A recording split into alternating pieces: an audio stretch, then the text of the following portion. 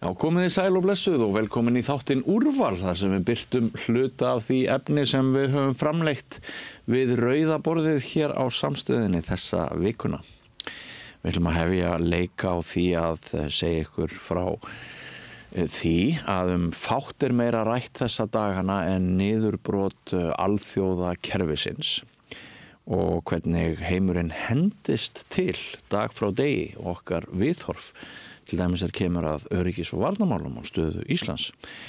Og Gunnar Smári tók viðtal sem við mannesku sem við höfum áður hér rætt. Hún ansi fróð stöðu mála. Helen Ólafsdóttir heitir hún. Hún öryggisráðgjafi.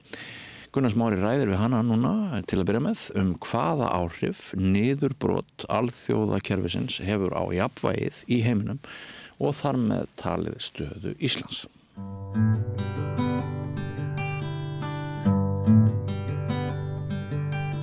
Herðu, það komið að föstu lið, við ætlum að ræða Trump.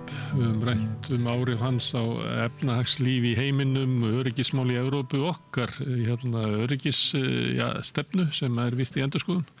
En núna ætlum við kannski að byrja á áhrif svona stefnu Trumps og það sem að menn að lesa í það, hvert hún getur leitt á alþjóðastofnanir og svona það kerfi sem var byggt upp á tilstuðlan Bandaríkjamanna á eftirstríðsárunum og hefur svona haldið utan samskipti á alþjóðavettvangi en allir eru kannski sammála að hafi ekki virkað neitt sérstaklega vel en við erum kannski svolítið slegnir yfir því ef þetta kerfi bara hrynur fyrir framan augun á okkur og hingað komin Helen Ólafsdóttir, öryggisráðgjafi sem hefur fastagestur hér á samstöðinu oft í gegnum Zoom en nú ertu á landinu.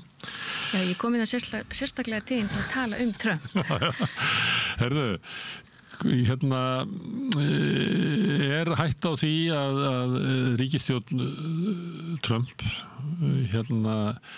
umbreyti svona Sameinuðu þjóðunum og stofnunum þar í kring. Við vitum að þetta hefur verið keyrt áfram mikið til að fjármagni frá Bandaríkjunum. Það eru ekki kannski meir en helmingurinn en það svo mikið að ef að Bandaríkjamenn draga sér hendina þá verður þetta kerfi líklega óþægilegt. Er við að horfa upp á eitthvað slíka breytingar?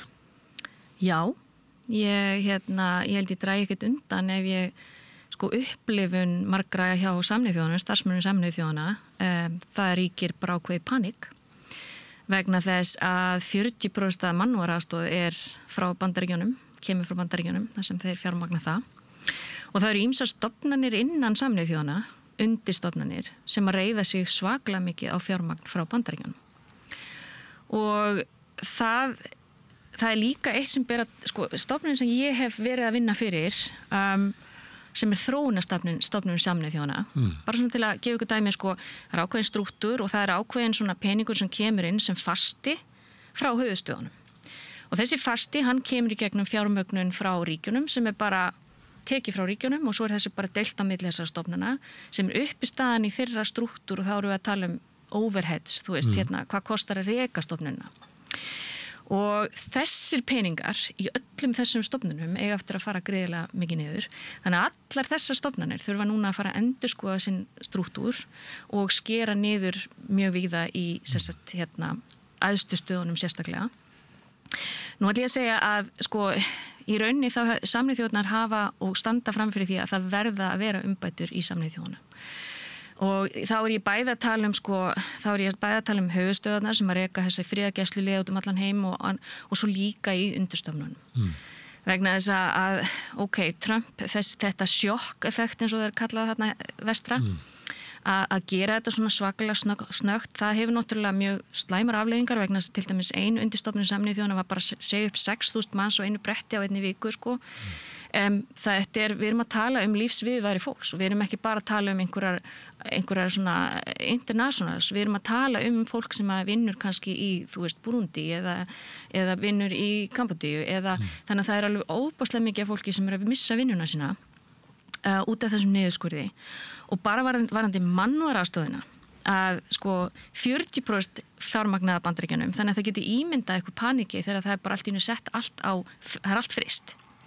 Þannig að teymin núna í höfuðstöðunum eru bara hreinlega að semja nánast hvert einasta verkefni til þess að reyna að fá Bandaríkin til þess að samþykja þessi verkefni, til dæmis eins og ebóluverkefni og annað, það sem er verið að koma í veg fyrir eitthvað svona, já, útbreiðslu og sjúkdum og annað, hungursneyðir, það er bara verið að díla og víla þessi verkefni og reyna að þrýsta þeim í gegn.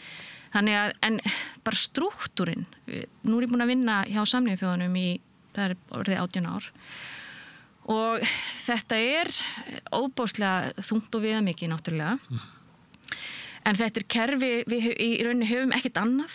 Þannig að það sem er að gerast núna er að við erum að fara úr einni veröld eins og við erum sko með þessar alþjóðastofnunir og við vitum bara ekki eiginlega hvernig framtíðin lítur út. Það er ómögulegt að segja. Ein vinkona mín sem er innsti koppur í búri hjá þeirri stofnun sem sér að samhæfa alla mannúðaraðstoð. Hún sagði mér að í rauninni þar innanbúðar væri fólk bara ekki hissa á því þó að þessi stofnun yrði jafnvel ekki til eftir 2 ár. Þessi samhæfingastofnun. Þannig að það ríkir ákveðið panikk. En ég vil bara segja eitt sko, að það er samt þannig að heimurinn, það eru 60 átök í heiminum núna, stríð. Og það hefur ekki verið svona mikið síðan sko seinni heimsstyrjöld og það er sko búið að sko þeir sem að bara ef við tölum hérna, það eru 2 milljarðar manna sem búa núna á átakasvæðum. 400 milljónir barna. Þannig að þú veist, það er eitthvað sem er að gefa sig líka. Þú veist, þetta kerfi sem við vorum með og bara starfsfólk þegar Sameinuðu þjóðanna og all mannúðar samtök í mannúðar aðstoð og svona, heimurinn er bara gjörbreyttur. Og þannig að við verðum að, já, þetta er nýr veruleiki. En nú eru margir sammála það að sko Sameinuðu þjóðirnar hafi verið veikar og hafi verið veiktar og ég meina við þekkjum það bara að það er ekki hægt að koma í gegnum öryggisráðið neinum marktækum aðgerðum til þess að stöðva þjóðarmorðs sem að möndum nú ætla að væri forgangsverkefni á Sameinuðu þjóðunum. Gagnrýni frá Trump og fólki í kringum hann er það að þetta gerir ekkert gagn. Þessi 6.000 mann sem voru rekni núna, að þetta fólk er ekkert að gera gagn. Það er ekki að stoppa átök, það har aldrei verið meira átök í heiminum. Hverju myndir þú svara þessu að svona farið hefur fyrir betra tóni sem að er hjá Trump og svo sem víðar sko? Sko, ég er ein af þeim sem að hef sko, og mjög margir sem að kritisera Sameinuðu þjóðirnar vegna þess að það er náttúrulega ekki tækt að það sé sko einhver kúltúr og þetta öryggisráð sem byggir á heimsmynd sem er 60 til 80 ára gömul og þessu þarf að breyta. Þetta neitunarvald, það gengur ekki upp í multipólar heimi. Þannig að, en sko ég hef upplifað sjálf það sem ég hef verið til dæmis í Darfur og þar var verið að loka, þetta er Darfur í Súdan, og þar var verið að loka friðargæsluliði. Þetta hefði kostað 2 milljarðar bandaríkjadala á ári að reka þetta og komið niður í einhverja 500 milljónir bandaríkjadala á ári og búið virkilega að reyna að spara peningin. Og það var einmitt öryggisráðið sem að vildi meina það, ok, við þurfum að loka þessu vegna þess að við bara sjáum það að Súdan eru bara frekar stabílt, Bashir forseti, fyrirverandi forseti, hann er bara svona orðið nokkuð vikunlegur, við getum farið að svona, við þetta eitthvað til að vinna með, við getum bara lokað þessu. Ég var líka á Haítí, þar sem að var ákveðið að loka Sameinuðu þjóðunum þar, friðargæsluliðinu þar. Það var ekki sjálfu sér mjög dýrt operasjón, en það sem að á báðum stöðum þá horfum maður upp á að sko þessu var loka á snemma og það voru engar í rauninni á bakvið þessar lokanir var eingöngu eitt megin atriði var að spara pening. Og í báðum atvikum þá hafa þessi lönd algjörlega farið á hliðina. Þannig að sko þar sem að friðargæsluliðarnir er oft frekar ódýr leið til þess að frysta átök þar sem er ekki komin pólitísk samstæða einhverja lausnir.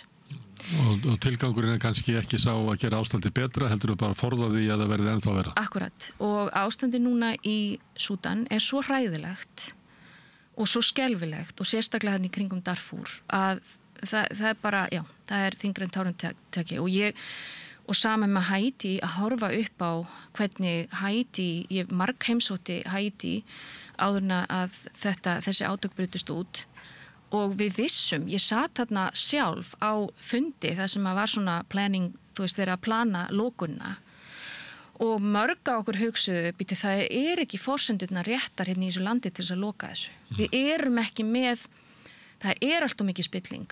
Það eru hérna gengi sem hafa allt of mikið lítök og við sáum mörg fram á það, þetta myndi bara örugglega ekki ganga upp en þú veist, svo bara fór þetta á hinn versta veg. Og nú er aftur komnir einhverju fríagæsluliðar en þetta þurfti ekki að fara svona. Þannig að oft þegar við tölum það sko að þú veist, Sameinuðu þjóðirnar, þetta ekki að virka okkur svona. Það bara ekki rétt.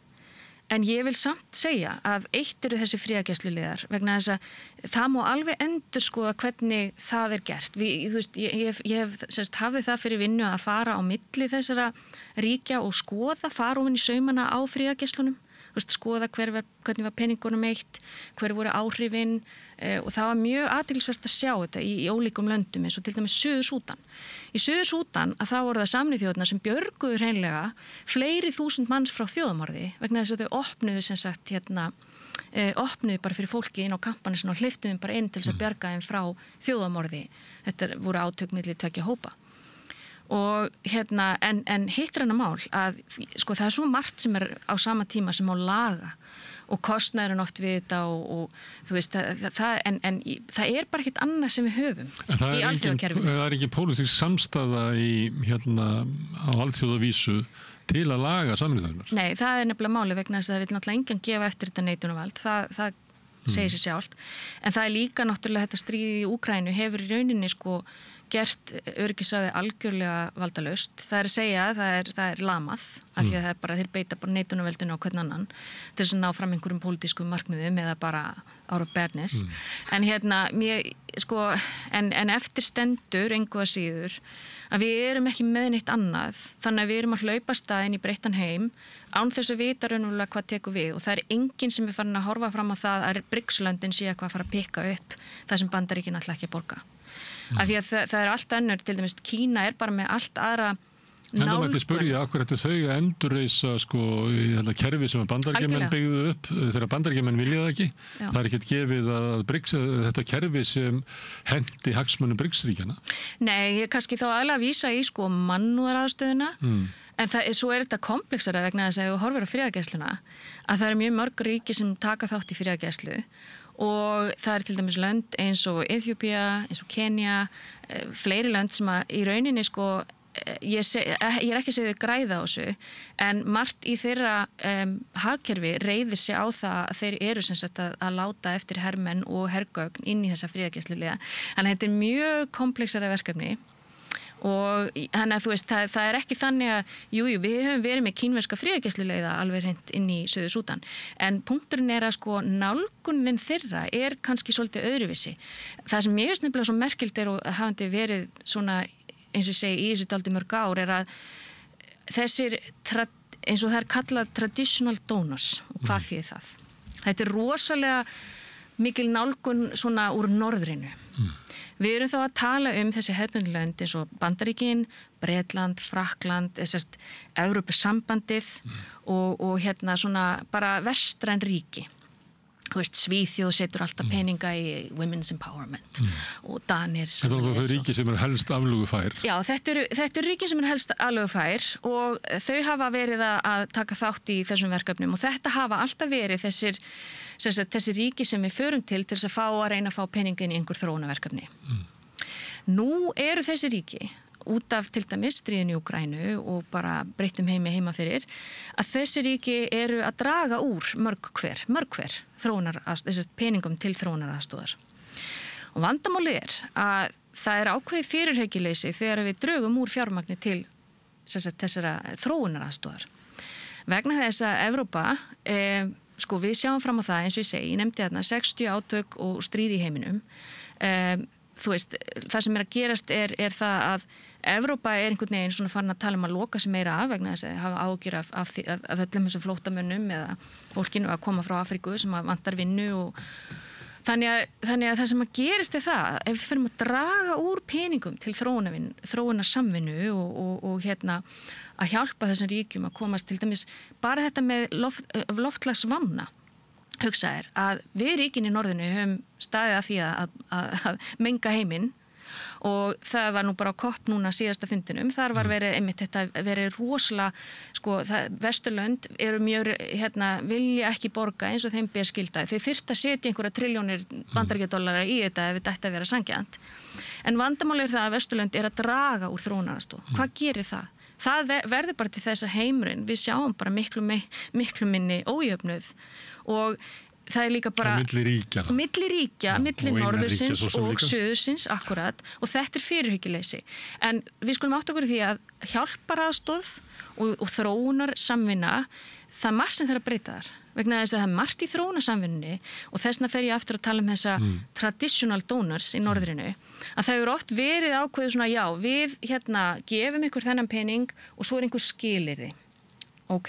Skilyrði alls konar hluti sem og eða þá að það eru norðri sem ákveður, ég ætla frekar að setja í þetta verkefni vegna þess að þetta samræmist mínum pólitísku eða okkar landi, en þetta ekki endilega það sem landunum alltaf vantar.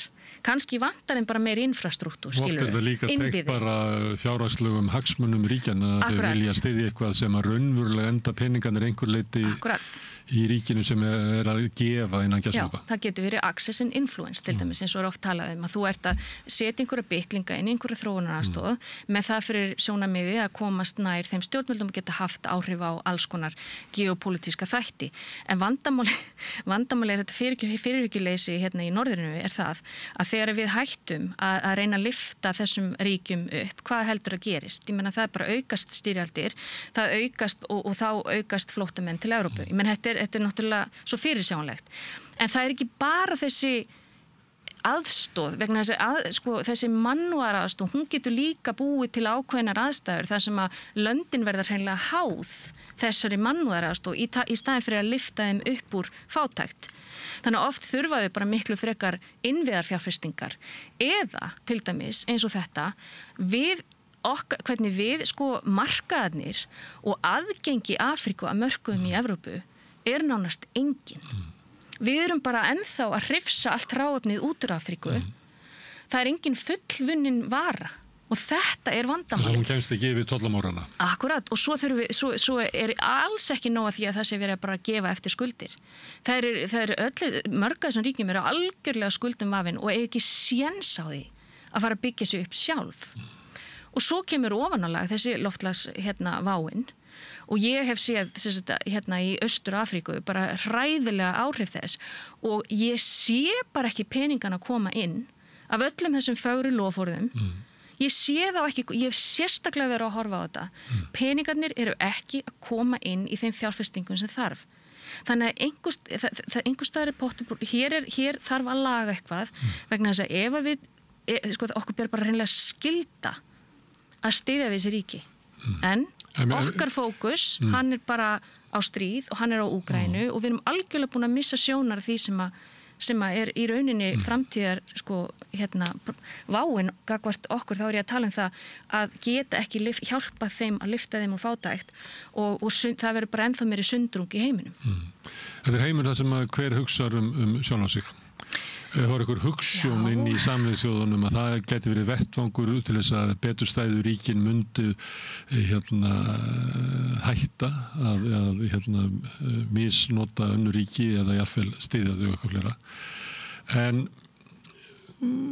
það kerfi var líka notað þannig að hver hugsaði sjálfan sig og kannski þetta kerfi sem þannig að það þótt að hafi haft einhver hugsjón að þá kannski í raun var það meingallað og þannig að jafnvel þú sem unnið að nátt í erfiðleikum með að verja það og þá kemur að því að einhverju segja þetta bara gagnslaust og bara sláum þetta af því að viðkomandi metur það að hann eða hans ríki, eins og Bandaríkin, hafi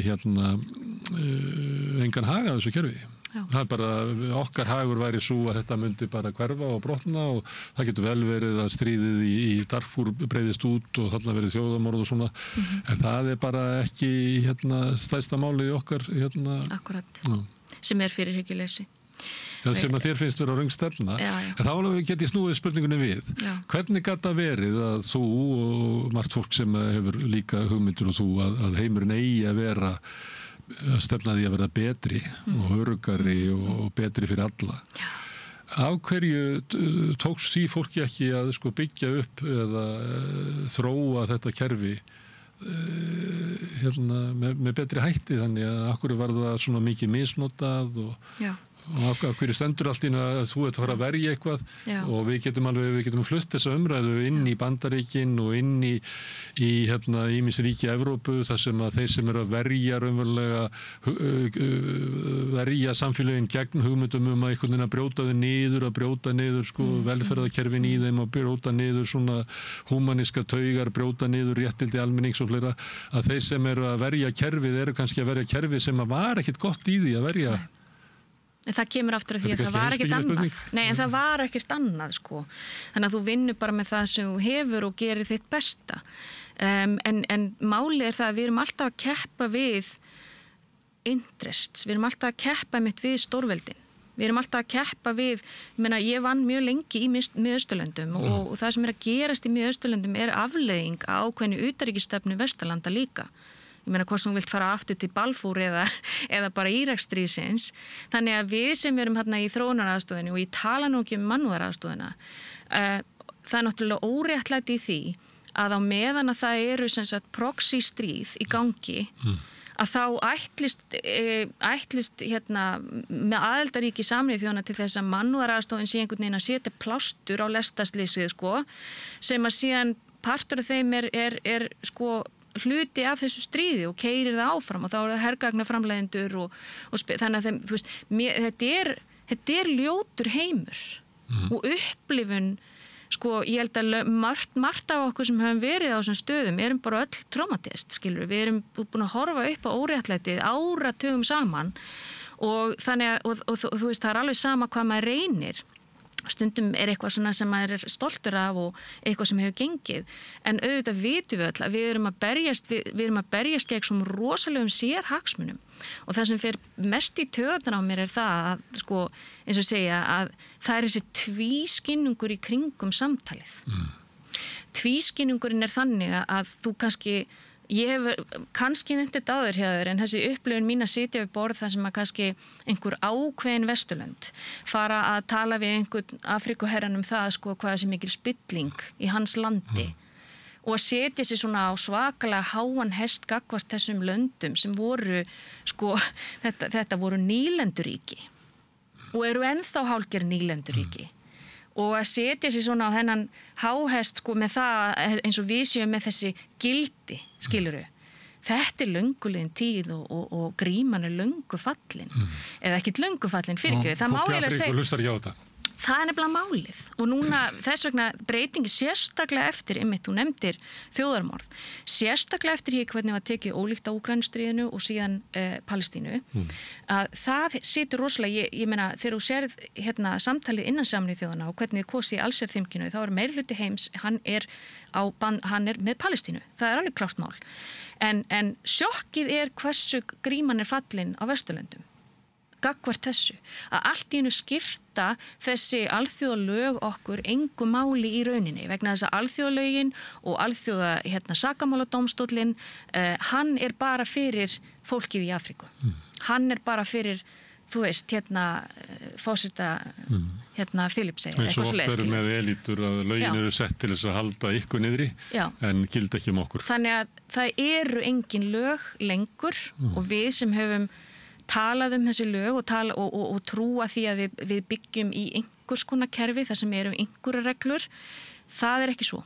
Það er bara búið. Nú er það bara sá sterkir ræður, við vitum það öll, og hinir virðast beygja sig undir það. Og þá er ég sérstaklega að vísa í Vesturlönd sem hafa ekki haft dug í sér að gagnrýna Ísrael eða setja á til dæmis viðskiptabann á Ísrael og þora ekki að segja nokkuð skapaðan hlut. Og þá erum við sjálf að eyðileggja okkar eigin kerfi og við eigum eftir að borga fyrir það vegna þess að smáríkin eru þau sem að reiða sig á þessi kerfi.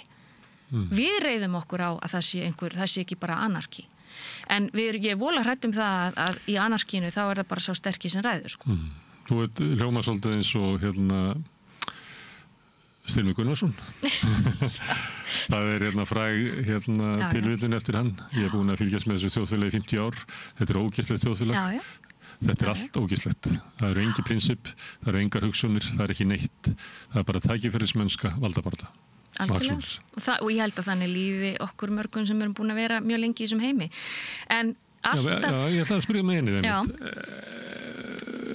En ég meina þetta þín upplifun og sömuleitt þetta lýsing á ástandi sem en samt heyri ég að þú telur að ef þetta verður móla niður að þá komi miklu verra, kannski svipað varst að lýsa með friðargæsluliðana að þó að þeir kannski ná ekki að bæta ástandið, þá ná þeir að halda einhvern veginn í horfinu.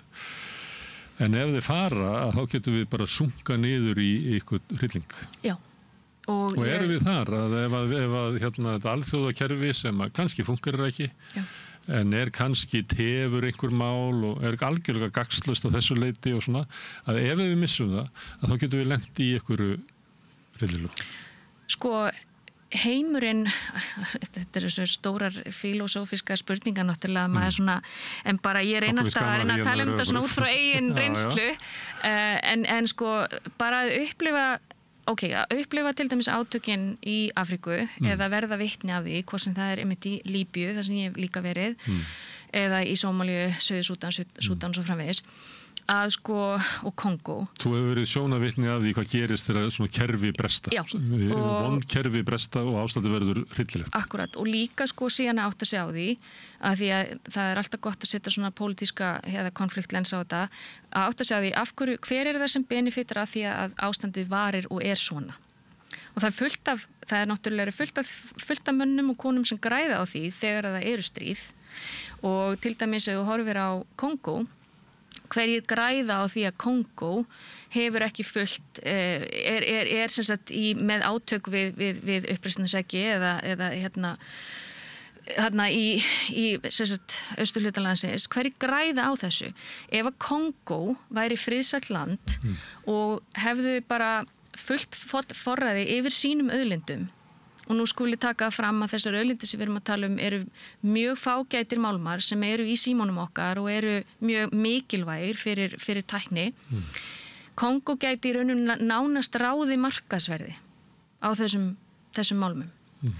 Þannig að það þarf alltaf að spyrja sig í hverjum einustu styrjöld sem við vitnað. Þú veist, hvað að gerast í Sómalíu? Af hverju? Hver að græða á þessu? Og það er það sem er vandamálið. Að við erum nefnilega í heimi þar sem að maður upplifir svolítið það að fyrirtækin, corporations, eru orðin svo rosalega valdamikil að þau hafa miklu meira vald heldur en til dæmis eitthvað smáríki í Afríku. Þannig að við getum, svo eru við að koma inn og reyna að byggja upp, við erum að reyna að byggja upp hið opinbera kerfi. Ég hef verið rosalega mikið í því. Að reyna að hjálpa stjórnvöldum í þessum löndum að byggja upp hið opinbera kerfi. Hvort sem það hefur verið í kringum lögreglu, hvað sem hefur verið í dómsvaldið, þingið þeirra. Ég er búin að vera á mörgum af þessum sviðum í ólíkum ráðuneytum. Og svo ertu að reyna að byggja þetta upp. Vandamáli er að það vill enginn setja pening í þetta. Þú veist, og grundvöllur þess að ríki... Það græðir enginn á þessu. Það græðir enginn á þessu, og grundvöllur þess að ríki geti fungerað er að ef að þeir eru með opinbera starfsemi, með þekkingu, og þetta er langtíma verkefni. Þú þarft að setja í þetta verkefni og þú þarft að skuldbilda í 20 ár. Þú þarft að sjá til þess að það sé einhver hópur af fólki sem fari gegnum eitthvað nám, sem útskrifist, sem getur síðan verið í einhverju, en þetta er ekki sexy, skilurðu. Það er miklu skemmtilegra að setja einhvern pening í einhvern, þú veist, viðhalda ég sé ekki að viðhalda, en svona mannúðaraðstoð, þess að þú getur tekið mynda börnum, eða þú ert að grafa einhvern brunn, og þetta er svolítið viðlóandi. Þannig að, þú veist, við erum ekkert að byggja alltaf upp þessi ríki, og ég hef sérstaklega upplifað þetta í Sómalíu nýverið, þar sem ég nýverið var að hætta, er það að á meðan að ég satt þarna argandi og gargandi það að það þýddi ekki að vera að dæla vopnum og búnaði inn í einhvern her og lögreglu án þess að það væri stjórnsýsla sem gæti hreinlega séðum og verið með dreigið á til ábyrga og ábyrðar. Að það væri demokratist eitthvað svona nei, það er bara dælt í þessa her og lögreglu. Og þetta er sama á Haítí, þetta er allstaðar sama pakkin. En ekki þannig að framlögin koma inn að ofan og það er teknar ákvarðanir að dæla þessu í her og lögreglu. Þar fá einhver einkafyrirtæki peninga af því að æfa liðið og svo önnur vopnir að keypta öðru. Þannig að þetta er eiginlega bara peningar sem eru til þess að fóðra öflug stór fyrirtæki. Já, og svo þar er einhver ákvæðin það að ef ég gefir þessa milljónir inn í þetta þá er komsbúnaðurinn, hann verður að vera frá þessu fyrirtæki. Það er oft þannig, en þess vegna er bara svo ömurlegt að horfa upp á þetta, hvar oft áherslurnar eru rangar og bara leika, landið sjálft, þú veist, þarf að taka við þeim peningum sem þeim er gefið og það er oft, og þú sóstu kannski með, þú veist, ólík ríki, með ólíkar áherslur og þannig að þú ert í rauninni ekki að reyna að hjálpa þessu ríki með einhvað langtíma plan, heldur verður þetta eitthvað svona ad hoc og svo núna eins og við sjáum, svo bara þetta kippa þessu burtu. Svo kannski breytist einhver desk officer, skiluru, í Belgíu eða einhver staðar og hann hefur bara einhver aðrar hugmyndir og þá ákveður hann bara að loka þessu verkefni eða hjá Alþjóðabankanum. Þú veist, þannig að þessi ríki eigi ekkert séns með þennan strúktúr sem er í rauninni, þegar ég tala alla þessar allt kerfið eins og að leggur sig, þessi ríki eigi ekki séns og auðvitað eru margir sem eru búin að benda á þetta en við erum svolítið föst. Þannig að ég vil meina, af því ég ætla ekki að vera algjörlega svarsýn, ég vil meina að kannski erum við bara að fara í gegnum eitthvað bara transition period og kannski er hægt að einhverja aðra samræður þar sem að við erum með fleiri sem taka þátt í uppbyggingu þessar ríkja heldur en bara það að í Alþjóðagjaldeyrissjóðnum Afríka er bara nánast ekki við borðið, Mikilvægar ákvarðanir sem teknar Afríku. Þú veist, þeir eru bara með eitthvað 10% atkvæða eða þú veist, það er bara eitthvað 2 gaurar, þú veist, fyrir alveg risastórt svæði. Það er nefnilega vandamálið og þú sér náttúrulega öryggisráðið. Þú veist, það er ekki, Afríka er ekki... Nei, ég ætlaði að spyrja þessu, að því að við getum horft á þetta frá sjónarhóli Bandaríkja Trump og líklega, og það er svo margt, ekki bara varðandi framlög til Sameinuðu þjóðanna og gagnrýni og þróunar samvinnu og þarfandi götunum sem bendir til þess að og lífin hann segir vill ekki taka þátt í alþjóðasamkomulagum loftslagsbreytingar, hann virðir ekki alþjóða glæpadómstólinn og þar götunum. Þannig hann bara að kippa Bandaríkjunum út úr þessu kerfi sem að mörguleyti voru byggða Bandaríkjunum, líklega með það sjónarmið að það færi Bandaríkjunum betur sem stórveldi að eiga bara samskipti við hinn stórveldin og þau ákveði hvernig heimurinn eigi að vera og hann þurfi ekki þetta svæði sem átt að vera tryggja eitthvað svona jafnræði og eitthvað slíkt. Hann bara trúir á hinn sterka og telur að hinn sterki eigi að nota afsitt og hegða sér svolítið þannig. Hinum megin eru við kannski með suðrið og þú nefndir hann að BRICS og það er svona sem að hefur náttúrulega elfst stórkostlega. Ég meina Kína er með að við verðlag öflugasta hagkerfi í heimi og Indland er að stækka og þetta eru miklu öflugri núna suðrið heldur en var fyrir 30 árum eða 60 árum og þau hafa gagnrýnt þetta kerfi með öðrum hætti og telja það og tekið undir matta því sem þú ert að segja að þetta sé kerfi raunverulega sem að ýtir undir misnotkun gömlu nýlenduveldana á nýlendu sínum. Er þetta merki eitthvað svona að sá hluti þar sem að 80% jarðarbúa búa í suðrinu eða ekki á Vesturlöndum er eitthvað merki það að þar sé viljið til þess að byggja upp eitthvað alþjóðakerfi sem að geti tekið við? Já, BRICS er náttúrulega þú veist, þetta er miklu stærra kerfi heldur en Bandaríkin. Þetta er orðið, við erum með 3 kannski, við erum með Evrópu, við erum með Bandaríkin og við erum með BRICS. Og þannig að BRICS er vissulega að skáka meiri efnahagslegt afl, miklu meiri auðlindir og miklu meiri hagvöxtur. Því að Bandaríkin eru náttúrulega komin á þann stað að þetta er skuldugasta þjóð heims og margir vilja talja að þetta er ekki bara Trump, þetta er löng saga. Margir vilja talja að Bandaríkin séu bara hreinlega komin á ystu nöf í skuldastöðu sinni og hafi bara ekki hreinlega efni á því að halda áfram þessari vegferð sem alþjóðalögreglan og og að þetta sé svona ákveðin desperation í amerísku samfélagi núna en sko Trump hann svolítið skitsó í þessu vegna þess að sko ég held að einhver sagði að hann bara sammála síðasta ræðumanni, skilur þú veist, það að ætla það að Trump sé með eitthvað rosalega þetta sé eitthvað svona, Elon Musk tæta allt í sundur sko, þú veist, en mér finnst bara Trump vera pródukt af amerísku samfélagi síðastlina, þú veist, 2 áratugi frá því að nýfrjálshyggjan, þú veist, kom inn og mér finnst bara Bandaríkin sko, bara, ég segi alltaf horfum á þingið í Bandaríkjanum. Langmest af þessum þingmönnum eru keyptir. Þannig að, þú veist, og þeir hafa í fleiri ár, þú veist, það er trilljón bandaríkjadala sem það er 1000 miljardar bandaríkjadala sem fara í Pentagon, skilur í defense. Og þeir eru ekkert endilega að lækka það. Þeir eru að tæta í sundur eitthvað social security fyrir einhverju ellilífeyrisþega, sko. Þú veist, þannig að og þróunarsamvinnu. Já, Samir ekki rétt í Bretlandi að það verið að flytja pening og þróunarsamvinnu yfir í hernáð. Ólíkarkarnir eru komnir yfir völdin.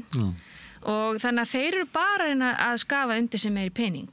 En ég held líka bara Bandaríkin fagsúalt hafi kannski bara ekkert efnaði endilega að halda áfram að borga undir alla þessa mannúðaraðstöð, að borga undir allt þetta herbröld sem ekki þeim endilega sko eins og að gefa þetta eitthvað. En ég sko, þannig að mér finnst Bandaríkin einhvern veginn, þú veist, þetta bara hegemónið sem núna að draga sig saman og það ljótt þegar það gerist, það erfitt. Og núna bara heimurinn stendur við mér, það bara, ef við horfum á Afríku, að það eru sko Kínverjarnir, ég held að þeir séu, ég las þetta einhvers stað nýlega, þar sem þeir eru bara viðrifnir held ég 75% uppbyggingu á höfnum í Afríku. Þetta bara einhverju svona sjúklega tölu sko. Og hagvöxturinn sem á eftir að gerast, hann ekki í Evrópu eða Bandaríkjunum. Hagvöxturinn náttúrulega í löndunum í suðri. Og allra síst í Evrópu. Allra síst í Evrópu. Þannig að jú, þetta eru örar breytingar og það ýmislegt jákvætt við þessar breytingar að vera að fara yfir í meiri fjölpólaheim heldur en þetta unipólarheim sko. En ég bara Bandaríkin eru, já, mér finnst ágætt ef að Bandaríkin verði ekki áfram svona rosalega ráðandi afl í okkar alþjóðastofnunum vegna þess að það kannski partur af vandamálin hvað Bandaríkin hafa einmitt eiginlega nánast rekið alþjóðakerfið. Við þurfum fleiri raddir inn. Við þurfum miklu meiri þáttöku úr suðrinu til þess að taka þessar ákvarðanir. Þetta búið að vera allt og mikið eins og ég sagt sko top down ákvarðanir teknir af örfáum ríkjum heims og svo bara restin einhvern veginn bara verður að sætta sig við þar ákvarðanir sko. Það getur verið erfitt fyrir suðrið að ná tökum á þessu kerfi vegna þess að það sumuliti varið fyrir því. Það hagsmunni Bandaríkjanna og stórveldana og meira segja gamallarna nýlitu velda í Evrópu eru varin inn í þessu kerfi. Sérstaklega með sko, einmitt eins og ég talaði viðskipt og verslun sko. Þú veist, það passað upp á það að það sé ekki allir markaðurinn opinn og það gert með alls konar, þú veist, bananin má ekki vera, þú veist, bananar með ekki vera nema svona eða það er ákveðin gæða eftirlit og allt kemur þetta í veg fyrir að það sé að Afríka geti flutt inn, þú veist, það er alls konar svona. Vegna þess að kerfið hefur verið notað til þess að gæta hagsmuna vestrænna stórfyrirtækja. Það er nefnilega máli, en Afríka, ef við horfum á Afríku, sko, það er náttúrulega, þetta er alveg rosalega rík álfa af málmum og allskyns auðlindum. Þetta er rosalega ung, langflesta þessu bara ungt fólk í Afríku, gríðarlega vöxtur, en engu að síður að þá stöndum við samt fram fyrir því að það eru ákveðin uppgjör held ég sem að eiga sér stað vegna þess að þetta er náttúrulega öll þessi lönd, allar þessar öll landamærin eru bara skrifuð, þú veist, í flýti sumt að þessu í lok stríðs og þegar þær fengu sjálfstæði og mér finnst einhvern veginn, ok, nú er uppgjörið í Afríku. Við vorum í Evrópu með 100 ára stríð og landamæri færðust á, þú veist, í Alsas, þetta er búið að vera Þýskaland og Frakland, ég veit ekki hvað orð. Sko, Afríka hefur bara einhvern veginn ekki, sko, það er ákveðin uppgjör sem eiga sér stað vegna þess að Vesturlöndin eru líka bara búin að vera fjárfesta í alls konar dúbíu skæm í Afríku sem að hentaði þeim og þannig að það er ákveðið uppgjör sem á sér stað og maður bara vonar einhvern veginn að það verði meiri lýðræðisvakning í Afríku vegna þess að ástandið til dæmis í Sahel og víða á þessum og í Austur-Afríku skelfileg. Ég meina þetta eru átök sem að sér ekki fyrir endan á og hvað gerist? Það aftur þetta. Hvað gerist þetta fólk? Það leggur land undir fót því það sér ekki annars kosta völ en að koma til Evrópu. Og okkar innviðir að hrynja vegna þess að við viljum ekki skatta ríkt fólk. Það bara má ekki skatta ríkt fólk. En það sem líka verið að gerast það að það ákveðin, ég held að það sé líka Alþjóðagjaldeyrissjóðurinn með sína nýja frjálshyggju. Það þetta að alltaf að vera að þeir eru koma inn í ákveðin ríki í Afríku til dæmis, það fyrsta sem sagt já, þú eru að draga saman í ríkisrekstri til þess að koma skuldun, það aldrei talað nei, nú bara skuldar eftirgjöf, nú það bara að dæla hér peningum til þess að hjálpa, nei, það alltaf byrjað á því að tala já, það bara að draga saman ríkisrekstur, þetta austerity. Austerity drepur allt vegna þessi lönd, ef þú setur ekki peninga í bara menntakerfið og heilbrigðiskerfið og byggir upp innvegi, þá á þetta land ekki séns. Það líka bara saga allra landa að það var gert með opinberum aðgerðum í Bandaríkjunum, í Kóru, í Japan, í Evrópu eftir stríð. Það hefur alltaf verið leið ríkja til þess að lyfta sér upp. Akkurat. Það var verið bara skýr atvinnustefna ríkisins og fjárfestingarstefna sem hefur byggt upp samfélögin. Já. En þessi samfélag sem hafa ekki grunninnviðina, við erum í Evrópu þar sem við horfum á það grotna út af þessari stefnu, en í löndum þar sem innviðinir ekki eins og til að þá það náttúrulega veldur því að þau get ekki risið upp. Það bara málið. Og þess vegna þetta svo grátlegt. Þetta þröngvað upp á þau af alþjóðastofnunum. Það bara málið.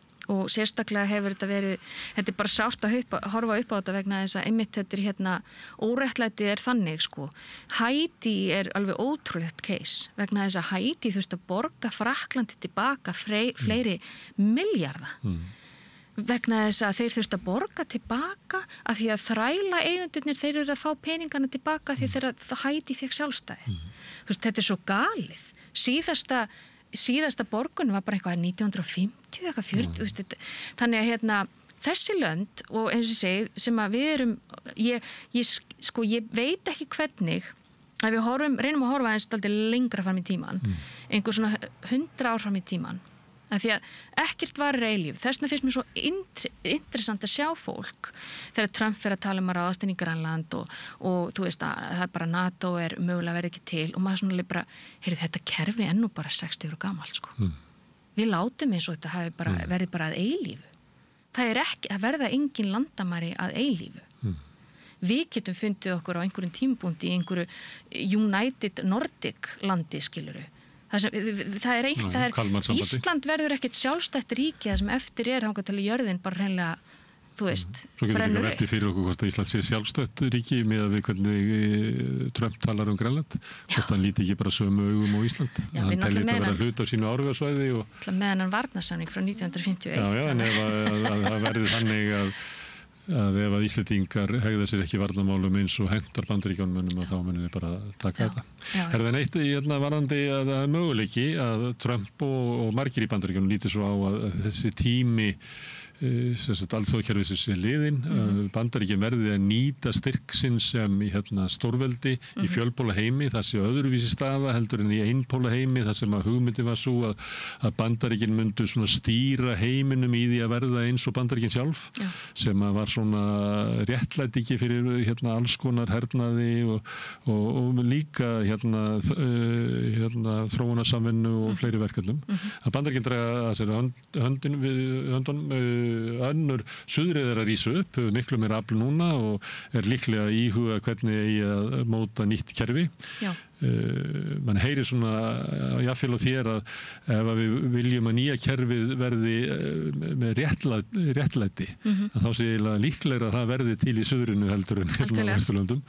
En Evrópa, gamla Evrópa þarna einhvers staðar á milli og stundum við talaðum hana sem pólitíska heild með sameiginlega hagsmuni en það það ekki. hún mjög háð þessu alþjóðlega kerfi, svona staða hennar í heiminum hefur verið sterk meðal annars út af þessu kerfi í skjóli Bandaríkjanna og Bandaríkjamenn hafa svona haft Evrópu með sér í uppbygginguna á þessu vegna þess að töldu sig hafa hagað því að hafa bandamenn og hafa fleiri atkvæði í Sameinuðu þjóðunum og fleira, svo dregur Bandaríkjanna að sér höndunum. Evrópa hefur ekkert afl til þess að halda þessu kerfi gangandi. Ekki séns. Hvað verður gömlu Evrópu? Nei, menn þetta nefnilega það sem ég hef verið að horfa upp á áhrif Evrópu bara í Afríku dvína mjög mikið sko. Á einhverjum tímapunkti voru það yfirleitt Bretarnir og Evrópusambandið sem voru svona stóru, þeir sem voru mikið hlusta og höfðu mikið lítök við það en sko eftir því sem að framlag þeirra hefur dregist saman því náttúrulega bara minnkar þeirra áhrif, en það ekki bara þannig, þetta líka sko eins og til dæmis áhrif Frakklands í gömlu nýlöndunum, það hefur verið mjög brútalt sko, þannig að Afríkuríkin horfa miklu meira til BRICS, til Kína alveg sérstaklega og ég held líka það, þú veist, það ákveðið atmó sko í Afríku, þau verður náttúrulega bara líka svolítið að standa sjálf í einn lappir og og það svona alls konar vandamálið að Afríka var strúkturur þannig að þetta snýst allt að draga hráefnið út úr Afríku. Þannig að viðskipti og verslun á milli Afríkuríkja mjög lítil því að þetta snýst allt að ná í hráefnið út. Og þetta eitthvað sem að Afríka verður og mikið að skoða einmitt, að fara að byggja upp einhvern infrastruktúr sín á milli. Afríkubandalagið, já. Og þannig að það margt sem að getur gerst sem jákvætt í Afríku ef að við hættum okkar í hlutunum í gegnum okkar hergagnariðnaði, ég Royal We sko, norðrið, ef að við leifum þessu að blómstra, vegna þess að, eins og ég segi, það svo mikill iðnaður við vopnasölu og vopnasmygl í Afríku í dag. Þannig að við verðum alltaf follow the money, verður við að svona horfa í og líka bara horfa í hvað raunverulega proxystríð, af hverju proxystríð og hver það sem hagnast að þessu proxystríði út af til dæmis kóbaltnámanum í Kongó. Ok, ég bara að tala hérna vandamálin, lausnin. Það erfitt að finna hana, þess vegna nefndi ég kannski Evrópu og Evrópa svolítið ekki bara út af þessu málum, heldur líka bara út af öryggismálum, það sem að þú nefndir að kannski bara NATO að líða undir loka, það geta verið að hverfið eitthvað en það verður umlega ekki það sama það var og ég meina Trump búin að marglýsa því yfir, hann ætla ekki að verja lönd sem ekki borga í pottin sem að stór hluta honum á að renna til hergagnkaupa frá Bandaríkjunum og ég meina það kannski var NATO alltaf þannig en ég meina þetta svolítið afhjúpun á því að þetta eiginlega svona hálfgerð fjárkúunar bandalag sko. En ekki NATO bara til þess að verja okkur gegn Rússunum, það ekki aðalmálið? Er það ekki það sem okkur selt að sko ef að Rússarnir NATO þarf ekki að vera til ef Rússarnir ekki síða sem einhver vá, ekki satt? Það einhver gamalt frasi að NATO sé til þess að halda Rússunum úti, Bandaríkjunum inn í Evrópu og þjóðurinn niðri. En núna Rússarnir á leiðin í Evrópu, Bandaríkjamenn á leiðin út og þjóðverjar að herfaðast. Þannig að þetta ágætis lýsing á því að alveg sama hvort að NATO verið til að þá það búið að umbreytast. Já, akkurat. Nú mættum við ætla að Evrópa þyrfti bara mjög hratt að endurskoða öryggis hagsmuni sína og sumleiti, ég veit ekki hvort það sé endurskoðun en það bara fara allir í því að bara svara Trump-bila með því að auka mjög hervæðingu. En það til líka að endurskoða svolítið stöðu sína í heiminum og það ekkert víst að þessi hagsmuni Evrópu að fylgja mögulega Bandaríkjunum í eitthvað tollastríð gagnvart Kína, það getur bara skadað mjög efnahag Evrópu eftir að hafa misst orkuna frá Rússlandi, að missa síðan viðskipti við Kína og þannig að Evrópa getur lent bara í stórkostlega vanda í þessum breytta heimi. Ég hef svolítið mikið verið að spá í sko hverju að því nú verið að tala mikið það að við þurfum, ég meina það nú flestir ekkert endilega á því að við þurfum einhvern her, það verið að tala betra eftirlit, það verið að tala að efla sem sagt landhelgisgæslu og eftirlit, það verið að tala að við þurfum betri analýsingu, ég algjörlega á því að við höfum sofið á verðinum sko. Við Íslendingar. En ég pirra mig rosalega á því þegar við förum að tala það í samhengi við eitt stríð sem að í rauninni þarf að ljúka.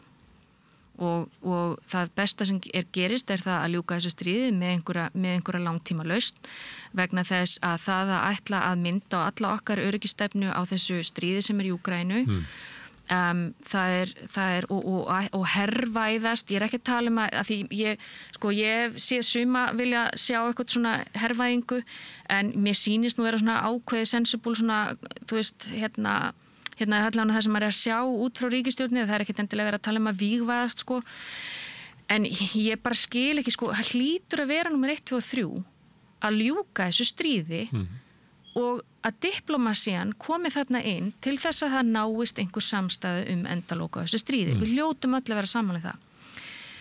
Ef það gerist, erum við þá að byggja allar okkar öryggisstefnu á því að verjast Rússum? Er það í alvörunni þá, þurfum við þá að vera að kaupa allt þetta dótar í til þess að því fyrir mér er þetta bara svona, ég horfi á það að einhver tíman fyrir síðasta ári, það komst enginn inn á bankan sinn í nokkra klukkutíma því að Microsoft eitthvað klikkaði.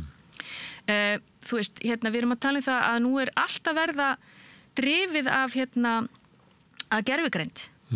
Allt okkar líf í símanum, allt okkar líf í einhverju neti, þú veist, er einhverju kláti og þannig að þegar við förum að tala um öryggi, ég er miklu meira á því að við þurfum að vera mynd að tala um öryggi í sambandi við, þú veist, erum við sjálfstæð með okkar eigin, hvað gerist ef að lokast á útlönd, hvað gerist ef að við erum hökkuð, hvað gerist ef að, þú veist, það þessi bara upp á vörur til Íslands, upp á fæðuöryggi, þú veist, mér finnst við þurfa að skoða þetta í miklu breiðara samhengi vegna þess að þessi, ég er ekkert að draga úr því þessu hræðilegri árás Rússa á Úkraínu.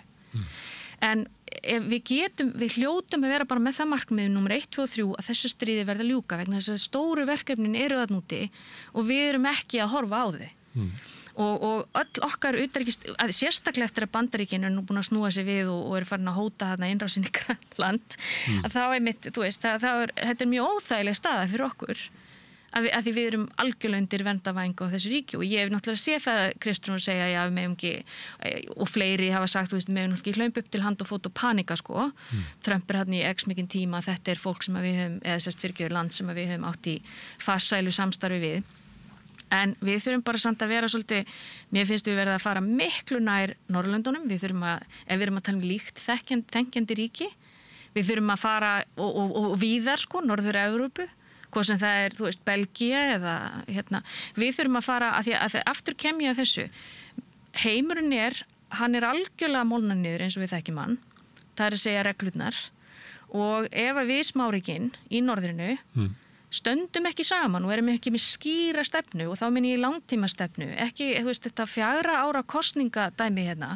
heldur skýra stefnu það að það er helsta váin í heiminum samþjöppun auðarins sem að gera út af við okkur. Men, þú veist, það eru stórfyrirtækin, það er að sjá, Bandaríkjunum klárlega, þú veist, það eru örfáir sem eiga orði meira en helmingurinn af heiminum.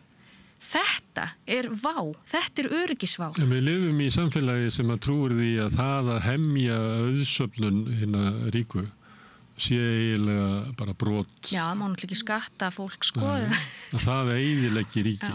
Já. Það er það sem er gegnum gangandi mantra sem gengur að það að skattleggja hinn ríku muni draga mátt úr samfélagunum og eyðileggja þau. Já.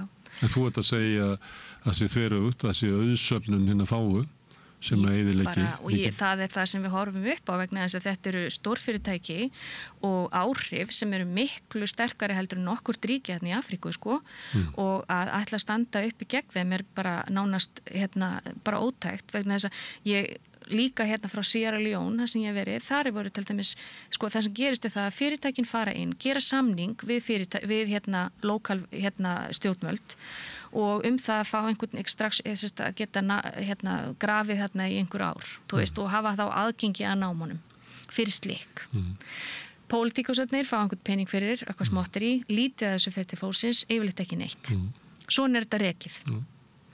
Og þetta er eitthvað sem að þess vegna þegar við tölum þjóðnýtingu, ég er ekki hissa ef við myndum fara að sjá í auknum mæli þjóðnýtingu í Afríku á mörgum af þessum námum og þannig að skilyrðin okkar munu líka breytast í Evrópu, varandi bara þetta eins og ég segi, þegar hlutinni fara að verða dýrari, en þetta Við þurfum ekki að fara langt í söguna, Helen, til að sjá að þegar það eru hugmyndur þjóðnýtingu, eins og í Íran, var ekki 54 eða 56, að þá bara valdarann. Ásteypu maður stóli. Já, akkurat. Þannig hefur sagan verið. Já.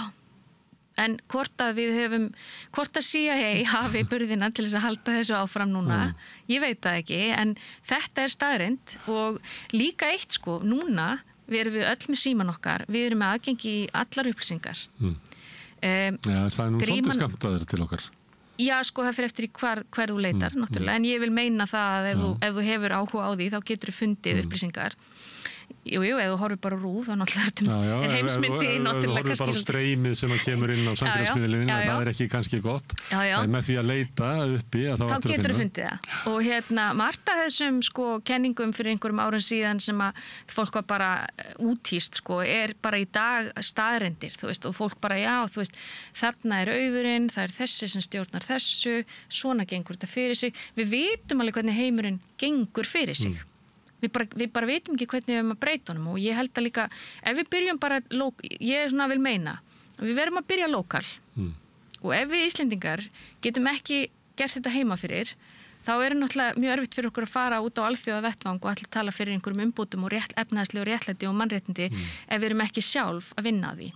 Þannig ég myndi segja hérna á Íslandi og ég hef sagt þetta áður, núna er þetta sama að gerast á Íslandi. Við erum náttúrulega búin að vera með ríkisstjórnir hér sem að hafa bara unnið í þágu sérhagsmuna og síðan ertu núna með sko tækifæri þar sem er einhver vilji til þess að reyna að breyta einhverju. Ég er vola hrædd að ef að það verður ekki dregið úr þessum vaxandi ójöfnuði bara á Íslandi sem er gríðalegur, að þá stöndum við frammi fyrir því að hægri öfgaflokkar muni komast hér að alveg eins og er að gera í Evrópu.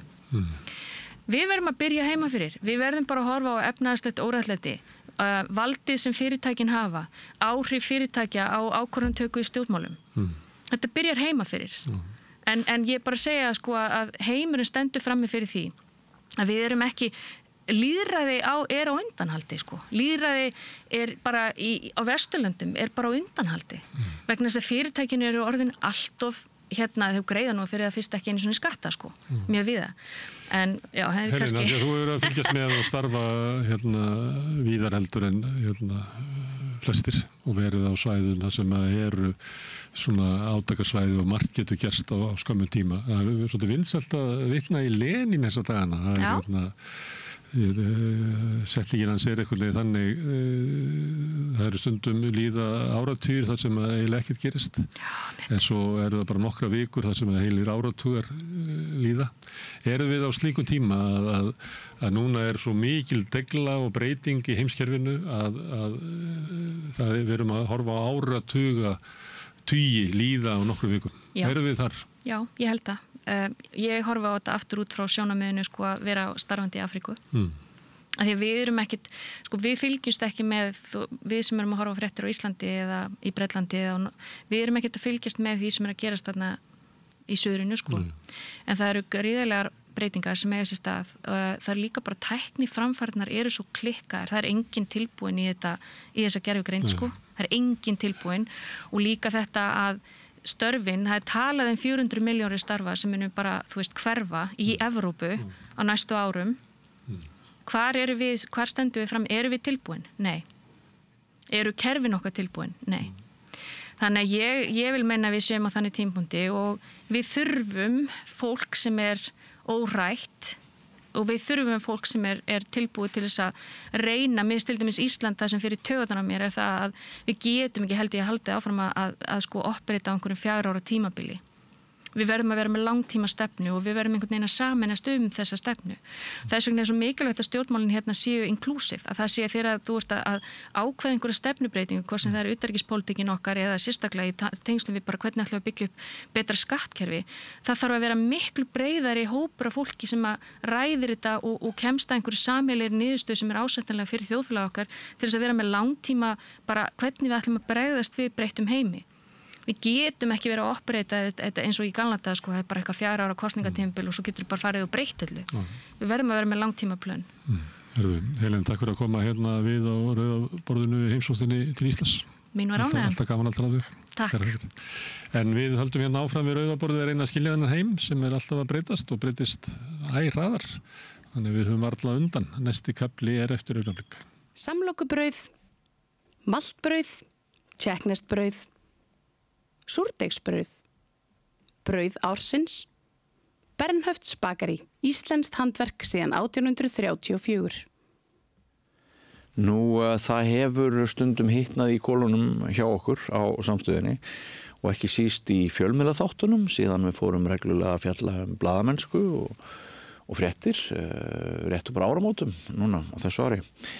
Alls konar hittamál þar og það var engin undantekning núna í vikunni þegar við gerðum þátt með blaðamannum Sigurjóni Egilssyni, Páli Ásgeiri Ásgeirssyni og Bjartmari Oddi Þey Alexandersyni. Þeir ræddu stöðu blaðamennsku, gömul leyndarmál úr bransanum, sum ansi ógeðfelld og blaðamannaverðlaun, svo nokkuð sé nefnt. Við skulum kíkja á það.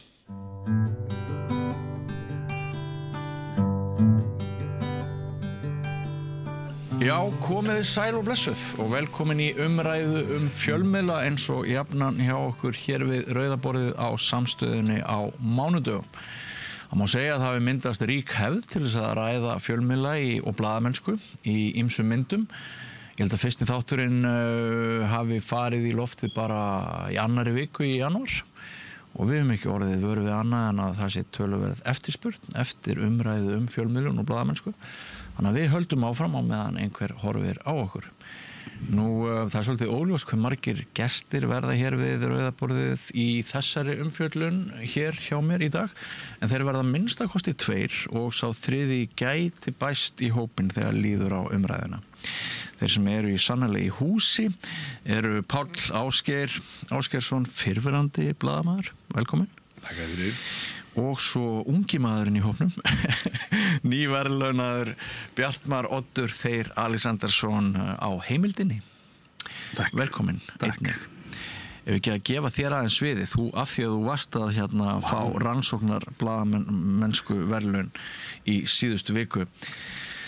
Rifjaðu aðeins upp þá sögu. Hvað gerður þú svona vel og fólkið í kringu þig? Já, það var nú ekki bara ég, það var Sunna Ósk Lóðadóttir líka. Sem ég reyndi vel að merkja að fá í þáttinn, en hún bara upptekin. Já, hún er afskaplega upptekin þessa dagana. En já, við skrifum fréttum bandarískt fyrirtæki sem heitir Running Tide. Já. Og er frægt fyrir að hafa hent þessu timburkurli í sjóin eins og flestir eru núna búnir að lesa ykkur staðar og ykkur miðlum. Já, þetta er einhver furðulegasta frétt sem maður hefur bara séð lengi. Fyrir mig. Já, þetta er svona eina af með þessum fréttum sem svona einhver megin á að vera undir radarinn þegar þeir eru að gera það.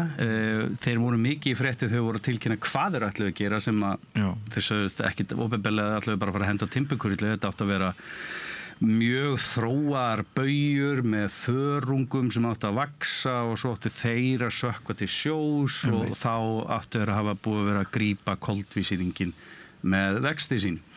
Sér endaði síðan bara það var búið að taka eitthvað kalkstein og henda timbur sem var búið að saga niður í Nova Scotia. Já. Og bara hendi í sjóin, sko. Þetta var ekki vísindalegra heldur en það og í raun og veru þeir vísindamenn sem við ræddum við sögðu bara að ég meina það er timbur úr kólefnum, það er alveg hárrétt en líka stólanir í þessu stúdíói eru úr kólefnum. Þannig ef við hendum þeim í sjóin þá væri við raun og veru að bjarga plánutunni. Þannig að þetta er svona eitt af þessum fyrirtækjum sem hafa fengið umfjallunum allan heim sem hafa verið í loftslagsmálum að segja eitt og gera svo bara allt annað. Og það er rosalega business sem getur opnast félögum. Já, þetta er $1,000,000,000 business í dag með þessar valkvæðu kolefniseiningar. Það vilja allir vera umhverfisvænir en það er engin tilbúin í fórnarkostnaðinn að gera það nema náttúrulega að láta einhvern annan gera og þá getur bara keypt þessi svokallega afsalsbréf og fyrir þína syndir en þú vilt ekkit endilega taka til í þínum business og þegar olíufélög segja að þau ætla að vera kolefnislaus árið 2030, 40, 50 þetta bara djók sko, það bara að vera að leika sér að okkur og þetta nær aldrei því við getum ekki verið endalaust að þessu sko. Heldurðu, þetta spekulatíft, en heldurðu að þetta running tide dæmi hafi byggst að einhverju leiti upp á óskhyggju eða það hafi bara verið svona svindlhugsun þarna undir? Sko á þeim gögnum sem að við höfum séð þá náttúrulega voru vísindamenn að reyna að gera eitthvað hlut.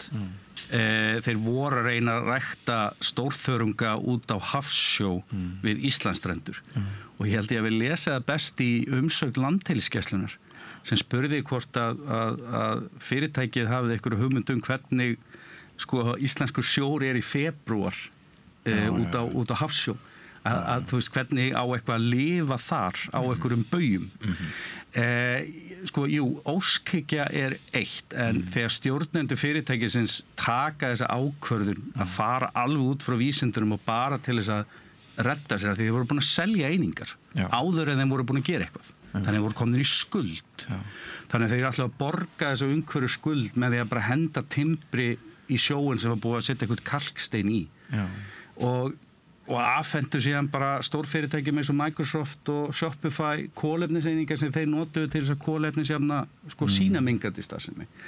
Þú veist, við fengum með mitt og mikið ráðist á okkur meðal annars kallaði trumpistar og eitthvað svona fleira að þetta væri bara nýsköpun. Sko nýsköpun eitt að rannsaka, að finna hvort það rétt að leiðin sé en þetta var bara meiri nýsköpun. Þeir fóru og gerðu einhverju vöru sem reyndist bara að vera svindl og seldu síðan vöruna og það köllum við bara á hreinni íslensku vörusvik við köllum það ekki nýsköpun að selja þér eitthvað sem að er ekki eins og það á að vera ef ég selð þér ónýta brauðri sem virkar ekki það er ekki nýsköpun að ég sé að treysta á það að þú bara risti brauði í höndunum að þér sko. En þú fundið fyrir miklum svona korporískum þrýstingi að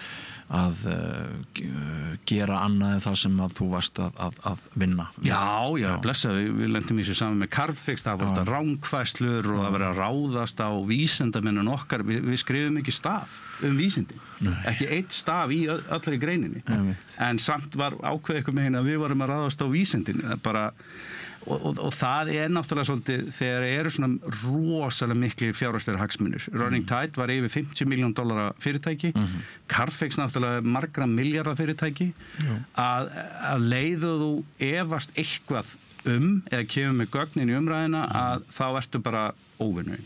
Hvernig gengur þér að höndla svona þrýsting? Læti, leiðindi. Ég er náttúrulega bara svo rosalega leiðilegu maður að eðlisfari að mér finnst það bara fínt. Þú veist, ég líka bara ég veit alveg hvað leikur þetta er. Þú veist, ég veit alveg hvað þeir eru að spila og ég veit að þeir eru að reyna einhvern veginn að bjarga sér, ég veit að þeir eru að reyna að láta þetta ekki lítið illa út og svo er bara fullt af fólki sem er með yfirmenn sem það þarf að svara og það þarf að gera vinnuna sína og þá sér maður þetta koma svona viðbrögð en þetta er rosalega erfitt fyrir blaðamenn og eins og bara mínir kollegar hafa lent upp á heimildinu og RÚV og annars staðar að hvað stórfyrirtæki geta verið með endalausan pening til þess að hendi í okkur að ráðast á okkur raun og veru. Og það, ég meina, ég hef aldrei upplifað jafn mikið og mínir kollega gerist til dæmis í Samherjamálinu, þannig ég veit ekki hvar ég myndi til dæmis enda þar, en og aftur, á þeim árásum sem ég hef orðið fyrir hvort það hafi verið þegar ég fann plasti í Svíþjóð eða þegar ég verið að ráðast á endurvinnsliðina með mínum fréttum, að fyrirtæki reyna alltaf það er bara hluta leiknum, ég sé það þannig en mér finnst það mjög hættulegt að fyrirtæki ná eitthvað megin að koma mögulega og sko rugla umræðina að efast eitthvað sér rétt, segja svart sér hvítt og með að samfæra með fólk.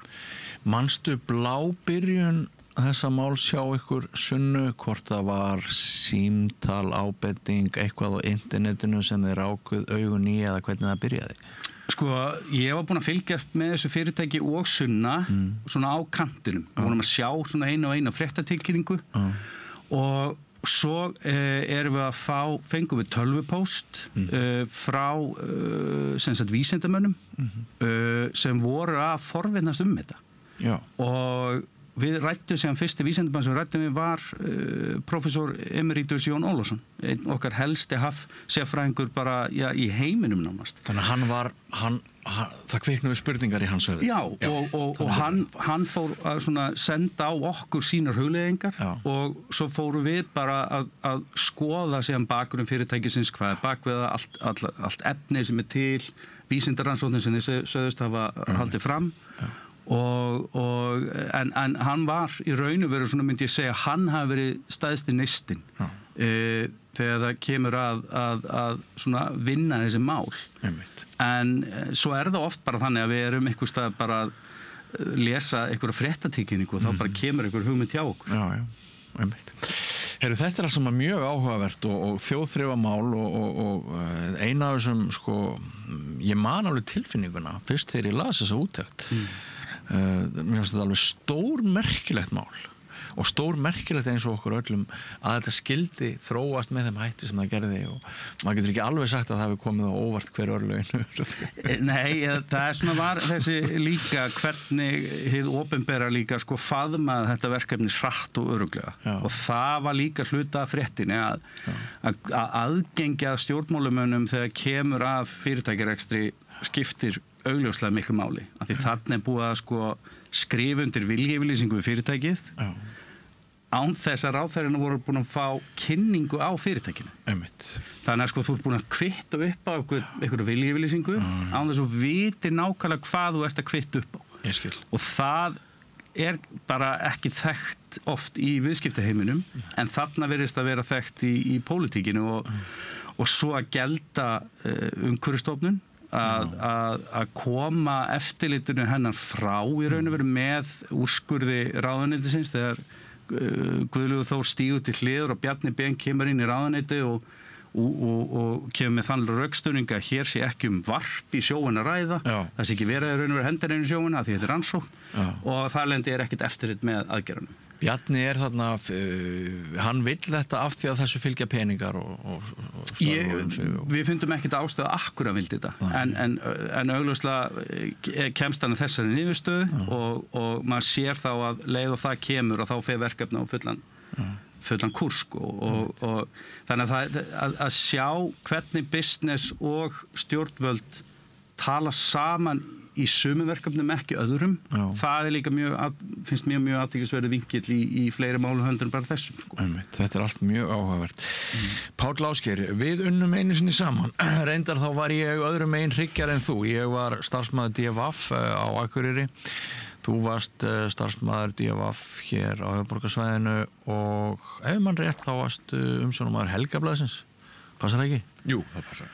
Hvað ég veit ekki hvort þau fylgst með þessum fjölmiðla þáttum hér hjá okkur við Rauðaborðið en ég alveg vissum að þú ert mjög meðvitaður að staða blaðamennsku á Íslandi, hún veik. Hún það, já. Þessa mundir. Já. Og mér langaði aðeins til þess að forvitnast á þér hvað varst þú lengi blaðamaður? Ég byrjaði blaðamennsku 1984. Já. Á Vestur Ísafirði. Já. Á héraðsfréttablaði sem hét Vestfirska fréttablaði. Já, Hörkublað. Og það var áhugavert að byrja þar því að maður þurfti að gera allt, Já. Ertu að vestan sjálfur? Já. Þannig að þú skrifa fréttirnar, þú prófarkalest þær og þú tekur myndirnar og í mín tilfelli þá framkallaði ég þær líka. Ég lærði á Myrkraherbergi. Já. Og svo hjálpar til í prentmiðinni þegar verið að brjóta og líma upp og þetta. Þannig að svo fór ég á mölina eins og allir sveitamenn og endaði niður á, ég tók sem sagt aldrei langan tíma sem að ég var í lausamennsku alls konar, en það svona markerast af 2 tímabilum inn á DFF sem ég kalla oft í svona fyrra og seinna tímabilið. Fyrra tímabilið frá 88 til 92 og seinna tímabilið frá 99 til 2003. Já. Þannig að þetta svona, þar á milli var ég í alls konar undarlegum verkefnum að vinna á tímarittum og frílansa fyrir fyrir tímaritin sem þá voru miklu fleiri og það var svona blómlegri iðnaður. Já. Svo var ég fór ég upp á útvarpi, dagmálútvarpi Rásar 2 nú man ég þetta ekki 2 ár. En 2008 eða upp úr hruni þá hafði ég verið í hríð að ritstýra tímariti útivist, ég heit Útivera. Já. Sem að fór promptli á hausinn í hruninu náttúrulega. Já.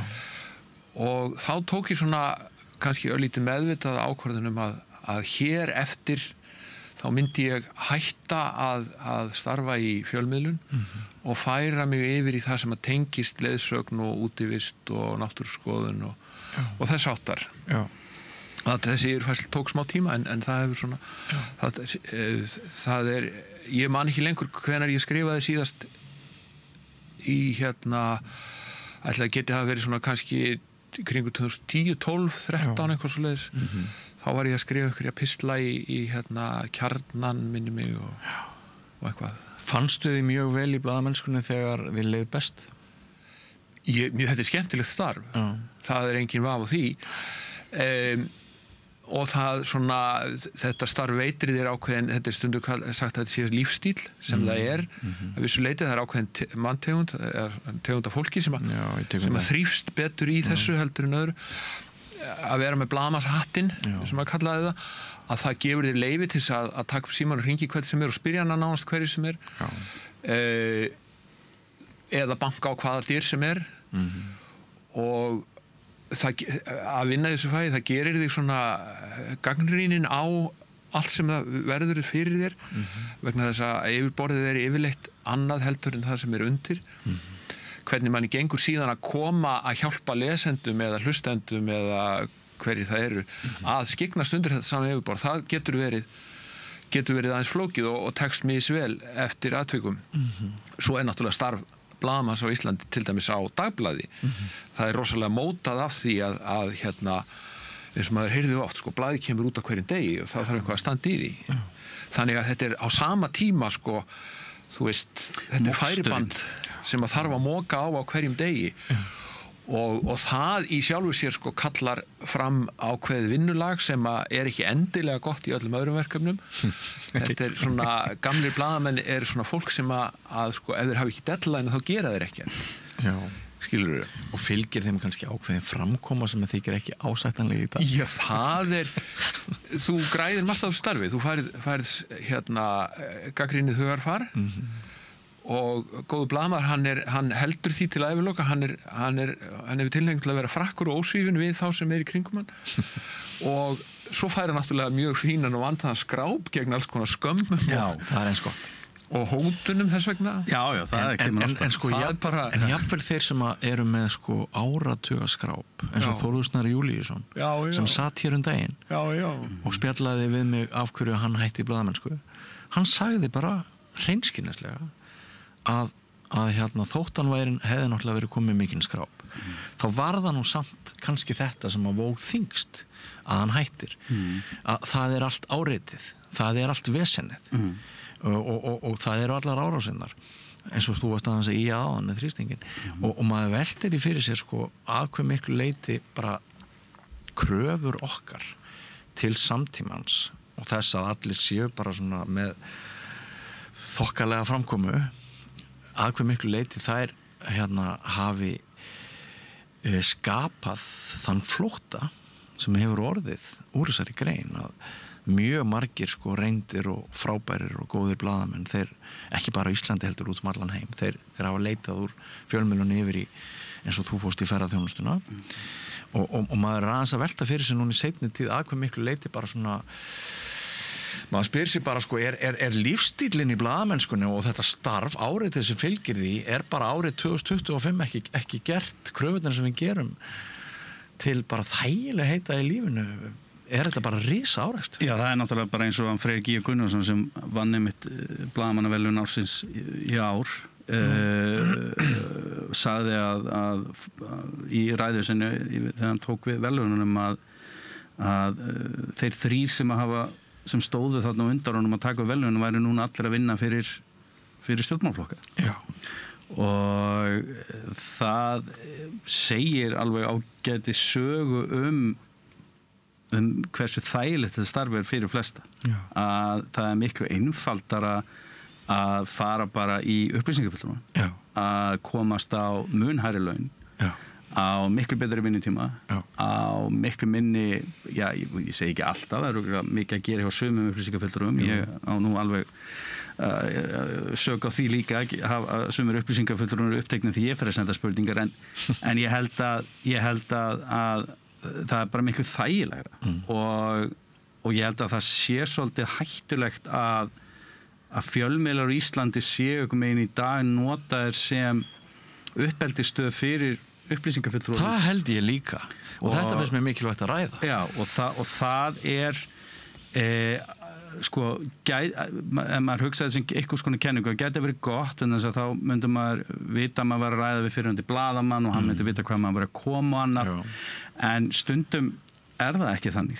Af því hlutverk oft upplýsingafulltrúa virðist vera svona með við sko bara persónulega mína reynslu að bara að í raun og veru tefja oft, vera eitthvað svona dýraverðir upplýsingarna. Þeir eru reyndar, finnst mér aðeins jafn mismunandi þeir eru margir. En ég skil hvað þú segja. Já, þú ert náttúrulega fyrirhundi upplýsingafulltrúi. Jú, ég hef gengt þessu starfi. Akkurat, en það er einhvern veginn kemur oft þannig og maður færða þannig í svörunum að maður spyr einfaldra spurningu og maður fær rosalega flókið svar sem svarar ekki spurningu.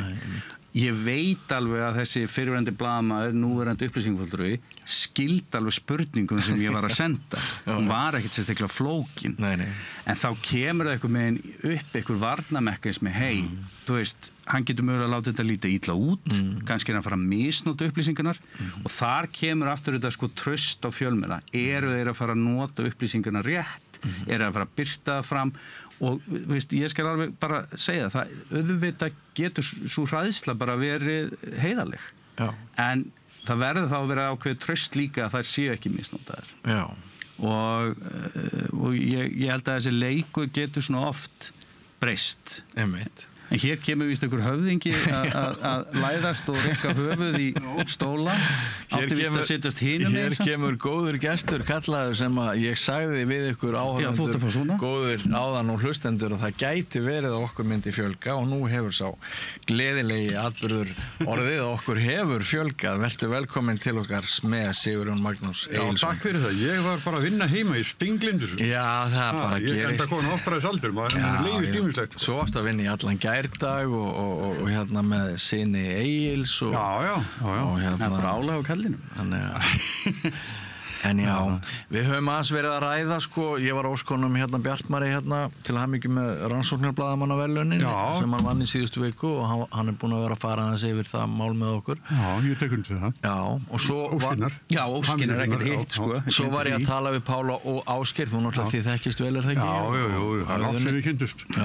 Þá ungi menn. Já, ég var svona aðeins að hann er búinn að lýsa svolítið vel, hefur mér fundist sko kostum blaðamennsku sem starfs. En þú varst líka að tala um sko flóttan úr blaðamennsku yfir í upplýsingaiðnaðinn. Ég er aðeins á Varðbergi gagnvart í að tala illa um þá sem þar vinna. Ég hef sjálfur verið þarna. En ég vil samt halda þið til haga að ég vann í það bil 1 ár sem hérna upplýsingafulltrúi Þjóðleikhússins. Og þar vorum við ekkert mikið í að þegja yfir hlutum. Nei, það er meira þið voru opnið ykkur mjög mikið fyrir hlutum. Við vorum eiginlega hinum megin við borðið að reyna alltaf að koma Þjóðleikhúsinu inn í alla fjölmiðla sem vildu við okkur tala. En stór hluti er auðvitað að þú myndist á álagið sko. Þetta kristallast í þessum skemmtilega útúrsnúningi sannleikurinn mun ekki geriður frjálsa, hann mun geriður ærulausa. Því að auðvitað að vinna gröfhart starf sem að aukin heldur er illa borgað að þegar þú verður síðan fyrir hótunum, ofsóknum, linnulausum skömmum og svo framvegis það er mjög vel skiljanlegt að menn gefist upp á því að lokum en að því að þér finnst stundum eins og þú eigir bara andstæðinga, enga samstarfsmenn að þegar að því að eitt að fá gagnrýni og mótbyr í starfinu út í samfélaginu frá hagsmunaaðilum sem að verða fyrir eru þáttakendur í fréttaflutningnum en það líka óþægilegt sko að fá síðan sko fundi með auglýsingastjóra blaðsins samtal við ritstjóran sem að vill fá að vita af hverju maður sé að angra þetta góða fólk og svo framvegis. Þannig að þá finnst ég stundum eins og þú sért svolítið svona einn í þessu ferðalagi. Það var svolítið algengara kannski ekki á ykkatímum að ritstjórar voru að íta á eða forstjórar og eigendur og auglýsendur, það ekki? Jú, það það gerðist oft. Já, það gerðist oft. Ég get alveg sagt þér litla sögu af því sem að kristallerar hvernig þetta gat gengið fyrir sig. Þegar ég var að vinna á dagblaðinu á fyrra tímabilinu sem var milli 88 og 91-2, ég man þetta ekki nákvæmlega,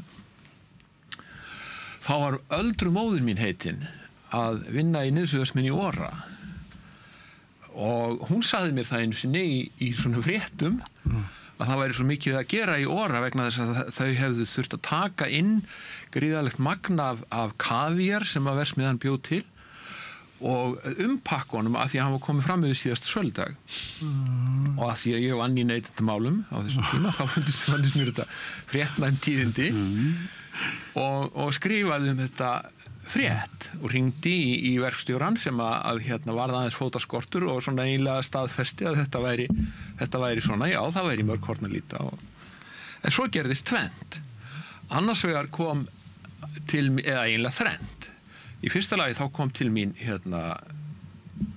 nafni minn Páll Stefánsson heitinn held að sé allar persónur í þessari sögu dána nema ég hann kom til mín og talaði lengi við mig það hvað Óra auglýsti mikið í dagblaðinu og hvað þetta væri í rauninni ósanngjarn fréttaflutningur og hann hins vegar bannaði mér ekkert og Ellert Gram heitinn kallaði mig inn á skrifstofu til sín og sagði mér að talaði líka langt samband dagblaðsins og Óra og hvað Tryggvi Jónsson í Óra sem áreiðanlega dáinn líka og var það kannski þá það hefði verið að væri mikill ágætis maður og hvað þetta væri allt saman frekar ósanngjarnt og þriði þátturinn í málinu sá að starfsmenn eigendur Óra þeir áttuðu sig á samhengi hlutana þannig að þeir töluðu líka við mömmu og sögðu henni að þetta ef hún líkaði ekki vel að vinna í Óra þá náttúrulega auðvitað hefðu þeir fullan skilning á því hún fyndi sér starf einhverstaðar annar staðar. Það eru marga vítir í þessari sögu. En það sagði enginn við neitt í þessu leikriti hættu þessu. Nei, en það var bara sagt með öðrum málum. Það er sagt með öðrum málum. Já, en það er náttúrulega stór hættu. Þetta er lítil leikrit, en ég tók nokkurum sinnum þátt í þessu leikriti með mismunandi svona leikendum, persónum og leikendum, en leikriti var yfirleitt samt alltaf svona. Sögþráðurinn var svona. En hvernig leið þér þegar einmitt verkstjóri Óra ræðir þetta með móðina? Og í raun og veru hótar að segja henni upp ef hún ætlar eitthvað að vera með meira vesen. Ég hugsaði mér að maður ætti að velja sér orðstur og þegar að öll eru botnin hvolft þá eigum við það sameiginlegt með fólkinu sem við vorum að skrifum og erum að skrifum að þegar að við erum konur upp á vegg þá gerum við það sem best fyrir okkur. Það gera það allir, hvort sem það eru fyrirtækjaeigendur eða stjórnmálamenn eða... Já, nei, við verjum heimildamenn. Við verjum heimildamenn okkar alltaf. Ég hef marg, sagt í... En í þessu tilviki, að þá auðvitað... Ég vitnaði aldrei í mömmu, skilur. Nei. Og hún staðfesti aldrei heldur, hún hefði sagt mér nei. En menn bara þykjast vita, þú tengir punktana. Já. Páll Stefánsson kom einu sinni, þá var ég bara nýlega byrjaður, Ég byrjaði 87, þetta hefur verið svona, nýlega byrjaður. Þá voru Subaru bílar sem hafði flætt yfir, einhverstaðar voru geymdir einhverstaðar út í Rotterdam eða eitthvað og Ingvar Helgason sem þá var með umboðið flutti þá inn, án þess að láta vita að þetta væru bílar sem hefðu lent í flóði, Og Þá var Páll Stefánsson, auglýsingastjóri, ekki ánægður með mig. Það fyrsta skipti sem ég sá hann svona. Og það endaði með því að hann var rekinn niður hringstegan aftur, sko, hérna maður setti hringstegunum. Af því að þetta var, sko, hann hafði ekki eina heimil til að vera ekki að bögga mig þarna. En ég stóð ekki einn í því að losna við hann mann. Það bara, ég held að það bæri fyrir réttastjóranni og kannski Elías Næland sem að, sko, raka hann bara niður. Já, en sko, þeir menn rækja hlutverk sitt með misjafnlegum hætti. En ég á nokkra svona minningar af Páli Stefánsinni, sko. Þetta var svona bása fyrirkomulag og stundum byrjuðu samskiptin á því að Stefánsson kom með blað dagsins upprúlaði hendin og barði svona í öxlinn á manni til þess að fá athyglinna. Og þá var það út af einhverju sem að því að neytendasíða eðli málsins samkvæmt, hún svona veður svolítið eins og yfir það sem fyrir verður. Jú, á að vera mjög upplýsandi. Og það auðvitað kemur stundum niður. Og einstinni hefur Páll alveg viðurkennt það bara. Já. Þjónaði bara hagsmunum hans að stoppa þetta. Hann leit svo áheld í stundum að hann væri að fræða sveitamannin það, sko, hvernig landslagið væri í raun og veru. Ég gerði meistararitgerð í blaðamennsku 2014 held ég. Rannsókn, þar sem ég ræddi við ritstjóra fjölmiðla þrýstingin, eldvegginn sem á að vera á milli auglýsinga og ritstjórnar. Og niðurstaðan var að hann náttúrulega mjög brothættur þessi eldveggur. Það var þá úr gleri og stundum mölbrotinn. Og því minni sem fjölmiðlarnir eru því náttúrulega sterkari verða auglýsingahagsmunir. Já, ég get sagt allavega upp á heimildir. Ég held ég myndi nú ekki leyfa neinum auglýsingamanni að berja mig á öxlin að þess að eitthvað högt tilbaka, sko, og fast. Það alveg, og eldveggurinn ekki úr gleri hjá okkur, sko. Og það einmitt það sem að maður sér þessum gömlu bransasögum þessi nánu tengsl eigenda fjölmiðluna við fréttastofuna, þá gegnum ritstjóran og síðan framkvæmdastjóran og annað. Og ég man alveg, ég vann upp á DVF, ég vann upp á Hringbraut, ég vann upp á Fréttablaði. Það var bara allt annað hugafar heldur en til dæmis upp á heimildinni þar sem ekki múk. Það hefur ekki verið, sko, stoppuð ein frétt hjá mér, ekki eitt stafi breytt þegar kemur að minni umfjöllun. Það bara allt önnur saga heldur en maður hægt að segja Hringbraut eða Fréttablaði. Það gott að heyra. Já, og sko, og það það sem svo mikilvægt að sjá til dæmis bæði Ingibjörg og Jón Trausta í þessu hlutverki upp á heimildinni hvað þau eru hörð að taka alla barda. Skiptir engu máli hvað getur mögulega gerst. Hvernig þú ert mögulega bara svona því sé haldið til haga þá upplifið það aldrei að það væri neitt sem að væri stoppað.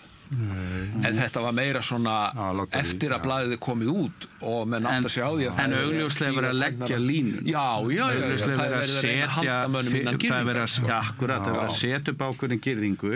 Þú kemst upp með þetta núna en þú veist alveg hvað gerist næst. Og þetta náttúrulega bara stór hættulegt í fjölmiðlum þegar sko eignarhaldið þannig að þetta einhverjir milljarðamæringar.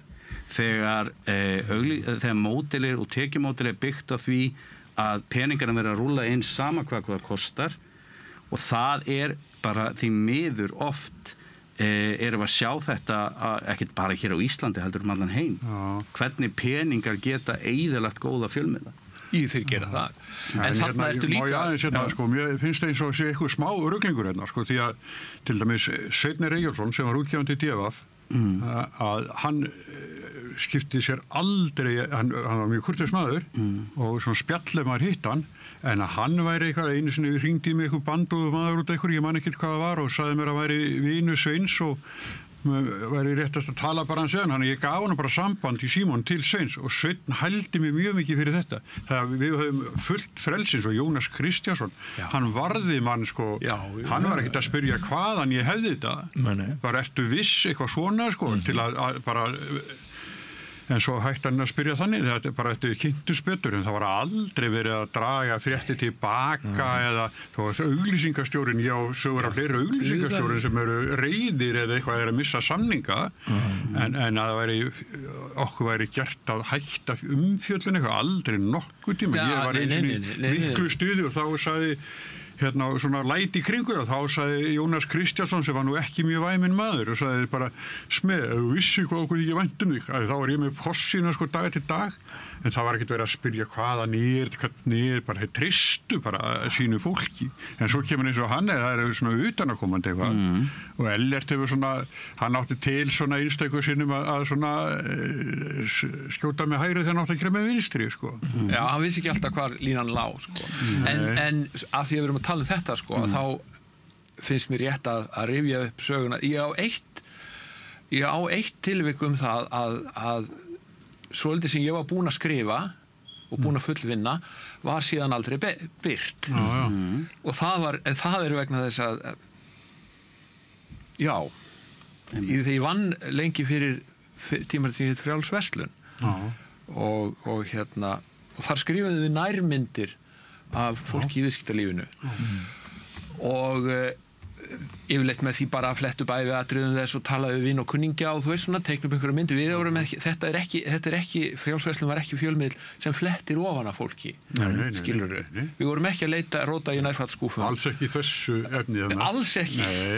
Og en eðli málsins samkvæmt, okkur fannst það svona góðir mannasiðir, að þá var alltaf lokant hnykkurinn í ferlinu, það var að hringja í þann sem við vorum að skrifa og segja honum að nú erum við búnir og þetta yrði í næsta blaði.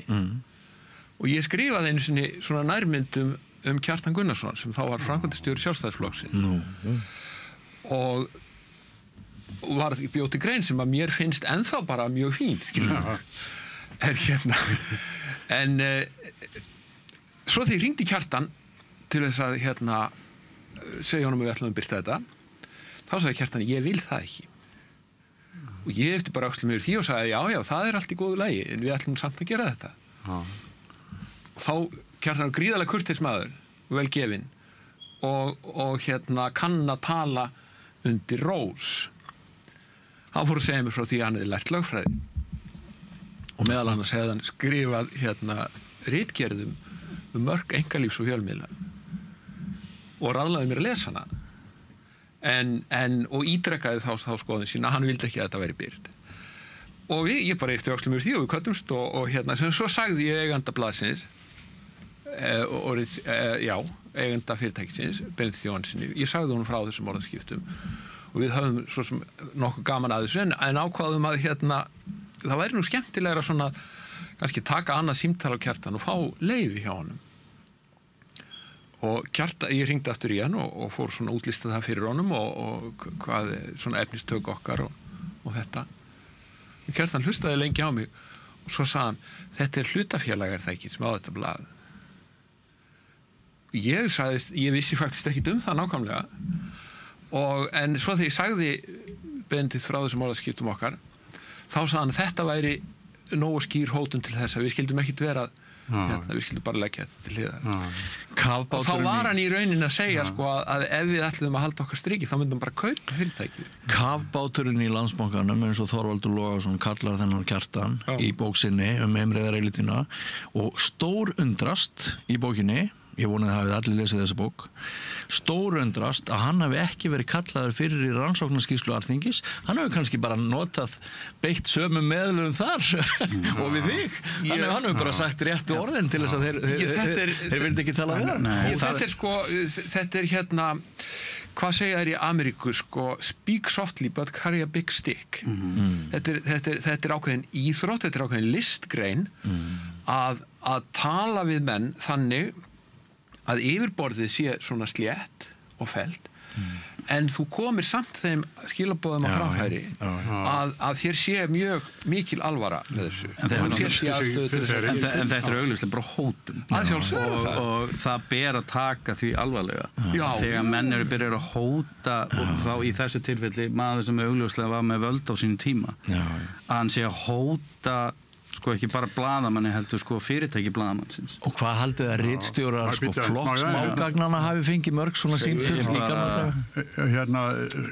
Kjartan Gunnarsson, ég man ekki þegar Fréttablaðið var og Bónusauðgar hefur keypt á þetta 8 ára leyndarmál og þá var rosalega styrt milli okkar á Sjálfstæðisflokksins, bara þeir þoldu okkur ekki og ég man ekki af hverju ég fór á fund við Kjartan hérna í Valhöll í stóra fundarherbygginu það sátu við tveir og þetta á þeim tíma sko, þegar fólk mátti sko, styrkja stjórnmálaflokka held ég nánast að vild bara. Fólk og fyrirtæki og hann ásvalega reiður mér og Fréttablaðinu og Gunnari Smár og Jóni Ásgeiri sem ég hefði ekkert með að gera nema það að hérna hann segir svo að leina því hverjir eiga Fréttablaði og veist þú það eitthvað, já og þá sann, ég vill ekki bara segja mér það og segja, jú, nú bara þá legg ég til að við tökum bara sikkort að 4 blaði hérna ég skrifa niður eigendur Fréttablaðsins og þú helstu styrktaraðila Sjálfstæðisflokksins og Davíðs Oddssonar svo skiptustu bara blöðum bara 1-1 og hann verður alveg rosalega reiður og þá segir hann allt sem þið gerið muni við stöða allt sem þið gerið muni við stöða og hvorugur okkar bræðra hefur verið launþegi einhvers staðar í áraraðir Gunnar Smári fengið að finna fyrir þessu meira ég og við bara höfum ekkert komist að þessi klíka, hún svo sterk og þarna var mér bara sagt að þið bara eruð út af Guð og gaddinn sko. Og þetta bara hefur nokkur gengið eftir sko. Og ítök Kjartans og vinans í atvinnulífinu eru svo mikil á þessum tíma að þið verðið brennimertir, þið eru eitrar. Við erum báðir brennimertir. Þetta rosalegt. Náttúrulega ekki eðlilegt. Þetta náttúrulega ekki eðlilegt. Nei, en bara sko, ég náttúrulega vann hérna á pressunni og ég var rannsóknarblaðamaður 2 ári í röð og ég þekki þessa baráttu. Kannast við þetta? Já, og oft þetta sko, maður líður illa sem þú svona heima, bara komin á kvöldi sko, og bara, hvað afleiðingar hefur þetta sko, en bara alltaf trúr blaðamennskunni, það bara það. Mér langar að segja, muni allir eftir hérna Magnús Thoroddsen málinu forseta Hæstaréttar og brennvíns eða sko, örugglega ekki allir með því að við erum menn komnir yfir miðan aldur þannig að þú kannski reifar málið aðeins sko. Og þó ég viti það þá líka þó í sungur það var ekki yfir alla Magnús Thoroddsen var forseta Hæstaréttar og þá hafði hann sem slíkur heimild til að kaupa áfengi á ráðherravíni sko. Þetta er Gunnar Smári sko. Já, fyrirgefið þetta ég ætla bara að slökka á þessu segðum að hann komist að síðar en það sko, er þannig að hann kaupir fyllir bara bílskúrina að áfengi sem hann keypti á þegar hann hafði verið handhafi forsetavalds og fekk hann afslátt þá hann keypti þetta og hann bara fyllir bílskúrin og það var Arnar Páll Hauksson á RÚV sem skúppaði þessu stóra máli og þannig að það er svolítið spæling sko. Við mistum skúppi sem við vissum reyndar ekkert að væri að verða til sko. Nema ég næ öðrum sem höfðu verið handa forsetavalds ég hélt bara áfram með málið og ég fer til manns sem hefur mikinn hag af birtingunni ef ég segi frá þessu ég get ekki sagt hvers vegna þessi maður hafði hagað því og ég fæ hjá honum gögn forsætisráðherra og forseta Alþingis og þetta alveg óheyrilega mikil áfengiskaup og ekki eins og hjá Magnúsi en svo fæ ég líka gestalista á heimili forsætisráðherras til að bera saman við því að hann mátti bara kaupa sko til að veita ekki til að safna í bílskúrin og ég ber þá saman gestalistan og innkaupin og þetta alveg ótrúlegt fyrirbæri en áður ég það þegar ég kem með gögnir upp á DFF og aldrei þessu vant á Jónas bara í vinnunni 2:30 að degi hann vakna alltaf mjög snemma sko, og að fara svona hádegi þannig ég get fara inn til hans, loka hurðinu og fer að ræða við hann og segja það að það sé þó þannig að sá sem lét með hafi þetta hafi haga birtingunni og þá sagði Jónas og hvað finnst þið þá að ég gera þá segi ég bara sama hvaða gott kemur þetta borðleikjandi jú, hann var alveg sammála mér þannig ég fyrir málið og þá til að þau vildu fara að gera eitthvað graf þetta en ég fekk Gunnar Andresen með mér upp á Ríkið og Skúlagötni og Snorrabraut og fekk að fyrir lagerinn og við röðuðum upp á vörubretti það sem að ráðarinn hafi keypt heim til sín ljósmyndarinn Knái og þetta var grafið okkar bara ég með þessa ofboðslega mikla magna áfengi og þessi mynd fór nú við á þeim tíma því eru svo ungur nei, ekki Palli þú en og þannig að við lefum mjög vel það, en ég ætla að segja ykkur sko, þetta með Magnús, sem hann náttúrulega misti jobbið í Hæstarétti, en Jón Steinar varðan. Og þegar hann að flytja mál sitt, þá koma krakkar úr lagatildinni. Og ég maður það kom smá pása, fórum alltaf út að reykja svona, þá voru krakkarnir að segja, vá, Matlock, hvað sko. Matlock, en svo mann ég alltaf, Jón Steinar endaði með þetta að segja, Magnús grandvar og heiðalegu maður. Já. Ég legg málið í dóm. Nei, þarna sko, vissi ég að svo slummi hafði óbeinan hagaði. Já. Hann birti það samt. Já. Einmitt, sko þetta eru mjög áhugaverðar sögur sem eru sagðar við þetta borð. Þið hafið líka kannski eins og ég vaxandi áhyggjur núna af bara stöðu fjölmiðlunar á heimsvísu, samanber það að Trump farin að leyfa sér að kalla þá fjölmiðla ólöglega sem ætla að vera honum gagnrýnir. Alveg galið. Og sko nú kunni þið að hugsa að þetta nú aldrei hér, en það sem að gerast í Bandaríkjunum núna, bara, mann óraði ekki fyrir því fyrir 2 mánuðum að það sem að gerast í dag myndi gerast fyrir 2 mánuðum og þetta einhvern veginn alltaf á þeytingi, þetta á flegi ferð öll okkar viðmið og hugmyndir okkar samfélagið og fjölmiðla sem hornstein lýðræðis. Erum við ekki skítræddir að blaðamennskan sé einhvern veginn að lenda í ræsinu bara? Það má víða sjá merki það, en þetta auðvitað hluti líka af þessum breytingum sem að alnetið hefur leitt yfir okkur. Og vegna þess að þeir eru að tala flótta úr blaðamennsku sko yfir til starfa sem svona hagsmunastarfa, þá má við heldur ekki gleyma því að interneti sem auglýsingamiðl, það hefur grafið undan, það hefur veitt hefðbundnu fjölmiðlum svo mikla samkeppni, tekið frá þeim svo mikla auglýsingatekjur að þeir hafa bara dáið.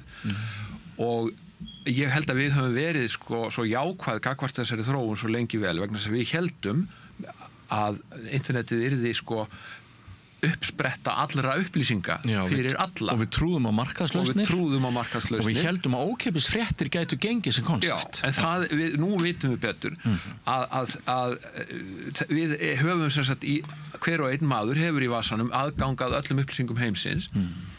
Og þetta dásamlega tæki notum við síðan til að horfa á kettlingavídeó En samt eru við ekki öll blaðamenn eins og einhver íslensku þingmaður lét hafa eftir sig. Það rosalega miskilning. En sko faktorinn sem heitir sko vantraust almennings og vantraust lesenda í garð alls sem heitir opinbert vald, opinberar stofnanir, þess vegna þar með tali fjölmiðlur, að það hefur leitt til þessa sem stundum kölluð upplýsinga óreiða í dag. Það veit enginn hvað rétt. Þú velur þér bara þinn sannleika af internetinu og þá var það eftir ef þú hefur áttað þig á því í hvaða búblu þú vilt vera að þá var það bara ekkert neitt annað, skilurðu. Og þá skiptir engu máli hvað stendur í blöðunum eða hvað Ríkisútvarpið segir eða hvað BBC segir eða Washington Post eða hvað það Þú veist betur, vegna þess að þú lest bara búin að koma þér upp þínum miðlum sem að fóðra þig á þeim upplýsingur sem þú vilt og inn í þetta tómarúm ganga síðan þeir sem vilja misnota þetta ástand og láta algoritman og tæknina hjálpa sér til þess að fóðra þig á því sem þú greinilega vilt heyra. Þannig að þetta stríð tapað. Já, þetta sko fjölmiðlar eiga náttúrulega bara undir högg að sækja núna á 21. öldinni með tækniöldinni og bara tækniframfarir eru að hafa mikil áhrif, en ég held að við sjáum til dæmis þeir fjölmiðlar sem hafa haldið í bara grunngildin sín alveg í mjög langa tíma munu þola þetta eins og þeir hafa þolað aðra árásir. Við megum ekki gleyma því að En okkur hefur fækkað sko íslensku fjölmiðlar, mjög stórir fjölmiðlar hafa fallið úr leik. Algjörlega, en við höfum séð tímabil í sögunni þar sem kannski ekki jafn mikið ára sem hafa verið á fjölmiðla, en við höfum séð svipað. Ég meina Nixon dregur New York Times og Washington Post fyrir Hæstarétt Bandaríkjanna að segja með þeim ekki birta efni sem það hafa undir höndum. Við höfum séð í gegnum tíðina pólitíkus að ráðast á fjölmiðla, en þetta náttúrulega alltaf að aukast. Það sem að kannski númer 1, 2 og 3 í þessu að muna þessa svokölluðu klísju eins og kannski margir vilja segja, en það að fjölmiðlar eru fjórða valdið og það hlutverk fjölmiðla alltaf að gagnrýna valdið. Skiptir engu máli hver með það, hvort það sé hægri, vinstri, miðji eða hvernig sem fólk vil flokka þessa pólitík. Og þeir fjölmiðlar sem að hafa sýnt fram á að þau geta alltaf gagnrýnt valdið, burt sér frá stjórnmálum. Það eru í raun og veru einu fjölmiðlun sem að hægt að taka mark á. Þú sér til dæmis í Bandaríkjunum og Fox News þegar demokratar eru við völd þá gagnrýna þeir, en þegar republikar eru við völd þá hrósa þeir. Og alveg hástöfum og bara ljúga hægri vinstri í sinu fréttaflutningi.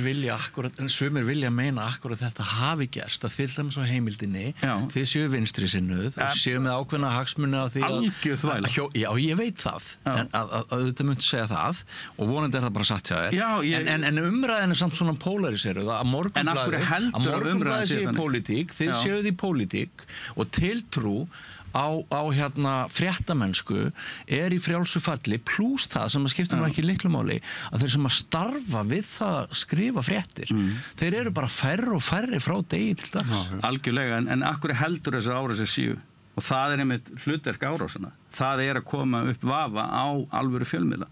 Nú, sko, það má gagnrýna marga fjölmiðla fyrir sín störf og það sést líka bara í fréttaflutningi þeirra.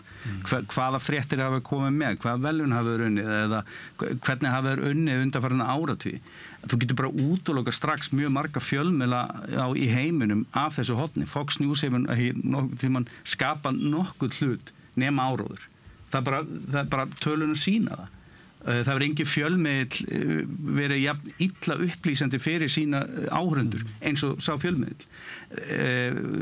Kannan hafa sýnt að þeir sem horfa á Fox News eru með þeim verst upplýstu einstaklingum í heiminum. Bara, þú veist, þú getur séð þetta. En árásir til dæmis eins og við á heimildi sem eitthvað vinstri sinnu, veist, þetta er bara algjör kjaftaði.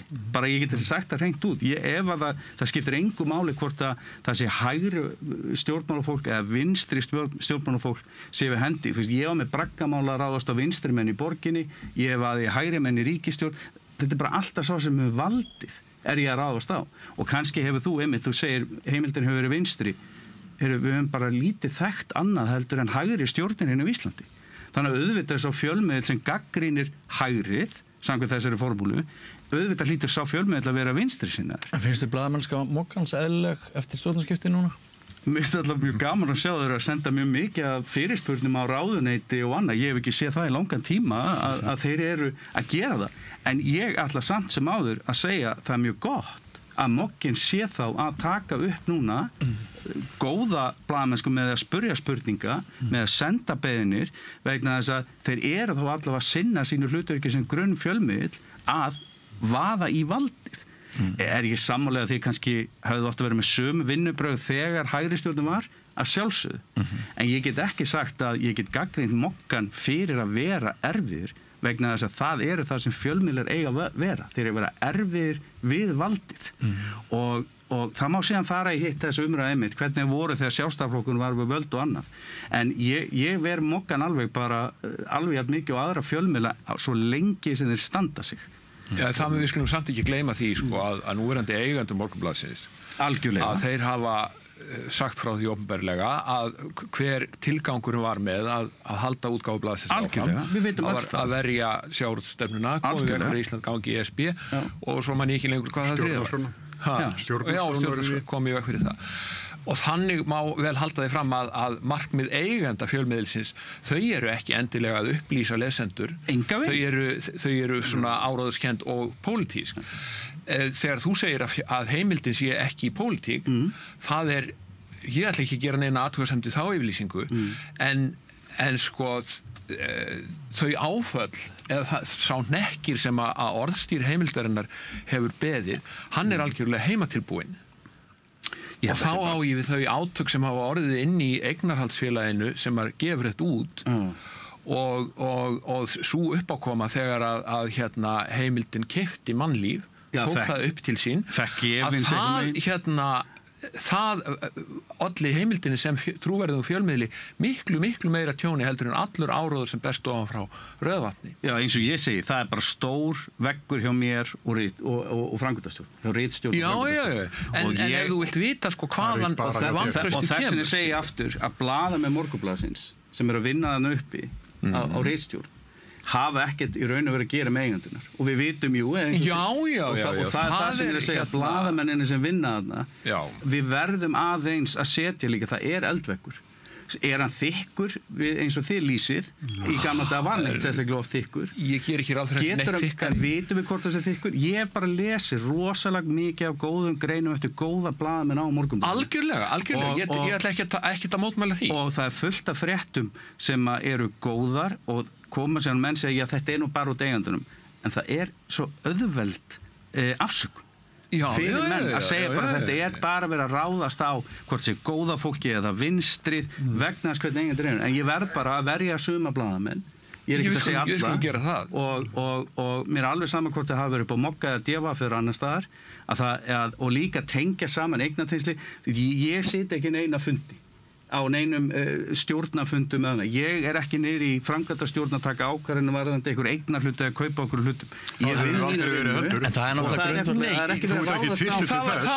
Það var ekki að halda því framkvæmdallar. Það er bara málið að einhver ákvarðanir í eignatengslum fyrirtækisins hafa áhrif á mína vinnu. Nei, það var ekki það sem ég sagði. Við vorum að tala trú almennings á trúverðuleika fjölmiðilsins og ég var að benda þér á það að sá vandi er heimatilbúinn. Á blaðamennina sem skrifa greinina eða á framkvæmdastjórinn sem skrifar það ekki. Það er nefnilega málið. Ég get alveg farið að hella mér yfir framkvæmdastjórnir einhverja fjölmiðla og hvaða heimskula ákveðna þau taka. Ég get alveg gert það. En að ráðast á ritstjórnina með ákvörðun minn á framkvæmdastjórn það er akkurat það sem er oft vandamálið. Og við verðum bara að vera heiðarleg með það að það er eldveggur þarna og sérstaklega på heimildinni, þá hef ég, ef það myndi einhver inn á framkvæmdastjórn heimildina að segja við mig eitthvað myndi varðandi mína fréttamennsku, ég myndi bara kurteislega að segja það, fokka þér. Það er mjög sterkur eldveggur hjá okkur, við stöndum mjög þétt saman blaðamennir og ég veit að líka ofta Morgunblaðinu og öðrum fjölmiðlum að við megum ekki ráðast á fjölmiðluna vegna framkvæmdastjórnarinnar, við verðum þá ráðast á málefnalegum mótum hvað er að gerast á ritstjórninni. Og það er tvennt ólíkt. Ég kaupi heimildina. Já, frábært. Sko, ég ímynda mig það á mókonum, á þess að vita það, ég ímynda mig það að andinn sem fylgir ritstjórnunum, hann er allt. Örugglega. Þetta er þannig maður að andin hans er allt. Það er ekki að spyrjast fyrir það neitt. Ég held bara andi hans sé allt. Alveg eins og það er að lýsa þið. Nú erum við duglegir að senda fyrirspurnir. Það er ekki að því að þeim þykja endilega fréttnæmt. Þeir eru að reyna að leita að höggi á núverandi ríkisstjórn. Þetta er allt gert með einhverju svona skipul. Það er alltaf eitthvað plan í gangi. En er það vont að reyna að finna eitthvað sem er að? Er það slæmt fyrir samfélagið? Nei, það er ef að einhver sagan er þessi að þegar að sjálfstæðisflokkurinn á í vanda þá er morgin í burtu. Það er bara þannig, það var þannig. Ég var þingfréttamaður í mörg ár og það er það sem við hefum þá gagnrýna. Hvar var ritstjórn Morgunblaðsins í stórum fréttum þegar sjálfstæðisflokkur var rugli? Svo er annað sem ég er svolítið sérlundað með þetta. Það tala að fjölmiðill sé fjórða valdið. Ég hef aldrei litið á mig sem valdsmann. Ég er búin að vera blaðamaður í 40 ár og ég hef engin völd, ekki nokkur völd. Þú hefur vald til að segja sannleikann. Þú er vald til þess að byrta gríðarlega mikið upplýsingur sem maður kannski ekki heimildamenn gefa. Við erum að tala um þrískiptingu valsins. Og fjölmiðillinn, hann hefur ekkert, hann ekki útheimt einhverju valdi. Hann getur látið ríkisstjórnin falla, hann getur látið dómara víkja úr. Það er áhrif. Það er nefnilega máli. Öllu valdi fylgir ábyrgð. Og það er gríðarlega ábyrgð sem þú hefur sem fjölmiðill. Fjölmiðlar hafi getað sagt Sigmundi Davíð hætta sem forsætisráðherra eftir skrifalíkin. Enga veginn. En það er það sem að valdi. Hann har aldrei haft vald til þess. En hann hefur birtingarvald og hann hefur upplýsingarvald til almennings Hitt opið, sem fylgir gríðarleg. Þú mátt líta á sem valsmann að fá þig gullnapp og allt ef þú vilt, sko. Nei, ég líti ekki á mig sem það, ég er bara að sína ég er að segja bara, við verðum að vita hvert vald okkur sem blaðamenn og við verðum að fara á og verðum að fara varlega með það vald og áhrif sem við getum haft. Ég get ekki líta á mig sem valsmann, ég hef aldrei getað það. Ég er ekki að segja ég líta á mig sem valsmann. Mér finnst svona asnalegt rós sjálfur sér. Alls ekki. Ég sé svo mikill maður, ég er bara eins og Jón Sýslumaður. Engungu er þetta byggt bara á þessum blaðamannakenningu sem snýst hvernig við höfum skipt valdin í þjóðinni og þá kemur fjölmiðlar hann inn, sko. Það getur verið velverið þinni skoðun. Það eru þeir sem eru á mót okkur, þeir hérna nota á okkur. Hvað gerir þið? Þið eru fjórðavaldið, gerir þið eitthvað? Já, þá erum við bara sammála og ósammála. Það er ekkert flóknir af það. Það verður oft mjög stutt í kvikunni hjá fólki þegar við ræðum þessi mál. Við höfum séð hérna þætti hér bara við þetta rauðaborðum fjölmiðlum bara leysast upp í 12 mínútna brjáluður yfirleildi. Nei, þetta er bara umræði sem við eigum hérna. Ekkert að þessu, hún er bara rosalega höll. Öll umræði er holl. Þetta er gamli... Svo lengi sem hún byggist bara aðmynd á staðreyndum og skoðunum. Við megum alveg, ég og Smið verðum bara ósammála á þess að við séum að vaða í hvern annan eða fyrirsögnin segir það. Ég er ekki að finna því. Ég er að segja að það er eitthvað varðandi dýnamíkina og varðandi áhyggjur okkar af fjölmiðlun samtímans sem leiðir til þess að það eru miklar tilfinningar innan brjósts hjá okkur og það er ótrúlegt að ef það verður að stjórnskipunar og eftirlitsnefnd fari að rannsaka blaðamennsku ofan á allt annað. En kæru vinir, við verðum að hætta núna. Þessi klukkutími hefur bara liðið hraðar heldur en... Nei, ég á 15 mínútur inn. Þú verður bara að koma á réttum tíma næst. En þannig að ég veit að það eru gestir sem að bíða eftir stúdíunum hjá okkur núna og the show must go on. Ég fæ ykkur kannski bara til þess að halda áfram með umræðina síðar, alla þrjá, það var í gaman. En Páll Ásgeir, kæra þakkir, Bjartmar og Sme, veriði sælir að sinni, ekki fara langt, kæru áhorfendur og hlustendur, við höldum áfram með rauðaborðið eftir andartak. Með því að ganga í leigjendasamtökin styður þú baráttu leigjenda. Leigjendasamtökin eru fyrir öll þau sem vilja vinna að réttlæti og öryggi á húsnæðismarkaði. Leigjendasamtökin.is. Já, eins og við sögðum áðan þá hefur margt uppbrotið orðið í stöðu landa í heiminum, hvað varðar okkar tilfinningu fyrir öryggi, varnarmálum, viðskiptum og öðru slíku. Sumt sem við töldum að væri meitlað í berg er á fleygiferð og munar miklu hvaða menn stýra stórveldunum, svo það sé sagt. Nú, kenningar hafa kviknað að hér á landi séu öfl sem nýti sér þetta óöryggi í heiminum til þess að pota Íslandi í ESB. Það er raun sé trójuhestur nýttur til þess að koma okkur yfir í ESB. Oddný Eir Ævarsdóttir, hún ætlar að ræða við Harald Ólafsson hjá Heimssýn en hann telur að valkyrjustjórnin okkar sé að reyna að koma landsmönnum inn í ESB undir fölsku flaggi varnarmála.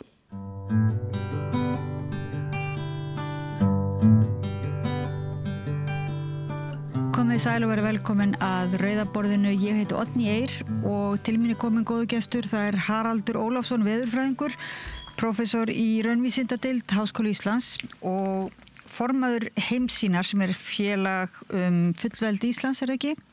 Rétt. Og þér liggur mikið á hjarta núna varðandi ekki bara fullveldismálin heldur þú ert að pæla í þessum mikla áhuga íslenskra stjórnvalda á því að taka þátt í stríðsrekstri. Já, ég velti þessu mikið fyrir mér. Það virðist vera ákveðin hluti og ákveðin hópur fólks hér á Íslandi og ég held að það sá hópur sem mjög lítill, miklu minni heldur en umræðan gefur til kynna, hafi tekið trú á Evrópusambandi í þeim skilningi að þetta fólk vill fyrir alla muni verða þegnar í þessu sambandi. Og það er einhvern veginn þannig að það þarf ekkert að gerast í heimsmálum eða bara nokkur staðar öðruvísi heldur en að þessi hópur sjái það sem rök fyrir því að Ísland þurfi að ganga í þetta bandalag. Og nú gerist það verður svona svolítil ólga í heimsmálunum. Forseti Bandaríkjanna skiptir lið þarna í stríðinu í Austur-Evrópu og þá verða menn órólegir en líta svo á að þarna sé hugsanlega tækifæri til þess að koma Íslendingum inn í Evrópusambandið. Og af því tilefni rétt að draga fram skoðanakönnun sem var gerð fyrir nokkrum mánuðum síðan hún var framkvæmd af fyrirtækinu Prósent, þar sem Íslendingar voru spurðir að því hvort að þeir kærðu sig að kaupa vopn handa stjórnvöldum í Úkraínu.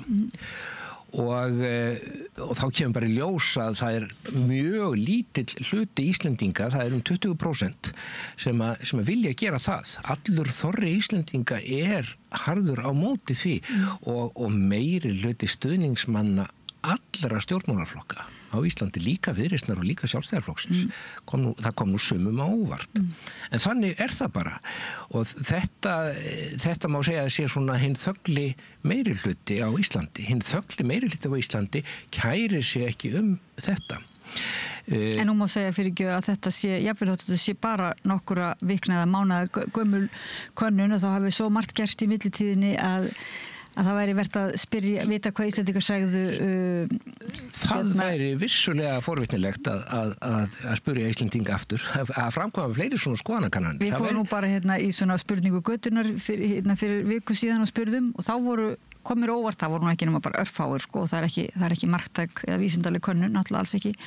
En þar voru bara, þeir sem við rættum við voru bara vildu frið, að Ísland væri staður friðar og vildu ekki Já, ég held að það sé viðþorf allra, lang flestar Íslendingar. Það ekki þannig eins og sumir vildu halda fram að það væri svona einhverju harðlínu vinstri menn sem væru svona aðhildust frið og svo einhverju gamli bændur í Framsóknarflokknum.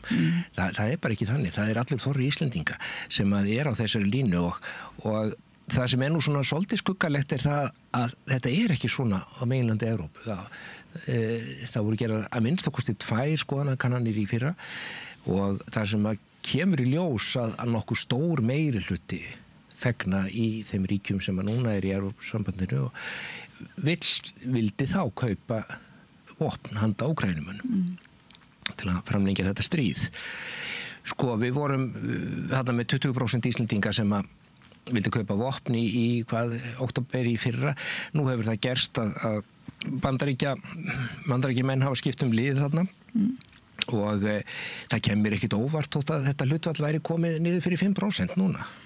Það væri sem sagt nánast enginn sem myndi vilja gera þetta og þá ríkur Evrópusambandið á stað til þess að setja fram svona mjög stórkarlarlegar hugmyndir það að auka vopnaframleiðslu og setja gríðarlega peninga í það bæði að senda vopn til Úkraínu og fylla allar geymslur í Vestur-Evrópu og Mið-Evrópu og þetta algjörlega skjön við alla þá hugsun sem ríkjandi hér á Íslandi og hefur alla tíð verið ríkjandi frá því löngu fyrir lýðveldisstofnun.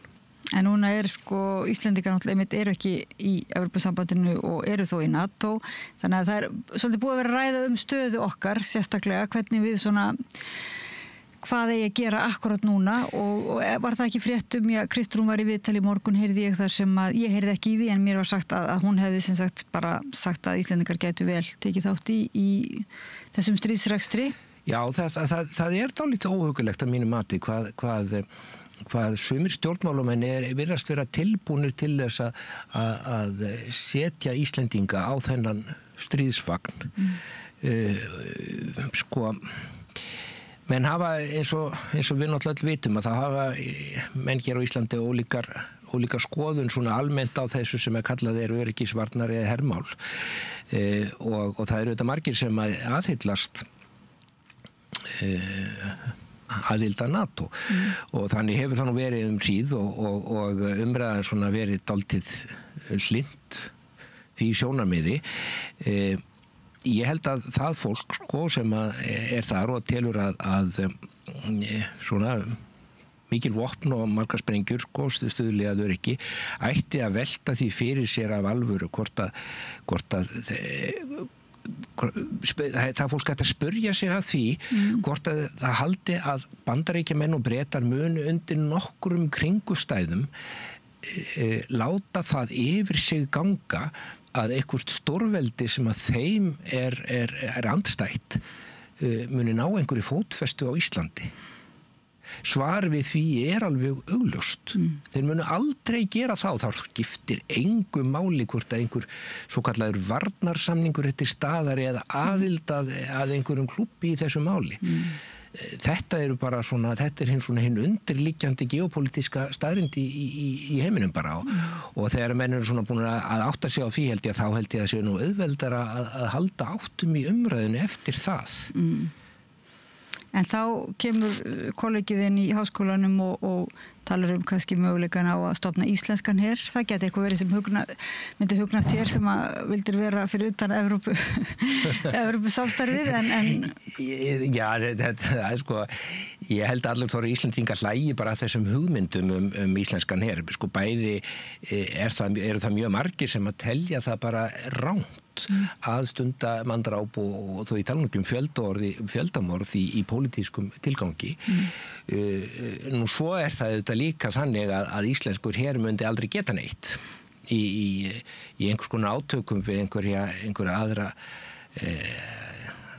aðra heri. Þetta einhvern veginn, þessu umræða einhvern veginn öll út í bláin að mínu mati og ég svo sem átta mikið á því í hvað tilgangi hún þjónar sko. Þeir sem hefja máls á þessu verða einhvers konar skotspæni eins og Björn Bjarnason var á sínum tíma. Hann fór að tala þetta fyrir löngu síðan og það voru teiknaðar skrípamyndir af honum sko í 20 ára á eftir út af þessu máli og nú það er ég held að enginn sko ég held að menn myndi að vísu ekki teikna skrípamyndir af honum kannski varandi þetta núna að því ég held að sé orðin svona það búið að kynda undir samt svolum þannig að þótt að almenningur vilji síðan ekki fara að stíga það skref að taka þátt í hernaðaruppbyggingu eða stríðsrekstri að þá nú samt heyrir maður miklu meiri svona ymmit pælingar varðandi Evrópusambandi, hvort að það sé einhver vörn í því fólk sem hefur aldeilis verið að móti því er farið að pæla aftur í aðild á nýjan þannig að þetta Evrópusambandsmál virðist nú eitthvað að koma inn í Já, sko, þetta bara eins og með kókið, sko, ef að það nógu margir fjölmiðlar sem að segja eitthvað nógu oft, sko, bara can't beat the feeling, þá fer fólk að trúa því að kók sé gott og þá skipta staðreyndir málsins bara óskup litlu máli, ef það bara sagt nógu oft, þá einhvern veginn virðist svona svo hugmynd síjast inn að það sé einhver utanakomandi ógn sem að En stjórnvöld, en þetta ekki bara gamlir stjórnmálamenn eins og Björn heldur, þetta núna, okkar stjórnvöld eru sem sagt, ef að þú ert að lesa rétt í þessa könnun, sem að ég efast ekki ég sá líka niðurstöðunar, að þetta er ótvíræð niðurstöða, að þá eru stjórnvöld núna ekki í takt við þennan almenna vilja þjóðarinnar og ert þú að meina, tengsli með Evrópu, nú ég fiska eftir sem sagt, að því þú ert nú formaður heimsýnar, ert að meina þá kannski að stjórnvöld séu bara farin að svona hugsa í takt við Evrópusambandið meira heldur en þjóðina? Það ekkert launungamál að ríkisstjórnin sem núna við völd á Íslandi vill koma Íslandi í Evrópusambandið. Hún hefur sagt það að hún hefur ákveðið að taka skref í þá átt sem að nú ekki mjög sanngjarnt og nánast svik á kosningalofunum bæði flokks fólksins og samfylkingarinnar. Samfylkingin, hún fékk það fylgi sem að hún fékk í kosningunum út á það að leggja þetta mál á ís.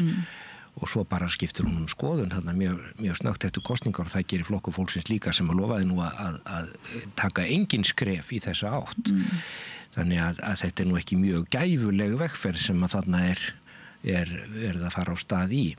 En það rétt, þau vilja fara þarna af staði þetta og ég held að það sé ekkert launungamála með því verið að hella mjög miklu eitri í samfélagsumræðu á Íslandi því að menn skiptast auðvitað mjög í fylkingar í þessum málum en harðar heldur en þið gerð á sínum tíma í herstöðarmálinu og NATO-málinu. Það í þessu mál eftir menn Evrópusambandsmálinu. Já, í fullveldismálinu, hvernig eiga ráða á Íslandi, hvort það Evrópusambandið eða einhver. En þá hefur nú þessi umræða ekki beint verið upp á borðum, það ekki eins og menn hafi verið mjög virkir í að ræða aðild eða ekki að Evrópusambandinu nú fyrst mann í langa tíma. Já, það hún hefur verið svona undirliggjandi svolítið hjá þessum stjórnmálamönnum, hjá vissum stjórnmálamönnum og hjá þó nokkuð mörgum fréttamönnum líka, menn hafa svona vilja ræða þetta og það alltaf þegar eitthvað vandamál kemur upp í samfélaginu að þá alltaf einhver sem að bendir á að staðan sé betri í einhverju ríki Evrópusambandsins og þarlegandi sé rétt að ganga í Evrópusambandið. En hvernig kom til að þú, veðurfræðingur og raunvísindamaður í háskólanum finnur hjá þér þessa svona sterku andstöðu við Evrópusambandið? Þessi spurning kemur mér nú aldeilis óvart, ég hef aldrei lent í henni á þess. En svona persónulegt ég er ekki að segja að þú sé eitthvað út í hönd. Ég get alls farað því, ég hef búið í Evrópusambandinu í mörg ár og átta mig á því hvernig hlutirnir gerast á þeim slóðum. Og ég reynir svona að fylgjast með stjórnmálum í þessum löndum sem að þar eru, nokkrum löndum og svona eftir því sem ég get og það mjög margt óhugulegt þar. Ég alveg sannfærður það að Evrópubúar hafa ekkert þroskast neitt óskaplega mikið frá því sem var 1916 þegar þið voru í skotgröfunum. Eitthvað svo lítið, sérstaklega kannski í þeim löndum þar sem að menn ráða við það að breyta landamærum með kosningum. Það gerðist í Bretlandi, að vísu töpuðu Skotar, eða sem sagt fullveldi sinnar í Skotlandi töpuðu þeim kosningum, en það var í sjálfu sitt aldrei merkilegt að það var þó gengið til kosninga málið. Sama var í Kanada, sem svona svipaði menningarheimur, menn kusu í Quebec. Þetta ráða menn ekki við að gera í öðrum hlutum Evrópa því virðist. Eins og í fyrir Júgóslavíu, í tala nú ekki þarna austur í Úkraínu. Að leyfa þessu fólki í þessum umdeildu héruðum bara að ráða sér sjálft, það finnst mönnum algjörlega fráleitt og þar sé að stjórnvöldum og það sé alveg allt í lagi að drepa 1 milljón manns til þess að hnykkja á því. Svo það auðvitað þannig að maður sér að í svona stórveldi eins og Evrópusambandið að þá það kjarninni sem að ræður, hann sogar til sín allt vald, peninga og stjórnvald og jaðarsvæðin svona verða meira eða minna útundan og það Það kannski eina sem að maður hugsa með Evrópusambandi. Nú var ég frekar í gamla daga eða svoleiðis, maður var á móti Evrópusambandinu út frá eiginlega, þá var ég nú hugsa svona meira eins og náttúruvernd og auðlindamál og þannig, en svo kannski fór maður að hugsa með sér að Íslendingar þyrftu kannski að fara í Evrópusambandi til þess að druslast til að fara í gegnum og búa til reglugerðir og til verndar svona eins og náttúrunni og þannig. Svo finnst mér núna Evrópusambandið hefur maður heyrt kannski hefur gert tilraun til að stöðva ítök stórfyrirtækja og hefur til á einhvern hátt, hvort sem það vegna almanna sem sagt réttinda eða hagsmuna eða náttúrunnar sem fara náttúrulega saman að stóru hluta. En þú segir þér finnst ekki það hafa breyst núna þegar það augljóst að við þurfum að býta, það hérna 3 pólar, stórir valdapólar kannski, Kína, Rússland og Bandaríki sem eru þá nú bara mjög... Ég held að það sé ekki nokkur vafi á því að það sé Íslendingum fyrir bestu að halda sem allra mestu valdi innanlands til þess að geta tekið ákvarðanir sem að gagnast Íslendingum og við teljum bara vera réttar.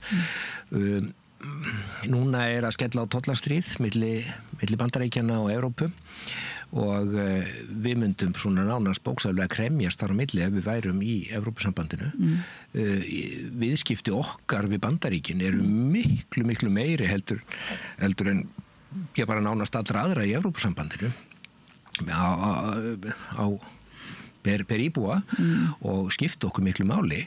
Evrópusambandi sjálft, það hefur hins vegar bara töluverða hagsmuni af því að skella í smá stríð þarna vegna þess að tollar þeir renna meira eða minna beint í fjárhirslu Evrópusambandsins, miðlæga fjárfærslu Evrópusambandsins og Evrópusambandið á í töluverðum vandræðum með að fjármagna sig.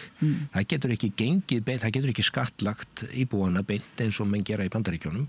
Það þarf að svona það bara miklu erfiðara að fyrir það að ná í peninga en svo ef þau lendi í tollastríði þá streyma peningarnir inn.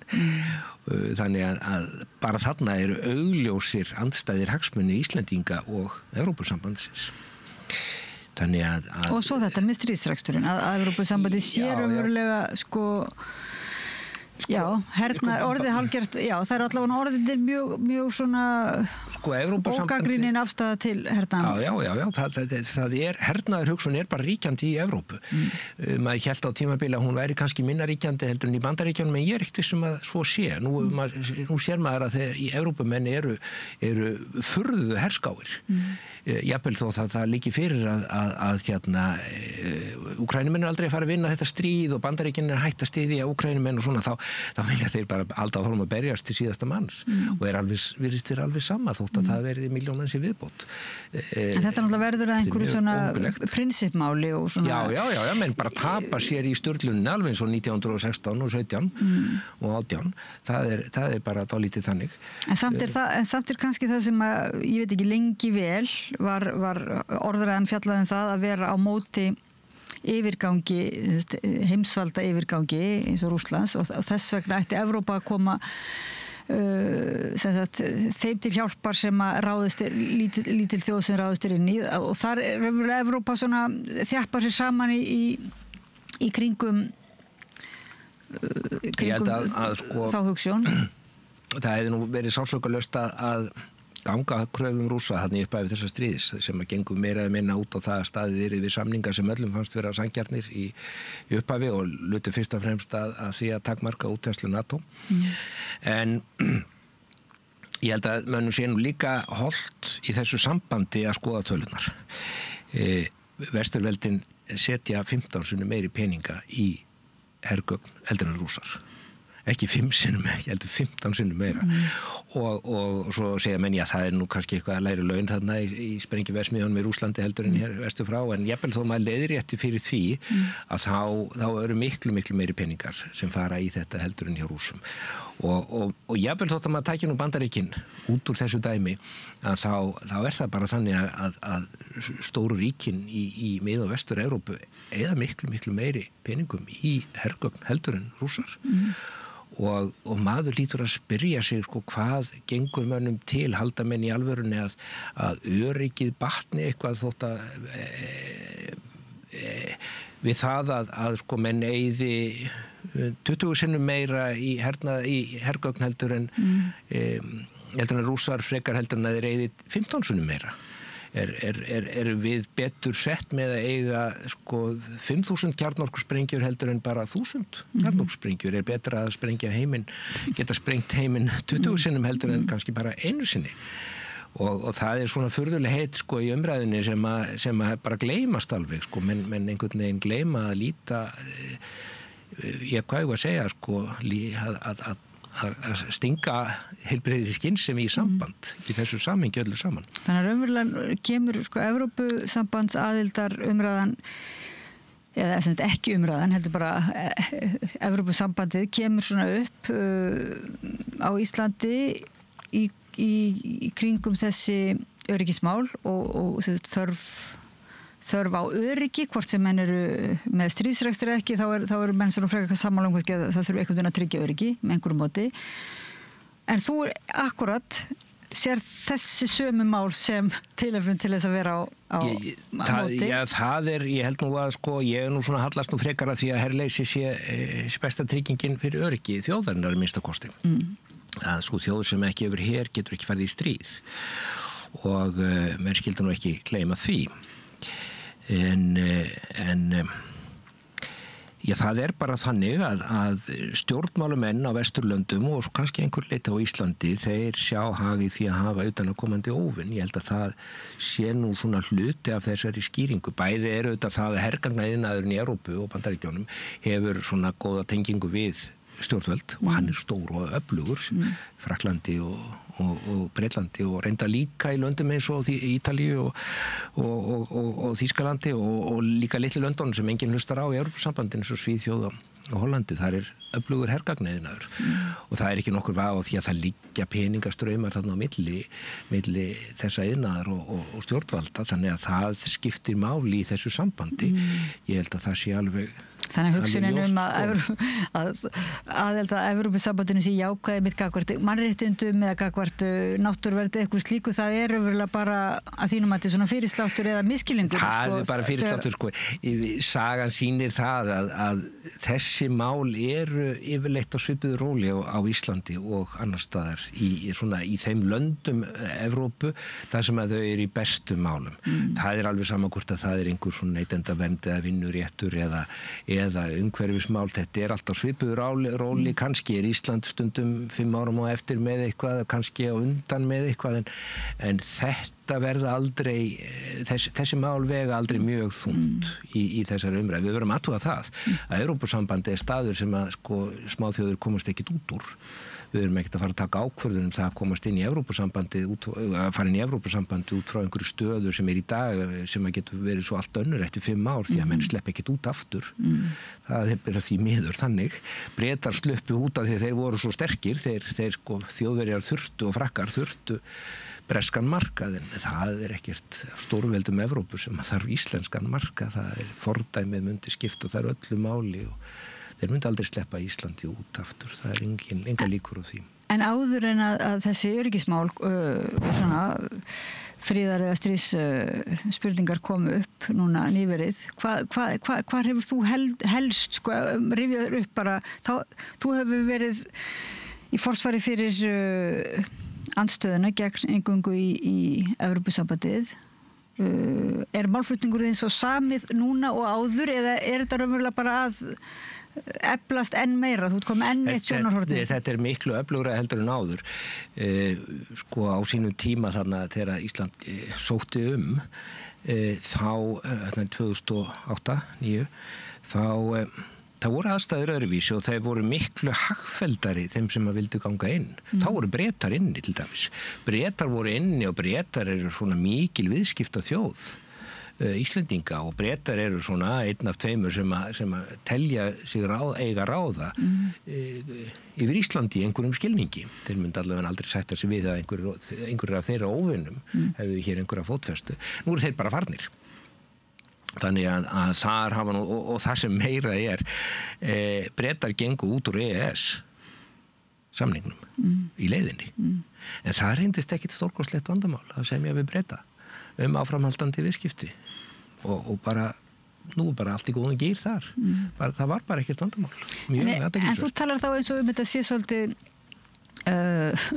viðskiptalegt. Já, því þú talar kannski svona, hvað er það, praktiskara fyrir Íslendinga að vera ekki í Evrópusambandinu og taka ekki þátt við tollastríð þeirra við Bandaríkin og það hljómar svolítið svona illa.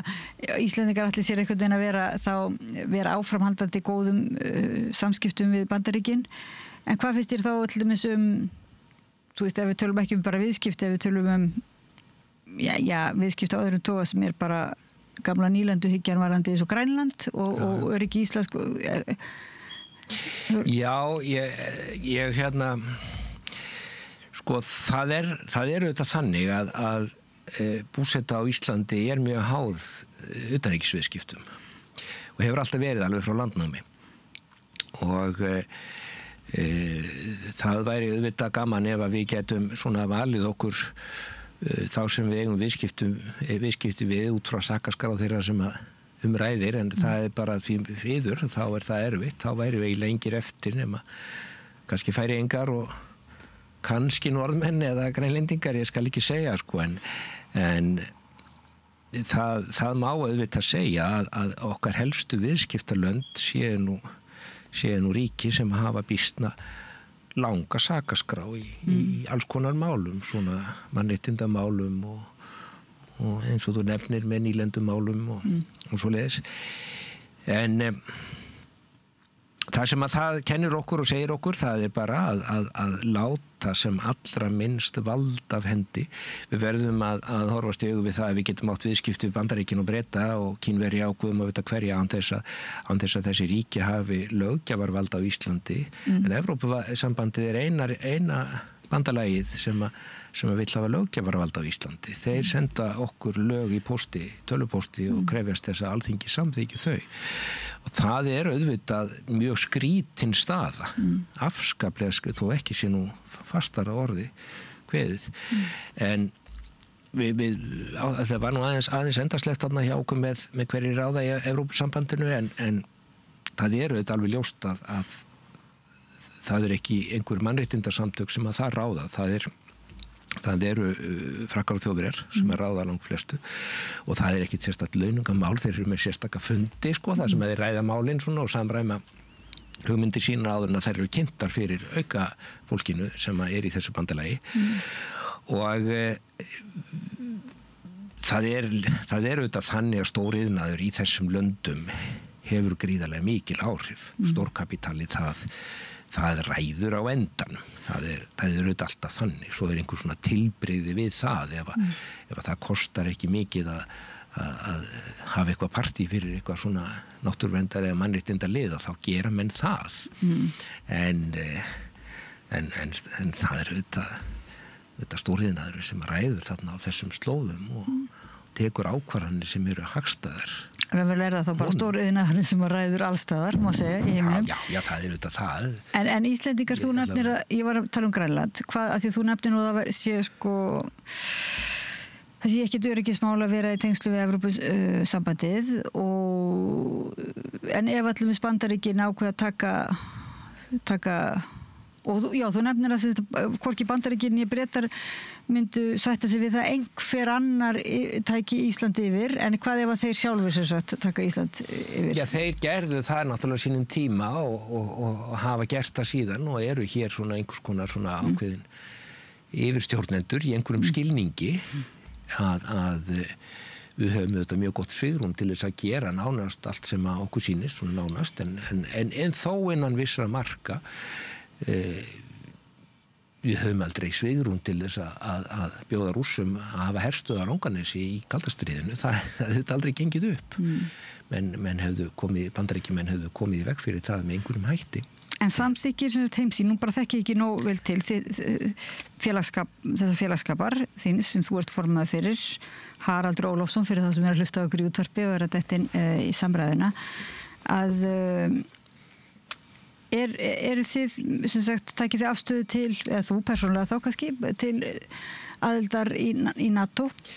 Nei, heimsýn nú ekki þar, Ég efasemdamaður hernaðar hyggju og fer ekki dult með það, en það auðvitað ekki, það alls ekki stefna heimsýnar, það eru mjög margir harðir NATO-sinnar í heimsýn og kannski meirihlutin, það kemur mér alls ekkit á óvart.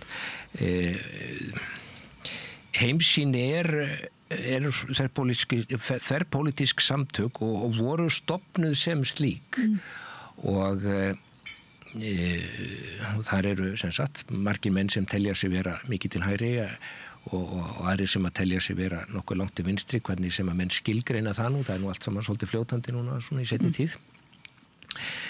En það þó nokkuð ljóst að það sem fór úrskeiðist þarna á Íslandi þegar sótt var aðild að Evrópusambandinu, það var nú vinstri hliðin sem bilaði þá.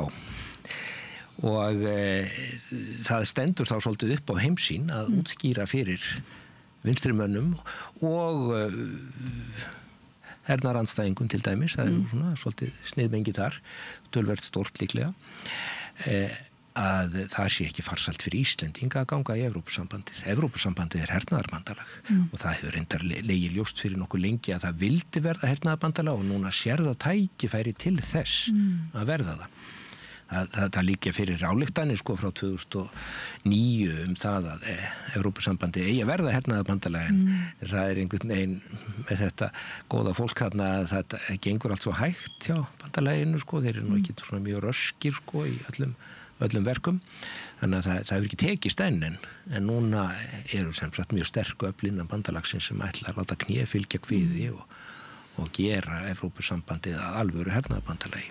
Þannig heimssýn á móti Evrópusambandinu og hernaðar og því sem hernaðarsambandi, en þið kannski náðu ekki að vera eitthvað einhuga það hvort að, og þú ert ekki að tala hérna fyrir hand heimssýnar í dag, það að segja, þú ert að tala kannski fyrir sem borgari sjálfur að segja að þú sért líka hvaða móti bara hernaðar að við eigum að bara vera herlaus og ég vil ekki með í varnar.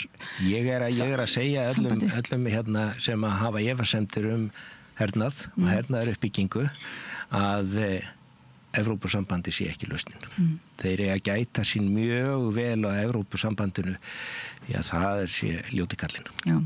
Ok, þú segir það, og ef við þá bara segja gott, en á ég þá ekki að spyrja þig samt, en hvað með hina ljótu kallar? Ertu með einhverja svona persónulega pælingar Já, ég svo sem hef ýmsa pælingar það, sko, og ég, eins og ég sagði áðan, sko, þá eru þetta syndareikistur vesturveldana töluvert langt og mikið, og það beinist reyndar ekkit sérstaklega mikið á okkur Íslendingum, það er ekki eins og það hefur verið eitthvað stórkostlega íþyngjandi fyrir Íslands samfélag að hafa herstöð í Keflavík þess áratugi sem hún var hér, en ég sé nú svona ekki alveg að það færi neitt mikið að breytast á næstunni, það mála NATO fara að leysast upp, þótt að sumir svona telji sér hag í því að reyna að samfæra Íslendinga það að NATO sé að leysast upp, þá held ég að það sé nú ekki að gerast, ég held það alls ekki, en menn munu nota þetta til að reyna að fá Íslendinga meðal annars og aðra til þess að setja peninga í hermál. Ég er algjörlega persónulega andsnúinn því og held að það sé nú svona mjög stór hluti þjóðarinnar sammála mér það.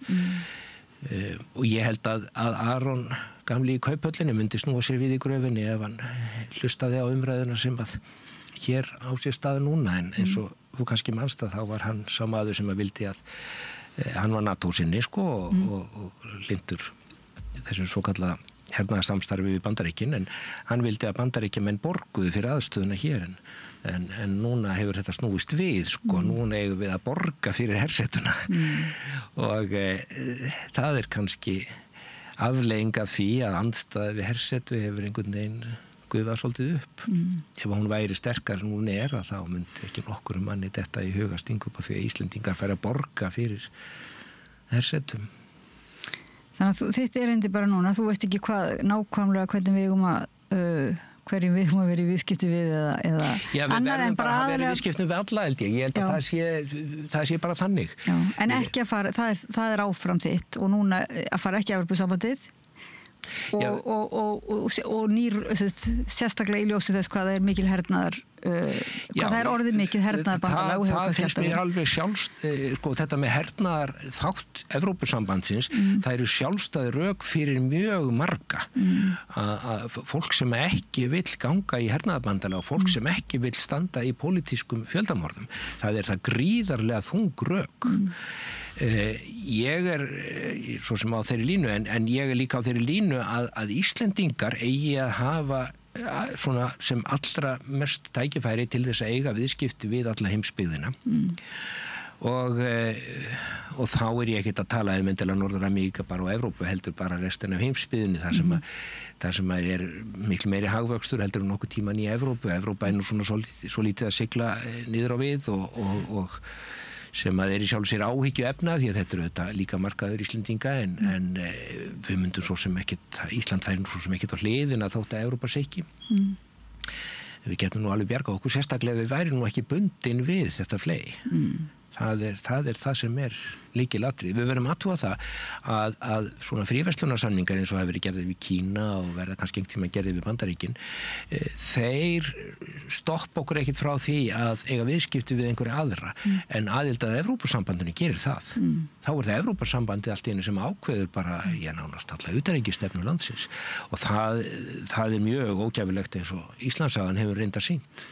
En eins og þú segir þá er eiginlega stjórnvöld að þínum að þið komnir á fullt að einhvern veginn nálgast Evrópusambandið eða hvað og komin á fullt í þennan í þess, að taka þessar ákvörðun þátttöku Íslands í stríðsrekstri þannig að þínum að þið þá vantar bara umræðuna það ekki? Það vantar meiri umræðu þetta mál og spyrja þjóðina kannski jável Já, ég sko það er þá spurningin hvað á að spyrja og lyktin af þessari hugmyndu þjóðaratkvæðagreiðslu er nú ekki sérstaklega góð. Hún er svo að það eigi að spurja eitthvað sem allir eiga að vera sammála eins og til dæmis viltu eiga samtal, allir vilja eiga samtal við einhverja og enginn á móti því og svo ætla stjórnvöld sér að keyra á aðlöguna viðræður í skjóli slíkrar skoðanakönnunar eða slíkar þjóðaratkvæðagreiðslu.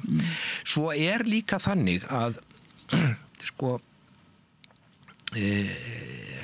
það ekkert eðlilegt að einfaldur meirihluti ráði öllum hlutum. Það líka aðrir hlutir sem heita mannréttindi og lýðræði og það væri mjög óeðlilegt að einfaldur meirihluti 51% eða 50,1% af landsmönnum gæti ákveðið við annarlegar aðstæður að afnema lýðræði í landinu eða afnema mannréttindi til langframa. Til þess að ganga í þetta bandalag þá þyrfti að hafa traustan og stóran meirihluta þjóðarinnar á bakvið sig. Ríkisstjórn þyrfti að gera það sjálfsögðu þyrfti alþingi og ríkisstjórn að vera á þeirri skoðun líka. Annað bara bjölluat og tóm vitleysa. Og ég myndi nú vilja beina því til þess fólk sem vill ganga þannig vill vera þegnar í Evrópusambandinu að reyna að berjast á fyrir því að sannfæra Íslendinga það að þeir ætti að vera þegnar í þessu bandalagi.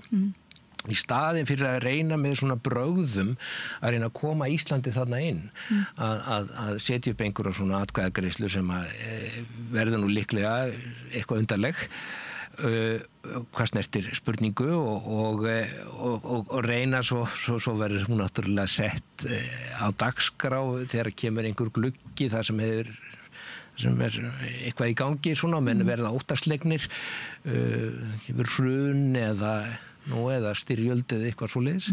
Það ekkert mjög heiðarlegt að koma þannig fram.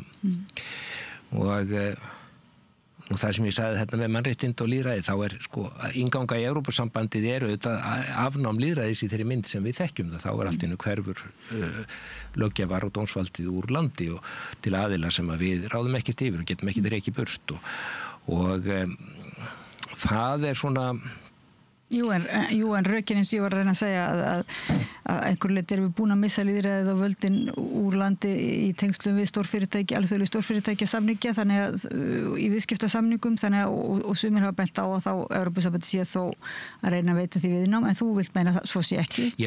Það viðnám sem að Íslendingar getur veitt sjálfir, sko stjórnvöld og Íslandi getur veitt væri miklu sterkara. Miklu, það væri þá að laga það viðnám að þeim hagsmunum sem við höfum hér. Og þrátt fyrir allt þótt að menn hafi nú svona ýmsar skoðanir á alþingi og ríkisstjórn og svona þá þrátt fyrir allt svona tiltölulega virkt lýðræði á Íslandi. Ég held að það sé nú ekkert frá því að það nú dálítið þannig sko. Ef að stoppa á þessum jákvæðu nótum að það sé nú bara þrátt fyrir allt virkt lýðræði á Íslandi og við þurfum þá allavega að virkja það en fremur með alvöru samræðu og ekki bara einhverjum svona Við skulum stoppa á þessu og þetta með þjóðaratkvæðagreiðslur. Ég eindregið á móti dauðarefsingu og ég heldur ekki tilbúin til þess að fara í þjóðaratkvæðagreiðslu það við einhverjar annarlegar aðstæður. Nei. Haraldur Ólafsson, veðurfræðingur og prófessor í raunvísindum Háskóla Íslands og formaður Heimsýnar. Félags fullveldi Íslands. Kæra þakki fyrir að koma á rauðarborðinu og setja okkur svona inn í eiginlega þessi mál sem að ég held að við verðum dálítið að rifja upp alltaf núna öll sjónarhortin aftur sko.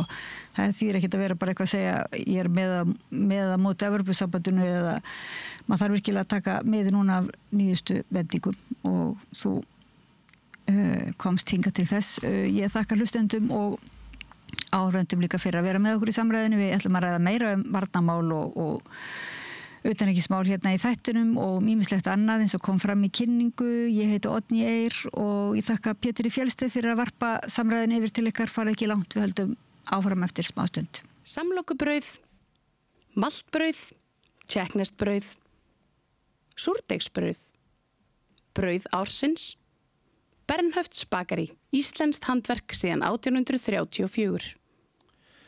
En víkjum þá sjónum okkar að stúdentum og hag þeirra, hag þess fólk sem þarf að taka námslán.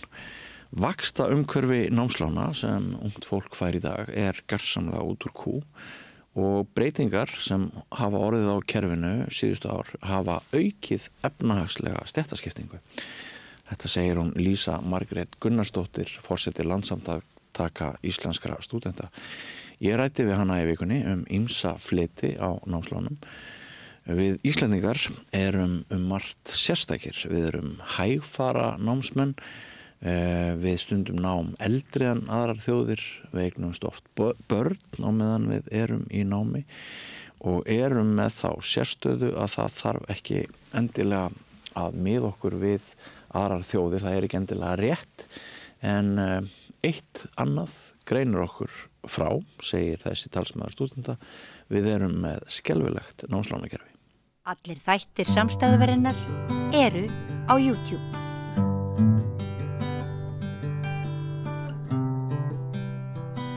Já, komið þið sæl og blessuð. Við ætlum næstu klukkustundi eða svo að ræða námslán. Við ætlum að ræða misréttið sem hér hefur viðgengist eftir kynslóðum. Fólk sem var aðeins eldra en ég, það má segja að það hafi fengið námslánin bara nánast ókeypis. Það fékk óverðtryggð námslán í óða verðbólgu og þurfti bara að borga pínlítið tilbaka. Síðan hefur þetta kerfi verið með ýmsum hætti. Í seinni tíð þá hefur manni virst þegar maður ræði við ungt fólk í framhaldsskólum að þau gera ekkert endilega ráð fyrir því að það hjálpi þeim að taka námslán og það hafa orðið miklar vendingar. Þetta ekki lengur það félagsúrræði sem að við vorum sátt einu sinni sem þjóð að yrði. Það margt sem að gerir okkur Íslendinga svolítið sérstök sem námsmannahóp. Við vinnum mikið með háskólanámi. Það tekur okkur lengri tíma en flestar aðra þjóðir að klára gráðurnar. Förum hægar yfir. Við eignumst gjarnan börn á meðan við erum í námi. Og það að mörgu að huga í þessum efnum og á sama tíma og við tölum fyrir því að menntun sé gríðarlega mikilvæg og við viljum auka möguleika ungs fólks til menntunar, þá margt sem rekst á það.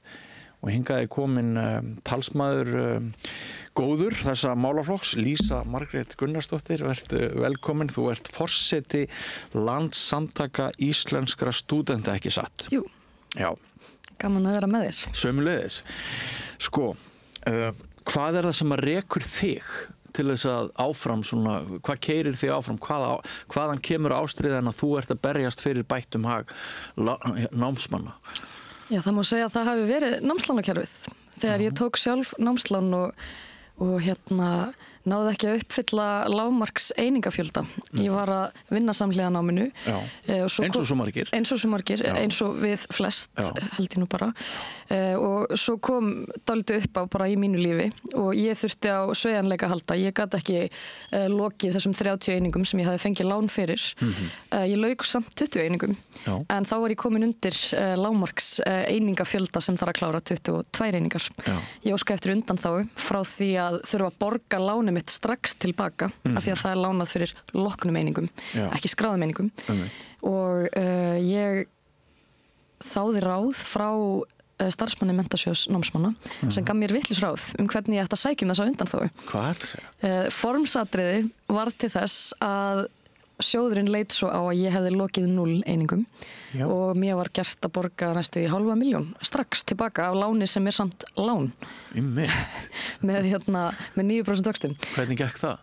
Það gekk ekki vel. Ég tók bankalán til þess að borga námslánu mitt strax tilbaka.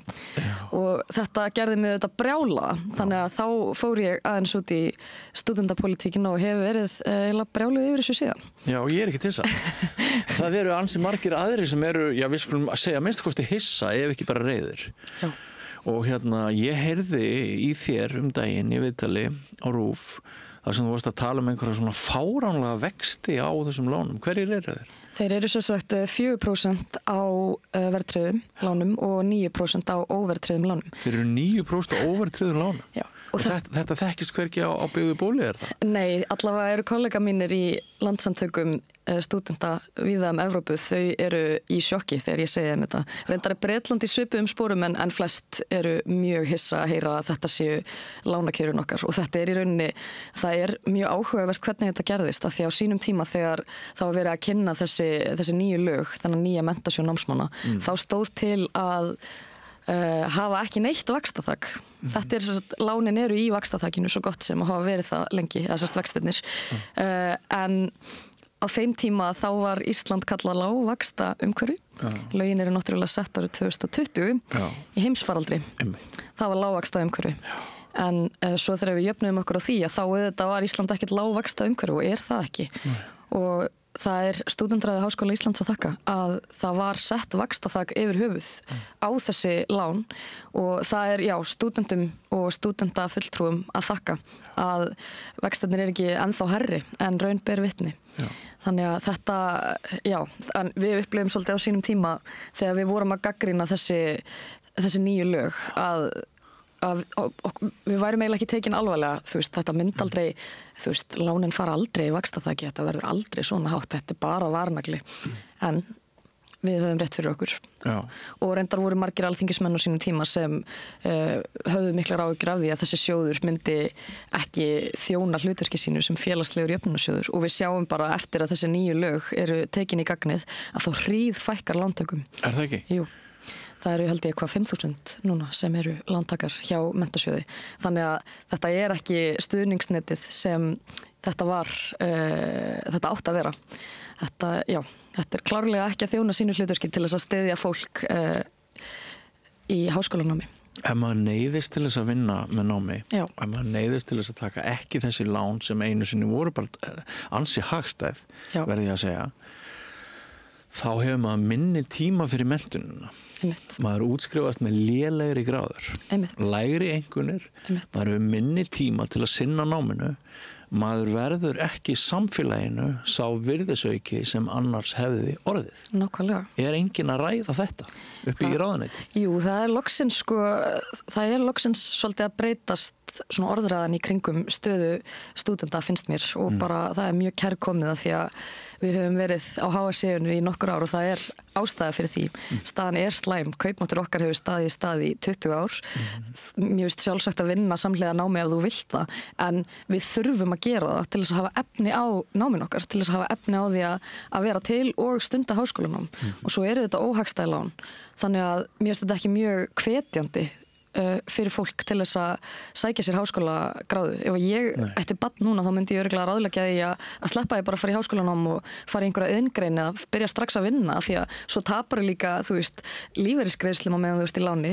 Þú vinnur og ert kannski nýútskrifaður, þarft að byrja að borga af láninu þínu ári eftir að þú útskrifast og ert kannski bara komin í burnout eða allavega mjög skuldsettur leið og ferð út á atvinnumarkað sem sérfræðingur. Finnst þetta ekki sniðugt, sko. Það hefur orðið umræða að full hátt hlutfall okkar hafi á tímabila minnstakosti farið í bóklegt framhaldsnám og fleiri okkar hefðu þurft að fara í iðngreinar. Heldur það að fyrri ríkisstjórnir hafi jafnvel bara meðvitað reynt að breyta námslánakerfinu til þess að færri færu í háskólana á Íslandi og fleiri færu í iðnnám? Nei, ég held að það hafi nú ekki verið meðvituð ákvörðun, sko. En ég held að tilraunin sem var gerð með þessum lögum mentasjóð áttu þetta að vera svo að mentasjóður myndi standa undir sér fjárhagslega en þetta væri samt einhvers konar stuðningsnet á par við það sem þekkist til dæmis í Noregi. Þetta í rauninni styrkjakerfi að norskri fyrirmynd en munurinn að það ekki verið að fjármagna þetta kerfi eins og Norðmenn gera og það þessi krafa að sjóðurinn standi undir sér fjárhagslega. Sem sagt norska ríkið styður við þennan sjóð úti eða hvað? Já, fjárfestir í menntun, hann á ekki að reka sig, þú veist, hann á ekki að vera fjárhagslega sjálfbær, það er munurinn og það sem sko gömlu námslánin gerðu var, þau voru annarkvort vaxtalaus eða með mjög lágum föstum vöxtum og það var í rauninni stuðningur ríkisins við fólk í námi. Stuðningur ríkisins núna með þessu námslánakerfi er að þú fær 30% afslátt af láninu ef þú klárar það á réttum tíma. Sem sagt að þú útskrifast á tilsettum tíma þá farið 30% niðurfellingu á höfuðstól landsins en munum eins og þú sagðir í upphafi að við erum svolítið sérstakur hópur háskólanema, við erum lengur að klára nám, við erum með Evrópumet í atvinnuþátttöku og þetta tvennt hefur örugglega áhrif á hvort annað þannig að það að þú fái bara afslátt ef þú lýkur námiðinu á tilsettum tíma, það á ekkert sérstaklega vel við þennan hóp fólks, við erum lengur að klára nám, við eigum börn í námi sem hefur áhrif á námsframvindu og þannig að ég velti fyrir mér hvort að þessi styrkur sé að nýtast þeim sem auðvitað þurfa mest á honum að halda. Einmitt, það mætti jafnvel færa rauk fyrir því að það væri ákveðin stétta mismunun fólgin í því að þeir sem njóta styrksins eru kannski þeir sem að síst þyrftu á honum að halda af því að þeir eru í stöðu kannski einhleypir og búa í foreldrahúsum ekkert sem að hægir á þeim, þjóta áfram og fá 30% niðurfellingu á námsláni. Já, og við þekkjum alveg dæmi þess líka að fólk sér leik á borði og tekur þessi lán, staðgreiðir svo lánið leið og útskrifast af því að það er vaxtalaust á meðan þú ert í námi, svo koma vextirnir þegar þú ert búin með gráðuna þína. En þannig fólk sem hefur tök á því bara borgar strax allt lánið og fær þá 30% afslátt, bara free money.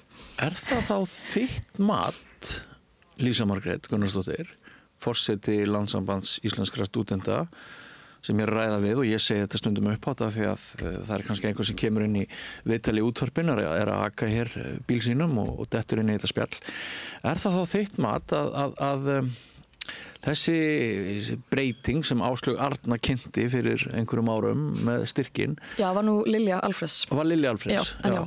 Er það þá mat þitt að þetta jafnvel bara auki efnahagslega stéttaskiptingu? Já, mér finnst alveg vera vísbendingar það að þetta hafi aukið ójöfnuð. Við getum alveg orðað þannig, 100% og mér finnst mjög gott að svo umræða komin upp og fólk farið að segja, heyrðu, þetta er miklu verra en þetta var, ekki þetta skrifi rétta átt en við þurfum að ganga lengra, þetta er bara mein gallakerfi og það sem er svona kannski helsti gallin við þetta er líka þessi skortur á sveigjanleika eins og ég var að segja frá hérna í upphafi það sem að fékk mig til þess að fara að hugsa þessi mál og berjast fyrir bætti námslánakerfi.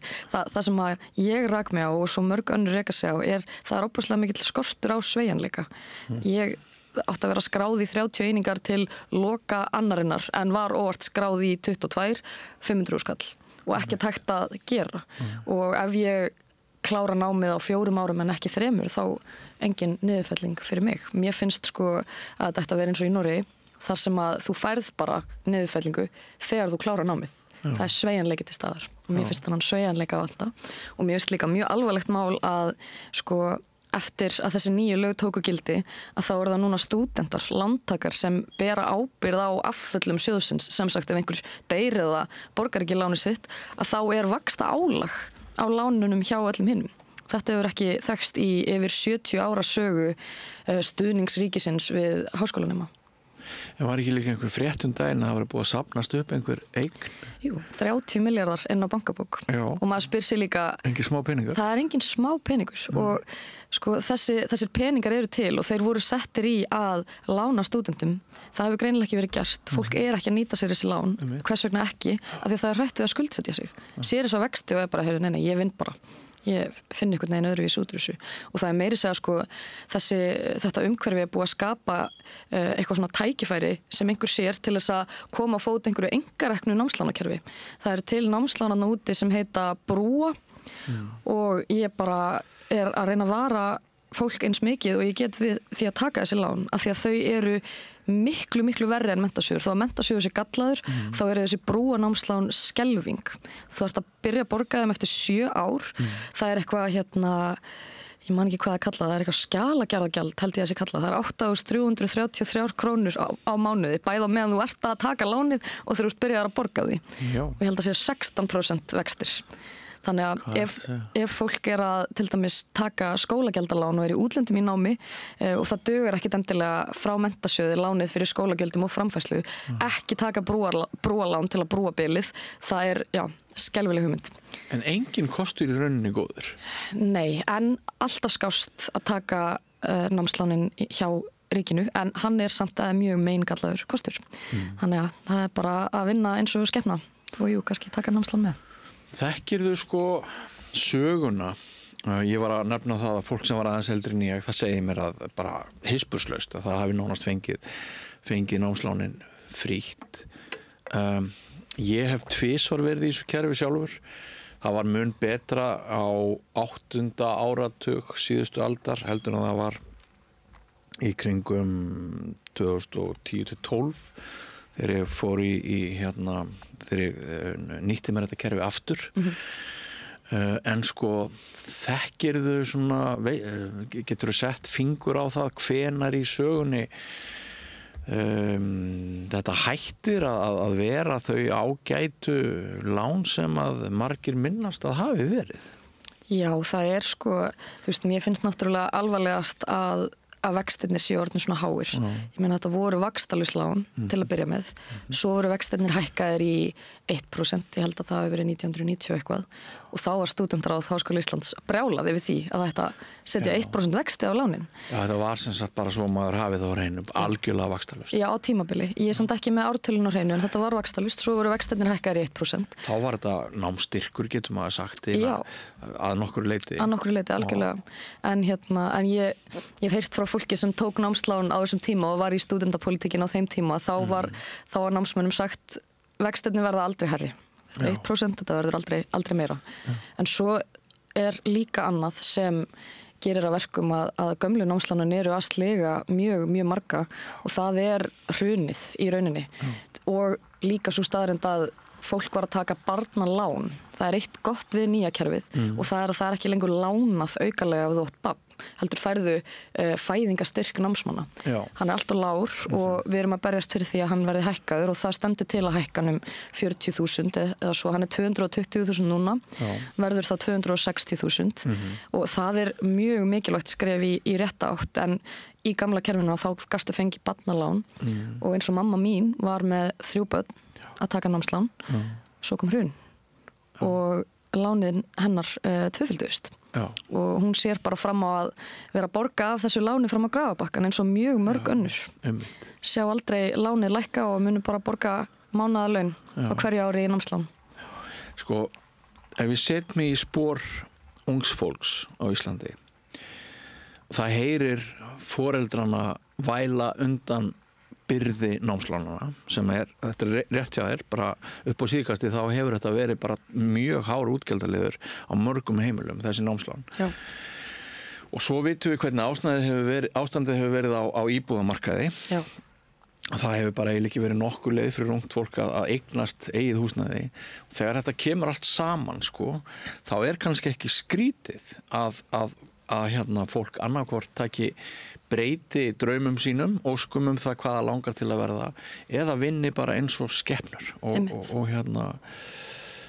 En þetta náttúrulega, við gætum rætt vítarring, við gætum talað það að þótt að sé eðlilegt að fólk breyti hegðun sinni með liti til þessa umhverfis þá bara svo maður komið aftur á samfélaginu, ekki bara einstaklingunum.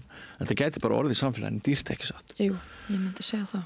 Ef við hugsaum menntunarsteg þjóðarinnar sem að mér finnst mjög mikilvægt þá held ég það. Það í rauninni, þú veist, hvatarnir til þess að sækja sér háskólamenntun eru ekki margir. Þú skuldsetur þig.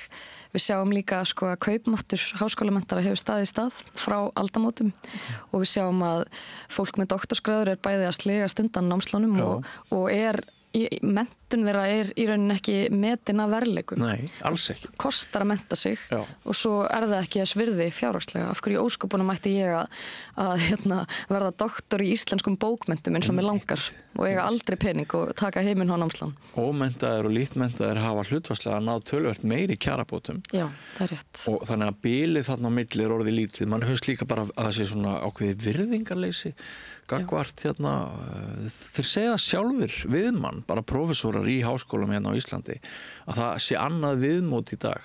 Já. Bæði hafa þeir þurft að taka á sig kjararýrnun með það sem var og námslánakerfið er erfiðara, miklu erfiðara og svo bara talað svolítið það að samfélagið sé ekki að sýna menntun tilhlýðilega virðingu. Einmitt. Og í baráttunni fyrir bættum kjörum að þá virðist einhvern veginn svona andrúmslofti vera þannig að við höfum það fínt og hvað eru við að kvarta.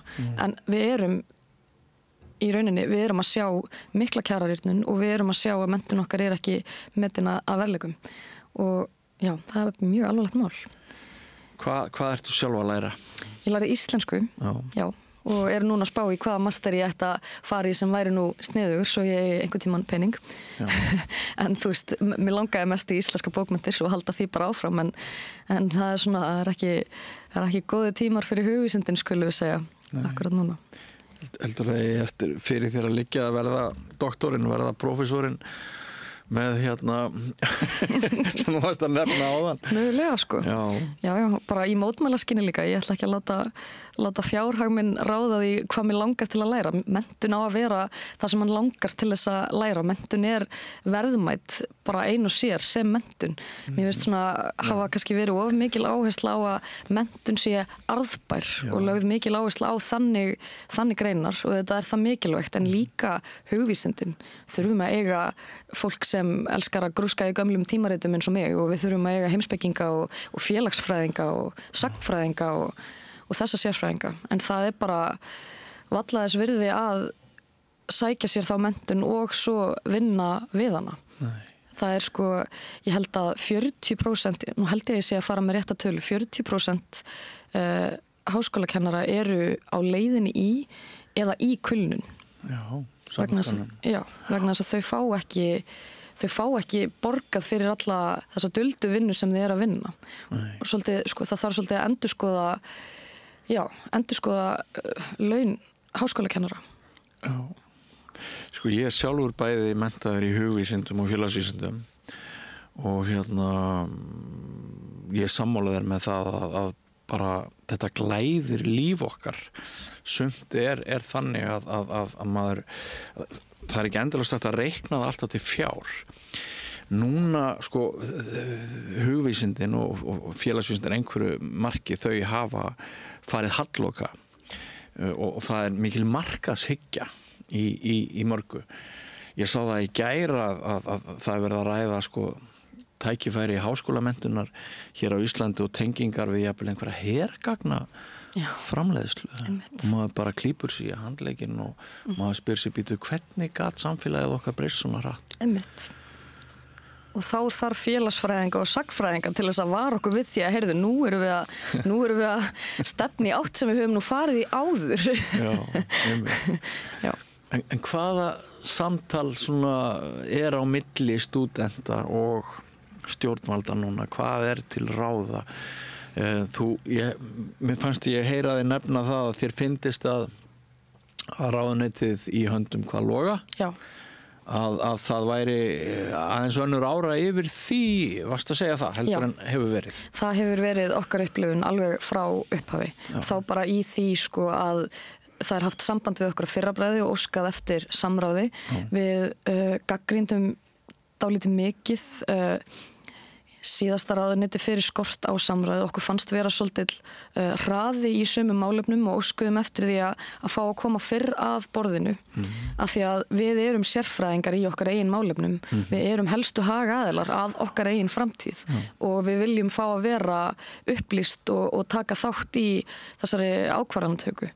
Og við fundum strax fyrir því að það er ekki bara svona verið að haka við, samráð við stúdentafulltrúa komið, heldur er verið að bjóða okkur að borðinu fyrr og ekki verið að beita samráði, heldur virkilega verið að tala við hagaðila áður en skrefur tekin og mér finnst það mjög, mjög jákvætt og það mjög skýr vilji, finnst mér hjá ráðuneytinu núna til þess að gera þær breytingar sem við höfum kallað eftir á námslánakerfinu. Nú einmitt frumvarp breytingar á lögum menntasjóð námsmanna búið að vera í samráðsgátt en það ekki heildarendurskoðun á kerfinu, heldur bara svona nokkra breytingar sem ráðuneytinu finnst aðkallandi að gera strax en svo verðum við auðvitað að sjá heildarendurskoðun á þessu kerfi. Lögbundin heildarendurskoðun átti að fara fram 2023. Hún hefur ekki orðið og við vonum bara að þetta frumvarp sé ekki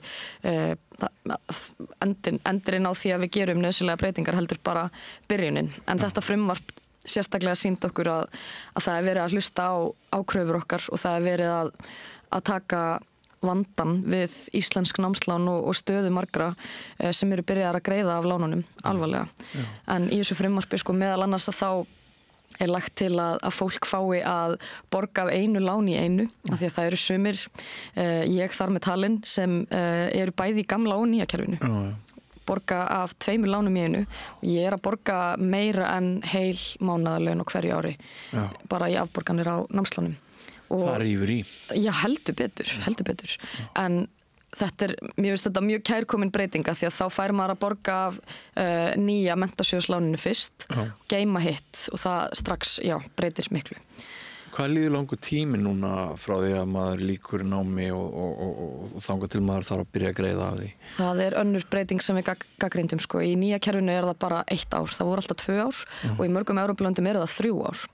En einmitt í þessu frumvarpi lagt til að upphaf endurgreiðslu tíma sé 18 mánuðir, sérst lengt 6 mánuði sem við tökum með þetta fagnandi en við viljum sjá allavega 2 ár. Maður vill fá að fóta sig á vinnumarkaður, maður fær eitthvað námslán í hausinn. En krafa ykkar bara vaxtalaust umhverfi? Krafa okkar við erum alveg hrifin af þessu norska styrkjakerfi. Þannig við höfum ekki verið að krefjast vaxtalausra lána en við viljum miklu lægra vaxtaþak og við viljum miklu meiri sveigjanleika og meiri niðurfellingu. Það önnur breyting sem að mér líst mjög vel á í þessu fyrrnefnda frumvarpi. Það lagt til að þú fáir ekki þennan afslátt bara í lok náms, heldur fáir niðurfellingu í lok hverrar annar. Þannig það í Noregi og þá fá miklu fleiri þennan námsstyrk og þá ekki í námi og bara krossleggja fingur að það komi nú ekkert fyrir á þessum 3 árum þar sem þú ert í námi. Ég vona að ég eignist ekki barn eða þurfi ekki að vinna mikið eða þannig að okkur líst mjög vel á það. Þannig við höfum verið að krefjast niðurfellingakerfis að norskri fyrirmynd. Það eru tekin svona gætileg skref í átt að því þessu frumvarpi og við skiljum það en við viljum sjá 25% niðurfellingu í lok hverrar annar og svo 15% niðurfellingu í lok náms. Pælingin með að vera með niðurfellingu í lok náms ef þú klárar á réttum tíma að það sé hvati til þess að vera fljótar í námi og koma fólki fyrir út á vinnumarkað en sá hvati hefur ekki virkað af því að við vinnum bara ennþá meira á milli ára og við erum lengur að klára námið.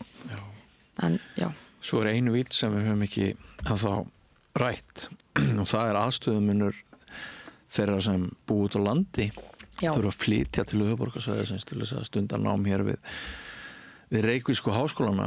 Já, það eiginlega einn jaðarsettasti hópurinn, það alveg þannig og þarf kannski að leigja á almennum markaði. Námsláni tekur ekki mið af, eða framfærslan tekur ekki mið af leiguverði á almennum markaði sem hækkar rosalega á milli ára og það fólk oft í mjög, mjög erfiðri stöðu og kannski ekki með bakland í nágrenni. Það mjög alvarleg staða og svo líka þetta fólki sem stundar nám erlendis, það líka það rosaleg staða sem sumir til dæmis læknanemannir eru í, þeir að fá skólagjaldalán fyrir mjög háum skólagjöldum.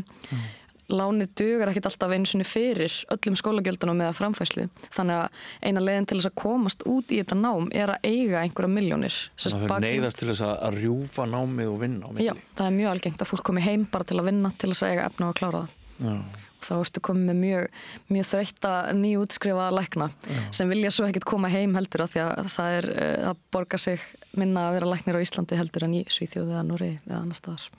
þetta stefnir svolítið í óefni, sko. Já, mjög svo. Það er bara mikilvægt að leggja áherslu á að fá þessa sérfræðiþekkingu heim, að hvetja fólk til þess að mennta sig og að meta þá menntun að verðleikum. Mér finnst líka bara í öllu þessu tali að þurfi sko bara ræða mennskuna meira en minna einhverjar svona, þú veist, teóríur og markaðslausnir.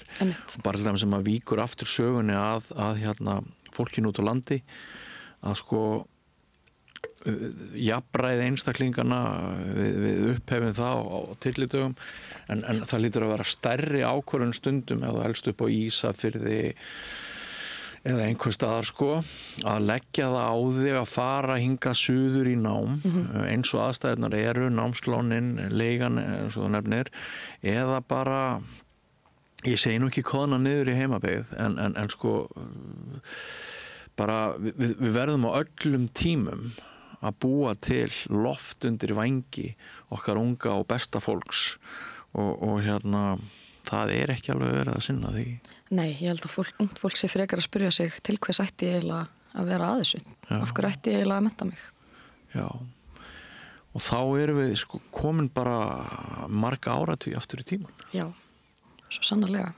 En við bindum mikla voni við að nú séu breytti tímar og það eigi að gera breytingar fyrir ungt fólk og fyrir stúdenta. Já. Og sjáum alveg þverpólitískan vilja til þess. Þannig að það er alveg, við leyfum okkur að vera hóflega bjartsýn að nú taki eitthvað annað við. Einmitt. Eigum við að láta það verða loka orðinu og að reyna að skilja við þetta umræðefni á jákvæðum nótum, Lísa Margrét? Já, það ekki. Þakka kærlega fyrir komuna að Rauðaborðinu. Takk sem leiðis. Og við förum yfir í aðra sálma, ekki fara langt, áhorfendur og hlustendur góðir. Með því að ganga í leigjendasamtökin styður þú baráttu leigjenda. Leigjendasamtökin eru fyrir öll þau sem vilja vinna að réttlæti og öryggi á húsnæðismarkaði. Leigjendasamtökin.is. Nú engin vika hér á samstöðinni án þáttagerðar SME, Sigur Jóns Magnús Eilssonar. Bróðir Gunnar Smára fyrir þá sem ekki það vita. Hann hér vikulega með þætti sem hann kallar reynsluboltana og kallar þá til leiks fólk sem eldri en 2 vetur getur við sagt, fólk sem getur fjallað líðandi stundu með liti til fortíðar, með minni, innsæi, inntak, þekkingu og getur sett mál í samhengi. Og í þetta skiptið þá ræða þjóðmálin með SME, þau Erna Bjarnadóttir, Magnús R. Einarsson og Sigrún Jónsdóttir, helstu mál líðandi stundar. Gjörðu þið svo vel.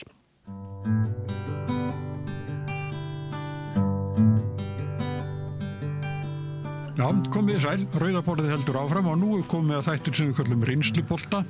Ég með 3 gesti, Erna Bjarnadóttir, hagfræðingur hjá Mjólkursamsölunni, Magnús R. Einarsson, bara tónlistarmaður. Jú. Er það ekki? Jú. Já, og varst náttúrulega lengi í útvarpi. Jú, og ennþá viðlóðandi í útvarpi. Já. Svona. Já. Þannig að þau sem hlusta okkur bara í útvarpi en sjá okkur ekki, þeir þekkja kannski röddina. Kannski, já. Já, þú kannski komaði betur eftir en þokkabótið með svona endurkomu. Já, þetta er hljómsveit sem var starfandi fyrir 50 árum. Já. Og gaf út nokkrar plötur, ég var á fyrstu 2 og það verða tónleikar í salunum núna fyrsta, löngu uppselt og verða sjálfsagt einhver auka tónleikar þegar framleiða stundir. Já, við sitjum við því. Já. Og Sigrún Jónsdóttir, sjúkraliði. Fyrrverandi, já. Ég hætti aldrei að vera blaðamaður, ég vil ekki vera fyrrverandi. Nei. Já. Ég er fyrrverandi smart. Já, svo er það annað mál, sko. En þegar við erum að, þeir töluðu saman í sími í gær, Trump og Putin, og bara leið eiginlega og við skellt á að þá byrjuðu bara heljarinnar árásir á Úkraínu. Já. Voru við ekki að vona það að það kæmi eitthvað hlið fyrir þetta blessa fólk? Jú, að sjálfsögðu, ég menna öll stríð eru vond. Já. Og þetta er alltaf spurning ökonómíu. Já. öll stríð eru ökonómísk stríð. Já. Og það greinilega verið að reyna að skipta á milli, skipta upp, ég meina þeir að reyna Trump vil fá hluta af því sem að er þarna í boði. Já, jáfnvel sko beru ofan á tertinu, hann vil fá það besta. Já, og svo náttúrulega þessi maður, þessi Putin hann ekki bara ólíkindatól, hann er hvað við segja, valdasjúkur, hann ófyrirleitin, ég meina, hann anstæðingar að segja, ef þú hallmælir honum, þá áttu það til að detta út og glugga á 10. hæð. Hann þannig þannig manneska, sko, þannig óþverri. Þannig að það nú ekki mikla friða líkur hérna, því miður. Nei, ég segi það líka, þetta horfir ekki vel hvað friði snertir á þessu svæði og svona furðulegar kröfur sem að aðilar koma sífellu fram með og stærsta hindrunin svona í augnablikinu verið nú til dæmis vera ef að Putin ekki til viðræðum friði nema að Úkraínumenn drægi úr sínum herstyrk og hætti að þykja erlenda stuðning. Nú, hvað þýðir það í raun og veru? Þannig að það virðist ekki vera neinn raunverulegur vilji þarna og síðan eins og Magnús segir þarna verið að skipta náttúrulega því sem verðmætt og það er mikið kapplöp allstar í heiminum dag aðgengi að sjaldgæfum málmum til dæmis og þarna að finna í nýjustu örgjörfa sem að hagkerfi heimsins munu byggja á næstu árum og kapplöp, efnahagslegt kapplöp mun ganga út á að vera með hraðvirkustu örgjörfana. Þannig að það er margt undir þarna en því miður þá horfir ekki vel. Nei, þetta er svona meiðandi fréttir. Við erum komið nóg að Þú talar að við vorum kannski höfum allir verið með vonum að eitthvað færi að breytast til hins betra. Ég vonaði það sjálfsögðu en ég átti ekkert vonaði. Nei. Með hvorugan þeirra, mér finnst bæði Trump og Putin bara hálfklikkaðir. En við getum verið með greiningar og allt fólk, sko. Mér finnst þið klikkaðir. Já, þú ert ekkert einu það. Ég held að þetta er svo mikil vonbrigði líka. Við hefum ekki verið með stríð svona nálægt okkur, sko. Bara ekkert okkar mann eftir því, sko. Mér finnst nú kannski vonbrigðin ekki síðri, sko, varandi Trump sem hefur nú viljað vera svona maður friðar og geta hérna kannski, já, sem við segja, hún gangið það til að fá Nóbelsverðlaunin í friðarverðlaunin, sko. Það sé svona eitthvað agenda hjá honum. En hvernig mál hafa þróast í Ísrael og Gaza eru kannski ennþá meiri vonbrigði þegar Trump á í hlut. Maður hélt kannski að hann myndi halda betur á þar. Og ósmekklega heitin í honum með Gaza, sko. Bara að ryðja rústónum hann í burtu og búa til bara sælu reip bara hérna í blóðbollinu miðjum, sko. Óskiljanlegt. Já, allt hans tal náttúrulega í varðandi útþenslu Bandaríkjanna og taka innlima Kanada, Grænland og hvað einna, sko.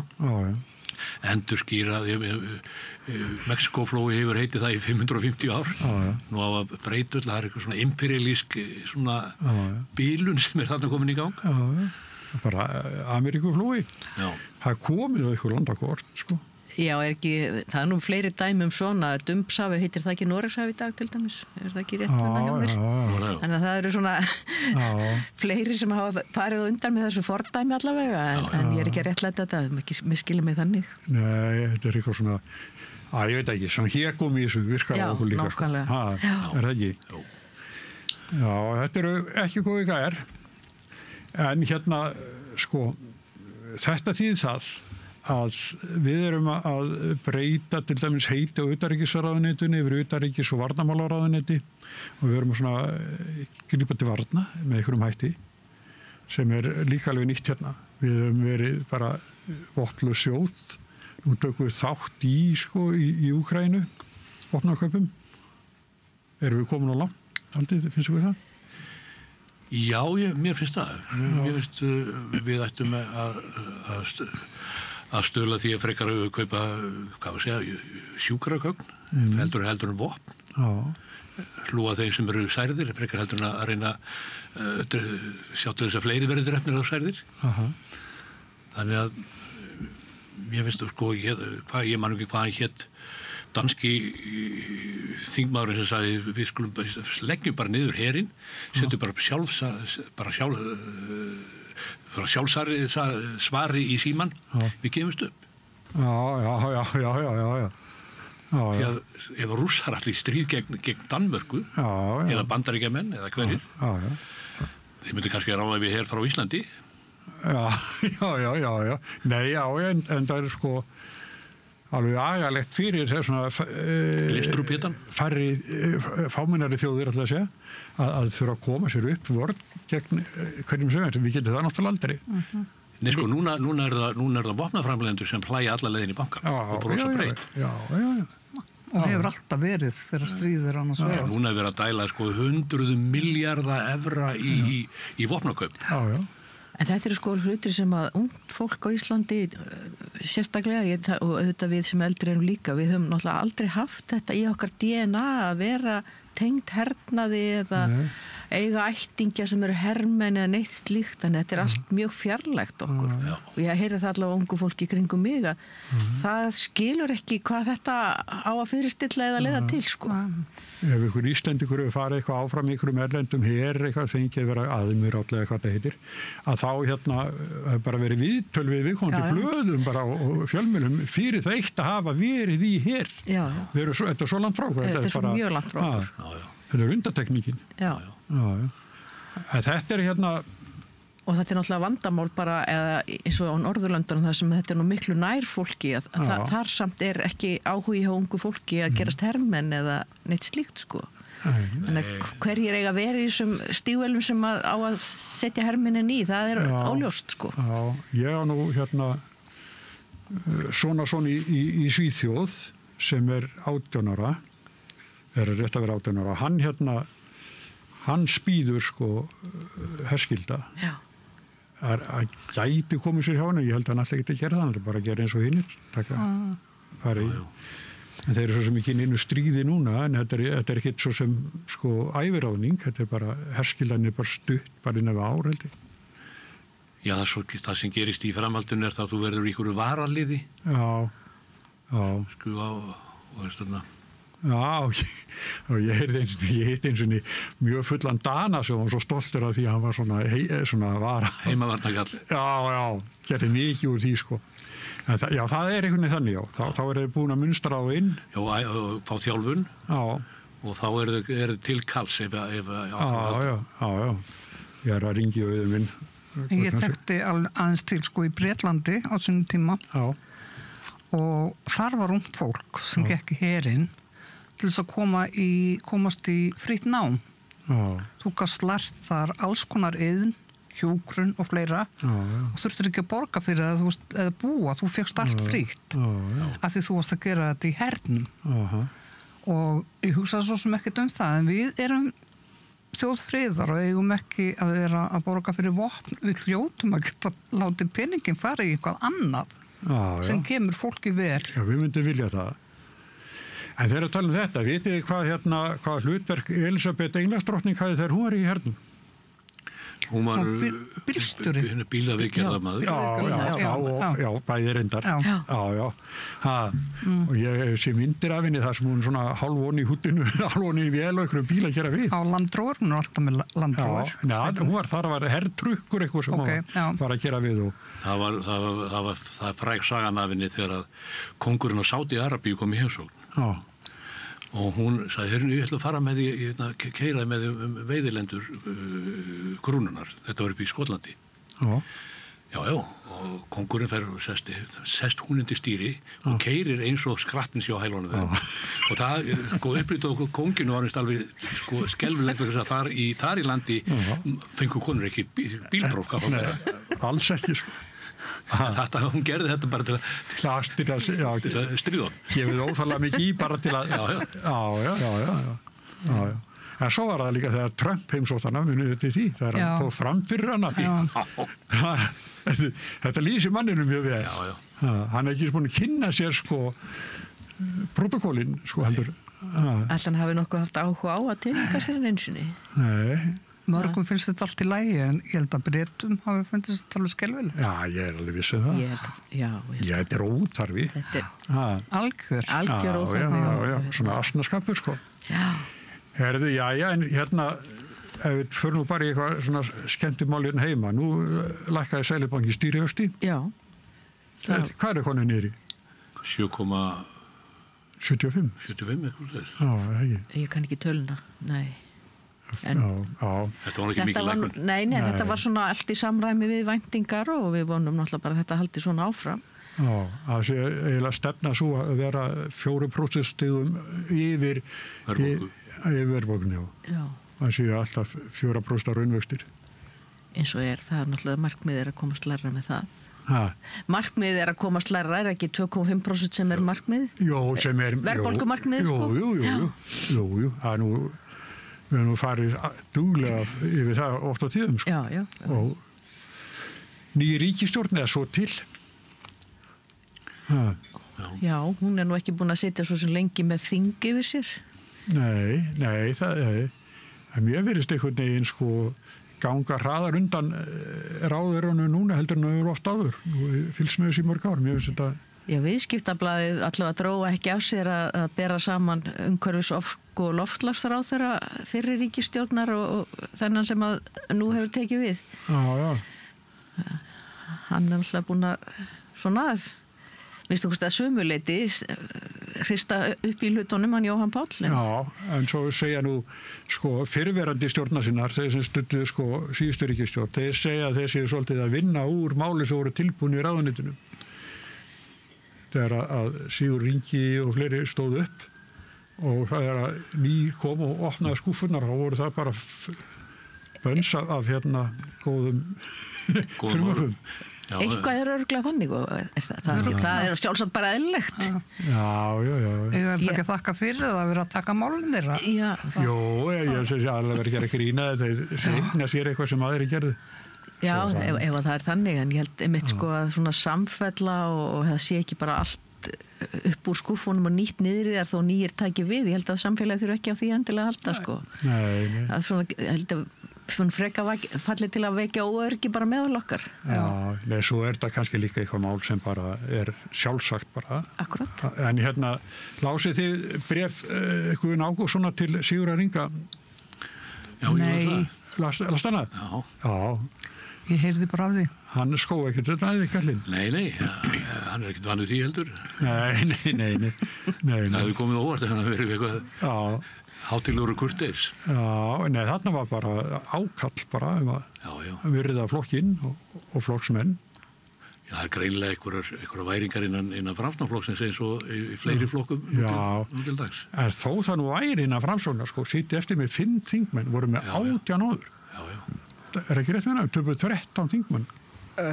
Þeir kunna alveg að fara í svona erjur, Framsóknarmenn. Þeir kunna alveg að fara í svona erjur.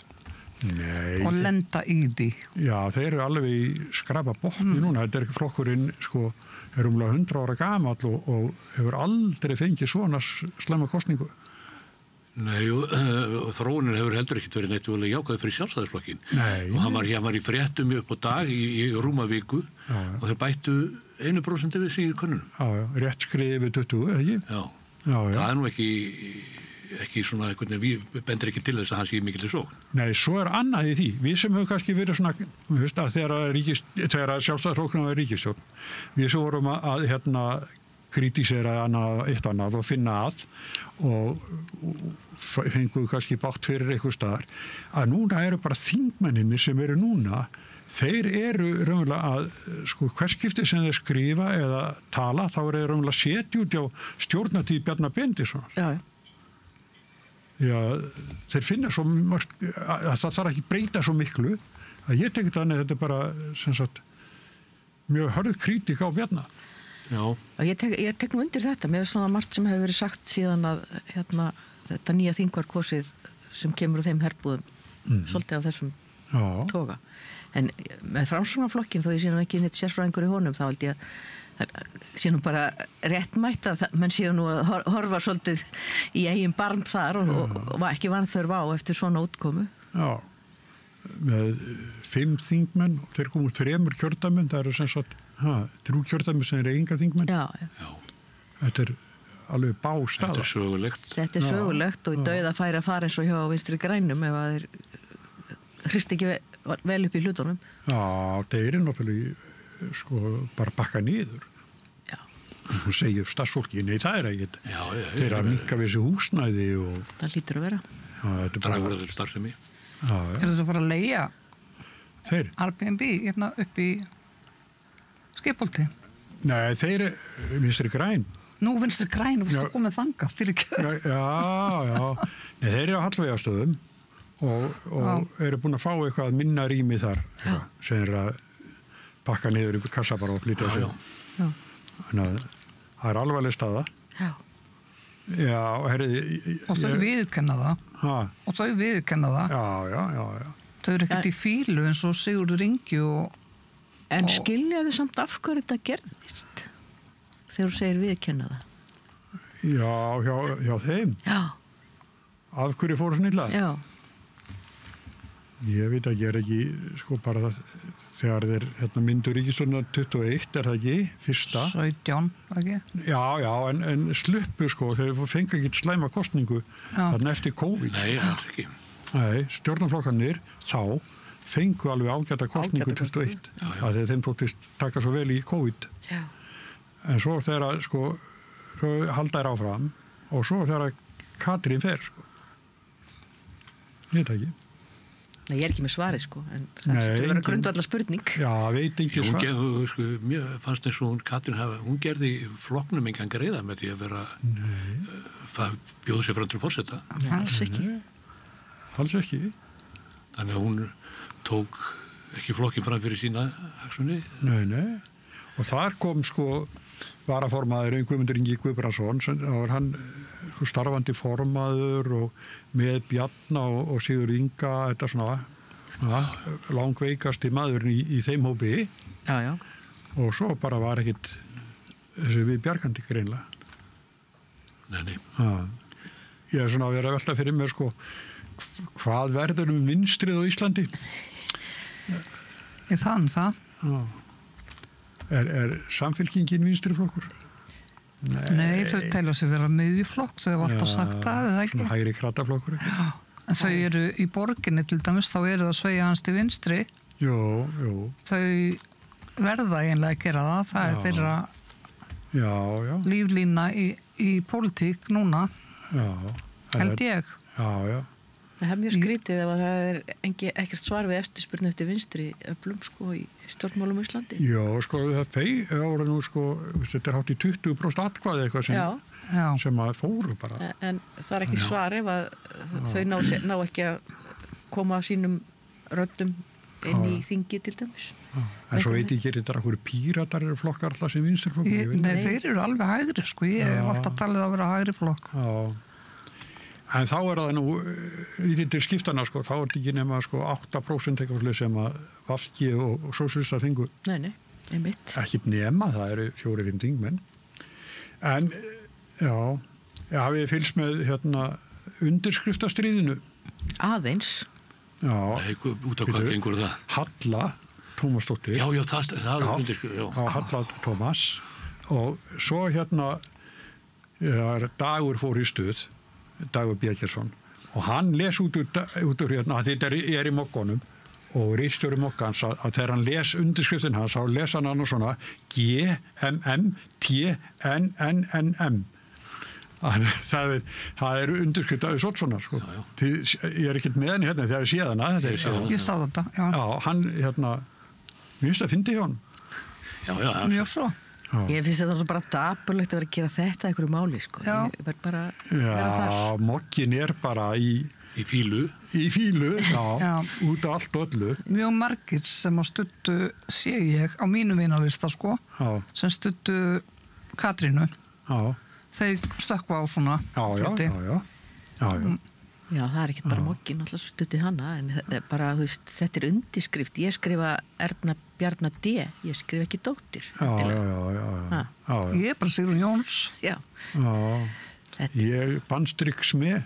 Já. En Maggi, hvernig skrifaðu þú? Já, ég MRE bara. Já. Nei, þetta er undirskrift eins og einhver sagði, sko, signature, það er bara getur verið þess vegna eitthvað krass, líku við. Já. Hjá okkur þessu venjulega fólki þá er þetta mest rafræna undirskriftir. Já. Við erum að gera eitthvað.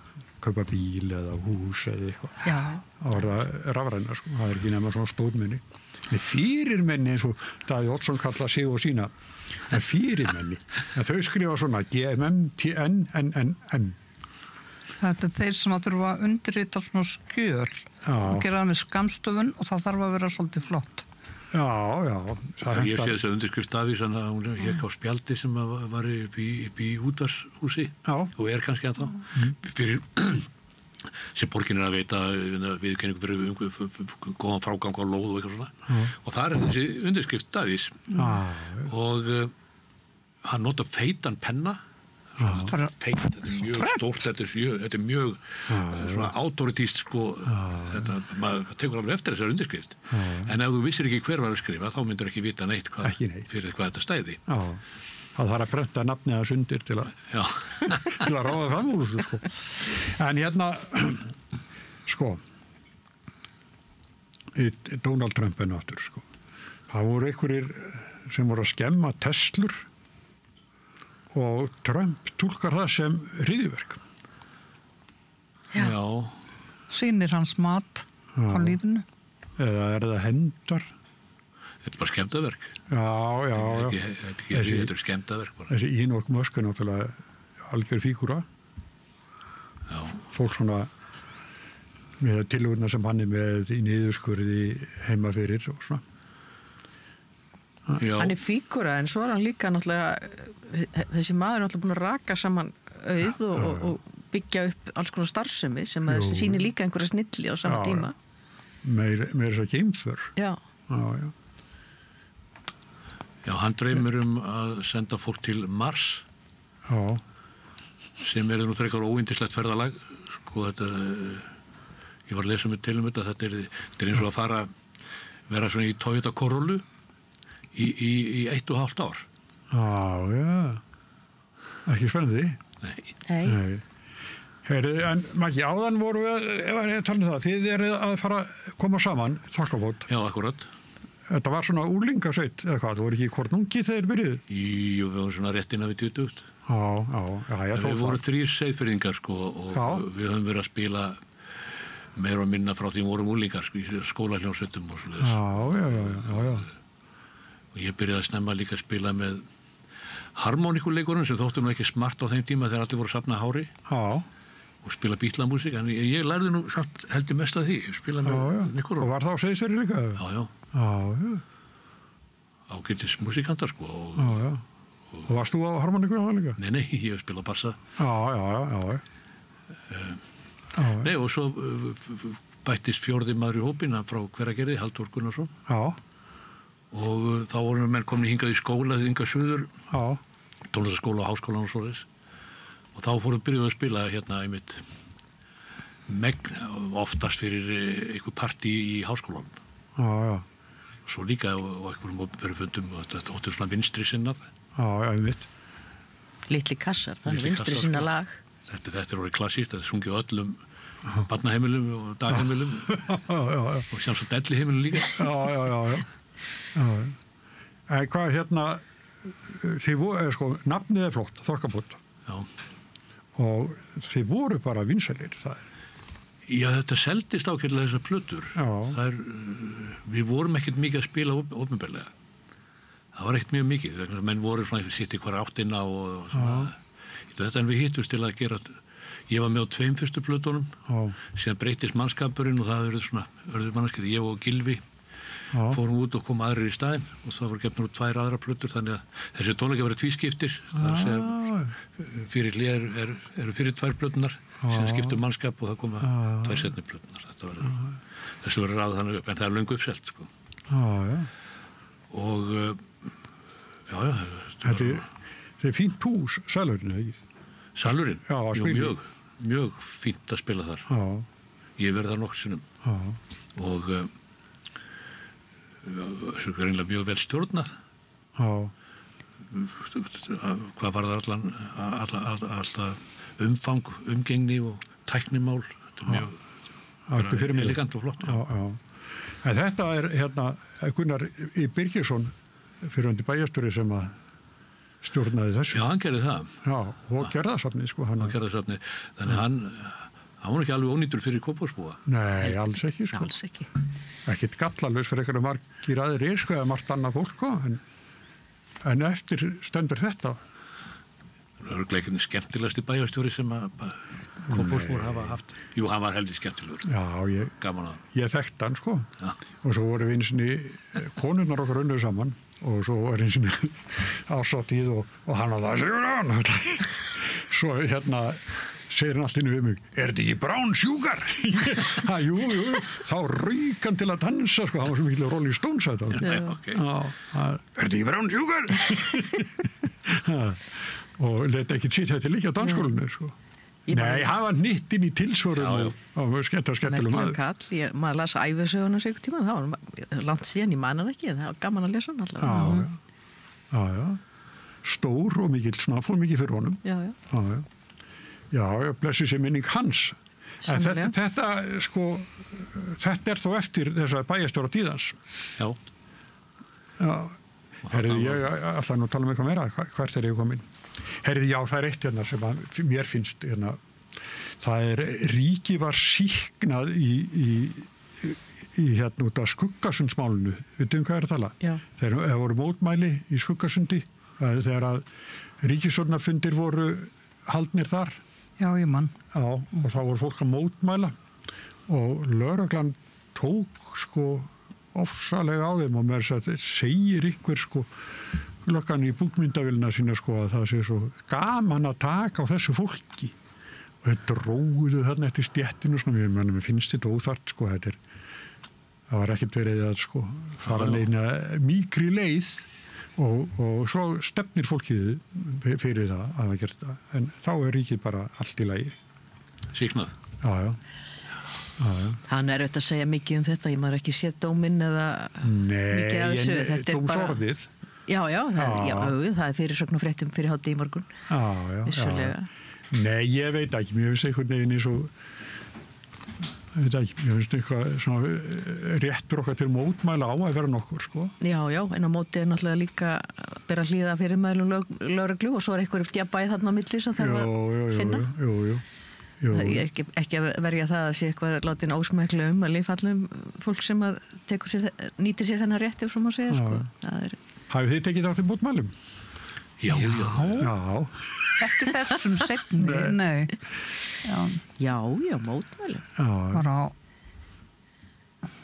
Ég var 14 ára 68 og hitti þá Steini í rúðu í sovjerska sendiráðunni í Karlastræti og svo mjög glaður en svo ég lögna og kom hlaupandi að mér en ég komst yfir veggin og slapp svo leis.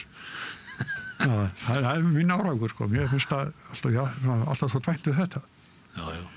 Já, það er náttúrulega búsaldabyltingunni, hún var svo langvarandi, það er ekki hana hægt en það er ekki þátt í því. Nokkur ár. Já. Á Austurvelli. Já. Við höfum svo sem, sko... Þetta stjórnarskrár varin réttur. Já. Og sigrúmi verður að vera, mér finnst það. Þetta verður að hafa eitthvað þýðingu eins og þú segir, stjórnarskráin verður réttur hann verður virka. En samt var svona oft mikið undri í búsaldabyltingunni, það voru margir alveg bálreiðir og auðsaldari hvað þetta færi, sko. Það hefði getað farið úr böndunum alveg og enda með ósköpum. Og nú teft stundum. Já. Geir Jón, náttúrulega Þórisson, sem var svona yfirlökunni, hann var svona prúður maður og svona skildan allir hvað hann var að segja. En mér er líka minnistætt fyrir utan stjórnarráðið að þá voru alveg ótrúlega læti og lögreglu búin að stilla sér fyrir framan húsið og fólk var að kasta, sko, grjótum og svona. Slasast ekki eitthvað lög? Nei, þá komu bara mótmælendur og stóðu fyrir framan vörðu löggun. Og þar held ég að hafi, sko, orðið, sko, mikil breyting á mótmælunum. Þá var hægt að amast í löggunum sem náttúrulega voru enga ábyrgð á þessu ástandi. Nei. Þannig að ég held að þetta veri svona, sko, sjálfskipuð vörn þetta sem að breytti þessu. Ég held að það sé alveg rétt. Og breytti móralum, sko. Já, einmitt. Þeir eru náttúrulega voru að missa sitt kannski alveg eins og við hinn og svona, sko. Þannig að En gátt ekki verið heima að hugga liðið sitt, þetta var bara standa vaktina gegn okkur líðnum. Já. Ég er svolítið hissaði þegar ég heyri, ef maður sér engin mótmæli eða mikil viðbröð við aðgjörunum til að rétta af og leiðrétta íbúðalánasjóðinn. Nei. 651,4 miljardar sem að detta á okkur. Já, rukkun sem kemur inn á ríkiskassan. Og það nokkuð sem búið að liggja fyrir lengi en ekkert verið gert í fyrir en að núna. Nei, sko, þetta á ferðinni pólitísk mistök sem aldrei verður refsað fyrir. Nei. Það ég hef heyrt menn og tala þetta til dæmis ef þetta hefði gerst í Þýskalandi eða Bretlandi eða Frakklandi þá væru þessi pólitíkur sem fyrir rétti. Já. En það verður aldrei hér. Aldrei. Nei. Kannski einhvern tímann, vonandi. Erna, hvað segir alltaf? Já, ég ætla að segja sko sem falla okkur ef að hinn kosturinn að sjá að lífeyrisþegar tapi réttindum. Já, akkurat. Já, en sko að hafa lagt í þetta ferðalagi náttúrulega stóramálið. Það er upphafið. Það er pólitísku mistökin en það sem stöndum fram fyrir í dag er bara hvernig á að skipta skellinum. Sko. Já. Því þetta sko, ég heldur að það verið bróðurinn sem að reknaði út að það var 1,67 milljónir á mann, á hvert mannsbarn í þjóðskrá Íslendinga. Já. Þetta er búið að blasa við lengi, sko. Já, en ekkert fyrir gert fyrir núna. Já, þetta byrjar þarna, byrjar þetta ekki 2022 líklega sem að þessi umræða fer á stað. Já, það er að Bjarni tala að láta eldri borgar að bera þetta. Já. Það var nú bara þannig. Já, ég satt í stjórn á lífeyrissjóði þessum tíma. Þetta var auðvitað að borðum þar. Já, það var bara þannig. Já. Og það hefði verið alveg geysileg skerðing langa tíma. Ég man ekki hvað, þetta var eitthvað yfir 10% sem þetta gæti haft áhrif hjá sum og sjöðum, sko. Já. Sem er mikið. Nei, maður heyrir einhver mótmæla þessu ekkert sérstaklega, sko. Það er eins og við tökum þessu bara eins og hverju eru hundsbytti. Já. En byltingar verða nú yfirleitt ekki nema fólk sem farið að svelta. Það vanti brauð. Já. En þannig að það verður engin bylting út af þessu. Nei. Þetta er bara, við erum bara að býta í þetta. Já. Þetta er fólk sem við kusum til starfa á sínduma, eða ekki, sennilega ekki, ef maður hver hérna. En ég vil ekki að fara að segja þetta gott, klukkan gengur á okkur. Ég ætla að þakka fyrir komuna. Takk fyrir. Erna, Magnús og Sigrún. Takk fyrir. Takk kærlega fyrir og rauðaborðið heldur áfram eftir augnablik. Samlokubrauð, maltbrauð, tjekknestbrauð, súrdeigsbrauð, brauð ársins, Bernhöfts Bakari, íslenskt handverk síðan 1834. Nú, við ættum kannski bara að spyrja okkur daglega hvað það segi okkar samfélag. Þegar fólk sem hefur unnið það sér helst til sakar að bjarga mannslífum er undir stöðugu eftirliti, áreiti og lögreglu rannsóknum. Hún Laufey Líndal Ólafsdóttir, hún ræðir nú við Maríu Lilju Ingveldar Þrastadóttur Kemp og lögmann hennar Gunnar Inga Jóhannsson hið svokallaða Solaris-mál sem mörgum finnst jaðra við ógeðfelldar ofsóknir.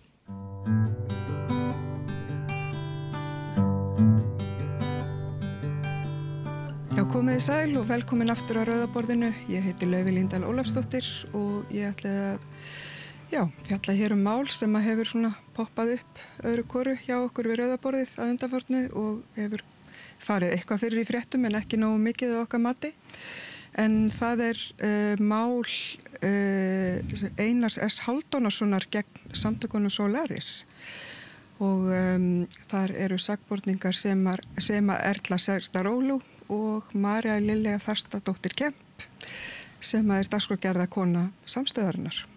Og hún er hérna komin ásamt lögmanni sínum, Gunnari Inga Jóhannssoni. Komiði sæl. Hæ. Sæl. Þetta er nú mál sem er ekki að fara sína fyrstu umferð. Þetta hefur svona komið einhvern veginn aftur og aftur og nú komið í hvað 3. sinn, það ekki rétt hjá mér? Marja Lilja, kannski byrjar að segja okkur aðeins. Jú, þetta þetta mál, þessi kæra, hún eitthvað sem borin upp á lögreglu fyrir núna rúmi ári síðan af Einari S. Hálfdánsinni, þar sem hann svona viðrar þessar áhyggjur sínar við lögreglu og óskar eftir lögreglurannsókn á fjársöfnun sem var farið í á vegum, mínum vegum og svo Semu og Solaris. Þegar við unnum að því að koma með aðstoð Íslendinga fólkinu heim frá Gaza, dvalarleyfishöfum. Já, þeim sem höfðu fengið leyfi á grundvelli fjölskyldusameiningar og það hafði eitthvað tafist að koma þeim. Jú, það var íslensk stjórnvöld þau sýndu kannski ekkert gríðarlegan vilja að ná út fólki úr þessu þjóðamorði og okkur fannst að það þyrfti eitthvað að gerast og stundum þá maður bara með eitthvað svona réttlætiskend og maður fyllist eitthvað svona reiði og maður fer bara á stað og maður bara reynir eitthvað sjálfur. Það kannist flestir við þessi tilfinningu, maður eitthvað svona vanmáttakend, mikið af palestínska samfélaginu tengist mér á einn annan hátt, þetta eru vinir mínir, margir hreinlega bara margar telji til fjölskyldu og þannig að þetta verandi hérna á Íslandi, horfandi upp á þetta þjóðamorð, vitandi af börnum, eiginkonum og gamalmennum og körlum á ólíkum aldri þarna inni í þessum hryllilegu aðstæðum, þar sem að þau í rauninni beiðir ekkert nema dauði. Þá einhvern veginn langaði mig og Bergþóru og Kristín Eiríks okkur langaði til þess að freista þess að kanna hvort að ekki væri hægt að koma þessu fólki yfir landamærin með öðrum hætti heldur en í gegnum íslensk stjórnvölda því að þau voru búin að lýsa því yfir að þau vildu ekki taka þátt í þessu. Þetta eitthvað ferli sem fyrir gang, þannig að við komum frá fjölmiðlum, Solaris grípur hérna ákveðin bolta, tekur utan söfnun. Já, þið byrjuðu á að fljúga til Egyptalands, það ekki rétt hjá mér? Jú, við Bergþórum við ákveðum þetta á svona sólarhring, við förum þetta út, fréttum af því að það sé hægt að fara, það sé til ferðaskrifstofa sem að sérhæfi sig í lúxusferðum á milli Gaza og Egyptalands og þetta fyrir þau sem kannski ekki vita þá hefur Gaza verið óbærslega afmarkað og lokað landsvæði í mjög langan tíma. En ef þú átt pening þá gastu keyptir svona VIP einhverja service þarna yfir landamærin og þessi skrifstofa hún hafði nú ekki lokað dyrum sínum algjörlega þrátt fyrir að þjóðamorði væri sannlega í gangi en það hefur svo sem verið það síðustu 76 árin þannig að það bara eins og það við einhvern veginn komumst förum það inn, leggjum spilin svolítið á borðið og bara kaupum af þeim þessa flutningsþjónustu fólksins, Íslendingana, með því að fara í landsöfnun og ég meina við söfnum fullt af pening og þetta gerist allt rosalega hratt. Vegna þessa máls þá náttúrulega verður einhver hreyfing á Íslenska ríkið fer í einhverja svona eftir áskýringar og aðgerðir og annað því líkt. Þannig að en þetta sem stendur þannig að við og fyrir söfnunarfé Íslensku þjóðarinnar tókst okkur að koma yfir landamærin 200 einstaklingum út úr þjóðamorðinu á Gaza. Sem auðvitað bara eitthvað sem ég get verið ofboðslega stolt af og allir þeir sem tóku þátt í þessu stóra verkefni. Þetta voru auðvitað mjög margir sjálfboðaliðar sem komu að þessu og þétt net og vel haldið utan þetta. Já. En það sem gerist svo svona þegar að þetta verkefni svona aðlíðandi lok þá tekur Einar S. Hálfdánarson sig til. Hann pabbi Diljár Mist, þingkonu Sjálfstæðisflokksins og hann kærir mig og svo sem Erlu og svo Solaris samtökin sem að hún stjórnarformaður í og og einhvern veginn úrverður þetta svona ping-pong á milli Ferli, þar sem að lögreglan fellir niður rannsókn og það fer þarna til ríkissaksóknara og hann svona kærir ákvörðin og það verður aftursent til lögreglu og svona fram og tilbaka og núna erum við komin á þann stað að saksóknari tók ákvörðin að senda málið enn einu sinni inn til lögreglu og með 10 blaðsíðna greinargerð og einhverjum tilmælum sem við reyndar fáum örugglega ekki sjá hvernig lögregla skuli hátta þessar rannsókn og eða haga þessar rannsókn. Þannig að eins og ég segi, þá er þetta bara þetta skrítið mál. Það umrætt að vera með réttastöðu grunaðs fyrir einhvers konar efnahagsbrot og svo tengsl við hryðjuverkasamtök sem náttúrulega þetta bara algjör fásinna en fyrir vikið þá og höfum við líka bara orðið fyrir miklu áreiti og svona þannig að maður upplifir þetta svolítið sem svona pólitískt ofbeldi eða einhvers konar svona hundaflutu. Einhvers konar ofsóknir. Já. Takk fyrir. Gunnar Ingi, ég kannski spyr þig næst að svona, lögfræðilegu hliðinni. Hvernig er þín aðkoma í þessu máli? Ég náttúrulega verið að aðstoða Maríu í þessu máli og kem að því þarna upphaflega þegar að kemur á daginn að það búið að leggja fram þessa kæru hjá lögreglu. Þá upphaflegu kæruna.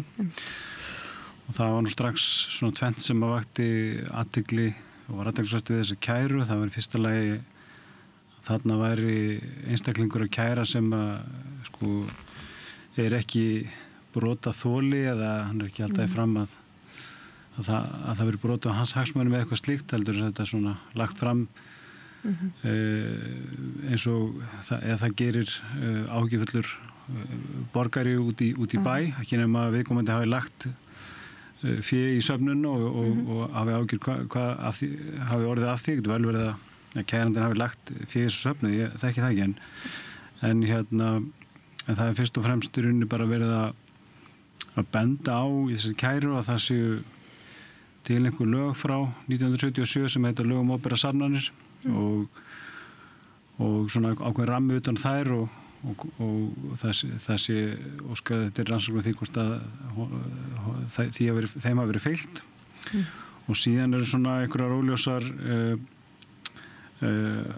fullyrðingar eða óljós ummæli það að það sé óheimilt að greiða erlendum embættismönnum mútur en það sem að vakti athygli er þá þetta að þessi aðili á enga aðkomu að þessu máli og tengist í rauninni ekki neitt og svo hitt að kærunni fylgd í rauninni bara akkurat engin gögn og engin rökstuðningur og það var nú ekkert sérstaklega erfið ákvörðun held ég fyrir lögregluna að fella þetta mál niður vegna þess að það var ekkert í málinu. Nei. Og það var nú tekin skýrsla til þess að afla frekar upplýsinga málið og svo er það fellt niður. Það er síðan kært til ríkissaksóknara af hálfu kæranda sem að fellir þessa ákvörðun gildi og vill að þessi teknar frekar í skýrslur og skoða eitthvað frekar í málinu. Og það er gert og það er rauninni bara sama niðurstaða, það er ekkert sem bendir til þess að það verið brotin einhver lög en það var ekkert bent á neitt slíkt í þessari kæru. Og það var rauninni bara verið að biðja lögreglum að skoða hvort það gæti verið og það er auðvitað ekkert eitthvað sem að lögreglum á endilega vera að eltast við.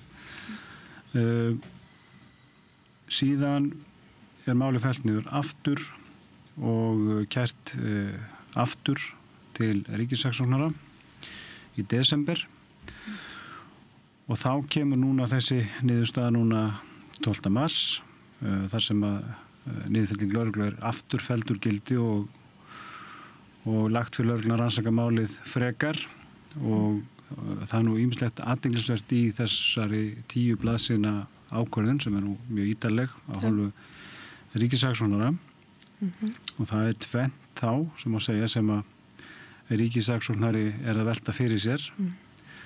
Það í fyrsta lagi kannski jákvæmt að það þá komið niðurstaða það að það hafi ekki þurft neitt leyfi fyrir þessari söfnun sem fór fram. Það verðast allir vera sammála það, ríkissaksóknari, lögreglan og allir. Hins vegar segir í þessum lögum að þegar að opinberar fjársafnanir fara af stað þá þurfum við að láta sýslumann vita af fjársafnun og lögreglan ríkissaksóknari virðist vera mjög upptekinn af því að sýslumaður hafi ekki verið látinn vita af þessari fjársafnun fyrirfram. Og það þetta alls konar fjársafnur á hverjum degi og það engin vafi á því að það rignir ekki einhverjum tilkynningum yfir sýslumann slíkar fjársafnanir en það liggur þó fyrir tilkynningi þessu máli þó hún hafi ekki verið send fyrirfram. En þetta algjör minniháttar hvort maður segja formgalli eða hvað þetta eiginlega ekki eins og formgalli.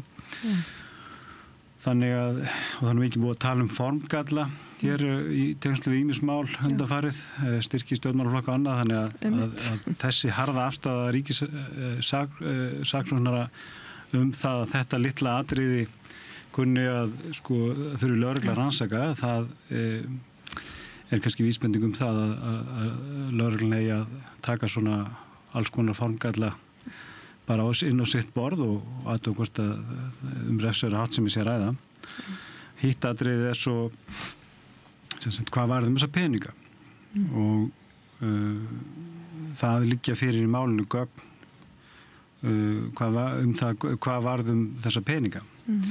En og það liggur fyrir álit endurskoðanda á því að það stemmir það uppgjör sem að samtökin skiluðu af sér til sýslumanns.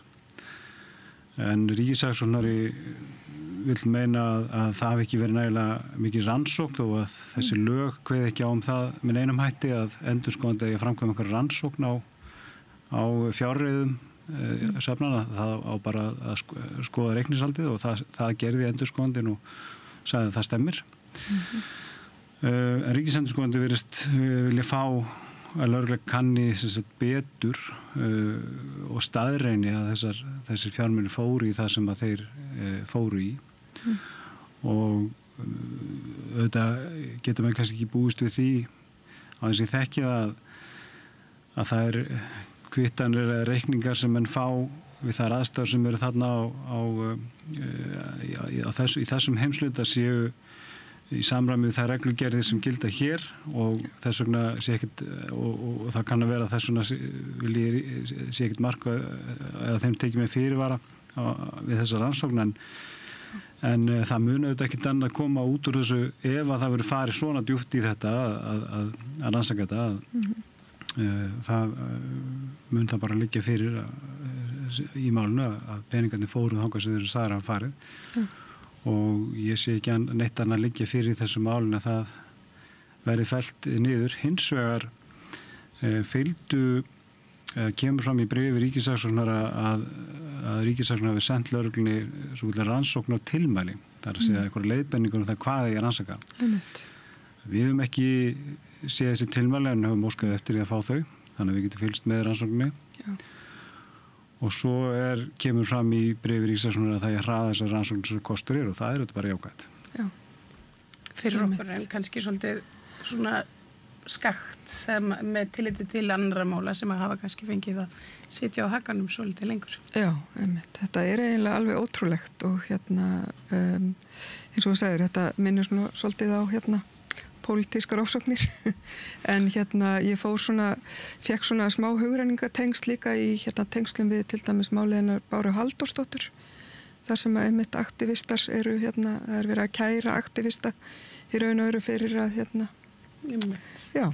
einmitt það sem uppljóstrara Já, akkurat þó málin séu ekki lík í eðli sínu en þetta svona bara þessi ásetningur sem virðist vera frá fólki með ákveðnar skoðanir að fara út í að kæra aktivista. Já, þar voru þá allavega einhverjir sko myndir brotaþolar sem töldu að vera brotið á sér sem gáttu þá, vildu að það þér rannsakað. Í þessu máli það er ekki fundist neitt brotaþoli og þetta bara svona óskum það utan á bæ að þetta verið skoðað, hvort þetta hafi nú ekki örugglega allir fjármunir í söfnunni farið í þetta og hvort að það hafi nokkuð staðar verið greiddar mútur án þess þó að nokkuð liggi fyrir það. Þannig að það er bara svona verið að biðja lögreglum að skoða þessi atvik þarna út í Egyptalandi og getur vel verið að það þurfa að senda einhverja fulltrúa frá embættinu þangað þá til þess að skoða það betur. Ég sé ekki annað en að ríkissaksóknari sé að fara fram á það og en það er það sem að vekur athyglisvert. Þessu máli er engin brotaþoli og það sem er líka athyglisvert er að í lögum meðferðar mála kemur nú beinlínis fram að kæru heimild til ríkissaksóknara sé bundin við það sem er hagsmuni af úrlausn máls og við höfum bent á það að þessi einstaklingur hafa enga hagsmuni af því að kæra niðurfellingu lögreglu á rannsókn málsins, en það hefur ekkert verið hefur aldrei komið til umræðu úrlausnar í þessum ákvörðum ríkissaksóknara hvaða hagsmuni í raunverulega þessi einstaklingur hafi af því að þetta mál sé skoðað. Nei, það er eitt sem að ég raka augun í þessari útskýringu sem er mjög löng og það er sko þú veist, ég get sagt það, Gunnar Ingi getur kannski sagt það, þú veist, það er ýmislegt sem að mér þykir ámælisvert, en það er til dæmis sú staðarind að það er einhvern veginn gert tortryggilegt að ég skuli vera í stjórn Solaris í ár, en ég hafi sagt í skýrslutöku einmitt fyrir ári síðan að ég hefði ekkert að gera með samtökin. En það er nú bara þannig að þegar aðalfundir eru haldnir og aðalfundur samtökina var haldin núna í vetur og það var það sem að útbúnir voru mitt ársreikningar fyrir reikningsárið 2023 og það var svo 2024 núna aftur svo seinna í september og bauð mig fram í stjórn einfallega vegna þess að ég hafði með opinberum hætti verið bendluð við starfsemi samtakana og ég meina þekki þeirra starf og þykir bara margt gott þar, þannig að ég bauð mig fram í stjórnina þannig að það er svona eins og einhvern veginn það fer ekki alveg svona saman alls konar verið að draga fram alls konar hluti sem að ég hafi verið að ljúga til í skýrslutöku þegar ég sannarlega gerði það ekki og ég meina það líður hálft ár þannig að ég er komin inn í stjórn Sólarsamtakana sem ég er núna. Þannig að þú varst ekki stjórnarkona þá, en þú ert það núna. En það er náttúrulega liðin líka svolítið langur tími. Þakks í þessu máli. En það er náttúrulega liðin langur tími. Þetta er búið að vera hvað heilt ár, er það ekki, þetta ferli? Þetta lítur að taka á. Svona, já, það gerir það. Fyrir því persónulega?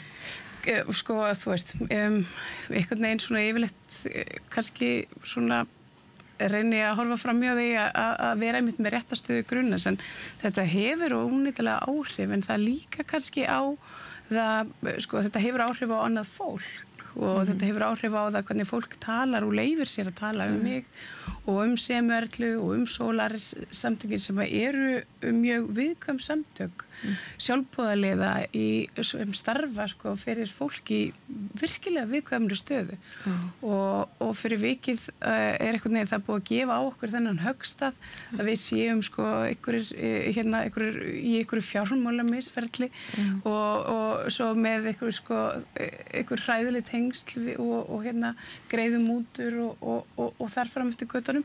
Það er einhvern veginn búið að gefa því fólki sem að hefur svona talað gegn okkar stefnu og því sem við stöndum fyrir, það er búið að gefa því einhver svona tól upp í hendurnar og sem það beitir óspart okkur hótað og ég meina internetið náttúrulega þar fer fram alls konar svona rætin og fremur viðbjóðsleg umræða okkur. Þetta sem Erla hefur kannski orðið meira fyrir barðin á því heldur en ég einfallega vegna þess að hún er Íslendingur af blöndum uppruna ég tel allavega sé ástæðan. Ég hef kannski fundið aðeins minna fyrir Já, þessu. hún hefur náttúrulega sýnt í gegnum tíðina ýmis ummæli sem eru látin falla í hennar garð bæði á opnum vef og líka í engaskilabóðum. En þetta er ansi áhugavert líka. Hvernig haldið það framhaldið sé? Hvernig sjáu þið fyrir svona að þetta fari? Getur þú eitthvað svarað því? Já, við erum nú býðið að sjá þessi rannsóknarfyrirmæli ríkissaksóknara til lögreglu, hvað lögreglan á að gera. Hún er búin að fá það greinilega með teskið hvað á að gera í málinu og þá getur maður svona daldið átt að segja því hvað það er sem að nákvæmlega á að rannsaka. En það liggur ekki ljóst fyrir eða Við, það er allavega ljóst af þessari niðurstöðu ríkissaksóknara að það á að skoða betur þessa pappíra sem að eru til staðfestingar á því í hvað þessir fjármunir fóru. Já. Sem að þær hafa lagt fram þá væntanlega og hafa verið kvittanirnar og hafa verið endurskoðaðar sem að í niðurstöðu ríkissaksóknara eru kvittanir sem að embættið setur það orð innan gæsalappa sem er á mjög gildislæðið að gera og í framhaldinu annarkvort fellir lögreglan þetta niður eða tekur þetta mál áfram og síðan náttúrulega þetta að meta það ef að lögreglan telur að það þurfa að fara að meta það hvort að þetta sé síðan einhver refsur hátt sem sé líklega til sakfellis þá fer fram það lögfræðilega mat þar verður niðurstaðan oft svo að svo er ekki þannig að það er fyrst og fremst bara verið að beinið til lögreglu að það sé alveg skýr mynd af málinu þannig að allir kærandi og allir geti bara sofið rólega. Já, einmitt. Já, þetta er áhugavert. Ég fekk þessa skýrslu í hendurnar og þetta er alveg heilmikið plagg og ég er ekki búin að ná að renna í gegnum þetta allt, ég átta það, en er eitthvað annað sem að þið myndu vilja koma á framfæri svona að svo stötu? Við ætlum reyndar að halda áfram með þetta mál, mér skilst að Seima Erla og hennar lögmaður Helga Vala mæti í næstu viku, en er eitthvað svona fleira sem að ekki kannski svona í fljótu bragði, ég held að við hefum kannski farið svona yfir þetta, en þú veist kannski fólk má fara að spyrja sig að því ef að þetta þykir tilefni til sakfellingar og einhverjum tímapunkti að þá megi allt eins eiga von á því að vera sakfelldur fyrir einhverjur fjórsafnanir og verði í þeim grublað. Ég meina að það fer alveg sama hvort að þú ert að selja klóstpappír fyrir fótboltaferð á internetinu eða hjálpa fólki út af átakasvæðum. Já, maður sér náttúrulega alls konar safnanir á netinu daglega fyrir veikum dýrum og hitt og þetta. Ég veit ekki hvort að þetta er all lagt fyrir sýslumann.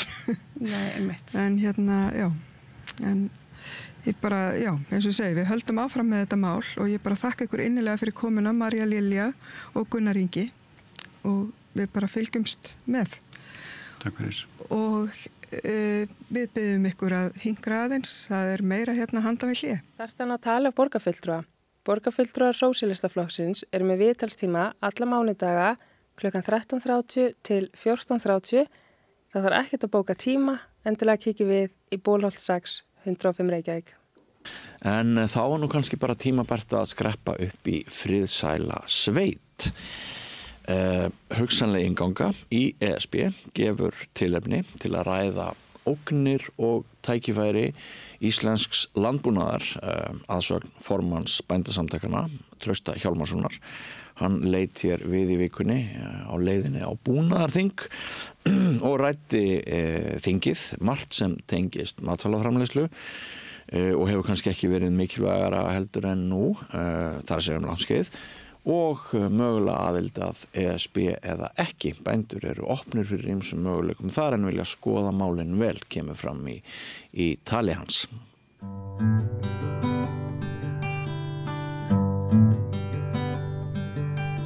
Já, komið þið sæl og blessuð. Við ætlum að ræða landbúnað, stöðu bænda og landbúnaðar í íslensku samfélagi. Veður eru nú válynd í ýmsum efnum, eins og við vitum, vegna sviptinga í alþjóðaumhverfi og kannski má segja að bændur hafi hér á landi sem í öðrum löndum sterkari stöðu en stundum áður. Það eru jú þeir sem framleiða matvælin og kannski eru nú flutningar matvæla landa á millum, eitthvað að taka einhverju breytingum. Þannig að við ætlum að ræða það aðeins hér næstu mínútur og ég ætla líka að ræða búnaðarþing sem að mér dettur nú í huga sé svona uppskeruhátíð bænda og íslensk landbúnaðar ár hvert. Búnaðarþing hefst á morgun á Hótel Natura og hingað er komin til þess að ræða þessi mál. Trausti Hjálmarsson, vertu velkominn. Þakka fyrir. Þú ert formaður bændasamtakana. Það passar. Já. Byrjum á þessu þingi. Já. Er þetta svona þing þar sem að fólk sópast til Reykjavíkur í partí frá öllum landshornum? Já, það er náttúrulega, það er óhjákvæmilegt þegar fólk kemur saman en að það sé haldin einhver partí. Við verðum náttúrulega að halda í gleðina í þessu öllu saman. En jú, við erum að hittast á Natura á morgun. Það er búnaðarþing, bændasamtaka Íslands og það eru fulltrúar fjölmörgu ólíku búgreina okkar íslenskra bænda sem að koma þetta saman á æðstu samkomu bændasamtakana. Þetta er valdhafi bændasamtakana. Já, þarna er ályktað og stefnasett. Þarna er ályktanir búnaðarþings, þetta er svona stefnumörkur stjórnar bændasamtakana. Já. Og við erum búin að vera núna, það er búin að vera starfandi nefndir núna í aðdraganda þingsins sem er að vinna að mikilvægum málum bændastéttarinnar og ég vil segja þjóðarinnar allrar vegna þess að við erum náttúrulega bara svo gríðarlega stór, sterkur og mikilvægur hlekkur í innviðakeðju samfélagsins, íslenski bændur og bændasamfélagið. Og þetta er okkur mikilvægt að geta komið saman og ályktað okkar nauðsynlegu þjóðþrifamál. Já, þið hafi kannski ekkert alltaf notið alveg sannmælis og það hefur ekkert alltaf verið jákvæð umræða bændur. Það hefur stundum heyrst að þið séu bara byrði á ríkinu, þið séu háðir beingreiðslum og sko ég þekki ágætlega til bænda fjölskyldna margra, er sjálfur sprottin upp úr landbúnaði og sveit og ertu ekki sammálað því að íslenski bændur hafa svona á köflum stundu verið svolítið í vörn? Jú, það er alveg hægt að færa góð rök fyrir því að bændur hafa svona kannski ósekju þurft að berjast aldrei mikið fyrir tilverurétti sínum í gegnum tíðina. En ég ætla samt að fullyrða þetta er að breytast. Tónnin er mikið að breytast. Við finnum fyrir því hvar sem við komum, alveg sama við hvernig við ræðum, hvar fólk er statt í pólitík eða í þjóðfélagsstiganum, að það er allir velviljaðir bændum, bóndanum sem slíkum.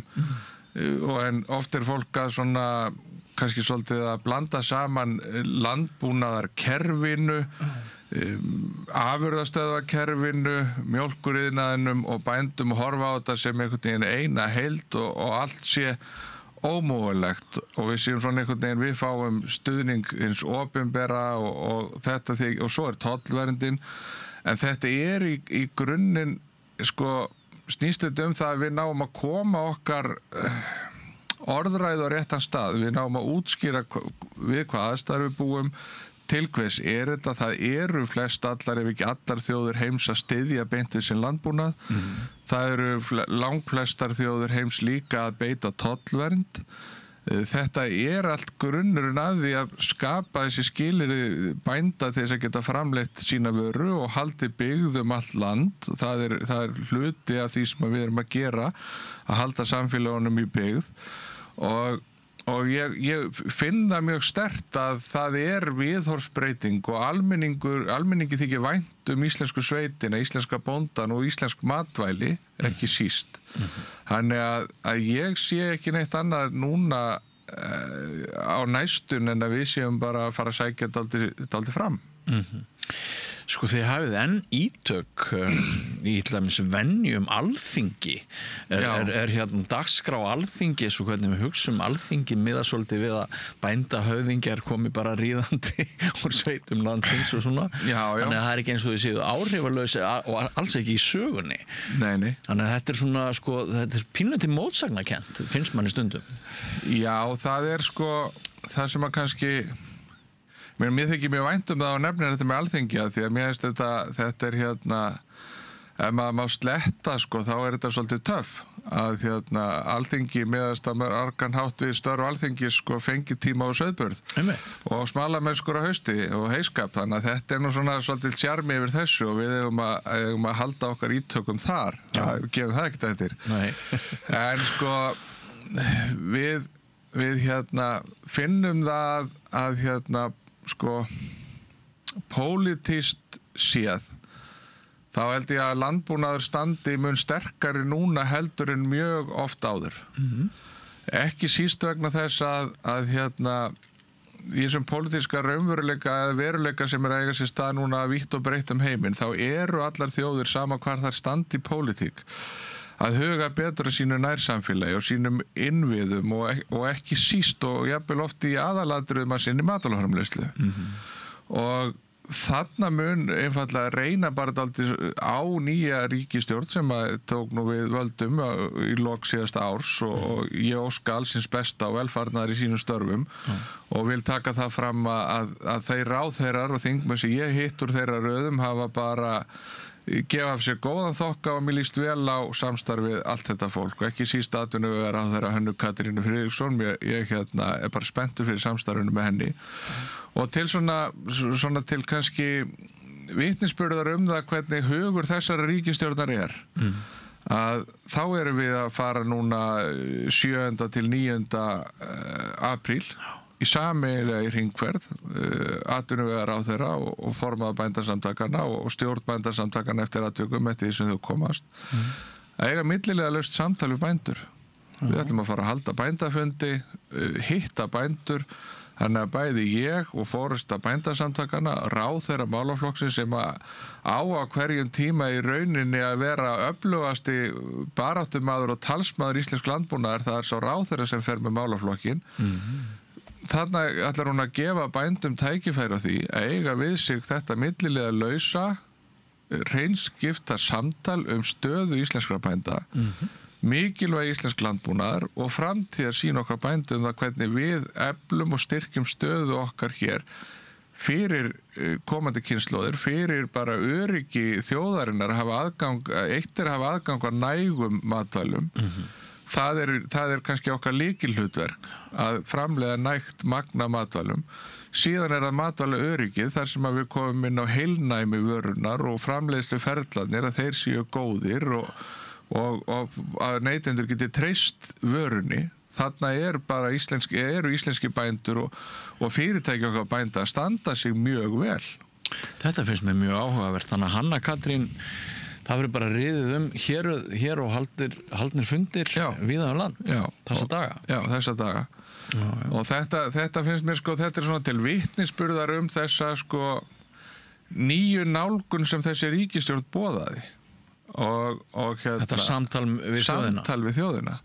Og fyrir okkur að geta verið með í því samtali núna með ráðherramálaflokksins svona í upphafskrefum nýrra búvörusamninga. Nú talar bara eins og upplýsingafulltrúi ríkisstjórnarinnar. Ég held að þeir bændur væru alveg brjálaðir, allir inngrónir í Framsóknarflokkinn og Sjálfstæðisflokkinn og hefðu mjög neikvæða tilfinningu gagnvart þessari ríkisstjórn. Ég ætla að tala fyrir mig. Ég held að það sé tækifæri í þessari breytingu sem hefur orðið núna í pólitísku umhverfi. Fyrir Sjálfstæðisflokkinn og Framsóknarflokkinn að endurskipuleggja sig, hugsa sína stöðu svolítið upp á nýtt, Á sama tíma þetta gríðarlega mikið tækifæri fyrir þessa stjórnarflokka sem eru núna í ríkisstjórn. Þeir hafa allt að vinna, þessi ríkisstjórn. Þau eru kosin, þjóðin treystir þeim.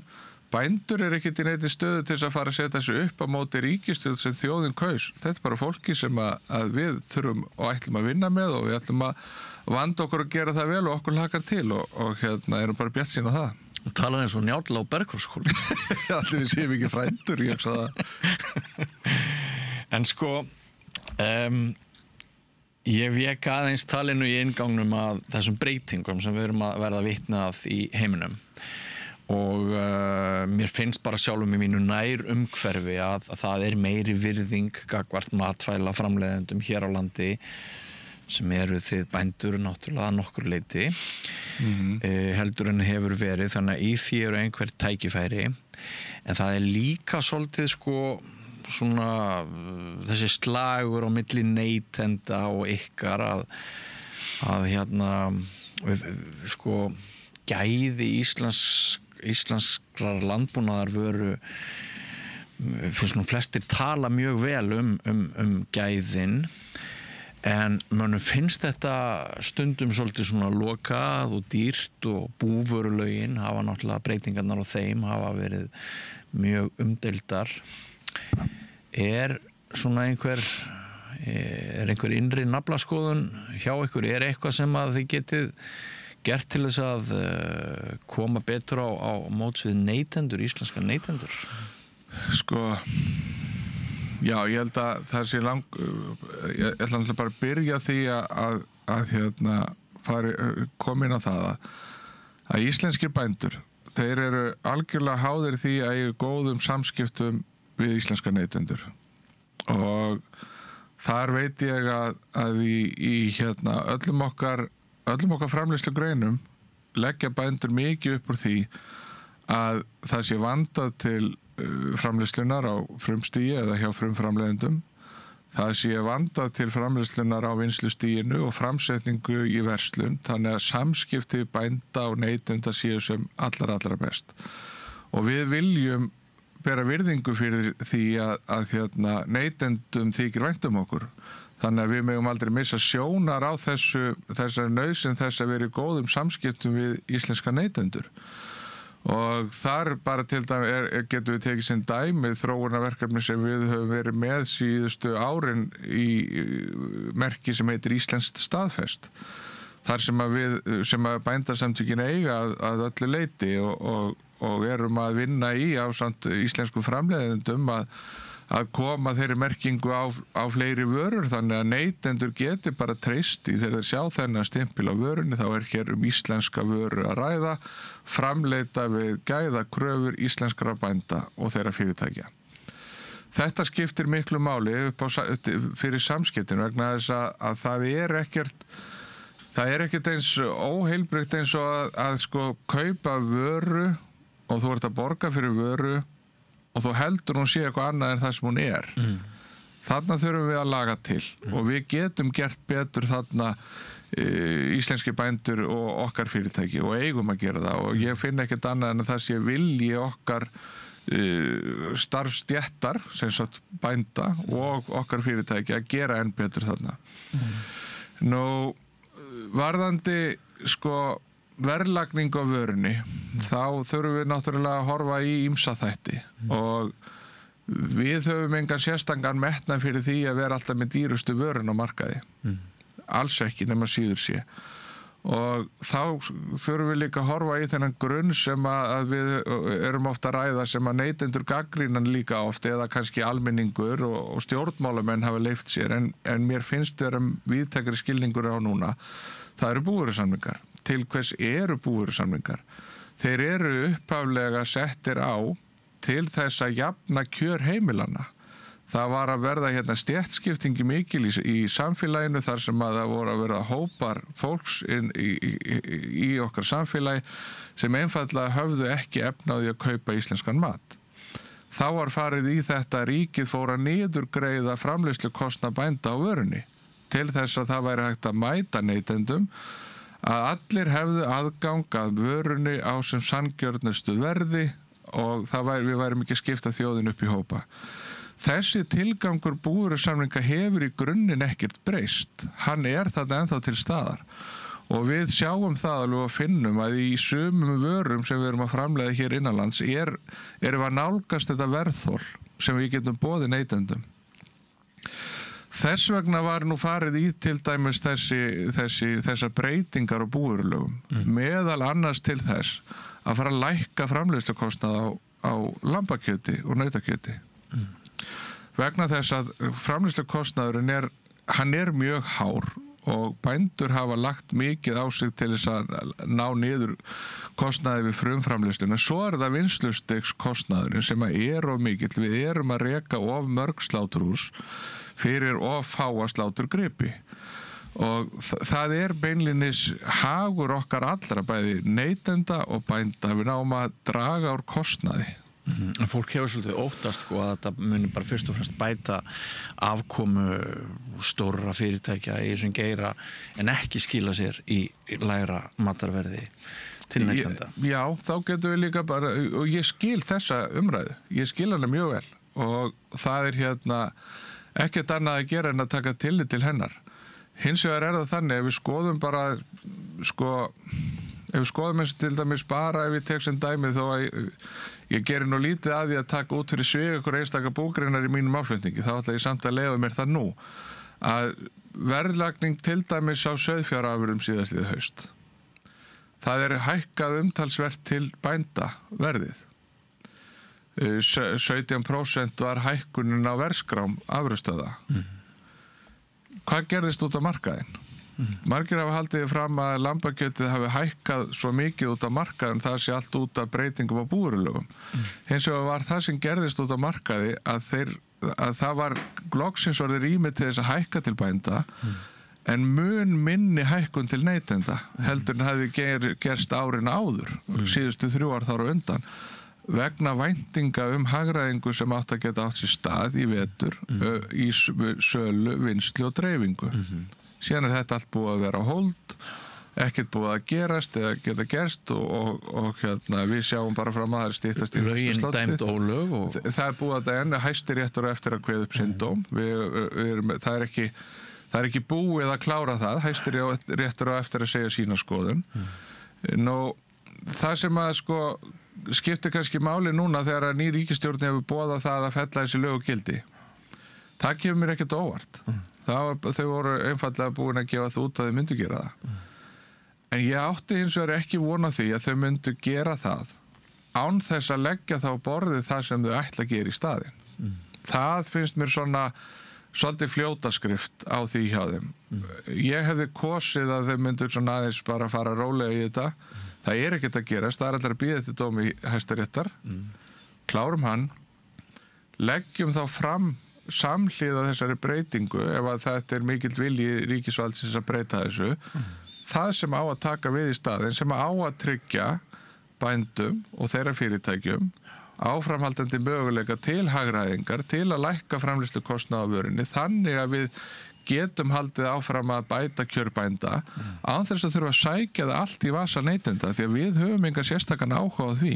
En finnst þér ekki óheppilegt að talsmenn afurðastöðva sem að segja við þurfum hagræðingu og það mikilvægt að við náum fram þessum breytingum sem brutu í rauninni svolítið gegn neytenda vernd eins og neytendaréttur hefur verið þess vegna þurfti þessar undanþágur og frumvarpið náttúrulega endurskrifaði yfir nótt eins og við vitum sem ekki góð stjórnsýsla.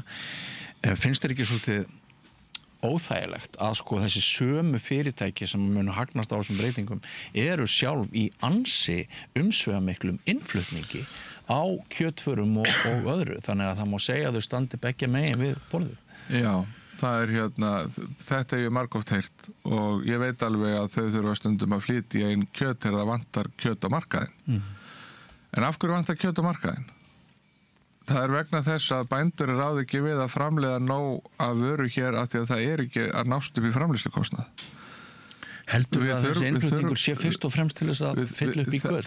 Já, hann fyrst og fremst til þess. Þú ert viss um það? Já, ég nokkuð viss um það. Það hins vegar þannig að við sjáum tækifæri í því að auka framleiðslu við vitum að við höfum umtalsvert mikla meiri framleiðslu getu í landinu heldur við erum að nýta. Og það þangað sem við erum að reyna að fara. Og ég ætla ekki að úttala mig vinnubrögð Alþingis við þessa lagasetningu síðastliðið vor. Ég vil bara fólk gæti sín á því að láta ekki bændur sita uppi með skaðan af einhverjum pólitískum átökum innan Alþingis. Að þetta fari að snúast upp í einhver pólitísk prinsip, það finnst mér ekki gott. Þess vegna hefði ég kosið bara þetta vilji þessari ríkisstjórnar, en klárið það þá. Ekki taka þetta bara úr sambandi og ætla svo að leggja fram það sem á að taka við einhver tíma seinna. Höldum áfram með vilja þessarar ríkisstjórnar að hún svolítið öðruvís en aðra ríkisstjórnir, hvað það varðar að nú þessi þjóðaratkvæðagreiðsla á dagskrá og Evrópusambandið og það margt sem bendir til þess að ráðamenn þessara ríkisstjórnar muni flýta þessari atkvæðagreiðslu. Setjina fyrr á kjörtímabilið staðið sem yrði aftarlega þá ég og þú getum ekki útilokað að það verði bara hreinlega blásið til þessarar atkvæðagreiðslu eftir nokkra mánuði. Þannig sýnist mér að hið pólitíska landslag sé að skipast. Og þá ég svolítið spenntur að heyra í ykkur bændum og þér sem talsmanni bænda. Við höfum svona, það svona sagt, sumir haldaði fram að það séu ný rök fyrir því að ganga í ESB. Og þá talað öryggis og varnarhagsmuni, það talað ESB takið einhverju leyti við þessu öryggis hlutverki sem að okkur sýnist að sé engin friður hvað var að Bandaríkin og varnarsamningurinn allur mikil umræðum það hvort hann haldi í raun eins og þessi maður sem núna Bandaríkjaforseti keyrir sína stefnu. Já. Og ef ég man rétt, ég nú búin að vera nokkra áratugi í fréttum, en ef ég man rétt þá hefur bændaforistan og íslenski bændur hafa nánast talað einni röddu gegn aðild að ESB. En það eitthvað að breytast núna í ykkar röðum með þessum nýju rökum sem ég nefndi? Ég held að við séum kannski ekki alveg komin á þann stað að geta úttalað okkur afstöðu bænda. Ég kannski get fullyrt að ef að bændur ætti að greiða atkvæðum inngöngu í Evrópusambandi í dag, þá myndu þeir segja nei. Hins vegar þá teljum við mjög mikilvægt í stjórn bændasamtakana að við undirbúum okkur vel undir þessa umræðu og vinnum þá grunnvinnu sem að okkur ber að gera til þess að bændur geti átt upplýsta umræðu sína milli tækifæri í inngöngu eða ógnanir við inngöngu í Evrópusambandið. Það held ég að sé kannski það mikilvægasta sem að við getum gert núna, lagt til málana núna næstu vikur og mánuði bændasamtökin að kryfja Evrópusambandið til þess að átt okkur á eitthvað þarna sem að ógnar okkur, eitthvað þarna sem að gefur okkur tækifæri, kannski jafnvel eitthvað þarna sem að getur skapað hjá okkur nýjar hugmyndir að því hvernig við byggjum upp okkar strúktúr hér heima án þess þó að við sem að tala að ganga í Evrópusambandið. Vegna þess að mín persónulega skoðun svo að það sé mikilvægt fyrir okkur sem þjóð að halda á okkar málum sjálf og að við getum tekið okkar eigin ákvarðanir, en það bara mín skoðun. Við munum þurfa að taka þessa ákvörðun þegar því kemur með inngöngu eða ekki inngöngu í Evrópusambandið. Við munum þurfa að taka þá ákvörðun eftir mikið dýpra samtal hverja verða afleiðingarnar. Heldur að verða einhver umræðum þetta á búnaðarþinginu næstu 2 daga? Ég á ekki sérstaklega von á því, nei. En enga síður þá hef ég verið að ferðast núna þó svolítið landið og hitta bændur og það nú eitt af því ánægjulegast í mínum störfum sem fórum að bændasamtakana, það er að fara heim í hérað og hitta bændur og eiga millilegilegt samtal við þá. Að ég hef alveg verið að velta upp þessum spurningum og hvetja bændur til þess að skoða þetta og við getum ekki, og ég bentum á líka, við getum ekki undir neinu kringumstæðum farið fram og sagt bara nei eða sagt bara já. Við þurfum að geta sagt nei og hvers vegna eða já. Og það ansi mörg okkar sem að sko tengja við það að við erum einhvern veginn á hreyfingu með viðþorf okkar núna bara frá degi til dags. Já, það bara þannig og það það bara einhvern veginn svo. Það svo margt að breytast í heiminum á skömmum tíma. Á stuttum tíma og það gerist hratt og þá hugsa maður sko eins og til dæmis það nú margir haft í flimtingum að vera með plan. Það gott að vera með plan og það getur verið mikilvægt. En það sem mikilvægast af öllu það að fólk og ríkisstjórnir og samfélag hafi og búi yfir aðlögunarhæfni. Og aðlögunarhæfni snýst það að þegar að planið bregst þá getur brugðist við og það kannski ekki síður mikilvægt heldur en planið sjálft. Það hvernig bregstu við ef að planið klikkar. Og þá segi ég það að það eru að flest allar þjóðir heims núna að horfa inn á við. Þær eru að gæta sínum innviðum, öryggismálum, fæðu öryggi þjóða mjög ofarlega á dagskrá allstaðar. Það eru allir að halda að sér höndum. Það orðið erfiðara hefur maður heyrt hjá mörgum að flytja matvæli milli landa. Þetta á einfaldlega að kenna okkur það að við skulum byrja heimavinnun okkar. Gerum hana vel.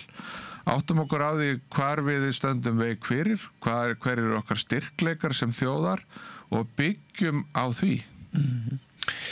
Af því þú nefndir tækifæri og ógnir áðan, gætu við örstutt bara á 1 mínútu rætt einhver möguleg tækifæri fyrir annars vegar ykkur bændur og hins vegar okkur neytendur með aðild að ESB og einhverjar ógnir? Sko, eins og ég sagði áðan, ég held að það sé of snemmt að úttala sig þetta. Hins vegar það þannig að í landbúnaðarstefnu Evrópusambandsins og að þar verið að hún í endurskoðun núna og það á að taka ný stefna við núna 2028 og ég held hún sé til 32 eitthvað svoleiðis. Á hvað þeir að leggja áherslu? Þeir að leggja áherslu á mörguleiti og sömu hluti og við. Þeir að sjá það að þeir sem stunda landbúnað í Evrópu, þeir að meðaltali í 40% undir tekjum annarra stétta samfélagsins. Þetta óviðunandi. Þetta bara svipaðu hér og óviðunandi. Við erum allt og langt undir í tekjum og launaviðmiðum annarra stétta samfélagsins. En nokkuð mismunandi samt það ekki milli búgreina eða hvað? Ég held að það sé... Jú, það mismunandi en það því miður þannig það engin ein búgrein sem raunverulega blómstra, skilurðu mig. Og við þurfum að komast þangað, við þurfum að komast þangað á þann stað að íslenskur landbúnaður blómstri. Af því hann getur það ef við viljum það. Við höfum þetta jarðnæði, við erum með jarðvarman, við erum með raforkuna sem náttúrulega bara auðlind þjóðar sem þjóðin á að fá að njóta. Við erum með velmennta fólk, við erum með hrein búfjárkyn, við erum með vatnið. Þetta alveg gríðarlegt forskot á margar aðrar þjóðir. Sumstaðar orðið vassþurrð, land orðið ofnýtt. Þetta vandamál annar staðar sem við búum ekki við hér. Það bara tækifæri. Tækifærið okkar í þessu, það að nýta auðlindirnar betur í þágu þjóðar og til matarframleiðslu. Já, en sko þessi klassíska frétt sem alltaf dúkkar upp reglulega, mismunur á verði kjúklingabringu eða eitthvað 4 sinnum dýrari hér heldur en einhver öðru landi nálægt okkur. Hvað með það? Ertu ekki samfæriður það að við myndum sjá að jafnaði stórum lægra matvælaverð hér með eingöngu í ESB? Sko, ég bara ekkert alveg sannfærður það vegna þess að það yfir 80% af allir matur sem flutt inn til landsins í dag sem ber enga tolla. og af hverju þessi matur svona mikið dýrari heldur en annars staðar? Aðflutningurinn bara dýr. Það dýrt að flytja vöru til landsins og ég bara ekki búin að sjá þau rök eða kaupa þau rök en þá að þetta muni gjörbreyta öllu. Nei. Og ættum við kannski í einhverju tilvikum að setja spurningamerki við verslunarrisana hér á landi en ykkur bændur þegar talið best að þessum málaflokki? Sko, ég ætla bara að fá að segja, ég held að verslunin sé mikill vinur bænda. Ég sannfærður það, af því að við erum ekkert að sjá það í verslunum að það sé eitthvað óeðlilega afkoma af sölu og íslenskri vöru. Við höfum ekki séð það. Hins vegar það sko svona kannski svolítið sérstakt stundum. Það ef þú tölum bara íslenskar kartöflur. Af hverju innfluttar kartöflur að dælast inn í landið á sama tíma og það nægt framboð af íslenskri kartöflu og innfluttar kartöflan fær oft á tíðum svipaði það sama pláss út í verslun. Ég skal segja þér að vegna þess að ég verið að lesa fréttir þetta. Íslensku kartöflurnar bara skemmdar upp til lópa. Já, það núna þennan veturinn það þannig, já. Það náttúrulega bara út af erfiðu tíðarfari síðastliðið sumars sem að við erum nú að bíðum enn í vona með að ríkið klári að mæta því tjóni á bændum þannig að þeir geti bara hreinlega sett niður kartöflu næsta sumar. En þetta er frávika tímabil. Já, þetta svona frávika tímabil sem að við skulum ekki blanda inn í umræðinu eða ætla að verði alltaf af því að ég tek þetta bara svona sem lítið dæmi við sjáum þetta ofta sko hér það svolítið erfitt fyrir sko framleiðendur eða okkar fyrirtæki sem eru milliliðirnir okkar framlegging okkar bænda út til verslunarinnar að það væri rosalega gaman að sjá þá þróun að verslunin taki meiri ábyrgð á þeirri vöru sem hún tekur inn til sín að hún seljist. Það alltaf auðveldari fyrir verslunin að skila tilbaka til íslenskra framleiðenda heldur en þess sem að heildsalar eru búin að flytja inn til landsins. Það enginn sem tekur við því aftur. Það bara þarf að seljast. En sko heilt yfir þá höfum við sko mikla burði til þess að auka hlutdeild okkar framleiðslu á markaði. Hlutdeild okkar íslenskra nautakjötsframleiðenda, hún hefur farið mjög versnandi síðustu árin og mér finnst það vont og mér finnst það óþarfi á sama tíma og íslenski framleiðendur eru búin að taka verulega stórstígs framfæriskref með innflutningi á nýju erfðaefni til að framleiða hágeða nautakjött. Það eru svona 10 ár síðan að það var byrjað í því ferli og fyrstu gripir eru svona farnir að mæta til sláturinnar og við sjáum að það er allt annað bragur á því og þeir eru ánægðir með það sem að gerast hjá þeim. En á sama tíma hefur sko hlutdeild á markaði minnka sem það er sárt fyrir bændur að horfa á það þegar þeir fara í svona vegferð, þeir eru að bæta sig og þeir eru að bjóða upp á betri vöru og þeir eru að nálgast neytendan og á þennan hátt að þá aukist innflutningur heildsala á sama tíma á ódýrara nautakjöti sem kannski ekki endilega ódýrara þegar það farið að skoða það. Það sláandi að heyra nefna að hagur bænda sig að jafnaði 40% verri heldur en annara stjætta því að ég þekki það nú sjálfur að menn setja rosalega vinnu í þetta og bindingin náttúrulega algjör, það eiginlega bara á síðustu árum sem að fólk í hópi bænda leyfir sér að fara í einhverjar utanlandsferðir árhundruðum saman hefur þetta verið þannig að þú ert bara vakinn og sofinn yfir þínu búi alla 365 daga ársins en hafið ekki aðeins náða rétt úr kútnum líka sko bara með ferðamannasprengjunni hefur það ekki bætt hlutskipti? Já, við skulum taka þessi 40% sem ég nefndi áðan það var viðurkennt í Evrópusambandinu það mæld eining þar við höfum ekki mælt þessi einingu hér en við vitum að við erum langt að undir. Já, þú orðar ekki einhvern veginn þannig að það var ekki ólíklegt. Já, það er ekki ólíklegt að það sé þannig. Það sem að sko skiptir máli í þessari umræðu að bændur eru gríðarlega útsjónarsamir. Þeir eru duglegir og þeir standa sér vel. Og þeir eru fjölmargir þeirra sem að hafa gripið þessi tækifæri sem ferðamanna-iðnaðurinn hefur fært þeim. Og það hefur gefist vel. Margir hafa bara náð að hvað ég segja, bjarga sér fyrir horn og geta byggt sína jörð og haldið áfram sinni búsætu. Með störfum tengdum ferðarþjónustu. En nú dettur mér líka í hug bara því að við hljótum að framleiða miklu meira matvælum ofan í alla þessa gesti sem eru, 2 milljónir þegar mest eða eitthvað slöð. Já.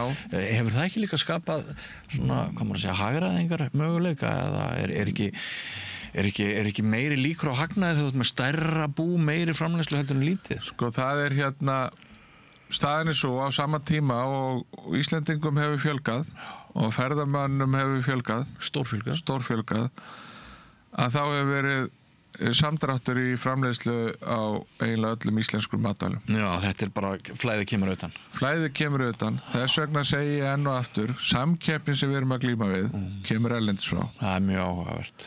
Samdráttur hreinlega. Það er alveg hægt að segja þessi samdráttur vegna þess að stöðnun eða framleiðslu magni sé alltaf það sama á sama tíma og þeim fjölgar sem að neyta matvæluna, þá ekkert annað en samdráttur í rauninni. Og þetta það sem við höfum verið að tala að þessi tækifæri sem hafa verið að fylgja hérna fjölgun þjóðarinnar, fjölgun ferðamanna, stór aukningi ferðamanna iðnaðinum, við höfum ekki náð að grípa framleiðslu tækifærin sem fylgja því að framleiða matinn onni þetta fólk. Og það það sem við viljum gera, við viljum auka okkar hlutild, við viljum fá að taka þátt í þessar aukningu. Við erum samt ekki að flytja inn mjólk, þannig að alltaf kúabændur hljóta að hafa einhverju leyti haft tækifæri til þess að... Já, auðvitað hefur það verið þannig að það hefur náttúrulega aukist mikið framleiðsla á mjólk, en sko það er mjög misjafnt eftir því hverjir að ferðast inn til landsins hvort að það hefur mikil áhrif á mjólkurneyslu af því að þjóðir heims eru svo mismiklar mjólkurþjóðir. Það ekkert allar þjóðir sem eru voðalega hrifnar af mjólkurvörum eða neyta mikilla mjólkurvara. Þannig að það er misjafnt milli ára hvernig ferðamanniðnaðurinn tekur til mjólkuriðnaðarins í rauninni eða hefur áhrif á það. En fyrir 20 og eitthvað árum voru við að framleiða hérna rúmlega 100 miljónir lítra, erum konur í 150 miljónir lítra núna rúmlega það. Já, 50% aukning. Þannig að það hefur, kúabændur hafa gert það á sama tíma og þeim hefur stór fækkað því miður, þeim hefur fækkað mikið, en búin hafa stækkað og þeir að standa sig vel. En af því að þú nefndir þetta með tækifærin í því að stækka búin og hagkvæmar einingar, þá þetta svona gott dæmi togstreitu þjóðarinnar það hvernig landbúnað þjóðin vill hafa. Já. Ég veit á hvaða leið þú ert núna. Já, það ekki annars vegar hægt að vera með að gera þá kröfu á íslenska bændur þeir séu litlir og krútlegir kallar út á hól. Nei. Og svo í hindaginn að þeir séu að framleiða matvæli í kraft í stærðarhagkvæmni. Stóriðjur, bara fáar stóriðjur leysi af þetta einmitt fallega krútlega landslag og þessa mynd sem við höfum í dag. Þetta togstreita.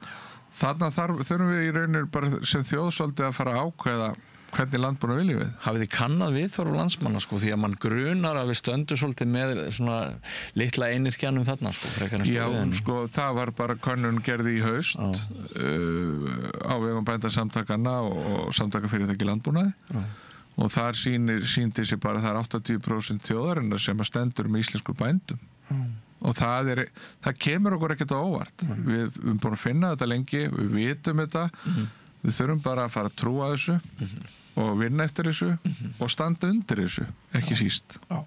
Og þú sagði fyrir þáttinn að það væri svolítið þitt hlutverk og ykkar í bændasamtökunum að bara það yrði almenningu myndi draga línu á milli almanna hagsmuna og þess sem að þið hafið fram að færa og leggja áherslu á. Sko, þetta einmitt gott að nefna þetta. Það er þetta með að gera aðgreina sérhagsmuni frá almannahagsmunum og í þeim efnum þá held ég að við séum til dæmis bara í góðu tækifæri með viðreisn í ríkisstjórn sem hefur beinlíni skert sig út á það að skilgreina þetta milli að vinna að almannahagsmunum en ekki sérhagsmunum. En talar Njáll Bergþórsson? Já, þannig að við sjáum ekki fyrir okkur neitt annað en það að okkar samstarf verði gott í þeim efnum að koma okkur þanga sem við að vera.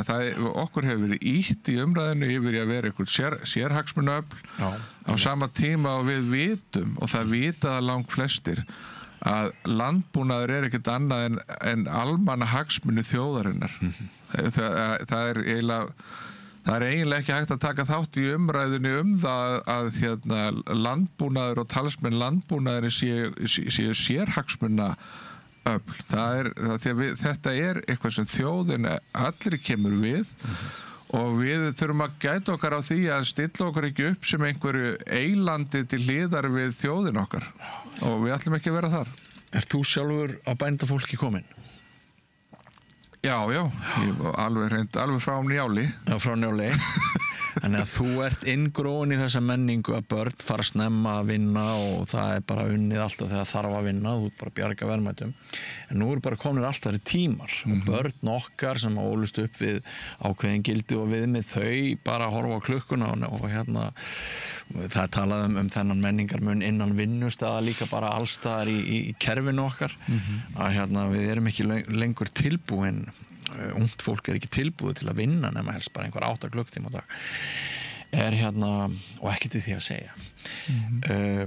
Hefur þetta staðið í vegi fyrir því að það sé auðvelt fyrir bændur að finna afkomendur sem að taka við búunum? Sko, það er í grunninn bara eitt sem stendur í vegi fyrir því að ungt fólk taki við búum. Það er afkoman. Frekar en vinnutíminn. Ég hef engar áhyggjur af því sko að við vitum það er aðsókn í Landbúnaðarháskólann á Hvanneyri. Við erum með fullt af ungu, frábærlega vel menntuð og hæfu fólki sem langar í landbúnað. Þröskuldurinn er afkoman og ef okkur ber gæfa til þess að horfast í augu við þann vanda íslensku samfélagi, vanda bændastéttarinnar sem er afkomuvandinn, þá hef ég engar áhyggjur af því að við sýnum ekki þá aðlögunarhæfni að ungt fólk fari í landbúnað, horfi á landbúnað sem raunverulega tækifæri til atvinnu sköpunar fyrir sig og sína afkomendur. Við þurfum líka að vera tilbúin að horfast í augu við það að það er ekkert sjálfsagt að fólk vinni 12 til 16 tíma á sólarhring hvort sem þeir eru bændur eða vinna við eitthvað annað. Þetta er ekki eitthvað sem við eigum að tala niður eða gera lítið úr eins og margir hafa leyft sér. Þetta er bara samfélagsbreyting, þetta er breyting á hugarfari, fólk gerir meiri væntingar til lífsgæða, fólk er ekki tilbúið að ofurselja sig hlutunum.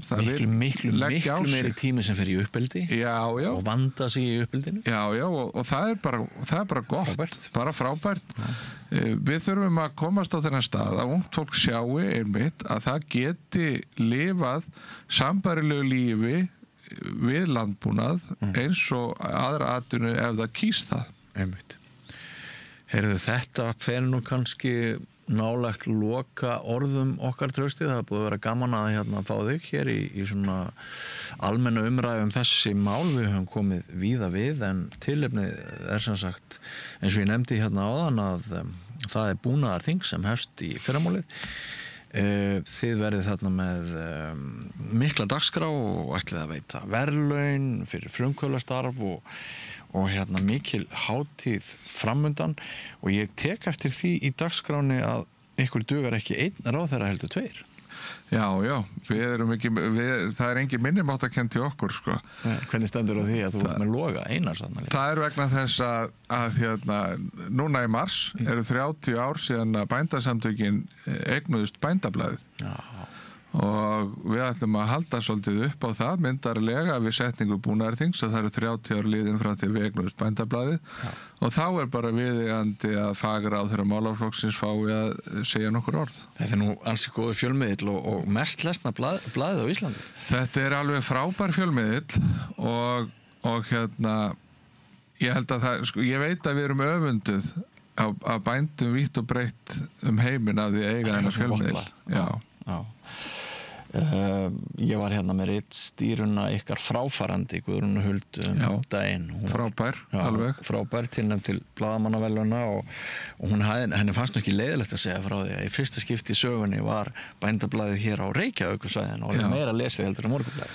Já, sem að er þetta svo mikill mælikvarði á það að stöðu okkar bænda og bændasamfélagsins í íslensku samfélagi, það áhugi fólks á bændablaðinu. Og þarna þurfa bændur að vera duglegir að koma sínum skoðunum á framfæri. Við erum með mannlega viðtöl, þetta svo fallegur og góður fjölmiðill og hann sýnir svo góða mynd af íslensku samfélagi og við þurfum að varðveita hann vel. Bara eins og samstöðin vettvangur almennings. Akkurat. En kæra þakkir. Bara kæra þakkir fyrir mig. Og gangi ykkur vel trausti. Það hvað 11 í fyrramálið sem þetta hefst. En ekki fara langt á horfendur og hlustendur góðir, við höldum hér áfram með rauðaborðið langt fram á kvöld. Samlokubrauð, maltbrauð, tjekknesbrauð, súrdeigsbrauð, brauð ársins, Bernhöfts bakari, íslenskt handverk síðan 1834. En við erum stundum að brydda upp á nýjungum hér við rauðaborðið á samstöðinni og eins lík fastur liður sem við köllum óþekkta þingmannin. Sumir vilja meina að það sé ansi stutt á milli þess að vera óþekktur þingmaður og óþekkur þingmaður. En í vikunni kom hér Ingvar Þóroddsson, hann yngsti þingmaður landsins, þingmaður Viðreisnar og eins og stundum hefur verið í þessum þáttum, þá ræðir hann sjálfan sig á mjög persónulegum nótum eins og margir aðri þingmenn og við skulum heyra hvað hann hefur að segja. Gjörðu þið svo vel.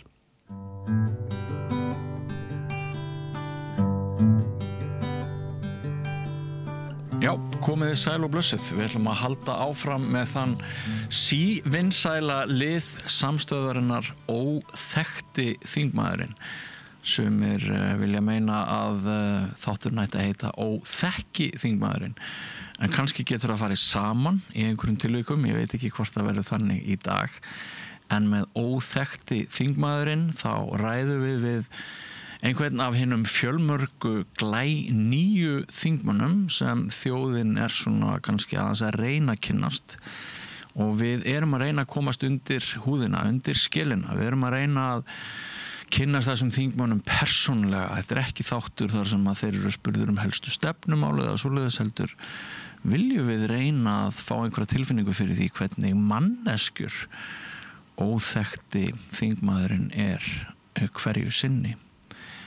Og hingað komin góður gestur, góður þingmaður, að mestu leyti óþekktur, Ingvar Þóroddsson. Ertu velkominn? Takk kærlega fyrir það.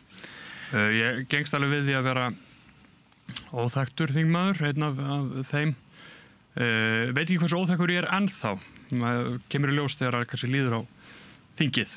Já, maður kannski svona fyrstu vikurnar þá svona leifir maður hlutunum að maður svona notar augun og eyrun og svo myndu sækja í því veðrið ef til vill. Já.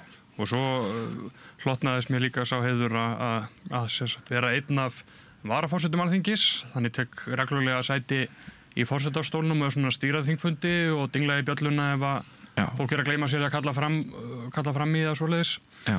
Og þá finnst mér ekkert endilega viðeigandi að ég sé sá sem síðan að gera allt því sama þegar ég ekki í forsetastól. Ég veit ekki hvernig það hefur verið í gegnum tíðina hvort að fólk spili báða leiki, annars vegar að viðhalda aganum þegar þeir eru í forsetastól og síðan vera með læti út í sal. En enn sem komið hef ég held ég verið tiltölulega þægur. Já, en ég ætla að óska þig til hamingju með að njóta þeirrar ábyrgðar sem þú nýtur og hafa þá stöð í samfélaginu sem þú hefur náð svona ungur á árum. Takk fyrir það. Það hefur þú tekið einhverja réttar ákvarðanir fram til dags í dag, leyfi ég mér að álykta Einhverja réttar, einhverja rangar. Sennilega, eins og gengur. Allar skiluðu þær mér hingað. Já, hvað ertu gamall? 26 ára, verð 27 í júní núna. Ertu yngstur þessara nýju þingmanna? Á þessu kjörtímabili, já. En svona í gegnum tíðina skilst mér að hafa alveg verið einhverjir þingmenn yngri og svo líka varaþingmenn sem hafa komið inn sem hafa jafnvel verið undir 20. En allavega á þessu kjörtímabili þá ég það sem að Bretar kalla Baby of the House. Mér finnst okkur kannski vanta eitthvað svoleiðis titil. Já, má ég kalla það Baby of the House? Já, bara alveg velkomi. Þú ert á norðan. Þú ert þingmaður Viðreisnar, svo það komið fram í Norðausturkjördæmi. Áttu nú sennilega ekkert endilega von á því að fara inn og þinga eða hvað? Nei, fyrir árið síðan var ég tiltölulega í rauninni frekar nýbyrjaður að kenna í Menntaskólanum Akureyri, mínum gamla skóla, í afleysingum reyndar. Það átti bara að vera 1 ár, núna er ég aftur árið síðar. Þá er tiltölulega nýbyrjaður á nýjum vettvangi, en ég vona að þetta verði lengri tími en bara 1 ár. Já, hvað varst að kenna? Starffræði og eðlisfræði. Ég er verkfræði menntaður, tók fyrst BS-gráðu í rafmagnsverkfræði við Háskóla Íslands og síðan mastersgráðu í iðnaðarverkfræði erlendis. Já, Sildur, Íslendingur. Já, þú hefur farið utan til náms. Manni finnst alltaf kostur þegar umræðir þingmenn að menn hafi aðeins búið utan landsteinana. Akkurat, svo ólst ég að hluta til upp erlendis líka, en þá hinum megin við Atlantshafið. Ég var í Bandaríkjunum í mínu mastersnámi, bjó alveg heil 5 ár í Svíþjóð. Ég er fæddur á Akureyri og foreldrar mínir eru þaðan, eða Eyfirðingar, móðir mín er Dalvíkingur. Hvað gera foreldrar þínir? Þau eru læknar.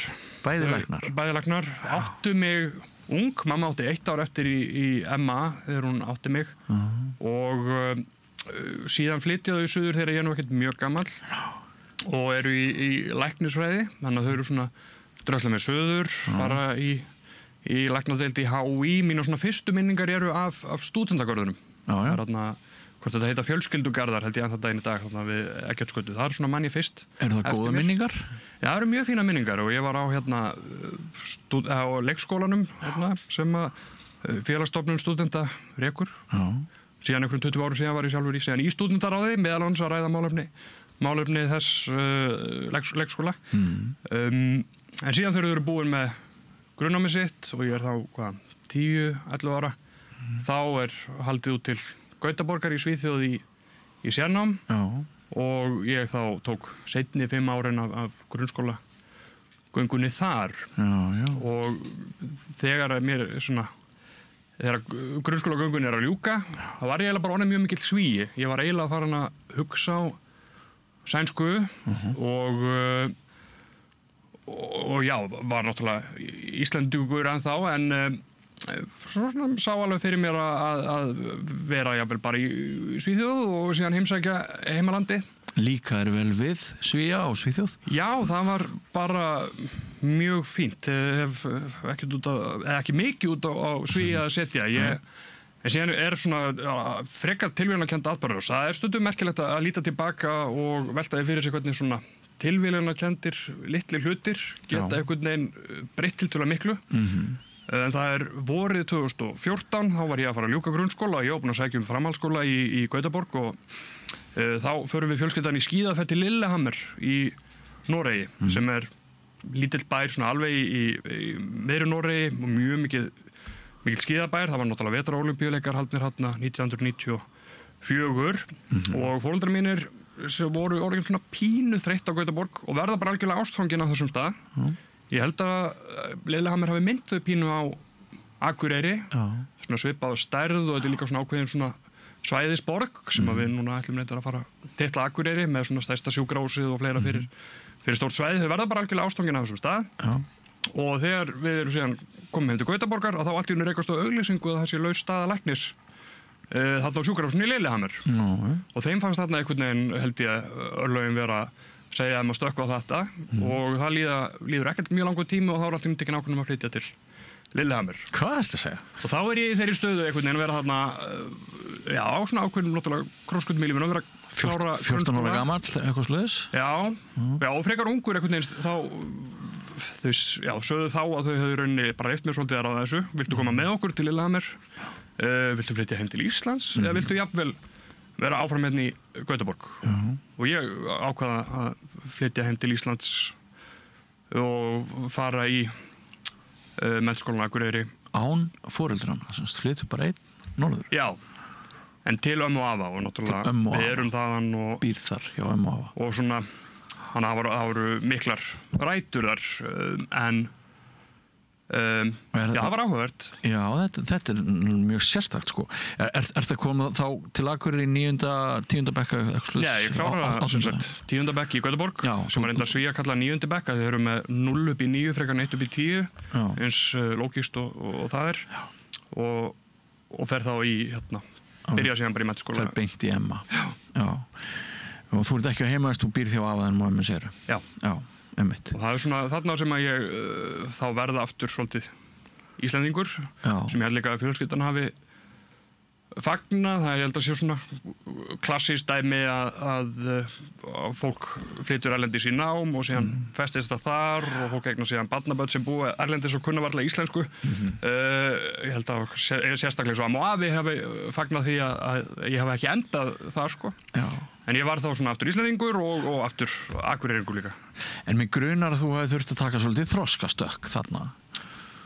Já, ég hugsa það. Ég er líka langa elstur í mínum systkinahóp. Þannig að hann var svona alltaf einhver yngri allavega á heimilinu sem að krafðist meiri athygli en ég og ég varð frekar sjálfstæður, frekar ungur.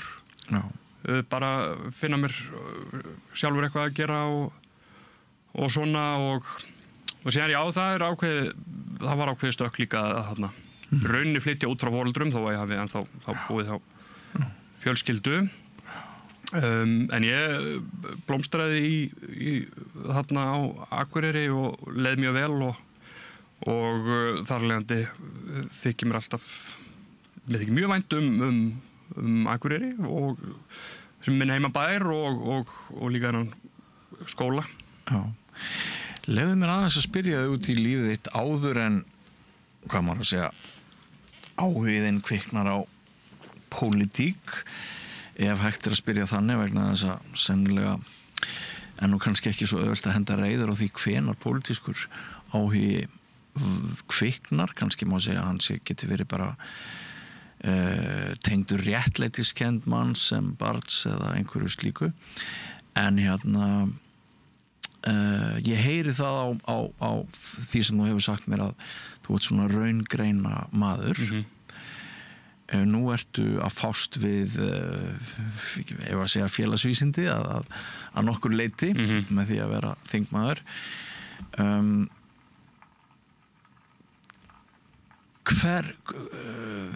þú minnist á árin þarna á leikskólanum á háskólasvæðinu hvað vakti mestan áhugaðinn hvernig bækur lastu hvernig barn varstu hvernig myndir þú svona lýsa hvað ég að segja tímabilinu 5-10 ára eða 5-15 hvað svona á hverju hafðirðu mestan áhuga? Já, það er mjög góð spurning. Ég var alveg held ég svona nett ofvirt barn með svona áhuga á mörgu. Ég las mikið Tinnabækurnar alveg reif þær allar í mig og Sástu hann sem fyrirmynd þína í lífinu að einhverju leyti? Já, ekki síður Kolbeinn Kafteinn sem er nú mjög skemmtilegur ég er með svona litla brjóststyttu af honum á litla kippinu minni. Já, skemmtileg. Ég minnst svona kannski helsta áhugamál á þessum árum var kvikmyndagerð, svona myndbandsgerð. Þetta eru einmitt kannski þau ár sem að það kannski já, ég er í fyrsta skipti að verða svona eitthvað kannski fyrir fleiri en áður að kaupa eitthvað svona tækjabúnað og tölvur með góðu klippiforriti og mamma og pabbi kaupa sér hérna eitthvað Apple tölvu og upptökuvél og ég alveg fer mjög djúpt í það við vorum mikið að gera alls konar stuttmyndir ég og vini mínir í Hlíðaskóla var þar þessi fyrstu 5 ár grunnskóla göngunar og mér fannst rosalega gaman að síðan klippa þetta allt saman saman og var rosalega góður í að fikta, bara svona að finna út úr hlutunum sjálfur, sko. Þú hefði nú kannski alveg getað orðið fjölmiðlamaður með að þetta. Tinni út að lesa tinna og þú ert að dunda við að klippa efni. Bara held ég að hefði mjög auðveldlega geta gerst líka ef að kannski einhver lítil tilvíðankennd atburðarás einhvern tímann hefði farið einhvern veginn öðruvísi. Ég ætlaði á tímabili að fara í það náttúrulega Gautaborg verandi 600.000 manna borg, það eru margir framhaldsskólar og kannski meiri sérhæfingi í boði bara því að þetta er stærra svæði. Ég ætlaði að sækja svona, framhaldsskóla sem var bara með sérstaka áherslu á svona kvikmyndagerð og á svona tækni því tengdu, sko. Ég ætlaði að verða leikstjóri á tímabili, en síðan hef ég alveg skipt áhugasvið og framtíðar áform eins og nærbuxur. Já, það er bara þannig. Og gerist það þá bara eldsnögt? Það getur gert eldsnögt og það er ekki endilega ég missa áhuga okkur öðru, heldur það bara svona, ég get stokkið mjög hratt á milli. Já. Það hefur eiginlega alltaf verið þannig, líka þegar ég var að ganga þennan akademiska veg í verkfræðinni, að hann var þá öfundaði ég stundum bekkjarfélagana mína sem voru bara fundið eitthvað svona mjög ákveðið sem að þeim bara langaði að sökva sér í og verða jafnvel bara best í heimi í eitthvað svona mjög takmörku. Ég hef aldrei einhvern veginn getað það, ég stekk mjög hratt á milli hluta, hvort sem er einhvern veginn áhuga svið líka í pólitíkinni. Og kannski er það eitt kostur við að vera þingmaður að ég hef áhuga á mjög mörgum málefna sviðum. Ekkert mannlegt óviðkomandi? Nei, og það er mér enginn af þeim fastanefndum alþingi sem ég geti ekki hugsað mér að vera í. Ég er í fjárlaganemnd og allsherjar og menntamálanefnd og ég er svona núna eftir fyrstu 2 mánuðina eins og inn í fjárlaganemnd að þá hugsa ég að það sé ekki verra að vera með svona ákveði talnalæsi og það eru alls konar reikniformur og bakvið hitt og þetta sem við erum að steyðast við til að taka ákvarðanir, þannig að ég hugsa að það sé ekki verra eins og í mínu tilfelli að hafa þennan bakgrunn í verkfræðinni. Hlýtur bara að vera mjög gott. Sko, tókstu snemma ábyrgð sem elsta barnið, varst að passa systkinin þín og svona? Já, það var eiginlega bara svolítið eitthvað sem að ég annars verður að taka ábyrgð á sjálfum mér, en líka einmitt svolítið að taka ábyrgð á yngri systkinum. Við erum 4 og við erum mjög dreifð aldurslega. Það er 6 ár í systur mína sem kemur á eftir mér og svo 6 ár í bróður minn sem kemur þar á eftir og svo 3 ár í þá yngstu. Og foreldrar mína hafa nú stundum bölvað því að þau hafa einhvern veginn í mjög mörg ár verið með barn á leikskóla og bleiualdri, en þau hafa svo sem engum að kenna nema sjálfur sér það, sko. En mér finnst það þannig að það gerði það verkum með að maður kannski þurfti stundum að bera ábyrgð líka bara að vera ekki fyrir, sko. Það er einhvern veginn að þú ert 12 ára, þér finnst kannski verið eitthvað vesinn í þínu lífi sem að foreldrar þínir eiga að sinna, en það er bara, þetta er bara þetta eru smámunir, þú ert með lítil börn á heimilinu sem eru bara slösuð og grænjandi og söng og eitthvað, sko, það var bara þín vandamál komast ekki að, sko. Og það er kannski eitthvað sem ég held að mörg svona elstu systkin í stærri og dreifðari systkinahópum kannast við, sko. Já. Ég er yngstur, þannig að ég veit ekki hvað það er. En sko, varstu sterkur félagslega? Áttur góða vini? Já, ég hef alltaf átt öðvöld með að eignast vini. Var samt svolítið svona lítill í mér sem allavega svona unglingur til að byrja með. Getur þú skilgreint það aðeins betur? Já, ég var eða svolítið síðan ég man eftir mér það var alltaf svona rosalega mikla svona efasemdir alltaf í kollinu, sko. Að ég væri ekki nógu góður í hinu eða þessu og kannski veigraði mér við að heyri einhverjum og spurja hvort hann vildi leika því ég var bara búin að ákveða fyrirfram að myndi ekki hafa áhuga því. Hafðirðu orðið fyrir einelti eða einhverjum svona? Nei, nefnilega ekki. Ég hef alveg stundum hugsað þetta og velti fyrir mér einhvern veginn hvaðan þetta kom. Vanmátturinn? Já, en það breyttist svona það breytir svolítið á menntaskóla árunum. Þá byrjaði ég að, einhvern veginn fann ég kjark til að bara taka meira pláss. Og réttir þú bakinu? Já, og þau svona, menntaskólaárun hjálpuðu mér við það, að bara svona, þóra að taka pláss og vera ekki alltaf að efast sjálfan sig, allavega ekki svona í óhófi. Þú segir þau í menntaskólanum, hverju áttu við? Hverju hjálpuðu þér í menntaskólanum við það? Bara einhvern veginn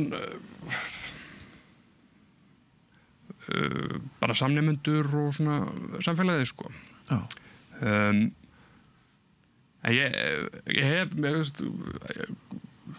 gaman að spyrja aðeins að ég hef alveg oft hugsað þetta sjálfur, sko, en ekki eitthvað oft rætt það uppátt hvaðan þessi svona minnumáttarkennd kom sem að ég hef alveg oft þurft að taka svona slaginn við, það er bara svona reyna að veifa þessum svona efasemdar röddum í burtu og ég meina ef ég hefði ekki tekið þann slag þá væri ég ekki á þingi í dag. Það er náttúrulega að fara í kosningabaráttu og vera að selja sig og selja sig fyrir fólki sem hefur bara mjög miklar efasemdir þig eða flokkinn eða stefnumálinn og þannig að ég mitt vera svolítið beinn í baki og standa fyrir sínu og færa rök fyrir sínu máli en líka þóra að viðurkenna þeir úr skiptunum skoðun eða það er rátt fyrir þér eða gerir eitthvað mistök. Ef ég hefði ekki tekið þessa slagi kannski fyrir á lífsleiðinni þá hefði þetta verið talsveit erfiðar að fara að stæði þessa vegferð sem komir inn á þing. Já, þessi reynslaðin gæti orðið svolítið dýrmætt veganesti því þú hefur þá kannski veltið fyrir þér hvað getur verið stutt á milli þess að maður lendir á milli skips og báru og þess að maður nær flugi, sko. Því að það er stundum svona ákveðin dómharka í samfélaginu að við gleymum stundum hver bjargir okkar eru mismunandi bara á meðgöngu og við fæðingu og okkur hættir kannski til að einfalda mjög flóknar hluti með því að stimpla og afgreiða og við annarkvort hömpum og þetta er alveg geggjað eða alveg ömurlegt, sko. En til dæmis mín reynsla í lífinu er svo, bara svo ég leggi það líka á borðið með þér að það getur bara nánast verið tilviljun hvort maður lendir í öldinni eða brýst upp, sko. Þannig að það segir mér að það er kannski líkur á að þú munir sýna í störfum þínu sem þingmaður alls konar fyrirbrigðum víðsýni og mildi sem að kannski hefði ekki þurft að vera ef þú værir silfurskeiðungur sem aldrei hefðir þurft að glíma við neinar efasemdir.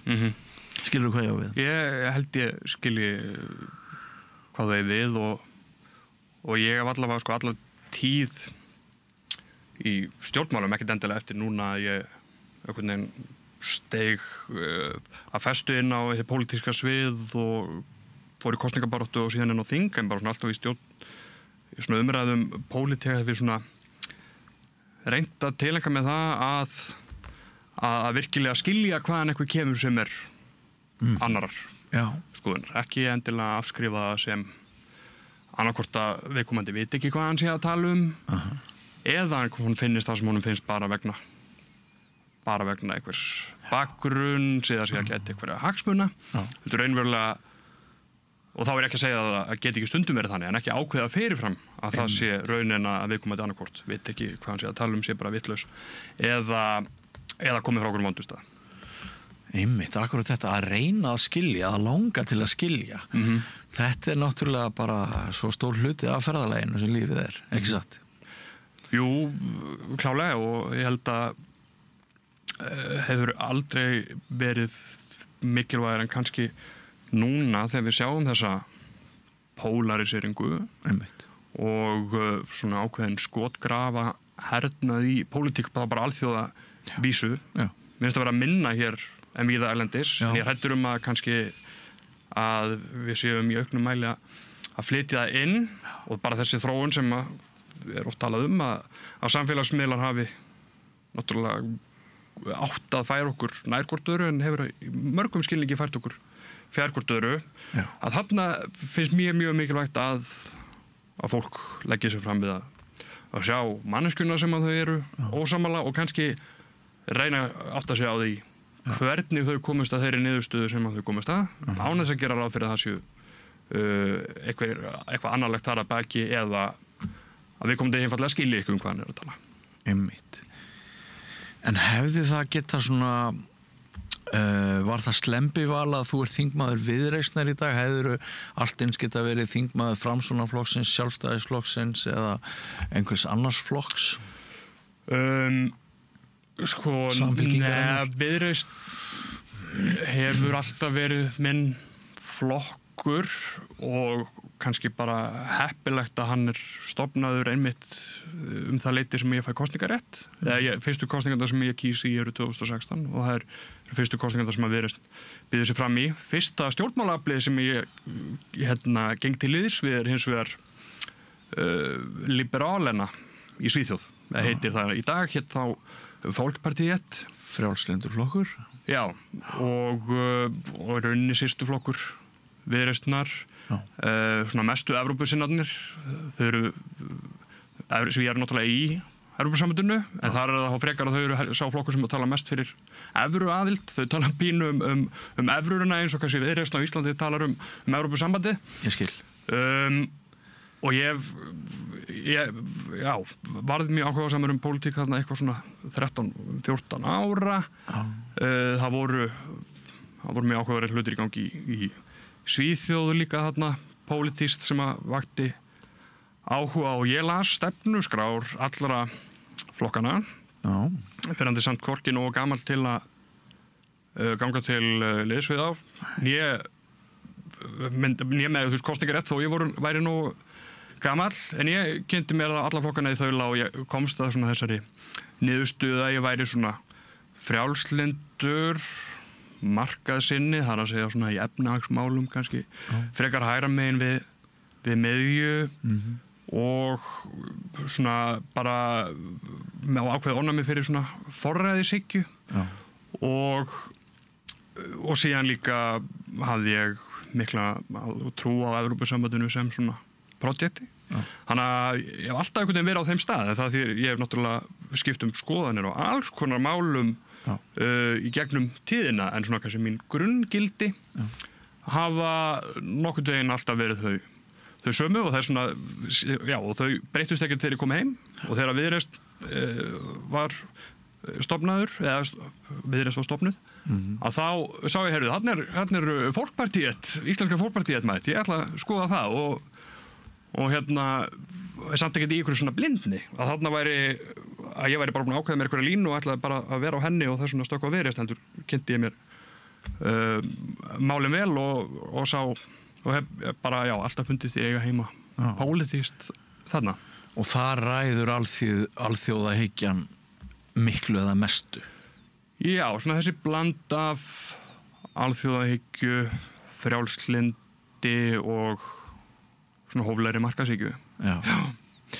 Í síðustu bók sem ég skrifaði þá ræddi ég við viðmælendur sem að töldu það dálítinn akkilesar hæll á stjórnsýslu okkar Íslendinga í tímans rás að svona hinn dæmigerði þingmaður hann fæddist þarna einhvers staðar í Vesturbænum og fór í Hagaskóla og svo fór hann í MR og svo fór hann í HÍ, lagadeildina og svo fór hann niður á Alþingi. Þetta bara þetta alltaf á sömu hundaþúinni sko. Þurftir aldrei að labba nema 500 eða 700 metra í einu sko. Og þarna er þingmaður og svo ræður landinu sko. Þetta gjarnan sjálfstæðismaður. Og mér finnst og viðmælendum mínum í þessari síðustu bók, við höfum mjög mörg okkar hugsað að þetta náttúrulega mörguleiti svolítið, það vantar svolítið upp á það sem þyrfti kannski að vera þegar umræðir þingmenn þjóða. Það er svona nefndi ég áðan að þá vissi ég nú ekki að þú hefðir svona alþjóðlega sögu. Ég hafði ekki kynnt mér það að hver þín saga væri, ég vildi bara fá þig til þess að segja okkur hana því að mér finnst það oft best í þessu. En sko ég held að mörg okkar upplifum það einmitt sem í retrospektinu sem akkilesar hæl hve margir einangrunnar sinnar hafa verið við stjórn þessa lands og í rauninni hvað hugarheimur þeirra smár.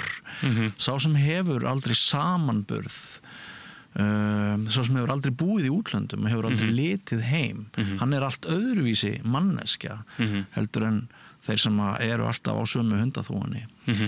Og þetta nú svona, ég veit ekki hvort það einhver spurning á leiðinu út úr þessu randi mínu, þessu monológ, en mér langar bara svona að leggja það á borðið. Ég held að sko, getum við ekki verið sammála það að hinir 9 tímar stjórnmálan á Íslandi, hvað sem verður inngöngu í ESB eða annað, getum við ekki verið sammála það að þetta ætti nánast að vera inntöku skilyrði fyrir það að vera í ráðastöðu eins og vera þingmaður á Íslandi, að þú hafir einhvern samanburð við útlönd miðað við það sem verið hefur. Inntöku skilyrði ekki inntöku skilyrði. Ég náttúrulega hlindu því að og örugglega við öll að þingið sé svona eins næst því og kemst að vera einhvers konar þverskurður.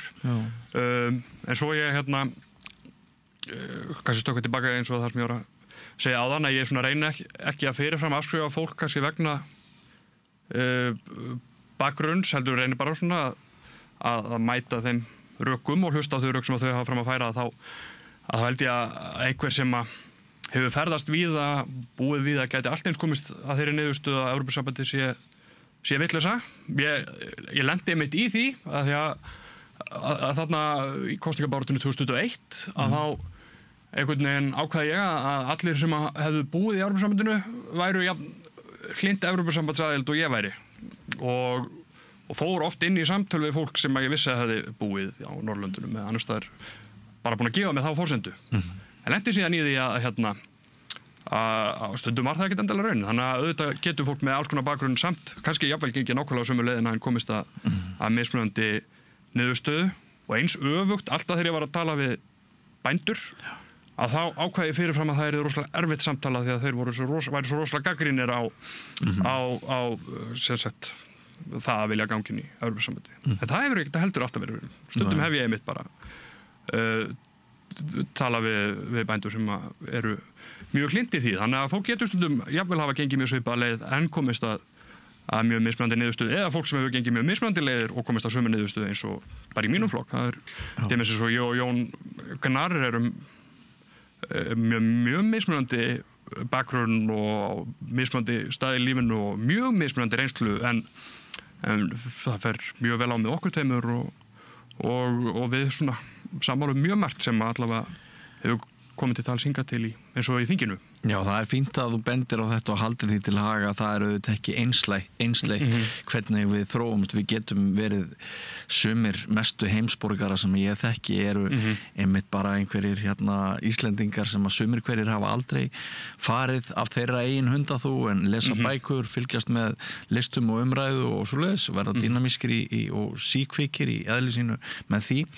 En stjórnmálasaga Íslendinga, hún hefur mjög mikið verið mörkuð einsleitri manngerð kalla í Vesturbænum sem kusu Sjálfstæðisflokkinn og fóru þessa sömu leið inn á þing, og mín persónulega skoðun að stjórn landsins hafi goldið fyrir það, en auðvitað það allt og mikil einföldun að ræða það að maður ætti að gera það sem einhverja kröfu á þingmenn að þeir hafi búið í útlöndum. En ég held að það sé kostur. Það kannski meira það sem ég að segja. Og svo ég hafandi gengið verkfræði leiðina gegnum háskólan, mér er stundum þótt vanta fólk með þannig bakgrunn. Já. Núna ég eini verkfræðingurinn á þessu þingi, svo Pavel sem starffræðingur, minnir að geti mögulega verið einhver tæknifræðingur eða innfræðingur. Það var minni mér RÚV sem gerði svona samantekt á þessu, hver bakgrunnur fólks væri menntun og fyrir störf, og það var náttúrulega mjög mikið lögfræðingar. Og það kannski margir sem gefa sér það að já, Alþingi setur lög og þá sé gott að vera með lögfræðinga, en ég þvert á móti myndi vilja að fólk með alla mögulegan bakgrunn komið að því að einhvern veginn að spekulera hvernig lögin eigi að vera. Síðan kannski frekar lögfræðingarna að skrifa það niður og útfæra nákvæmlega. en að við ættum samt öll að hafa skoðun á í rauninni hvert markmið með lögunum og þær reglum sem við setjum í samfélaginu en síðan kannski eru lögfræðingar sem að útfæra niður í minnstu smáatriði og síðan takast á í dómstólum túlkun þeirra og svo framvegis. Þarna ég algjörlega sammálaðir og þetta var nú einu sinni svona rómantísk hugmynd hinna fullkomnu ritstjórn á þessum fjölmiðlum Íslands sem einu sinni voru öflugir og fjölmennir að ég hef setið í stórum ritstjórnum á ritstjórnafundi þar sem að rafvirki loftskeytamaður, fiskverkunarkona, fyrrverandi einmitt lögfræðingur og allir sitja við sama borðið og ákveða hvað ætlum við að láta standa í blaðinu á morgun og hvernig endurspeglum við sem best samfélagið. Akkurat. Ég held að það megi alveg bera þetta saman sem einhver svona ídeal sko. Alveg sammála því og ég einmitt meðal annars brenn svolítið fyrir því að við eflum það sem er oft kallað STEM-greinar eða STEAM. STEM er þá Science, Technology, Engineering and Maths og að STEAM að þá er líka bætt við Arts. Sköpun.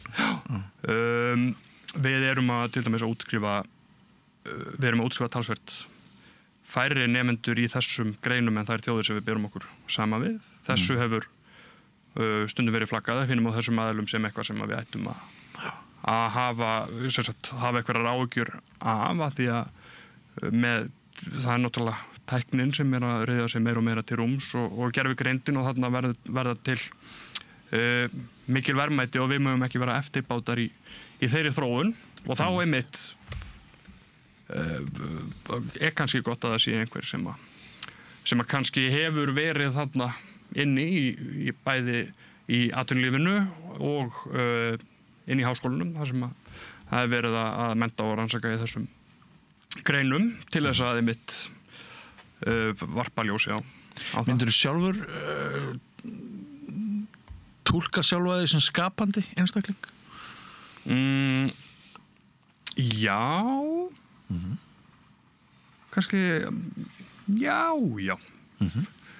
Ég held, sko, kannski bara því að ég er ekkert mjög góður í svona kannski mörgum svona hefðbundnum skapandi greinum. Ég get ekkert málað, ég er frekar lélugur í sko að eins og til dæmis seinast í þingveislunni sem var fyrir ekki löngu síðan þá er ef maður ætlar að ávarpa samkomuna sem sagt þingmenn þeir verða að gera það í bundnu máli og mér langaði að gera eitthvað sniðugt og fyndið í bundnu máli en það kom ekki neitt sko. Þannig ekkert ár frá þér. Þannig ekkert ár kom frá þér. Nei, ég var eitthvað að grátbeða fólk við borðið að skrifa eitthvað um mig. Þannig að stundum vegna þessa hef ég kannski ákveðið að ég sé ekki skapandi en ég hugsa að það þýðir ekki að maður sé ekki skapandi þó að maður sé kannski ekki sterkastur í svona þessum svona hefðbundnu skapandi greinum. Gagnrýnin, ertu það?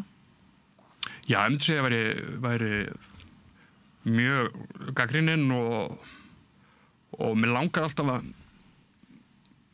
að skilja allt og ég finn jafnvel að það er náttúrulega mjög mörg mál sem komi gegnum þingi og oft mjög flókin og þykkir bunkar af frumvörpum og fylgiskjölum. Ég finn alveg að það fer að verða áskorun en mér langar alltaf að soka mér í stjúpt í málun og ég geta því mér langar ekki að vera á grænatakkanum á okkur sem ég skil ekki. Þannig að jú, ég myndi klárlega að segja að ég væri gagnrýninn en maður verður líka að læra að treysta til dæmis treysta og sleppa og treysta og sleppa og svona þú munt ekki geta skoða öll þessi máli jafnvel eins og þú myndir vilja tíminn er takmarkaður og allt það. Þannig að til dæmis ég er í allsherjar- og menntamálanefnd með Grímsinni og stundum þarna eða koma bara einhver mjög löng frumvörp breytingar á lögum til dæmis landamæragæslu og það er ekki nóg að bara lesa frumvarpið heldur til að raunverulega skilja að það var svo margt annað sem maður þyrfti líka að skoða þetta bakvið þá þarf maður stundum bara að taka skrefið og bara heyra nei Grímur ef þú segir þetta sé gott og ég veit að við erum einhvern veginn deilum mörguleiti grunngildum og við erum náttúrulega í sama flokknum ef þú segir þetta sé gott að þá treysti ég því. Finnum maður til smæðar sinna þegar maður situr við hliðina á einu færasta rannsóknar lögreglu sérfræðingi landsins áratugum saman? Já, það alveg oft sem að maður fær, hvað heitir aftur íslenska? Hvað lottara heilkennið, imposter syndrom. Já.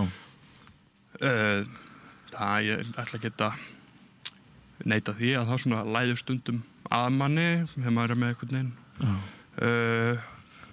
Já, Grímur einmitt eins og segir og Víðir og fyrrum landlæknir og sen með 2 fyrrum borgarstjóra og náttúrulega marga fyrrum ráðherra bæði í stjórnarandstöðunni og svona. En ég hef einmitt kannski eins og ég nefndi alveg upphafi hef svolítið tekið slaginn við mín og svona efasemdir sjálfa mig sem eru svona alltaf að læða stað, auðvitað á maður alltaf efast sjálfa sig í einhverju hófi og það sem maður er að gera, en ég held mér hafi tekist ágætlega til að þó að þetta lottari helginni komi upp að svona halda aftur að því og bara, ég má samt alveg þjá mig þetta eins og hver annar þingmaður. Já, og þeir til varnar þá myndu margir finna sko svona til smæðar sinnar með þessi viðmið sem eru í kringum þig núna. Það verður nú bara að segjast eins og að hérna ef þeir tekst að dansa þennan dans á þess að fótbrjóta þig, þá það bara sigur sko. Þegar þú ert komin ekki reyndari en þú ert, ekki eldri en þú ert inn á þetta svið. Ég veit að það reyndar á þínum aldri sem að maður heldur að maður geti allt. Já.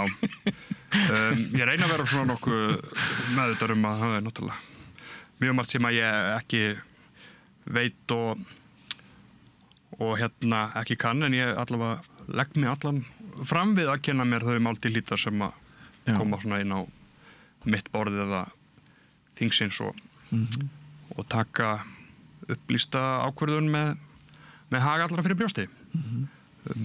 Orðið auðmýkt, þú ert aðeins að daðra við það. Já. Ég er svona vera og ég hef reynt að tilkæma mér að bæði í kosningabaráttunni og eftir að þegar einhver kjósandi þegar ég er að ferðast gjörða með að þess svona eitthvað blaðamaður spyr mig hvað er í gangi með þetta, af hverju ertu að gera þetta í staðinn fyrir að reyna að klóra með einhvern veginn út úr því að bara vera þá frekar hreinskilinn, heyrðu ég þekkit ekki, en ég skal gera mér allar besta við að kanna þetta og kannski þá koma aftur tíðin með svar einhvern tíma seinna. Mjög gott. Ég spurði aðeins út í vini áðan, áttu kærasta, kærustu eða konu eða hvernig sú staða? Nei, ég er bæði einhleypur og barnlaus sem að ég verð að viðurkenna að ég hef svona eiginlega bara svona pínu þakklátur fyrir einmitt á þessum tímapunkti. Já, ég trúi það. Þetta er ekki hefðbundin 8-4 vinna og þar að ekki ef maður er þingmaður eitt af þessum 3 landsbyggðarkjördæmum að þá er mjög mikið, það er margt sem maður þarf að gera líka helgarnar. Já, þú þarft ekki að selja mér þetta, ég trúi því alveg að þú sett brjálæðislega busy. Og það er svona, það er fínt að þurfa ekki að ofan á allt saman að vera með samviskubiti yfir í að maður sé ekki að sinna fjölskyldunni nógu vel, en mjög margir af mínum vinum sem eru komnir vel á leið með það að stofna fjölskyldur. Það var bara einmitt áðan sem að ég fekk mynd af nýfæddum frumburði eins af mínum bestu vinum. Og kannski einhverju leyti af því að ég er einhleypur og barnlaus og ég er samkynhneigður, þannig að kannski sé ekkert fram á að barneignir sé að fara að koma óvart fyrir eitthvað svona í náinni framtíð. Að á meðan svona mínu jafnaldrar að hamast í öllu þessu og hafa þá klárlega ekki tíma til að vera að fara eitthvað að setjast á þing og berjast fyrir bættum hag ungra fjölskyldna að hafa kannski einhver leyti mitt hlutverk að gera það hafandi tíma nú sem við erum með til þess. Já, einmitt. Sko, ég tók það nú sérstaklega fram að þetta væri ekki þáttur fyrir stefnumál eða svona slíkt, en það hefur þetta spjall okkar ekki verið þannig. En ég veit að þú þarft að rjúka á fund og tími okkar er nánast liðinn, en má ég svona rétt í lokin spyrja þig hvað er sem þú brennur helst fyrir, ef eitthvað, ef þið langar til þess að ræða það svona síðustu mínútuna? Það sem að ég brenn helst fyrir ég veit að þetta ekki eitthvað svona eitt tiltekið stefnumál, en það að Ísland sé og verði land, þar sem að ungt fólk eins og ég, sem að hefur fetað þá braut að það ekki endilega verið að mennta sig í einhverju, heldur vill ná langt, fer ég vel erlendis til að vika sjóndeildarhringinn og öðlast einhverja reynslu eða menntun eða eitthvað. Að þau vilja síðan, að þeim finnist Ísland vera ákjósanlegu staður til að snúa heim til og byggja eitthvað upp og stofna fjölskyldu og lifa lífinu á. Ég sé í kringum mig að það eru hindranir sem að fólk upplifir fyrir því að koma heim jafnvel þó þau langið til þess og það... Þú ert að tala um húsnæðismarkaðinn og svona? Húsnæðismarkaðurinn og bara svona kostnaðurinn við að lifa og auðvitað svona, samfélagið sé að mörguleiti og barnvænt. Við sjáum náttúrulega stöðuga umræðum leikskólamál sem náttúrulega auðvitað hjá sveitarfélögunum en hvernig samfélagið allt virkar náttúrulega einhverju leiti samstarfsverkefni ríkisins og sveitafélag. Þannig að þetta er svona kannski svona stóra myndin sem að ég brann hvað mest fyrir og til dæmis það að ég vilja Ísland gangi í Evrópusambandið snýst þetta. Það er ekki markmið í sjálfu sér að Ísland sé í Evrópusambandinu bara til þess að við séum þar inni, því ég er raunverulega trúið í til dæmis að þannig gætu við skapað skilyrði þannig að það sé jöfnun tækifæra að það sé svona meiri fyrirsjáanleiki og stöðuleiki og náttúrulega lægri vextur og viðráðanlegri húsnæðismarkaður eins og til dæmis við sjáum í nágrannaþjóðum okkar á Norðurlöndunum. Og svo eru miklir flokkadrættir í atvinnulífi hérna og margir spyrja sig hvort það geti losnað þau tök. Já, mjög góður punktur. Við höfum hingað til alltaf verið auðlindadrifið hagkerfi og það til dæmis vera með íslensku krónuna hefur reynst mjög vel en núna erum við að sækja fram á öðru sviðum og ég held við séum öll sammála það sem erum á þingi að við eigum að reyna að greiða götu nýrra og spennandi atvinnuvega til þess að vaxa og dafna á Íslandi og þetta líka liður í því að svona nýjar og spennandi atvinnugreinar sem að mikið af mínum járnöldurum finnst eða sjá fyrir sér að starfa við og byggja verðmæti innan eða búa til verðmæti innan að það sé hægt hér. Þetta í rauninni ein leið í átt að því markmið en ekki markmið í sjálfu sér, til dæmis að taka upp evru. Einmitt. Nú ertu orðin á seinna fund. Ingvar Þórðarson, kæra þakkir fyrir að koma hér til okkar á Rauðaborðinu í þennan lið sem við köllum óþekkta þingmanninn og ég óska þér alls góðs í störfum þínum á þingi sem og öðru því sem að þú tekur þér fyrir hendur. Takk hérlega fyrir það, takk fyrir boðið. Og við erum ekki búin hér við Rauðaborðið, heldur höldum áfram eftir andartak, ekki fara langt. Með því að ganga í leigjendasamtökin styður þú baráttu leigjenda. Leigjendasamtökin eru fyrir öll þau sem vilja vinna að réttlæti og öryggi á húsnæðismarkaði. Leigjendasamtökin.is. Nú, ein af stærri spurningum vikunar sem við reyndum að glíma við og leituðum svara við var hvort þannig væri komið fyrir íslensku samfélagi að lögregla geti beitt borgara ofbeldi án góðrar ástæðu og án afleiðinga. Blessa dómstólarnir svoleiðis þegar á reynir. Því heldur lögmaður fram. Lögmaður nýjumenninga sem að lenti því í skólastræti í maí í fyrra að verða fyrir ansi harkalegum tökum lögreglu svo ekki sé fastar að orði kveðið. Við heyrðum af sýknudómi héraðsdóms í vikunni gagnvart þessum mótmælendum. Þeir fá ekkert fyrir sinn snúð og það er full ástæða til þess að ræða það hvort Íslands samfélag er að breytast til hins verra í þessum efnum. Og til að ræða það komu hér á Rauðaborðinu Sigtryggur Ari Jóhannsson og Sara Stef Hildar. Þau eru bæði mótmælendur og trúa því að við gerum landið og miðinn og samfélagið okkar betra með því að segja okkar meiningu þegar þarf að segja okkar meiningu. Við skulum hlusta á hvað þau hafa að segja.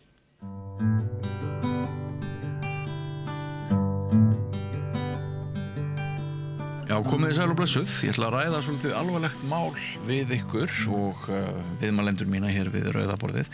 Það eru svona svo tilfinning að lögregluvaldi sé að vaksa ásmegin hér á landi.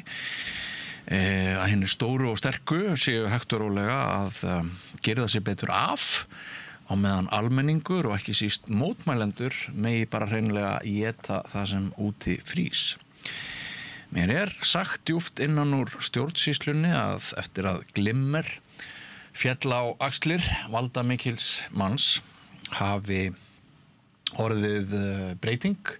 Öryggisreglur hafi verið hertar meir og meir í kringum valdamesta fólk landsins og það hafi verið svona búin til meiri aðgreining á milli aktivista og okkar besta fólks, samkvæmt lögreglu, okkar dýrmætasta fólks, ráðamanna landsins. Við erum smám saman að venjast því að sjá öryggisverði, lífverði í kringum ráðherra og fleiri. Einkabílstjórar, við höfum séð það á nokkuð lengi en þetta er eiginlega nýtt með öryggisgæsluna. Þetta hlýtur að kosta alveg helling og þetta sendir ákveðin skilabúð og margir velta fyrir sér hvað varðum litla saklausa frjálsa Ísland sem hefur verið eitt af því sem að hefur gert lífið þess virði að lifa því hér á þessu skeri, ekki er það veðrið, það hefur verið frelsið. Við sáum svo heyrðum fréttir af því daginn að myndir höfðu horfið úr búkmyndavélum lögreglumanna og virtist sem að það bara skipti engu máli, það væri bara allt í lagi og í gær féll dómur hjá héraðsdómi þar sem að 9 mótmælendur höfðu leitað réttar síns vegna ofbeldi sem að þeir töldu lögreglu hafa beitt þá við Skólastræti maí í fyrra og þið hafi séð myndir þar sem verið að sprauta piparúða af miklum þrótti framan í þessa mótmælendur og ýmsir héldu að það yrði uppskorið réttlæti. Þetta er svona augnablik hingað ekki lengra, við þurfum að endurskoða starfsaðferðir lögreglu og framkomu þeirra gagnvart mótmælendum en lögreglan er sýknuð og til að ræða þessi mál í svona kannski bæði þröngri og víðri mynd eru komnir hingað til mín 2 mótmælendur, annar var á staðnum í þessum mótmælum þarna í maí fyrra og það er hann Sigtryggur Ari Jóhannsson, vertu velkominn. Takk. Og svo er hér Sara Stef Hildar sem einnig hefur tekið þátt í mótmælum, vertu velkominn einnig. Takk. Ef ég byrja aðeins á dóminum í gær þá hefur Oddur Ástráðsson lögmaður mótmælendana látið hafa það eftir sér að með þessu sé verið að blessa ofbeldi lögreglu. Og ef við byrjum kannski bara á þér, Sigtryggur Ari, sem varst þarna í fyrra, kom þessi dómur þér á óvart? Nei, hann kom mér nú ekki á óvart. Ég held að það er nú svona frekar algengt í svona málum að ríkið sýkni sjálft sig, sko. Ríkið er valdið í þessu tilviki og litlu mótmælendurnir, það er valdamunur þarna og það er svona viðleitnin í kerfinu er þessi, sko. Og ég held að fólk sem ég hef talað við, sko, í gær eftir þessi dómur féll, fólk sem hefur áður leita réttar síns út af svipuðum málum er alveg á þessari skoðun líka, sko. Og það er svona leiðin að því að leita réttar síns gagnvart lögreglu eða ríkinu þegar svona kemur upp, hún er löng og grýtt og ég held að þessi kjarkaði hópur þarna sem að leggur á stað með þetta mál viti það alveg og megi alveg búast við því að þetta verði ekkert létt og það sé alveg eins hægt að gera ráð fyrir því að ríkið verði sýknað í hvert einasta skipti sem þetta verður dregið upp og eini möguleikin sé að reyna að koma þessu kannski út til mannréttindadómstóls en þetta er nú svona, það er nú svo hypotetist allt saman, sko og alveg ekkert gefið að fólk endilega hafi úthald í svoleiðis, sko fjárhagslegt eða andlegt sko. Þannig að nei, mér bregður ekkert þetta. Hvers vegna varstu við þessi mótmæli í fyrra í maí? Ég var nú bara að tjá skoðun mína á ástandinu fyrir botni Miðjarðarhafs og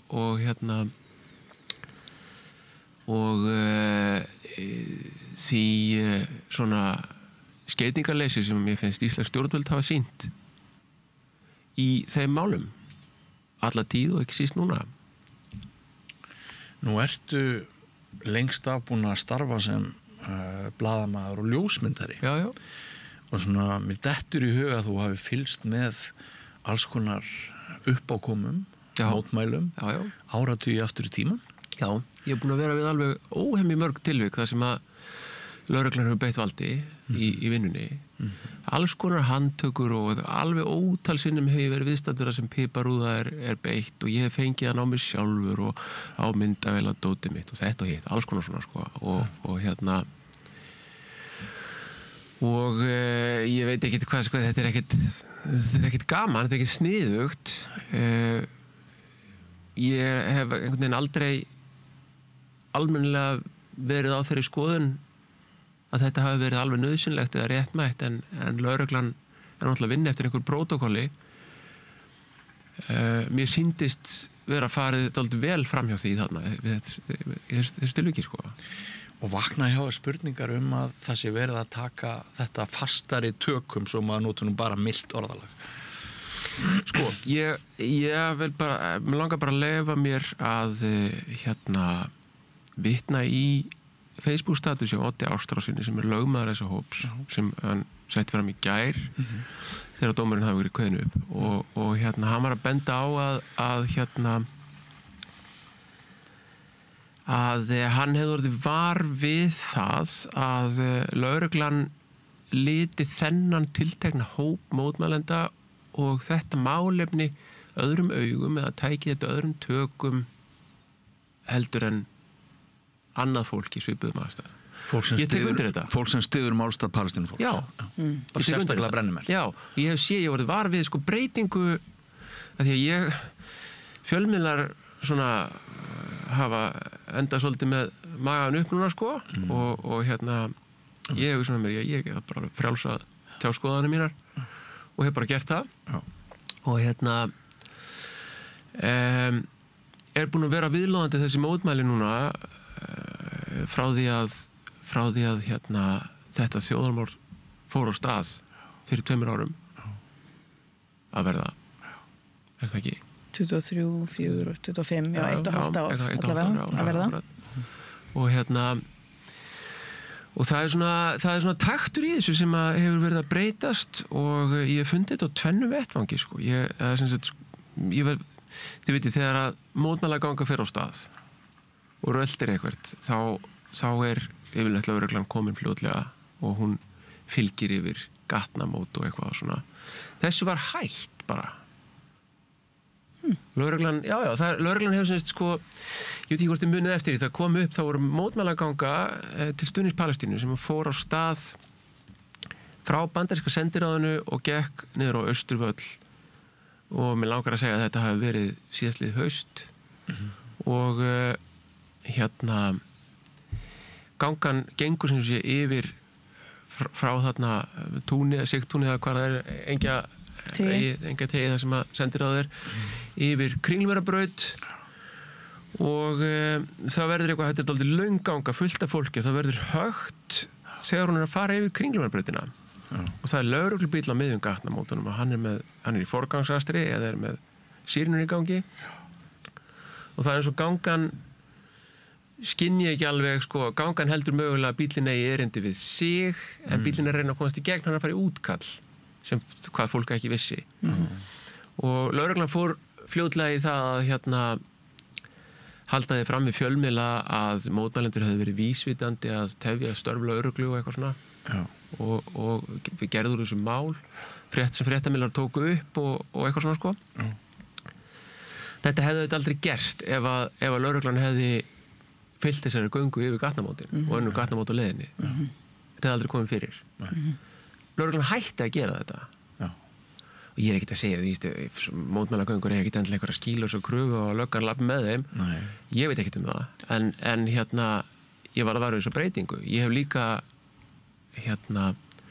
orðið var við þá orðræðu í hópi hátsettra lögreglumanna að tvennt sko, sem ég hef heyrt í störfum mínum sko, alveg til hliðar við þetta mótmælafastur og svona í óspurðum fréttum tvennt að hælisleitendur séu baggi á samfélaginu, númer 1 þeir séu óþarfa kostnaður og vesen og númer 2 þessi tiltekni mótmælahópur sé einhvers konar skítugt fólk sem ætti að fá sér almennilega vinnu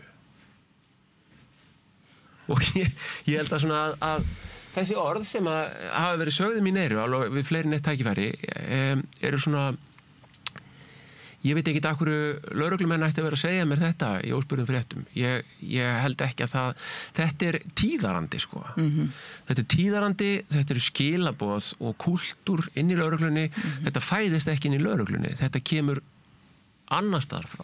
Geti komið úr pólitíkinni? Auðvitað kemur úr pólitíkinni og þetta kemur ekkert bara úr pólitíkinni, þetta kemur úr heimspólitíkinni sko. Þetta ristir miklu dýpra heldur en þessi lögreglumæður sem sagði þetta við mig sko. Þetta er raunverulega ekki þessi lögreglumæður sem að segja þetta við mig. Þetta er fasískur tíðarandi í veröldinni sko. Mér langar að grípa orðið að mér finnst áhugavert við erum að tala prótokól lögregluna hérna áðan og hvernig þeir beita sér gagnvart þessu mótmælendum. Maður myndi ætla samt að væri líka eitthvað prótokól sem ætti við með svona stórar göngur sem fara í gegnum almenning sko. Og það er áhugavert að þeir geti bara ákveðið að draga sér í hlé með það. Já, og mann er dettur líka í hug sko virðing og öryggishagsmunir að með því að lögreglan virði mótmælendur með þessari vernd þá sé svona verið að senda ákveðin skilaboð og maður spyr sig hvað hefur þá gerst í samfélaginu þegar þeir eru hættir því. En sérstaklega Sara sko ég hef nú hlaupið yfir hennan dóm og til dæmis það að sem er að minnstakosti túlkun lögmannsins og ég sé ekki betur en að Oddur lögmaður mótmælendana 9 hafi rétt fyrir sér þegar hann segir að sko lögreglan lítur á það sem ófriðsamleg mótmæli að þarna hafi hluti fólksins lagst í jörðina að það hafi leitt til þess að þá séu mótmælin orðin ófriðsamlega. Hvað finnst þér það? Ég náttúrulega var ekki á þessum tilteknu mótmælum en ég held að það sem sé rétt sem að hefur verið sagt þessi mótmæli að sennilega eru þetta mest svona dokumenturuðu mótmæli sem átt hafa sér stað. Það eru til myndefni frá eiginlega öllum mögulegum það var sko markvisst safnað myndefni af aðgerðum bæði mótmælenda og lögreglu þegar á þessum mótmælum stóð og þessu var deilt á samfélagsmiðla og svona einhver gerða tilhugni til að greina hvað var að gerast þarna. Þannig að ég get svo sem ekki tjáð mig náttúrulega það að því ég var ekki þarna, þú veist, en ég er ekki búin að lesa allan dóminn, ég svona gluggaði í hann. En bara þessi hugmynd að það að leggjast í jörðina. Þetta er bara gjörningur auðvitað og þetta hlýtur að teljast vera hluti þess sem að mótmælendur mega gera að leggjast friðsamlega á götuna til að reyna að hefta för og vekja athygli á sínum málstað. Þannig að ég held að við getum, ég sá myndefnið og ég hef verið viðstödd önnur mótmæli þar sem að piparúða hefur verið beitt. Þannig að það sem mér fannst áhugavert í samhengi dómsins líka var að þeir hefðu heimild til að beita kylfum. Þannig að talandum prótokól sko. Og hvaðan þetta kemur. Ég hef líka lesið og séð að ráðherrabílar voru tómir. Það var engin ráðherra í bílnum við einhverja beitingu piparúða við þessi mótmæli og svo var í raun úrræði í boði fyrir lögreglu sem þeir ákváðu að nýta sér ekki sem var að fara út baka til einhver bílaportsmegin. Þannig að mér finnst það í sjálfu sér líka sko áhugavert í samhengi þess að við erum að tala að hér að mínu mati sko er þetta bara svona löng saga núna þar sem verið er að búa til nýja menningu fyrir þetta okkar samfélag þar sem við eigum að skynja lögregluna með algjörlega nýjum hætti sko. Þannig að maður minn fór í gær og var að við vorum að flytja og maður ætlar að halda áfram í líkamsrækt, fór út í World Class að kaupa sér kort. World Class tekur sko mynd af augan á þér til þess að vita þér aðgang að salnum og það er engin önnur leið því hann kærði sig ekki þetta, hann er hálf amerískur reyndar, hann er aðeins hókinn af svona reynslu og hann spurði hvort það væri ekki hægt að fá einhverja aðra aðgönguleið, bara nota svona strikamerkiskort, en meiri segja World Class bannar það, það er engin annar sem fer inn, þetta er svona í mínum huga, þessi menning sem ég er að tala sem verið er að byggja upp hérna, er svona lögregluvæðing einmitt, það er verið að polísa því meiri segja inn í líkamsræktastöðina, það fer engin annar inn á þessum aðgangi en hann sjálfur. Þú ferð í Hagkaup, að þar eru öryggisverðir og þú ferð ekkit og veslar í matinn á þess að sé svona einhver hugmynd svona policing eða lögregluvæðingu. Og í raun sjáum við sko normaliseringuna á því að samþykja lögreglu sem valdi í okkar lífi, alveg frá því að við erum bara lítil. Ég man eftir að lögregla hafi kennt mér umferðarskólan, þið vitið. Og hvað er þetta að kalla núna? Samfélagslögregla. Þannig að mér finnst það svona í stærra samhengi, ef maður summar líka aðeins út og horfir niður á þetta, hvað er að gerast? Að þá er annars vegar verið að normalisera kannski lögreglu, ég hef ekkert á móti umferðarlögreglu í sjálfur sér. Og hún hefði sjálfsögð átt að gæta göngunar þarna, sem við rættum áðan. En lögreglan sem ég hef mætt á mótmælum, ég var til með á þessum mótmælum sem að í rauninni spruttu upp bara upp af sjálfu sér í eldhúsdagsumræðum þingsins sem var líka síðasta voru, ég held að það veri bara 2 dögum síðar. Það var bara rétt eftir þetta sko. Þessi mótmæli voru 31. maí og eldhúsdagsumræðunar eru bara strax þarna. Strax á eftir. Já, ég meina og það var það sem ég sá og nú er ég sko kona sem hefur tekið þátt í þessum palestínumótmælum alveg frá því að þau stóðu við ráðherrabústaðinn og þetta er fólk sem er bara fólk með sveigjanlegan vinnutíma, þetta er fólk í fæðingarorlofi, þetta eru eldri borgarar, þetta er fólk sem hefur tök á því að mæta á svona skrýtnum tímum þegar ríkisstjórnin er með sína fundi þarna í ráðherrabústaðnum eða ráðherrafundirnir. En þessar eldhúsdagsumræður voru þannig að það fór bara í gang einhvers konar svona heraðgerð lögreglunar. Og þar var bara beitt þessum grindum, þeir raða sér allir upp, þeir eru með svona piparúða, ég tók nú mynd af einum sem stóð beint fyrir fram að mig og ég er eiginlega sannfærð að það var rafbyssa sem hann var með. Já, allir komið með það sko. Og þetta er bara sama fólkið sko, þetta er sama fólkið í flíspessum, þú veist, sem að stendur þarna fyrir utan til að reyna að beita íslensk stjórnvöld þrýstingi að gera eitthvað í þessum viðstökilega þjóðamórsmáli Palestínu. Þannig að já, ég sé ekki að það sé neitt annað en bara hluti af svona mótmæla gjörningi að fá að leggjast í götuna. Og sérstaklega sem ég sagði áðan, í ljósi þess að þeir höfðu önnur úrræði. Að því mótmæli eru gjörningur sko. Ég myndist í inngangnum áðan á glimmerið á öxlum Bjarna sem var tekið alveg gríðarlega föstum tökum og litið á það sem mjög alvarlegan atburð. Ég er ekki viss að þjóðarsálin hafi verið sammála ráðafólkinu sem að leita á það sem mjög alvarlegan atburð. Það var talað þurfum við nú að hafa öryggisverði allstaðar í háskólanum og allstaðar þar sem að þessi fyrirmenni koma saman og halda tölu og maður bara, maður botnaði ekkert í samhenginu. Sem sagt, viðbröðunum sem rætt voru við þessu miðað við alvöru málsinn sem að mér fannst ekki mjög mikil, bara svo það sé sagt. En sko, þetta er ekki alveg svona ungt, þetta tegir sig aðeins lengra aftur. Ég man til dæmis þegar við vorum að vinna þetta á Fréttablaðinu að fyrir svona 3 árum byrjar það eru einhverju svona öryggisverðir inn á Alþingi sem er að stugga við mann og segja mann að maður sé komin þegar maður er blaðamaður þar að fylgjast með einhverju umræðu, að maður sé komin inn á rangan stað, maður sé komin hálfum 30 centimetrum frá því svæði sem maður átt að standa og þetta með að við séum velkomnir við fjölmiðlamenn og við fáum bara tilhlýðilega virðingu yfirvalda, við höfum aðgengi til þess að dokumentera það sem við þurfum að dokumentera að sko þetta svona, ég upplifði þetta sem svona þetta byrjaði að breytast til hins verra fyrir aðeins lengri tíma en þeim sem nemur glimmerinn á öxlum Bjarna. En sko, svo hefur mér bara fundist að þetta sé að verða svæsnara og svæsnara, þessi aðgreining.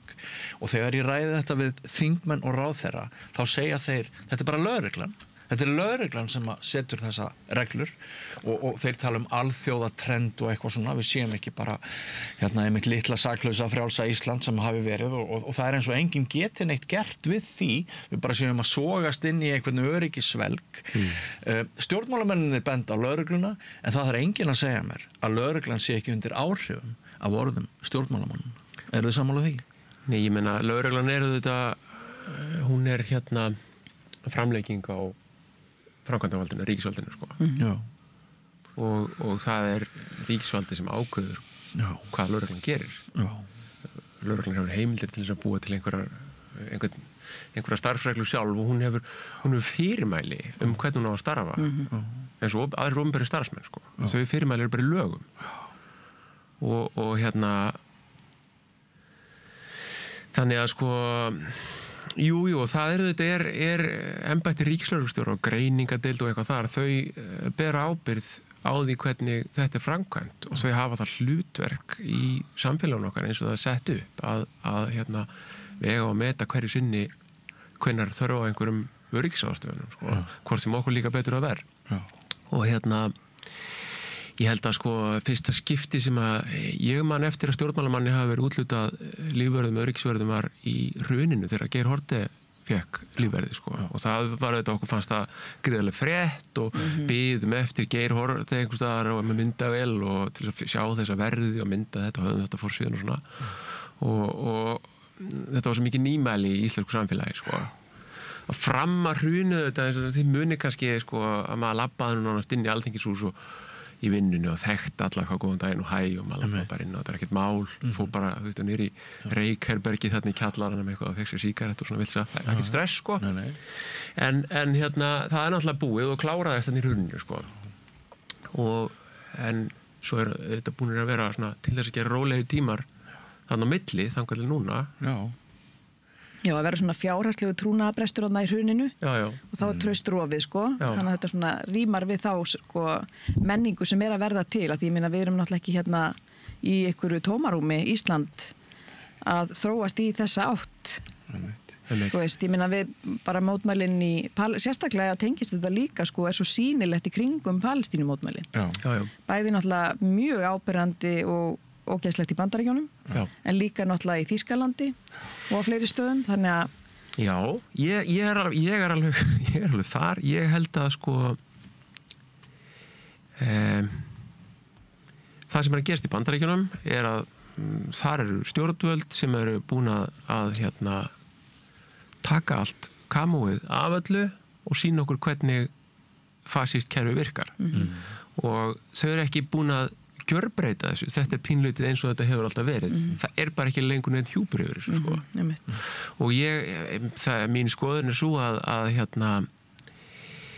þetta sé svona líka í öðrum löndum, líka hér, sko, á aðeins annan hátt og það er hjúpur hér ennþá yfir hlutum, sko. En þessi fasísku trendi eru alveg klárlega til staðar og við erum í miðjun á þessu, sko. Já, ég get alveg verið sammála þessu, sko, en ég meina þess vegna þetta líka ákveðið svona tabú að ræða lögregluna gagnrýnið. Vegna þess að ég var aðeins að reyna að koma inn á hérna áðan með hvernig þetta er, sko, normaliserað, sko. Þú veist að lögreglan sé góð, hún sé með okkur almennum borgurum í liði. Hún nýtir traust, mælist alltaf með traust, sko. Mælist með traust og ég var einmitt að lesa að það var einmitt traust til dómstóla hækkar eitthvað goggupons pínulítið, sko, almennt en ekki sérstaklega dómstiga. Þannig að það er klálega náttúrulega eru, sko, einhverja flekarhefingar og mikil togstreita núna í ljósi þess að það er búið að afhjúpa fasismann eins og í Bandaríkjunum og Breitlandi og Þýskalandi. Þú veist, þannig að það er kannski ekki, eins og Diddi sagði hérna áðan, þetta kemur okkur kannski ekki á óvart niðurstaða þessa dóms í því samhengi, skilur sko. að það er alveg við því að búast að þau þurfi að leggja á sig með langferð og grýta. En þessi stóra aðgreining og vaxandi aðgreining á milli valda fólks og almennings, þar sem að mótmælendur virðast sitja á botninum í svona hierarkíunni hjá framkvæmdarvaldinu, að sko til dæmis vitið þið það að ef þú verður þingmaður sósíalista í næstu ríkisstjórn og þú verður ráðherra, þá mun lögregla fara að heimilið þínu, hún mun kortleggja heimilið þitt út og suður og reikna út líkurnar á að almenningur geti unnið þér mein og tjón og skaða á þínu heimili og það verða að gera ráðstafanir á heimilinu þínu til þess að koma í veg fyrir það að brjála þér mótmælendur skrýtlin geti unnið þér tjón. Er ykkur kunnugt að við erum komin á þessar slóðir? Vissuðu þetta? Mér setja ekkert... Kemur ekki óvart, nei, að sjálfsögðu ekki. En ég held þess að mótmælendur eru alveg örugglega ekki sko á botninum gagnvart lögreglunni, en þetta eru sko tengsl á milli þessara mótmælenda og hælisleitenda sem er algjörlega á botninum í þessu stífeldi. En finnst ykkur þetta ekki áhugavert skref? Jú. Það er alltaf gengið lengra og lengra. En þetta er náttúrulega presenterað sem öryggi, sko. Og peningarnir sem að hljóta að fara í þetta eru náttúrulega bara alveg geigvænlegir. Þeir fara þá ekki í annað. Þeir fara þá ekki í mannúðarstörf og jöfnuð og fátækar fjölskyldur og meðan. Nei. Ég veit ekki. Mér þetta sko, ég veit ekki alveg hvort að ég á að vera hrifin að þessu eða ekki hrifin að þessu, en þetta er svona, mér bregður ekki. Þetta er stiður náttúrulega við þessa orðræðu sko, að hér sé hræðilegt ástand, hér sé skríll, öskrandi skríll út á strætum. Þú veist, og það þurfi að verja sko. Manni finnst korter síðan fólkið var hlið við hlið í símaskráni, náðum í Steingrim Hermannsson bara einhver dutti sem hringdi að kvöldi. Það er oft verið sögð þessi rómantíska saga smiðinn, skipstjóran og forsætisráðherrann sem byggur sömu götur hlið við hlið og eitthvað svona. Manni finnst bara að vera svo stutt síðan. Ég veit að ég er hann miklu eldri en mér finnst stundum að ég sé. En er þetta samt ekki ákveðin paradísar missir og verðum við ekki aðeins að ræða þetta? Að sjálfsögðu, þetta gerist mjög hratt og er að gerast mjög hratt. Já, það er annað sem að ég held að afhjúpist samt sko, þessi linnulausu morð Ísraela og Palestínufólki, þau afhjúpa bara svo margt í okkar menningu sko. Og líka hérna heima hjá okkur sko. Þau afhjúpa líka hversu viðtæk og djúpstæð islamofóbía, fordómar gegn múslimum í veröldinni er. Og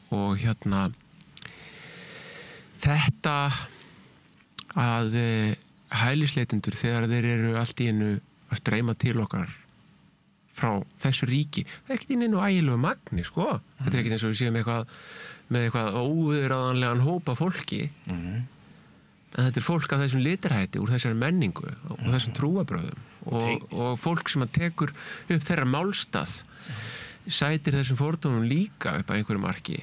Og það er ekkert mál að bera þetta saman og ég er friðarsinni og til ég að berjast fyrir frið í Úkraínu líka, en þetta er alveg tvennt ólíkt sko. Hvernig brugðust þeir við? Mótmæli gegn innrás Rússa í Úkraínu voru fullkomlega samþykktir gjörningar hér heima. Borgarstjóri fór og nefndi torg og styttu Kænugarð, var það ekki? Við söfnum saman þar og tókum myndir og mótmælendur voru á staðnum og þetta var bara allt í góðu sko. Það er ekkert verið að fara með piparúðan á fólk þar sko. Það er einhver ástæða fyrir því að það er að fólk er til í að horfa eitthvað annað og þegja þegar að þetta gerist í Palestínu sko. Solarismálið sem við vorum síðast að fjalla í gær og ætli það væri verið að sækja það svona hart að lögreglan væri í þriðja skipti að fá fyrirmæli það að djöflast í þessu máli þegar sakargiftinir eru þær að fólk er að bjarga mannslífum frá slóðum sem að loga og eru helvíti á þeim tíma sem að mannslífunum er bjargað. Maður spyr sig sko, ef þarna hefði verið svona, já bara, segjum það bara uppátt, bara börn og fólk af öðru svæði með annan húðlit, væru við þá að verða vitni af þessari hörku? Þetta er náttúrulega eitthvað svona smjörklípu stús, þetta já, en viðstyggilegt enga síðu sko. Já, ég meina, þetta er bara þú veist, og þetta er einelti sko, þetta er einelti og ofbeldishegðun og þetta brýtur ég held sko að stjórnsýslan stjórnsýslunni ber skylda til þess að gæta meðalhófs í framgöngu sinni gagnvart borgurunum, það er lög það og ég er ekkert vissum að sé verið að fara til þeim. Ég held að ég veit sveim mér ekki, ég átta mig ekki almennilega á því hvaða hlutverk lögreglan hefur þarna í að taka þetta mál aftur og aftur til rannsóknar, sko. Nei. En þetta svona signaling líka, það er verið að signalera þessu sem þú varst að tala sko, til almennings. Þetta verið hluti á svona skilabóð. Og ég meina, þetta alveg því, við erum með þú veist, með mútumál Samherja í Namibíu einhvern veginn þannig að það snýst núna bara það hver mátti sjá gögnin og hvernig þau komu.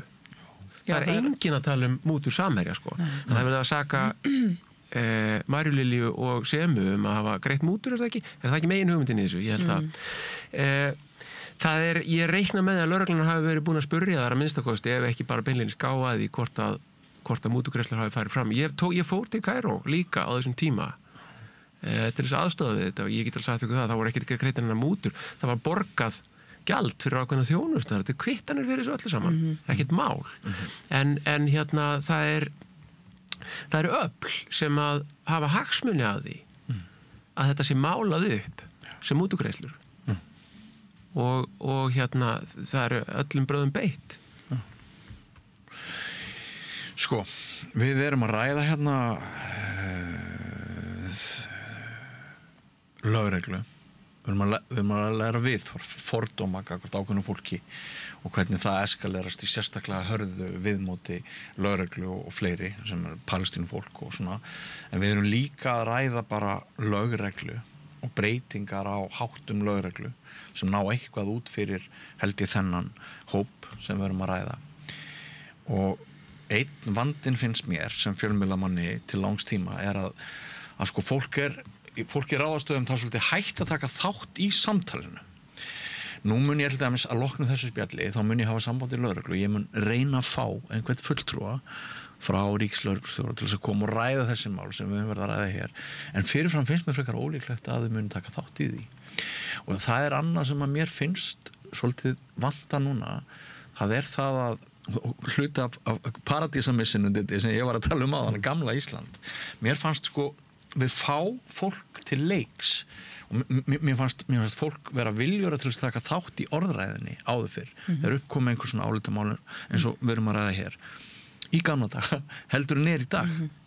Það setur bara hver í sínu horni einhvern veginn bara varinn inn í glerbúrinu, lítur svolítið niður. Það er líka eitthvað sem að ég spyr mig hvernig gætu við undið ofan á þessu ef það er gerlegt. Þetta er náttúrulega bara menning sem byggir á svona einstaklingshyggju, þú veist. Þannig að, og það er bara mist rosalega áhugavert í samhengi við þessi mótmæli, sko, að því þú talar þessi hópur, eins og mótmælendur séu ákveðin tegund af fólki, en ef mótmælendur eru tegund af ákveðin fólki, þá er það hópurinn sem ég lýsti hérna áðan. Og bara hlustendur og lesendur geta þá metið hversu hættulegur þessi hópur er. Þannig að fólk með opinberi starfsmenn með sveigjanlega vinnutíma, fólk í fæðingarólofi, öryrkjar, eldri borgarar, mikið til. Þú veist, þetta er hópurinn sem er að mótmæla, fólk sem hefur tíma til þess að mæta á þessu mótmæli. Já, fólk sem þarf ekki að vera hrætt að þessi reikið úr vinnunni. Akkurat, akkurat. Þannig en ég meina, þetta er allt bara til þess að undirbyggja einhverja orðræðu að það sé hætta. Þetta sé hættulegt samfélag.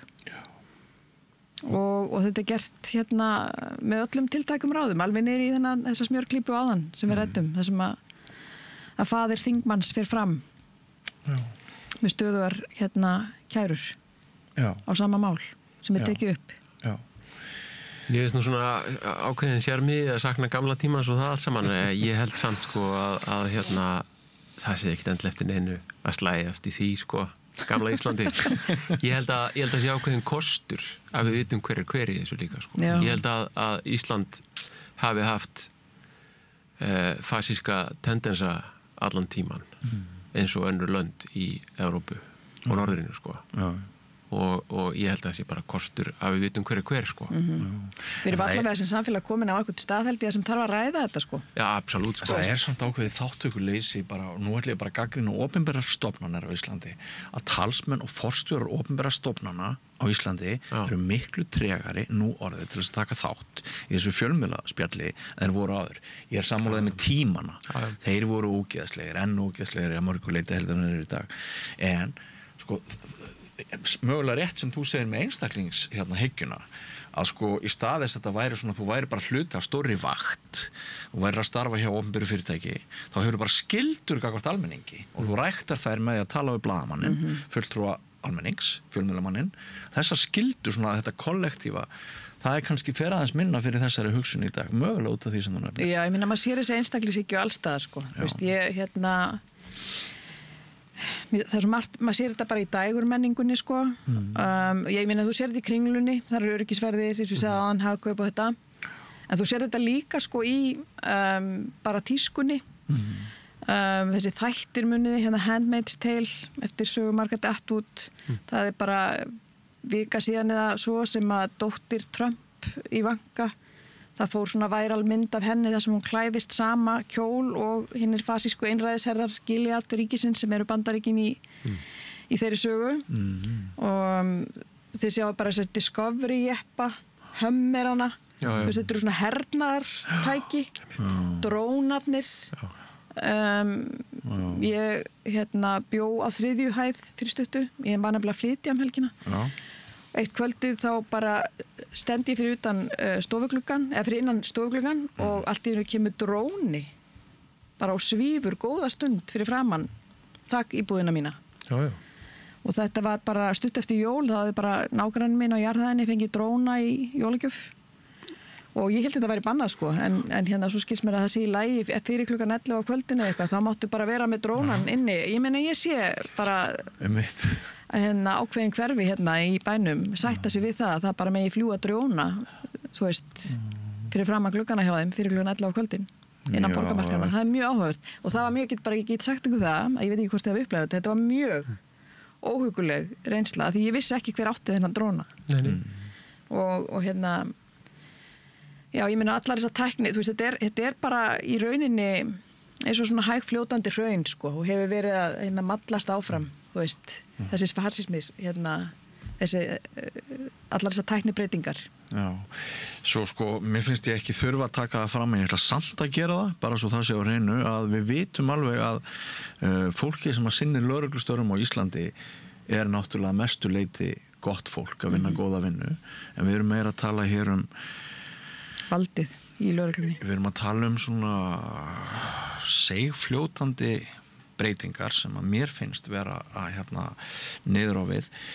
Diddi, þú sagðir áður en við settumst við Rauðaborðið, þá sagðir líka sögu að því að þér hefur verið hótað morð lífláti. Já, þetta var nú í samhenginu sko, þetta var auðvitað í samhenginu sko að maður á eitthvað samtal við lögregluna sko, er það ekki? Jú. Þegar ríkislögreglustjóri tala við Bjarna Benediktsson og segir það er hætta á meira glimmeri, þú þarf að verður að hafa vopnaða verði með þér, ef það skildi vera meira glimmeri einhvers staðar. Þá ég reikna með að jafnvel þó að þetta væri mjög stíft prótókoll sem lögga vinnur eftir, að þá geti Bjarni talað við mennina sko. Og sagt, já, ok, getum við haft þetta þegar ég kem fram opinberlega eða eitthvað svona. Þarf þetta að vera inn í þingsal með mér svona, þú getur einhvern veginn svona tekið eitthvað samkomulag, það er það sem fólk gerir. Að því að fólk er fólk sko, það er mjög mikilvægt líka að þú varst að tala um að flestar lögur væri góðar og eitthvað svona. Ég held að sko lögreglan náttúrulega bara situr uppi með það að vinna þannig vinnu að við getum ekkert, það skiptir ekkert máli. Fólk er bara fólk, alls saman hvernig það er á litin, við vitum það og hvaðan það kemur og hvaða trúarbrögðan tilheyrir. Lögreglan hefur bara þannig vald til þess að umgangast okkur hinn á meðan hún er í búningnum, að hún situr upp með það að við þurfum alltaf að pæla í því hvernig þetta verkar unnið. Góða punktur. Já. Og jú, ég lenti náttúrulega einhvern tímann í störfum mínu sem blaðamaður að mér var að hóta lífláti og mér var að hóta lífláti alveg með mjög ákveðnum hætti og það var talað um að koma heim til mín og konan mín er drepin líka og eitthvað svona sko. Mjög næsti. Já, þetta var mjög svona vel skilgreind hótun, sko, sem að er oft talin hættulegri heldur en eitthvað svona random. Þú dauður fávitiðinn, sko. Það er ekki eins hættulegt, sko. Akkurat. Og ég lét lögregluna vita og hún bauðst til þess að koma heim og skrúa einhverja svona krækju á útidyrahurðina hjá mér. Keðjulás. Já, eitthvað svoleiðis, já. Og ég svona verandi bara svona venjulegur náungi talaði við manninn og sagði, nei, þetta er alltaf læg, sko, ég afþakka þetta. Ég set bara krækju sjálfur og mér langar að hafa krækju. Og og svo settlaðist þetta mál og eitthvað svona, ég fór og hitti mannin og hann er alveg steinhættur að drepa mig. Já. En ég held að þetta sé svona, fólk er fólk, sko, og ég held ekkert að Bjarnar Benediktssyni beri neinn skylda til þess að vera með vopnaða verði yfir sér inn í þingsal eða svoleiðis, sko. Nei. Er það ekki rétt hjá mér, Sara, það hefur verið frá með innbrot hér inn í höfustofar samstöðarinnar og sósíalista og lítið sem ekkert gert með það álfu lögreglu. Það hefði mögulega orðið allt brjálað eða þú breytir engu öðru en það var bara Valhöll. Akkurat, já. Segir sitt. Já. Það segir sitt. Já, það er bara, það er mannamunur, bullandi mannamunur. Já, þetta er bara menningin og orðaðan sem við erum mannlega eins og sko. þetta segir, fólk er fólk. Og góðu punktur hjá þér að sko, við þurfum að veita þessu fólki aðhald eins og öðrum þeim sem að gegna áhrifastöðum, ekki síst þeim sem að hafa heimild á meðan þau eru búningnum eins og þú segir til þess að beita okkur hinvaldi og trufla okkar tilveru. Og ef einhverjum finnst ég vera herskár hér í þessari umræðu þá er ég nú bara bútaður framsóknarmaður á norðan, mjög friðsæll. Þannig að það er ekki eins og ég sé einhver byltingasinni með skilti á mótmælum dagstælega. Eru þið framsóknarmenn eitthvað minna hættulegir en við hinn? Við framsóknarmenn erum taldir svona yfir valdsæknari heldur en sumir aðrir, en ég er náttúrulega bara fíblast. Ég líka. En sko, ef við ekki að halda þessu áfram, þessu samtali og að spyrja spurninga það hvernig við erum að upplifa ákveðnar breytingar, ekki endilega til góðs. Ég sá, svo maður ljúki umræðinni og við ljúkum þessu dómsmáli sem að kannski er ekki lokið. Ég sá einhvers staðar að það var verið að tala söfnun til þess að áfrýja þessari niðurstöðu héraðsdóms. Við erum sennilega þar stöddir það ekki öll þrjú að við viljum láta reyna aðeins betur á það hvort lögreglan skal skorin endanlega úr þessari snöru sem að manni sýndist hún koma sér í miða við myndefnið sem að við höfum verið að horfa á, eða hvað segir þið það? Jú, ég bara tek undir það. Mér er stæðilegt að þau haldi áfram. Það ekki? Og reyni. Það væri þetta mjög gaglegt að ef að vera hægt að áfrýja þessu. Ég veit ekki hvort hópurinn hefur tekið afstöðu til þess það er bara, þau verða bara sjálf ákveða það og ég bara skil það líka ef að fólk vill ekki gera það. Og það er alveg forvindlegt annað í þessu. Þetta með sko ríkið er náttúrulega sýknað meðal annars á þeim grundvelli að þetta hafi ekki verið friðsamleg mótmæli, sko. Svo löggan má hafa sér svona að þetta var ófriðsamlegt og þetta var ófriðsamlegt af hverju að þau lögðust í götunum fyrir saman bíl með einhver ráðherra og það var búið að rekja þetta eitthvað. Skilgreiningin á friðsum og ófriðsamlegum mótmælum hún hefur alveg verið gerð fyrir mannréttindadómstólnum. Oddur var að rekja þetta í gær að það þarf að vera sko það þarf að færa sönnur og ásetning til skemmdarverka eða ofbeldis ef að mótmælin eiga að vera ófriðsamleg, sko. Og þetta eru bara forvitnilega mörk. Það hefði verið gaman að sjá færðar sönnur á slíkan ásetning í þessu máli og ég held að héraðsdómarinn sé á hálum ís með þetta, svo ekki sé fastaróri kveðið. Ég held líka að það er annað í þessu forvitnilegt og það er það að sko ef að beita má friðsama mótmælendur ofbeldi þýðir það þá að það má skilyrðislaust beita ófriðsamlega mótmælendur ofbeldi eða þú veist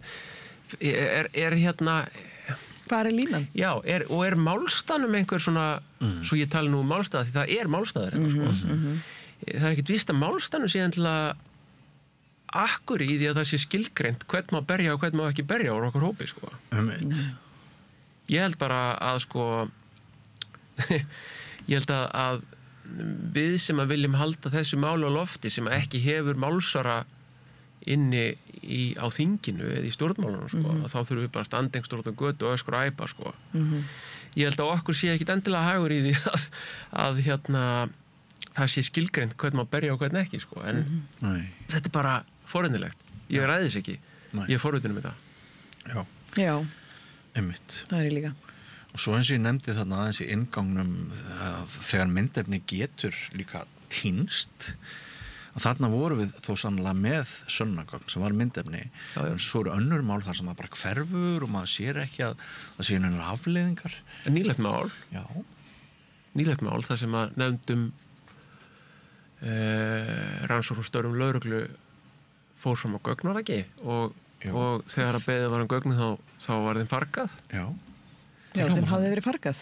Já, það virkar þannig. Án nokkur afleiðing. Ég held sýnist að lögreglan sé ekkit ægilega stressuð út af þessari nefnd, sko, eftirlitsnefnd. Nei, einmitt. Það má spyrja sig hæði þessarar nefndar. Og nefndin svona frekar hlýðhóð lögreglunum líka. Oft, það var svona séð líka. Ég veit ekki hvort lögregla verður hlýðhóð okkur þremur að lokinu þessari útsendingu, en þetta virkar alltaf þannig að nú fáum við ekki vinnu og lögga verður leiðileg við okkur og þetta allt svona, sko. Já, þetta svona. Já. En við höldum áfram. Maður hefur ekkit annað en sitt eigin nef til þess að fylgja. Og við höldum áfram að ræða samfélagsmál. Þakka ykkur kærlega fyrir að koma hér að Rauðaborðinu. Sigtryggur Ari Jóhannsson og Sara Stef Hildar, ekki fara langt. Kæru áhorfendur og hlustendur, við höldum áfram við Rauðaborðið hér langt fram á kvöld. Samlokubrauð, maltbrauð, tékkneskt-brauð, súrdeigsbrauð, brauð ársins, Bernhöfts Bakari, íslenskt handverk síðan 1834. En þá skulum við fara aðeins út fyrir landsteinana. Hver myrti John F. Kennedy spurning sem hefur lifað með okkur ansi marga áratugi. Vitum ekki ennþá allt það mál, kurl ekki komið til grafar. Þeir Guðjón Heiðar Valgarðsson og Haukur Ísbjörn, svo kallar álhattamenn, þeir ætla að ræða við Maríu Lilju núna og fara yfir CIA skjöl sem voru opinberuð í vikunni morðið á JFK. Gerist áskrifendur á Samstöðinni og taki þátt í að byggja upp öfluga og róttæka samfélagsumræðu.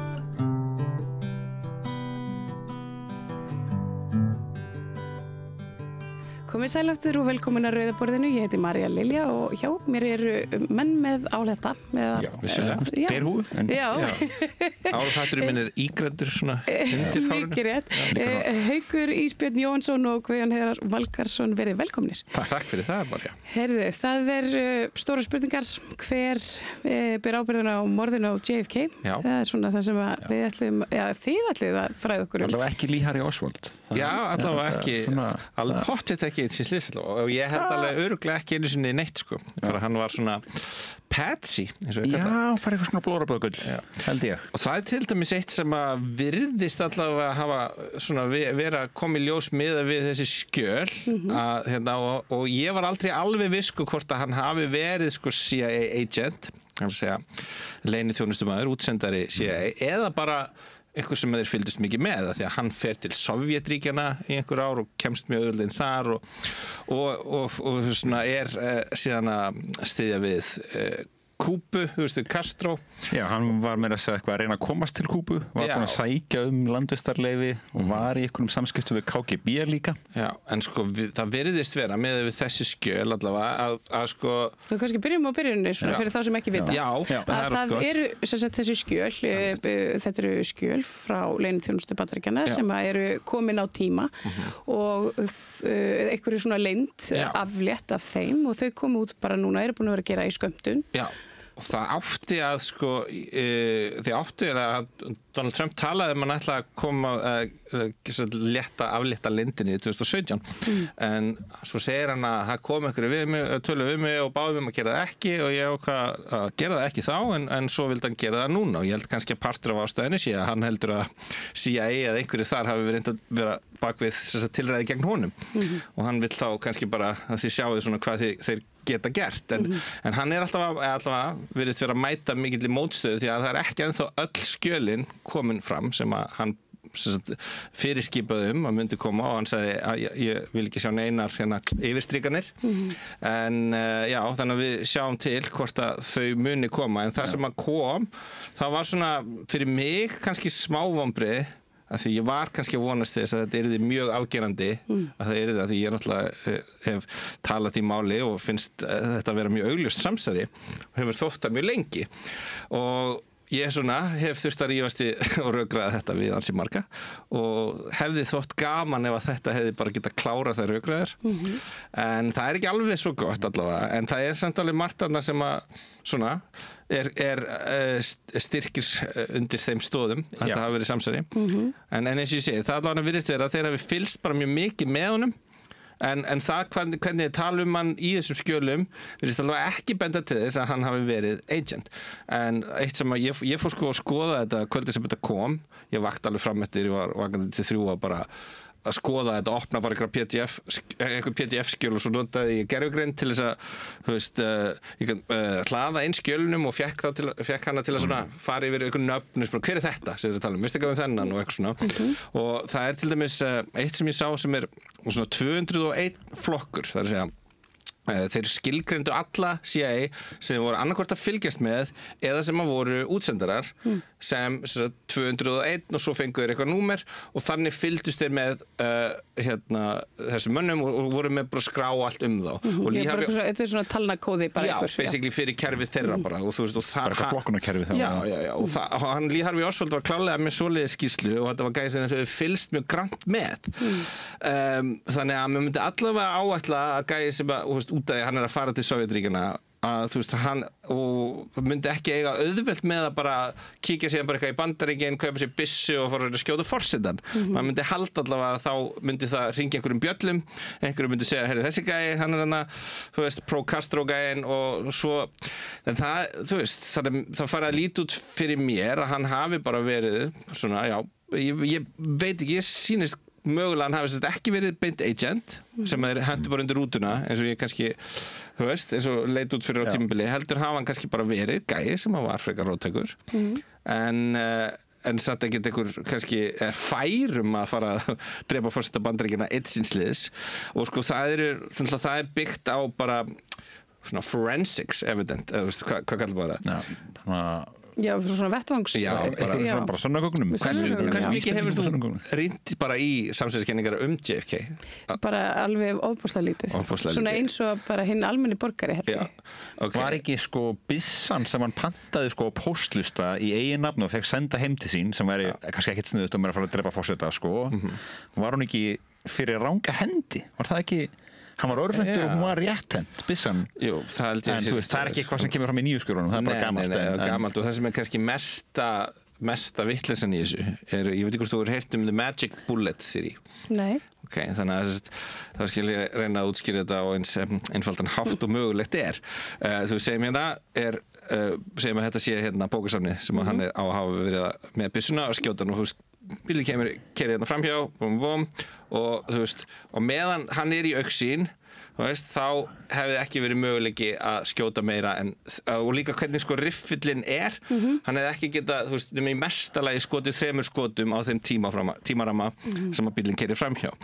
það náttúrulega fyrst fær hann skot, það til vídeo á þessu Zapruder-vídeói þannig að fyrst fær hann skot greinilega í, þú veist, kassan og hann svona, þú veist, tekur utanum hérna og það kúla nummer 1 svo náttúrulega kúla nummer 2 headshot og svo var einhver vegfarandi sem að fekk 3. kúluna þannig að þá ertu búin með alla kúlunar sem að þessi gæi, Lee Harvey Oswald, hefði getað skotið en svo þurfti ég að fara að útskýra akkur Connolly, gæinn sem var governor, öldunga fylkisstjóri í Dallas, Texas, akkur hann hafi verið með líka sár, bara, þú veist, nokkur sár, og þetta allt í allt sem sagt, þannig að þeir voru selja fólki, þessi Warren Commission, þessi rannsóknarnefnd sem þingnefnd sem fengin til að rannsaka morðið eftir á, að hún þarf að selja þá hugmynd að þessi 7 sár hafa öll komið úr sömu byssukúlunni.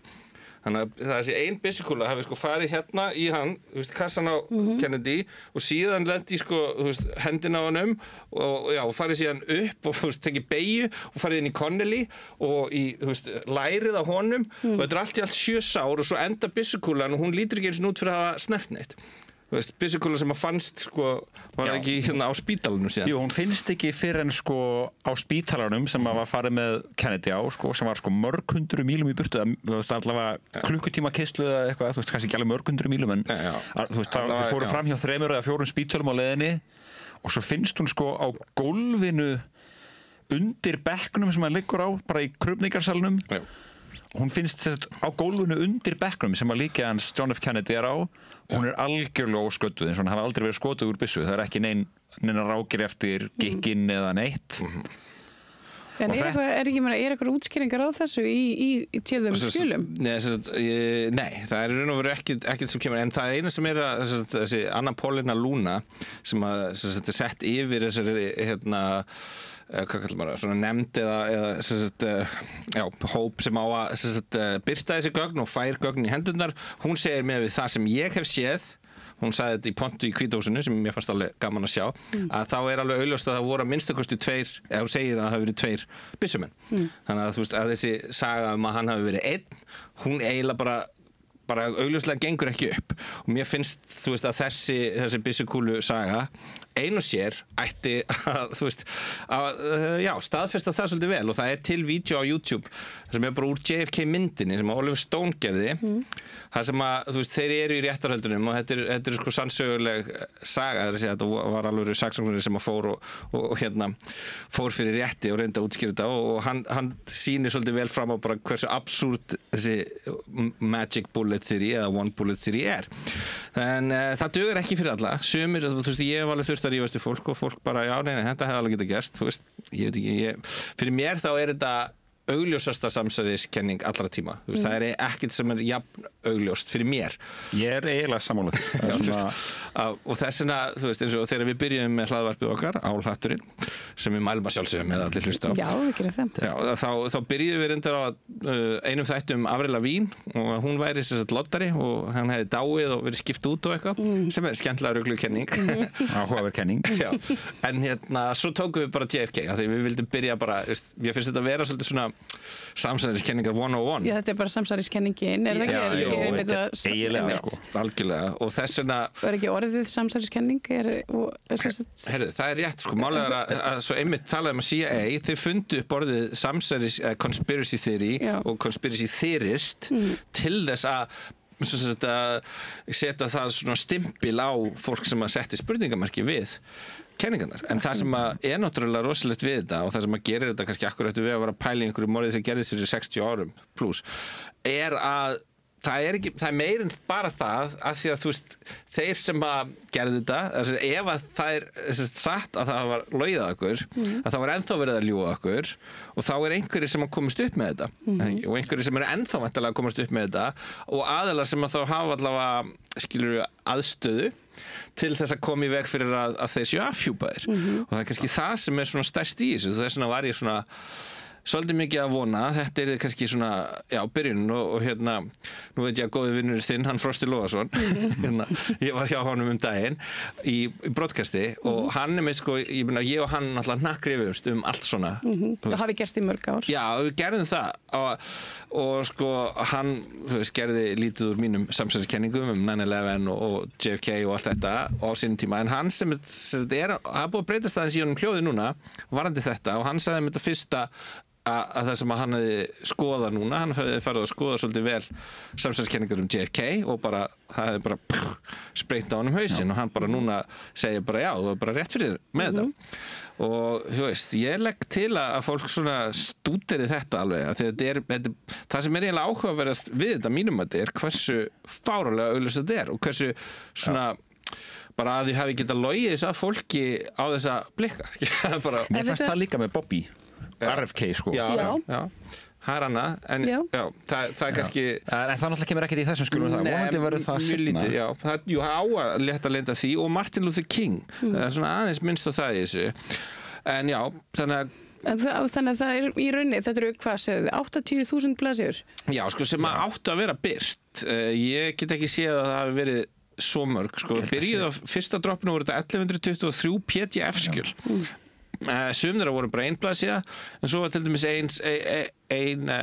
eitt skjalið 256 blaðsíður og þar var, ég fór að skoða það svolítið og ég fór að kynna mér þá er að tala og þetta er oft verið sko að nafngreina sko einhverja, þú veist, það er kannski einhverju bara svona þekktir rithöfundar sem við svona, núna vitum við það, hann var allan tíman CIA agent eða einhverju þekktir sko blaðamenn og eitthvað svona og núna allavega, þú veist, sem er auðvitað jákvæmt að við getum notað þetta fyrir rannsóknarvinnu í framtíðinni, mikið af þessu. Púsla saman sögum, það er Mossad var eitthvað minnsta Mossad Mockingbird-dæmið var svolítið nefnt í skjörunum þannig að það sem við vorum að tala um að þeir vera að reyna að stýra fjölmiðlum og eitthvað sko til að vera hlutallir CIA veit að einhverja skjörunum fjallum það og svo var þetta, ok, byrjum aðeins á Mossad áður við fyrir út í það, en ég veit að þú veist ekki mikill aðdáandi Ísrael frekar en ég og þú veist og sem er kannski mitt líka, þú veist, ég veit að ég hef kannski verið svona hliðhóllur Trump og hann er svona kannski já, ég er ekkert alltaf ánægð með hvernig hann er að tala þar,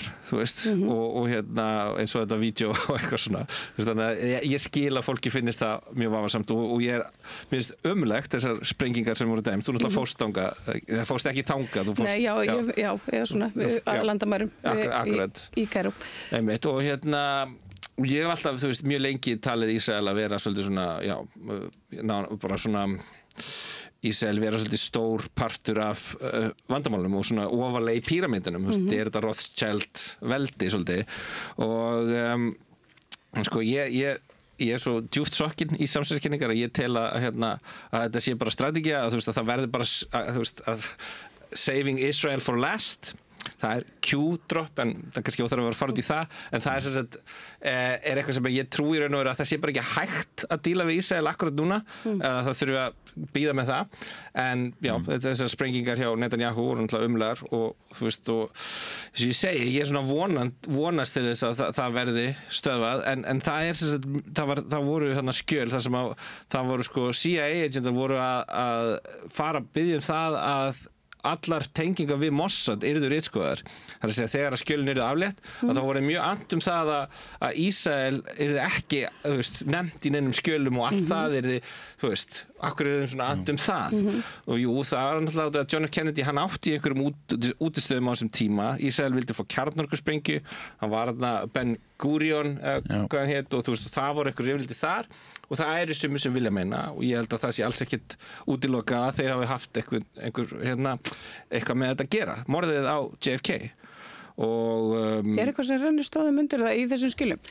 Það er allavega það að þeir virðast vera passa það. Viðriðnir í svona samsærið í kring. Já, og það að þeim sé andum að það sé ekki uppljóstru skjöl og svo veltir maður því einmitt fyrir sér. Ef að, þú veist, öll þessi skjöl sem að koma út núna þú veist, þetta er alveg margt annað sem er mjög vafasamt og hvernig er að tala bara þú veist, CIA þú veist, eins og til dæmis Operation Northwood sem var reyndar létt af leynd áður og þá eru þeir að tala sko mögulegar aðgerðir gagnvart Kúbu og þeir eru bara að tala sko og þetta er bara súrealist að lesa tungumálið þarna, þeir segja sko já, við gætum sprengt upp flugvél fulla af nemendum og svo stendur hérna að segja real or simulated bara svona, fyrir eftir í hvort dæmda betur, gætum drepið alvöru nefnendur eða bara gert það í þykjustunni og kennt kúpu það eða skilur við getum skotið fólk á götum úti í Bandaríkjunum og kennt kúpu það þetta eru þeir bara leggja til og þetta voru tillögur sem að endu á borðinu hjá JFK, hefur þið heyrt þetta? Nei, en þetta svona gert til þess að þá búa til einhvers konar óvild og réttlæta þá innrás Akkurat, þá langaði til þess að réttlæta innrás og það náttúrulega atvik sem að gerist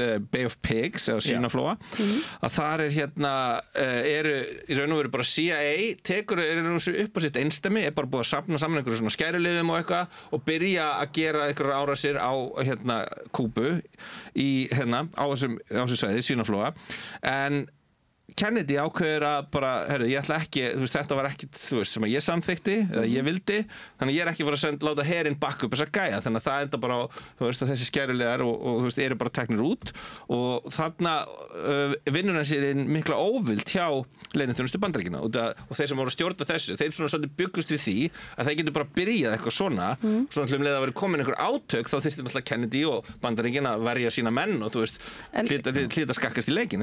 Nú spyr ég bara svona eins og leikmaður, hvað þá CIA? Hver stýrir þá CIA? Og hver hagur CIA í því sem þeir eru að gera? CIA hefur bara svona orðið við eitthvað svona skrimsli fyrir mér, svona sem að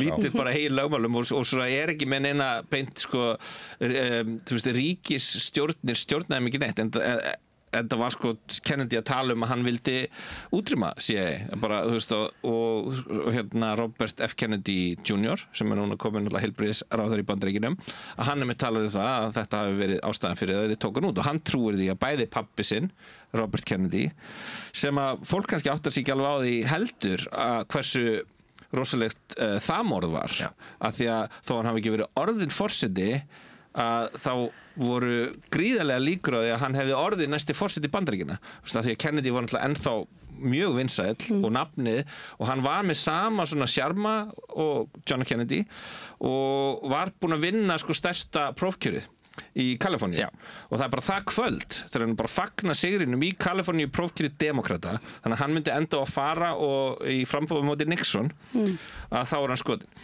og það allt saman er líka mjög fyrirlegt og við mælum þetta bara með að hlusta og þáttir okkar það Síran stendur fyrir framann en samt var Bobby Kennedy skot í bakið það er margt skrítið við það hann allavega, en það er eins og í því tilviki hann hafa bara verið dálitur og þegar hann tekur bara eitthvað byssu og byrjar bara að skjóta bara bóm og svo segast þetta ekki munan eitt eftir þessu en það dæmi er alveg skemmtilegt samsæri, skemmtilegt en allavega, ég held að líka það sem að Robert Kennedy hefði gert ef hann hefði orðið forseti og það var jafnvel talað að hann ætlaði að fá Martin Luther King sem varaforseta efni, pæli í því ef það hefði gerst en í staðinn þá er hann drepinn og maður sér fyrir sér svona muni eftir sliding doors það er svona alternative veruleiki sem að hefði kannski bara verið voðalega þægileg ég held allavega að það hefði verið aðeins öðruvísi og það er einmitt aftur út á Ísrael og þannig er þetta líka út það er svolítið þannig að Ísrael er í bandarískum stjórnmálum þeir hafa svolítið verið alltaf rosalega ósnertanlegir og ég veit mjög marga sem kannski voru alveg að styðja Joe Biden ágætlega mikið en svo bara þegar hann var hardcore síðanastýða þá bara ok, nei og sama með Robert Kennedy það var sagt að síðan hafi verið hafi skotið hann hafa svona opinbera kenningin út af því að hann hafi lofað einhverjum vopnasendingum til Ísrael flugvélum eitthvað svona þannig að hann hafi verið að styðja við Ísrael og hann var var hann ekki frá Palestínu? Ég held að hann hafi verið síðan var upphaflega frá Jórdaníu en hafði flust frá Jórdaníu með fórðisinu til Palestínu og svo flúði hann frá Palestínu með stofnun Ísraelsríkis eða eitthvað svoleiðis og þau komu sem flóttafólk til Bandaríkjanna en hann var af palestínskum uppruna eða svona hann lendir í einhverju hjólaslýsi var ekki velhjólaslýsi og fær einhverja heilaskatta þessi gæi, ef maður er að pæli og stúdur eitthvað svona dáleiðslega fyrir eitthvað þá meikar alveg sens að þessi auðveldra dáleiða manneskju sem hefur orðið fyrir heilaskatta og þannig að kenningin er að hann hafi verið dáleiður af CIA til þess að fara hann inn með byssu og byrja að skjóta og svo hafi verið þá var hann einhver lífurður sem var hann með honum og hann hafi síðan að klára verkið. Þetta er náttúrulega hljómar allt svo brjálæðist, þetta hljómar sturlaðara heldur en bíómynd. Ef þetta væri plott í bíómynd þá myndum maður að segja að þetta er nú ekki trúverðið. Bara Zoolander, þetta er plott í Zoolander basically. Hann er dálendur til þess að skjóta munka. Alveg rétt. Þannig að það er svona, enda settum við ekki í þáttinn. Zoolander style. Síran var dálendur til að myrða JFK í Zoolander style. RFK, já. En þannig að það er, sem ég segi, það er margt áhugavert í þessum samsæris heimi og þetta er... En verður maður ekki þreyttur á að vera alltaf að greina svona allt í gangi sig? Jú, eða þú veist... YouTube-algoritmiðin verður mjög skrítinn og fer að sýna bara furðulegustu hluti ef maður byrjar að kynna sér alls konar samsæri, Hvernig greinir maður úr? Já... Er það ekki svolítið erfitt? Jú, ég meina, og þú veist, og það eru þetta líka... Og er það til dæmis ekki samsæri að maður fá ykkur ákveðin gögn í hendunar og eigi að lesa eitthvað úr þeim og kannski setja þá inn í AI sem er stýrt að hverju... Hvar á maður að stoppa? Einmitt, og þú veist, það sem ég hef yfirleitt sagt að sé svona mitt og það kannski sem við reynum svolítið að vinna með er að við reynum alltaf að taka hvað er þessi hlið að segja, hvað er skilur opinbera skýringin og hvað eru þessi hlið að segja og svo bara, þú veist, og ef það eru til dæmis einhverju hluti sem eru allir sammála þá getur maður síðan fara bara að beita sín eigin rökhugsun, til dæmis eins og með þessa byssukúlu, það er ekki eins og það er ekki eins og hinliðin sé bara að segja hvað kjaftað er þetta, hann hefði alveg getað skotið 7 skotum, þú veist, hvað ég meina? Það er ekki mótrökin, heldur mótrökin eru nei, þetta var ein byssukúla hefði alveg getað gert þessi 7 sár og þá segi ég nei, fattur þau? Þegar að rökhugsun mín segir bara það meikar ekki sens, saman með byggingu 7, þú veist, ef þið viljið skoða 9/11, þú veist, það er enginn að segja að svo bygging hafi ekki hrunið til grunna, það bara verið að segja að hann var eldsvoðið eitthvað, þannig að þegar allir þrír eru sammála einhvern atburð, að hann hafi gerst einhvern veginn, að þá getur maður kannski farið að meta það er rökræða hvað mikið sens þannig að endanum verður maður bara að treysta svolítið sín eigin rökhugsun og kannski dómgrind og reyna að meta hvað mann sjálfum finnst mega sens en svo sjálfsögðu eins og með sumasatriði og við fundum fyrir þessu til dæmis í við tókum með þáttum climate change, global warming og ég til dæmis trúi því að það sé gróflegar ígjur að það sé stóra hættulegt en til dæmis Ómar og Haukur voru ekki jafnsammála mér allavega og sérstaklega ekki fyrir þáttinn kannski aðeins opnari fyrir því eftir þáttinn en þá fundum við fyrir því að það er bara þú veist, þú ert bara með mismunandi gögn bara hér er sagt bara, þú veist, Hlynur er búin að vera þetta mikið og svo bara nei, hún er ekki búin að vera þetta mikið og hér er búin að segja miklu meira fellibyljum og eru miklu sterkar og svo er bara nei, það er ekki þannig, þú veist, og þá ertu aftur bara, þú veist, ég veit ekki hvernig veit ég, þú veist, hvort er satt og hvort er. Ég er ekki fellibílafræðingur, sko, ég veit ekki hvað skalið notaður eða... En hérna svo er kannski svona bara, svona aftur að kjarna þessa viðtals. Hver drap þá JFK? CIA, ég vil meina að það klárlega verið CIA og Mossad hafa alltaf verið bara svolítið svona bræður, þú veist, fyrir mér og hafi pottet verið inn á nett, þú veist þeir nota held ég, sko, það er alltaf, og svo er mafían inn í þessu, Jack Ruby og var ekki einhver að tala það að Jack Ruby hefði tengsl við Ísrael og þú veist, Jack Ruby og by the way bara svo, heyrðu hvað þetta er svo absúrt bíómynd ég veit ekki hversu, þú veist, og margir kannski bara þekki þessu sög ekki droslega vel, þú veist, Lee Harvey Oswald hann er handtekinn bara kvöldið og hann neitar sög, hann segir bara I didn't kill anybody, þú veist, ég ger ekki neitt bara, og hann er handtekinn í Dallas, Texas í einhverju bíóhúsi og svo bara daginn eftir þá er verið að færa hann í fangils einhvers staðar og þá kemur þessi Jack Ruby og bara búm, skýtur hann í magan í beinni útsendingu til vídeo af þessu þannig að þú veist, Jack Ruby er Lee Harvey Oswald og svo bara hann strax drepinn og svo nokkrum ári setna áður en það átti eftir að gefa honum eitthvað svona réttarhöld Jack Ruby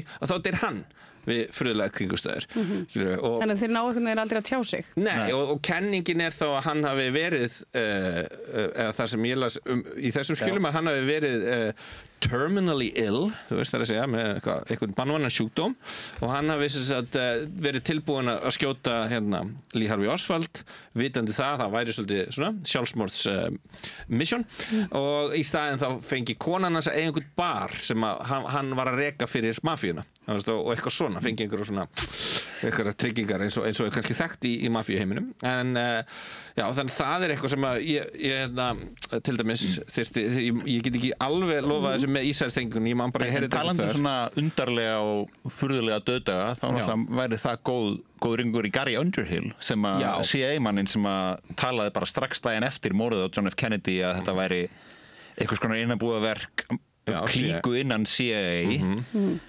og hann flýr strax Washington daginn eftir og byrjar að undirbúa það að flýja land, en svo finnst hann látin 6 mánuðum seinna með byssukúlu í hnakkanum og það er sagt vera sjálfsmorð. Já, meiri segja sko, það var bakvið vinstra eyrað, held ég. Já, ekki hnakkanum, það er alveg vinstra eyrað. Hvort það var bakvið, manni hvort það var bakvið hægra eða vinstra, en það allavega passaði ekki við það að hann var örfendur eða réttendur. Það er líka bara mjög erfitt að skjóta sig aftan frá, held ég. Já, og Ságæi, hann var búinn að vera að segja að fólki sko, þú veist, bara í kringu sig, þeir drápan og ég er skítræddur, þeir munu drepa mig líka og enda síðan að drepa sig. Hann var að fela sig hjá okkur mættingum í Bandaríkjunum að undirbúa að flýja land. Og það sem er kannski, að því að þetta var eitthvað, sko, ég hafði reyndar ekki heyrt þetta, ég skal viðurkenna það. Þetta er nýtt í skjölunum. Nei, þetta er nefnilega ekki nýtt í skjölunum, eins og sumir hafa síðan bent á, þá var þetta, í raun og veru skjölun í raun og veru bara vísa í viðtal sem var í tímaritið sitt Rampant, minnum ég alveg örugglega.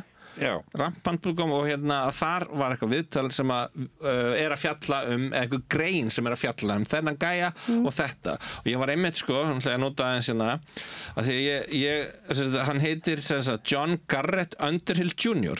og baði ég sko í dag Grok sem er ex-gerfugreindin að finna fyrir mig staðfesting á því að hann hafi verið CIA agent og það sem kannski þessi skjöl eða það segja þessi skjöl sem var létt leynd af þau eru svolítið að sína allavega að CIA var með hann á radarnum sínum og mögulega bendi til þess að hann hafi vissulega verið CIA agent sem myndi renna stóðum undir hans frásögn og hann kemur úr sko military intelligence background, það er allavega vitað, hann var US Army Captain in the General Staff G2 Military Intelligence during World War II from July 6th 1943 to 1946 og já, ég sérhæfður í ljósmyndun, vopnum óvinnana og einhverjum svona tæknilegum sérfræðikunnáttu og þannig að hann þótti verðmæt eign, valuable asset því þetta as we go og það náttúrulega, þú veist, já,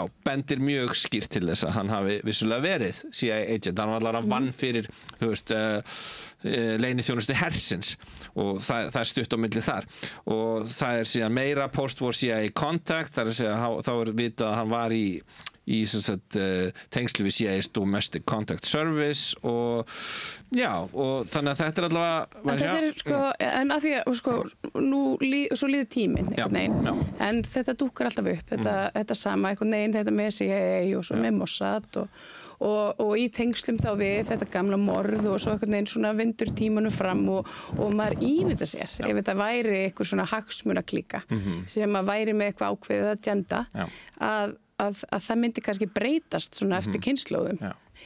Nei, það gerir það er það sem ég náttúrulega er svolítið svona að reyna ofta að leggja áherslu á er að þetta er nákvæmlega fyrir mér sama klíkan og er á bakvið árásinnar 11. september. Það eru sömu blekkingaröflin og þú þarftir en að vera sko það sem er kannski stærst við þetta eru stjórnun á A fjölmiðlum og B akademíu. Þú veist, það er ennþá þannig í dag ef þú værir í einhvers konar skólaprófi og verið spurður hver drap John F. Kennedy að þú fengir bara rétt fyrir að segja Lee Harvey Oswald, þú veist. Þú fengir, og ef þú verður að skrifa ritgerðarmynda eða eitthvað, að þá fengir bara fallengun nema þú myndir sko samþykja opinberissöguna. Og þú veist, og sama með eins og bara Jeffrey Epstein, skilur, það er þú veist, núna eru bara fjölmiðlar, þeir fjalla þannig þetta bara sem drap sig í, þú veist, í fangilsi. Það er ekki sagt sem talið er eða sem haldið er fram að hafi drepið, höfist, það vallar svona þó að í raun og veru, ég veit ekki eiginlega bara neitt sem trúir því að hann hafi drepið sig sjálfur. Þú veist, það finnst öllum þetta allt á loðið, alla myndavélar, höfist, slökknar allir á myndavélunum og allir öryggisverðinni sofna. Já, allir sofnað á verðinum og hann var, þú veist, under suicide watch og eitthvað, þú veist, allavega. Þannig að þú veist, að það eru stjórnun á fjölmiðlum og því hvað, þú veist, í skólakerfinu, hvað skólakerfið segir okkur að það að halda þessu gangandi og ef að þú hefðir ekki stjórn á fjölmiðlum þá myndir ekki þóra að gera þessa hluti þú myndir vita að þú yrðir sem lafhjúpaður en það svolítið það sem kemur á daginn fyrir mitt leyti allavega þegar þú fer að skoða þessa hluti svolítið náið að þá sérðu bara að það þetta mjög frekar augljóst oft ef að þú kemst fram hjá þessum áróðurs en þetta vinnandi vegur þú veist, ef þetta eru svona sterk öfl sem öllu ráða og þau eru greinlega með eitthvað agenda hvað á maður að gera hefur maður eitthvað með það að vera með fingurnar í þessu ég meina ég veit ekki, ég tók þennan pól í hæðina ungur ég ætla bara að reyna og ég get alveg sagt að það er ekki verið auðvelt að berjast gegn þessu og reyna eitthvað að berja hausnum við vegg að tala við fólk þetta sem bara alls ekki að fara að trúa saman hvað þú segir og maður er alveg mist vini og virðingu frá fólki og kannski ekki fengi vissa vinnur eða alls konar veldur manni ekkert en ég vil samt meina að það sé mjög mikið búið að breytast með þetta nýlega að það sé miklu fleiri opnari fyrir svona Það eru ýmislegt afhjúpast með þjóðarmorðin Palestínu. Það er svona fólk verið staðis að vera opnara fyrir því einmitt að það sé einhvers konar það sé allt undurorpið einhverju svona valdaklíku sem að einhvern veginn tegi anga sinna inn í Bandaríkin og það er til dæmis ekki ósennilegt einhvern veginn allt innu lengur. Nei og þú veist og málið er einmitt með það og ég sérstaklega ég var alveg mjög róttækur andstæðingur Ísrael alveg bara ég man ekkert ég var á kaffibarnum og það var einhver gæi eitthvað where are you from? I'm from Israel that's not a country hann bara brjálaði ég var alveg þar ég er ekki að segja þú veist kannski út að ég fór svolítið mikið að stúdera líka Muslim Brotherhood sem eru afspringi að Hamas eru tengdir og þeir finnst mér líka rosalega slæmir þannig ég bara komið fram og ég er líka mjög mikið á móti Hamas og samtökunum og mér finnst þú veist að það sé alveg mikið vandamál líka og ég er mikið á móti bara svona bókstafstrú á Íslam mér finnst hún bara þú veist og ég veit að það eru til hófsamir múslimar sem og margir hverjir eru þú veist langflestir eru já bara sem að þú veist eru ekki að vilja ekki þeir eru meira þegar svona pólitískir aukahópar taka trúabrögð og nýta þau til þess að meiða fólk og kúa. Já, algjörlega, kannski vel orðað. Snúa trúnni einhvern veginn á hvolf. Sama og róttækir kristnir geta gert. Það er einmitt, evangelískir síonistar gerðu áðurina til urðu síonistar sem eru gyðingar. Ég til dæmis nokkur hliðhóllur þeirri kenningu að Hamas séu stofnaðir af Ísrael. Já, það eru, því hefur verið haldið fram. Já, því hefur verið haldið fram. Það var alltaf svona mókað undir þá vegna þess að þeir voru andspyrna við. Já, við PLO, við Yasser Arafat á þeim tíma. Það er þeir hafa alveg viðurkennt það, þeir, þú veist, hafa ítt undir það og það hjálpar þeim náttúrulega kannski að séu ennþá róttækari öfl sem að, þú veist, farið með völdin og þá eru auðveldara að réttlæta þeirra aðgerðis og þeirra ofbeldi skilju þannig að þetta tengist allt við erum bara eiginlega að segja það við erum bara morðið á JFK og Palestínu stríðið í Palestínu í dag stofnun Ísraelsríkis á sínum tíma þetta sé, þú veist, það er alltaf eitthvað en ég meina til hvers? Það er bara, núna alltaf fyrir við aftur í það sem ég vil alltaf meina það er þessi, þú veist, það er þetta agenda sem byggir út á þau markmið að ná bara þú veist, þetta er bara gamla sagan, bara heimsyfirráð eða dauði, þeir vilja bara alheims ríkisstjórn því að það er besta leiðin fyrir þetta fólk til þess að stjórna heiminum og því meiri það er að segja, meiri miðstýring því betra, þess vegna vilja þið svolítið útrýma bara þjóðríkinu og þú veist, hafa þetta bara,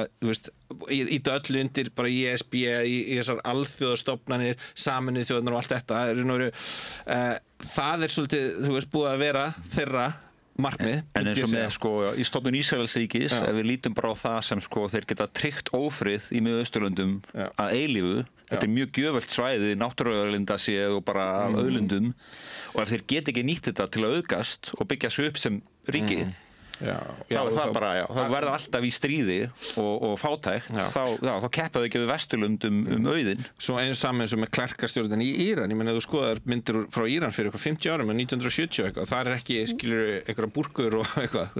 Nei, og ég meina var bara mjög blómlegt og mikið frjálsindi samfélag og ég meina sama með Afganistan og þetta eru í rauninni vestrænt inngrip sem hefur orðið til þess að svona öfgahópar ná einhverju svona ægivaldi. Wahhabismi þegar að Zbigniew Brzezinski fer til dæmis Afganistan til þess að þjálfa upp og gera, radikalæsa, hvað við kalla, gera róttæka andspyrnuhópa gegn Sovétríkjunum. Hann talaði alltaf að það hefur verið stór ástæða fyrir þeir náðu að knesetja Sovétríkjunum, þeir voru að fjármagna Bin Laden með þessu, á þeim tíma, skilur, hann var partur af þessum mujahadin í Afganistan að berjast gegn Sovétríkjunum með stuðning í Bandaríkjana og þeir nota þetta jihad heilaþvæð, eða það að segja heimspeki eða hvað við kalla þetta, til þess að raun og veru fá þá til að berjast gegn Sovétríkjunum og svo sagt að hann hafi snúist gegn Bandaríkjunum og allt það, eins og kannski margir þekkja þá sögu, en eins og þú segir, þetta fyrir mér þá verður þetta alltaf snúist og ég tel með alveg að hafa ágætis heimildir og rök fyrir því að það hefur alltaf verið, skilur, fleiri og fleiri skref í átt að heimsríkisstjórn og ég held alveg partur af því og getur, ég veit ekki hvort þú ert sammála því en að það að segja að partur af því að útrýma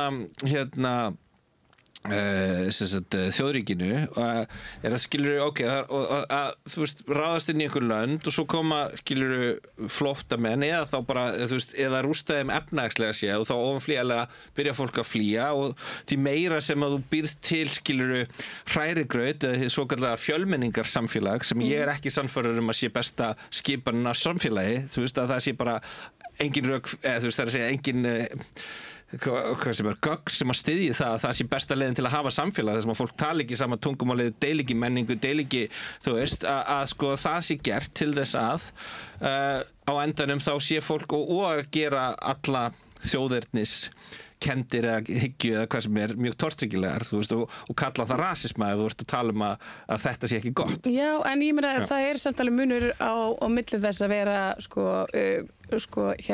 hafa þjóðernisstolt og vera finna til rótana og þykja vænt þjóð sína og uppruna en að líka nota það sem eitthvað til þess að níða aðra og berja á öðrum hópum. Þetta fjölmenningarsamfélag þau byggist nákvæmlega upp á því að allir beri virðingu fyrir þeim fjölmörgu þjóðbrotum sem þar að finna.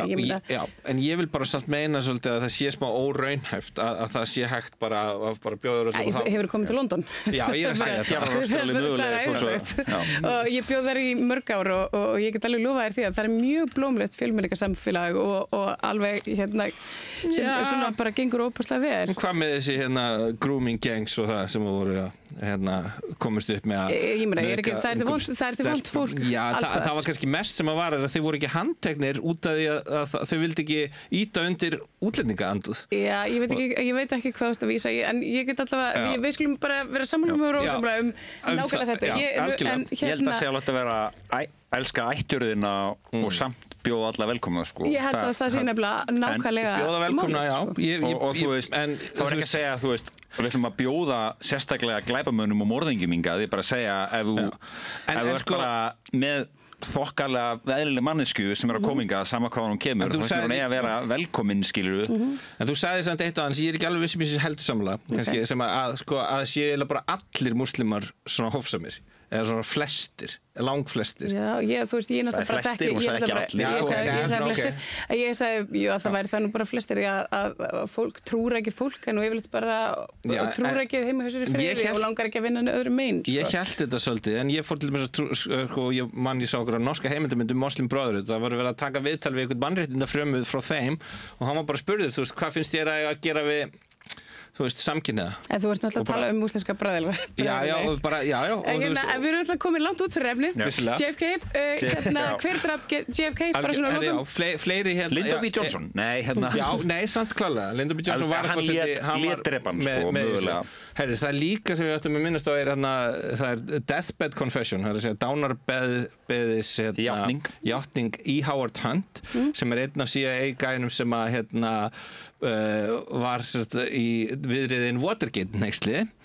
Hann segir á dánarbeði sínu bara, hann nefnir Kortmeier og fleiri nöfn, Morales, einhverja gæja og hann segir bara að þetta var CIA-plott og sonur hans tekur þetta upp og upptakan af þessu er til og það er alveg vitað að þetta var CIA agent sem að segir þetta, þannig að þú veist, ég held að allavega það séu til dæmis líka mjög sterk rök fyrir því að það sé þetta hafi verið CIA, erum við að reyna út á tíma Já. Vá, hvað þetta er hratt. Já, svona er það. Já, ég held að við vorum rétt að byrja, en ok, já, svo var Þið verður bara að koma aftur sem fyrst. Sovjetmenn, það byrjuðu ekki að lesa það skjál, fyrst við erum að tala það var eitthvað svona mest krassandi skjölunum sem að voru byrt í þessu samhengi að það er að segja að þeir segja bara já, þú veist, Lee Harvey Oswald er að fara að koma, þú veist, hann til Bandaríkjanna og hann mun skjóta JFK og Martin Luther King, eitthvað svoleiðis, en ok, þið kannski getið fundið það.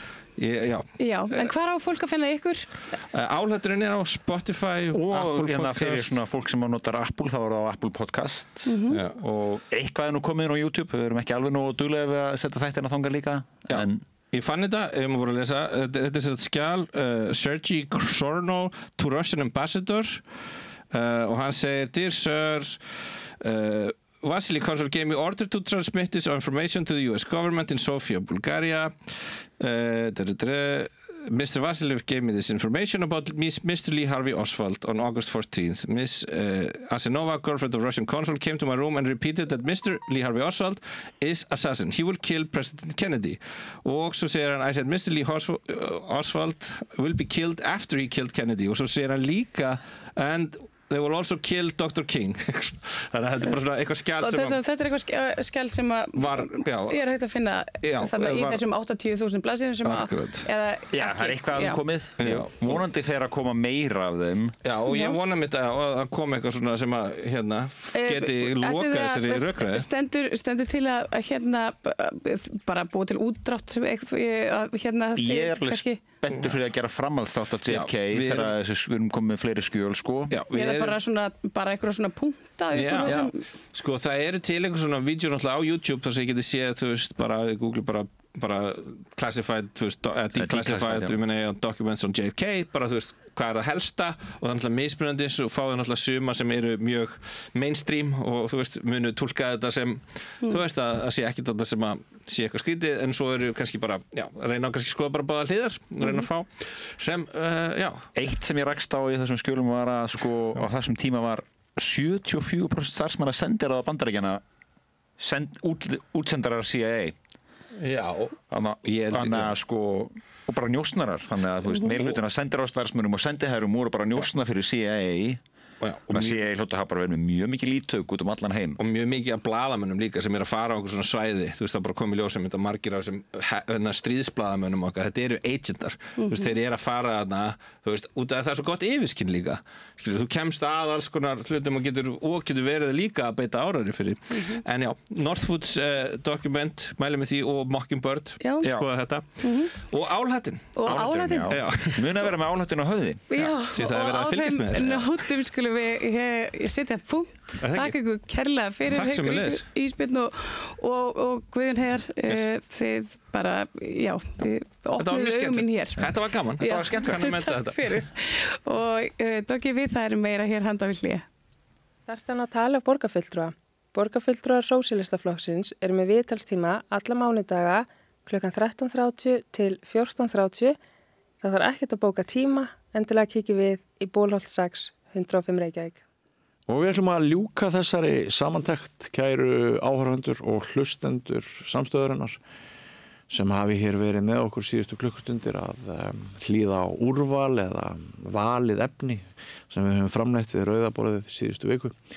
Við ætlum að ljúka þessari samantekt á að ræða stórvirki sem framfer í menningarheiminum akkurat í dag, laugardag, klukkan 16 í Langholtskirkju.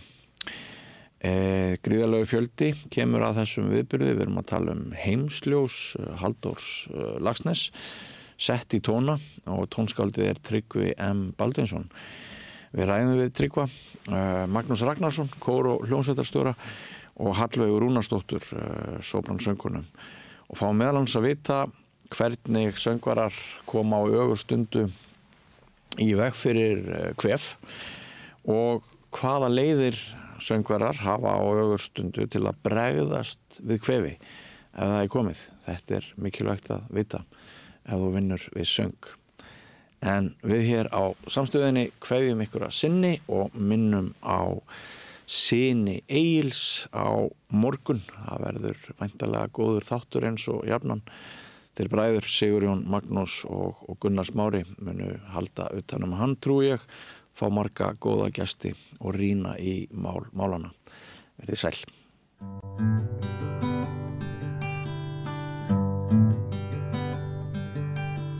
Já, komið þið sæl aftur. Við ætlum að ræða menningarmál, ansi merkilegan listviðburð sem framundan helgina, öllu heldur á laugardag.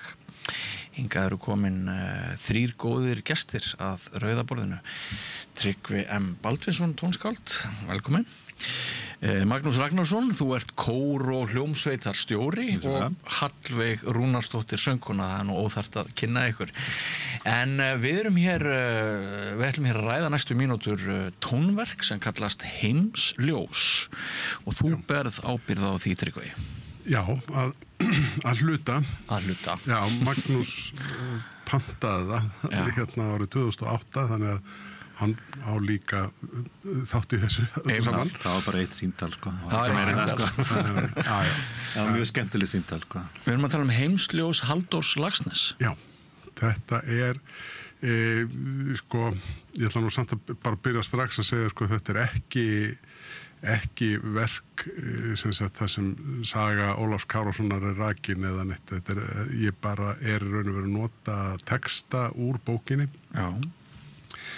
Óbundið mál og sem hafa bara heillað mig í gegnum tíðina og fá þarna mynda svona eina heild sem ég hef kallað sálumessu.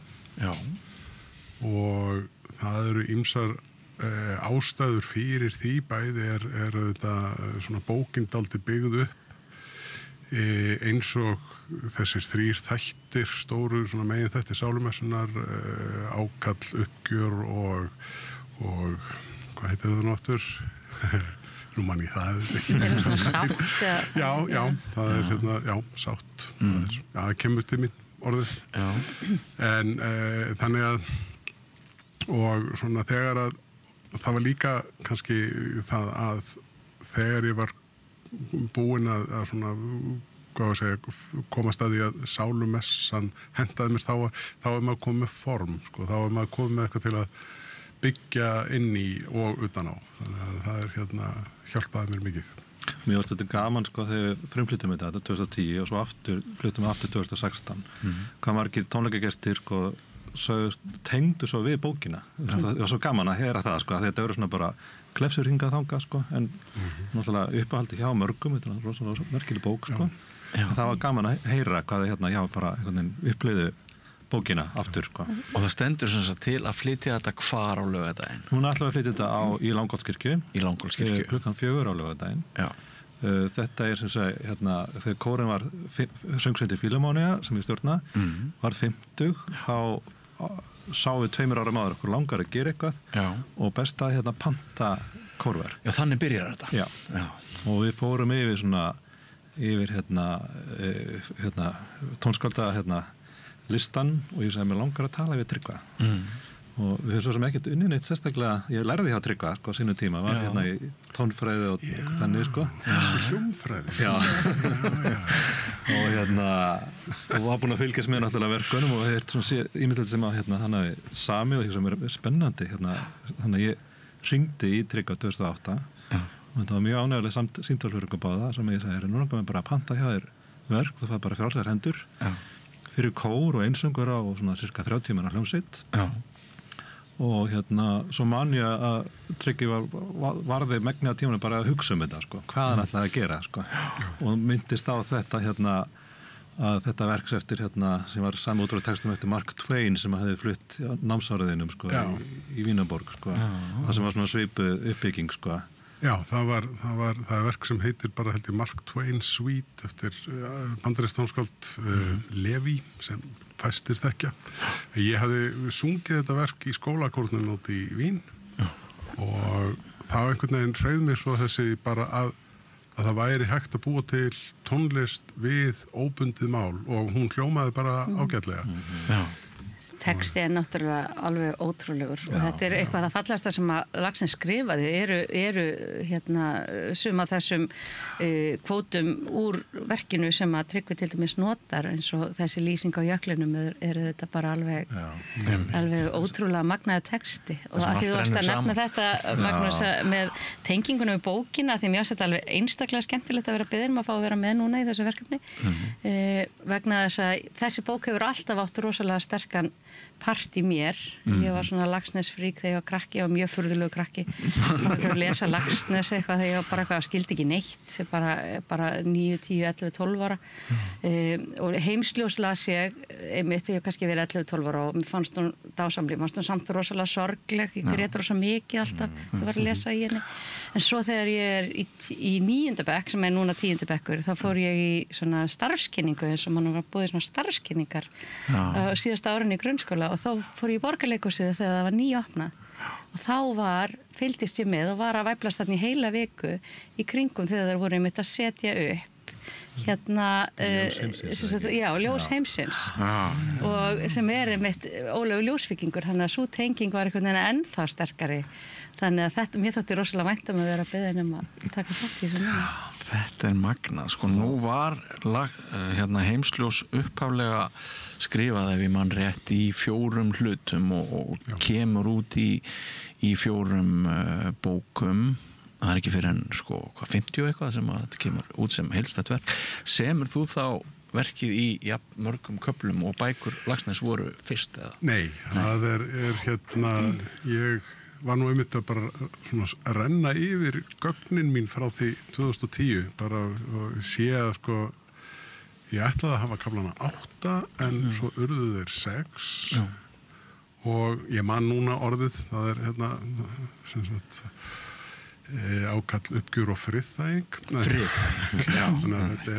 og má alveg skipta þessu í 3 hluta í raun og veru 1., 2., 3. og 4. og svo 5. og 7.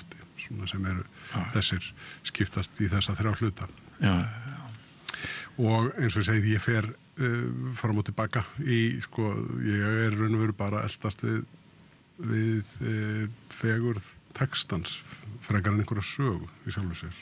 Og var ekki líka dálítið verk eftir Brahms sem að Þýska Salómesan dálítið líka svona Jú, það var einu tímabili þegar ég var að velta fyrir mig hvað ég ætlaði að gera og einmitt að koma með þessa Salómesu hugmynd og myndið þetta eftir þessu stórkostlega verki eftir Jóhannes Brahms og fór einmitt að skoða hvort að ég geti farið að safna saman textum íslenskra skálda líkt og er gert þarna eða Brahmsgerði en það var af svo miklu að taka og ég hafði bara 2 ár en svo endan bara það var bara nóg að lesa Laxness það var bara þetta er svona já, þetta er kannski eins og þegar ég og konu mín förum að versla föt ég passi í buxurnar og þá kaupi ég þar og þá er þetta búið konu mín fer hins vegar í nokkar marga búður svona aðeins að tekka en ég kannski við þetta En hvort finnst þér sjálfum Heimsljós vera meira í dúr eða mól? Já, það er nú hún er auðvitað ég get ekki svarað þessu hún er auðvitað það er svona ákveðin harmur og það er ákveðin ást eða bara, það er bara mikil harmur það er mikil ást og það er mikil auðmýkt og ég veit ekki, er það dúr eða mól hún er, það er samt ótrúlega bjart yfir bókinni. Þannig að þessi fegurð, sko, þrá eftir fegurð. Það er svo mikið fegurð. Þannig að við skulum segja hún svit úr. Fegurðin mun ríkja ein. Nákvæmlega, það er lokaorðin í bókinni, sko. En varstu það einhver leiti bundin að formi sem einkennir allar sálumessur? Nei, ég vil ekki kannski að segja, ég hafi svona eins og stundum gerist, að maður er með eitthvað svona form og svo þegar maður er komin eitthvað áleiðis þá fer maður að svona sjá hvort að hvað passar saman.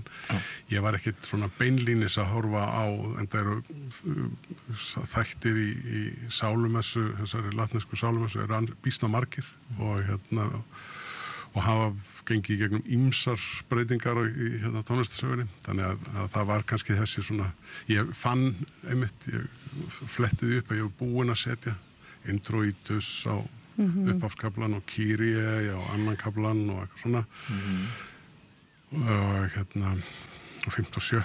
eru hvað er náttúrulega Lacrimosa og In Paradisum í lokin. Og Dies Irae kannski í þriðja kaflinn. Já, Dies Irae þriðja kaflinn, Offertorium fjórða kaflinn. Það er svona, en svo eru margir aðrir kaflar til, sko, sem í latnesku messunni sem eru ekki koma málun ekkert við. Þú verður að henda einu Pía Jesu að nekkur starri. Leifa sópranum að syngja það. Já, það er en eins og ég sagði, ég var að pæla í, sko, ég sé að ég var að segja, ég var að kíkja á gögnum mínu, þá sé ég líka, sko, ég samdi þetta líka dálítið svona praktískum ástæðum, bara ef mér skildi ekki auðnast tími, sko, þá hef ég samið 1. og 2., 3. og 7. kaflan og svo 4. og 5. seinna, sko, eða síðasta, því að með því að klára 7. kaflan þá var ég alveg örugglega búinn, sko. Það hefði getað, þessi 4 hefði getað staðið bara sér. Það er svo gaman nefnilega þegar við tókum þetta fyrst, sko, af því að eins og einhver korfélag var að segja daginn að söngum þetta þá fengum þetta svona í bútum, sko, svona einn kafla í einu, sko, og svona og svo var það svona átt þessu verkinu enginn þekkt þetta fyrir og læra þetta, sko. Og svo þetta kom saman með hljómsveit og einsöngurum, sko, þá alveg korfélagarnir alveg gæla fyrir þessu og hljóðfærarleikararnir líka.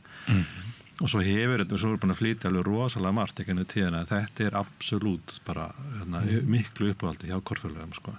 Og svo er meira að segja núna, þegar maður taka þetta aftur, við tókum þetta síðast fyrir 9 ára, það er samt einhverju 9 núna og alltaf þegar maður byrja að æfa svona bara, en svo núna bara þegar allt er komið saman, sko, síðustu æfingunum með píanónum og svo núna þegar hljómsveit og þegar þessir frábæru einsöngur að bætast við, þá bara alveg við vorum að æfa núna á þriðjudagskvöldið og einu sagði bara, á ég svo bara að fara heim, á ég að fara að sofa eftir þetta er alveg bara upptjúnaður, sko. Þarna er kannski komin ástæða fyrir þegar ég ligg alltaf í rúmunu fram eftir það er alltaf búin að þetta er æfingar til 10 á kvöldin, en ég vildi segja, sko, að því að ég kom nú á tónleikana 2010, man eftir því, en það er náttúrulega orðið ansi langt síðan, þannig að ég var kannski mundi ekki mikla díteila, en ég var fyrir mjög miklum hughrifum, en að vera þarna þriðjudaginn og sitja þarna við sitjum inn í miðri pródúsjóninni, hljómsveitin er fyrir framan okkur og kórinn fyrir aftan og við erum hérna í miðunni og ég bara, sko, ég sagði við Tryggva, ég sagði ég verður að koma með flensu helgina því að ég er með svo mikla gæsahúð og mér er bara svo kallt af því þetta var bara þannig að ég fekk bara svona rað gæsahúð bara þegar, sko, ég var ekki að syngja, sko, af því ég var auðvitað bara einhvern veginn búin að vera bara með minn bút einhvern veginn að læra hann og svona, þú veist, og jú, ég var með einhverju upptöku en maður vill ekki hlusta of mikið á upptökur af verkum þó maður sé með þær vegna þess að maður vill auðvitað bara gera þetta sínu. Þannig að ég var svona kannski búin að hlusta kannski tvisvar eitthvað svoleiðis svolítið bara svona einu sinni í gegn og svo svolítið svona bara mína búta bara til þess að aðeins heyra hvað var í gangi undir en þetta var alveg magnað að setja þetta á æfingu þetta var ótrúlegt, sko. Þú ert að tala um töfra harfi. Þetta voru töfrar og ég fór bara beint heim og skrifa á Facebook og sagði bara allir þetta að kaupa miða strax og það væri bara ekkert annað í boði þetta væri svo flott. Við vorum með alveg frábæra einsöngara, þetta var frumflutt, sko, og stórkostlegir, sko, svo er svo gaman að fá nýtt blóð núna, sko, og það er og svo Eggert sem að tenor, sko, og alveg dásamlegt að hlusta á ykkur. Sem sagt, sólóistarnir eru 2, þú og Eggert Reginn Kjartansson. Hann komst í miður ekki dag með okkur. Já, er þetta að syngja þetta er þetta tæknilega snúið? Þetta bara frekar kræfindi, já, það ekki hægt að neita því. En þetta ekki mjög mikið, ekki fyrir mig, það aðeins meira, af því að tenorinn alltaf kannski svolítið að syngja fyrir ljósveiking. Þannig að sópranin hefur ekki alveg uppstórn. Jú, þetta en það þarf líka að hafa fyrir hlutinu með að vera almennlegir, sko. Ég meina held að nú ég búin að vinna mjög mikið með Magnúsi gegnum tíðina og eitt af mest gefandi sem við höfum gert saman var Verdi Requiem og svo reyndar líka Þýska sálmessan. En það var líka því að það var svo gefandi af því að þetta eru átök. Og sálumessa á að vera átök finnst mér sko en eins og í Brahms þá fæ ég raunverulega engan átakakafla en ég fæ bara eitt kafla í því sem er einmitt svona móður og hugga barnið sitt sko en Verdi Requiem þar fæ ég nóg að gera og eins í þessu þetta er rosalega flott stór hljómsveit og þau þurfa að ná í gegnum allt saman og þau gera það gjörsamlega það var alveg aðeins núna á þriðjudaginn að fylla kirkjuna á hljómsveinum sko, þegar við átti. En er ekki líka áhugavert fyrir þig þetta tækifæri af því að mannskjarnan er aldrei stöð, við erum alltaf á hreyfingu, við þróumst frá degi til dags og frá ári til árs og það hlýtur að eiga við ykkur tónlistarfólkið, ekki síst. Er ekki áhugavert fyrir þig að spreita þig af því þú hefur breyst síðan síðast? Jú. Ég meðst alveg stórkursett að fá að taka svona hluti aftur sko og með svona nokkra ára millibili sko og það sem ég gerum líka þegar ég með stundum hérna korona mín að ef við erum að taka eitthvað flóki verk eins og við gerum núna í byrjun febrúar þar sem megni voru að syngja þetta fyrst skiptið með þessu eftir sýsnarska tónskvöldi Frank Martin og þá ákvæði bara, við ætlum að taka þetta aftur eftir svona hálft ár eða ár sko og þá bara leifa bara þess að þroskast meðal flytjenda, söngvarana og flytjenda og hjá mér líka sko. Og það er alveg bæði fyrst mér áhugavert að taka svona verk aftur að stundum kemur óvart hvað ég er oft sammálið sem ég gerði síðast og svo er eitthvað svona, svo aðeins að breyta þarna taka aðeins annar hraða eða aðeins öðruvísi nálgun sko. Það er vissulega alveg bara æðislegt sko, og það er alltaf að koma ferskur að þessu og sjá bara alla möguleikana sko, ekki taka neitt sem gefnu sko, ekki fara eitthvað autopilot sko. Eru til hljóðritanir frá þessum fyrri? Tónleika upptökur sko. Já, við eigum svona prívat bara frá 2010. Já, það er ekkert komið út en við ætlum nú að stefnum að því að reyna að koma þess á svona streymisveiturnar einhvern tímann. Erum að taka upp tónleikana og æfingarnar líka núna til þess að líka þá eiga búta af eitthvað kemur upp á. Að þú varst að tala um endurtekningar þá er þetta líka fyrir mig sem tónskáld það er raun og veru bara í raun og veru bara dálítið merkilegt að sko fá verk flutt oftar en einu sinni og hvað þá svona stórt þetta er 100 manns held ég, örglega, rúmlega það kannski sem koma að þessu og það er ekkert ég get ekki beðið meira Nei, þetta er sannkalla stórvirki það var bara svo vel hefnast ekki og svo ánægilegt að hafa átt litla frumkvæði að þessu Áttur ykkur svona góðan persónulegan tíma í lífiðinu 2008 til 2010 þegar varst að skrifa þetta? Já, allavega, þú veist ég finn það líka, það bara er sko, það eru fleiri svona tónverk sem ég hef gengið með í maganum sko, þú veist, í mörg ár þú veist, og svo kannski svo kemur eitthvað tækifæri til þess að koma hugmyndunum á framfæri og þá allt í einu þá verða til talið góð stykki sko, ég verða að viðurkenna það þá einhvern veginn svona hefur það, þá er maður með talið skýra mynd svona einhvern án þess maður vita af því sko, það er bara einhvern veginn þegar maður byrjaður þá finnum maður bara já ég veit alveg hvað ég er að fara að gera núna sko. Því að stundum þegar maður hefur stokkið í einhver verk þá svona bara setjum maður undir sig hausinn og reynir að rissa upp eitthvað skipulag og eitthvað koma sér á stað en svona þetta verk var til dæmis eitthvað sem ég var búin að ganga með í maganum í sko, já, frá sko 1991 eða 2 sko þegar ég var í söngrættaði þarna í skólakórnum. Varst þú líka að lesa Laxness sem ungu drengur eins og Hallveig var að lýsa? Já, ég var alveg las Laxness Heimslu Sörgla svona 17-18 ára og þetta mjög bara djúpt snortinn af þeirri bók. núna fór ég alltaf að rifja þetta upp og ég fann ekki einu svona bók, eða sko ekki bókina sem ég vann upp úr sko, þetta verk, því að það var nú bara svona kilja, svona svo ég geti nú krotaði í hana. En það er orðið ansi langt síðan ég las Heimsljós síðast sko, en hún hefur farið nokkur sinnum. Ég ætlum að hafa svo núna í upphafi tónleika, það verið smá svona kynning frá henni Sigþrúði Gunnarsdóttur og Davíð Hörgdal Stefánsson alltaf, hans fjalla verið smá kynningar fyrir tónleikakerstaður en byrjum sko. Og svo var með þess að núna smá bókaklúbur í kórnum sko, að lesa Heimsljós sko. Og það hefur í hver skipti, allir eitthvað að lesa sko, í bókinni. Sniðut okkur að vera með svona bókmyndafræðinga bara langa bannaði. Það er ásvöldið að vera í kór sko, það sem allir hafa bara læknar og rafvirkjar og bara veit ekki hvað sko, bókmyndafræðingar. Ef ég mann rétt þá vaknaði Halldór Laxness snemma og skrifaði einkum árdegis, tók göngutúr og skrifaði svo aðeins lengur en hann var mikill reglumaður í sínum skriftum. Er þú reglumaður þegar þú semur tónverk, vinnurðu, gengur í þetta bara á sama tíma sólarhrings eða fylgir þið innblæstrinum og verður hamhleypa og sefur ekki dögum saman þegar andinn er yfir þér? Alls ekki, bara ekki séns. Ég reyndar sko, þú veist, þetta er dálítið erfitt sko alltaf hjá mér, en að því að sko, ég veit hann sko, bróður minn Sveinbjörn, hann er handritshöfundur og hann getur sagt, ég ætla að fara inn að skrifa í 3 tíma og þá fer hann inn og skrifar í 3 tíma og skilar 3 tíma verki. Ef ég ætla að vinna í 3 klukktíma þá þarf ég að vera að sitja við skrifborðið mitt og við píanó og eitthvað svona í örugglega 8 tíma. Ég bara, hausinn á mig fer alltaf eitthvað annað eða eitthvað, þetta er stundum svona, en svo dettum maður stundum bara í gírinn sko og það er bara eins og með íþróttir, þá er þetta rosalega og hljóðfærileik og eitthvað svona, það er svo mikilvægt að semja eitthvað á hverjum degi.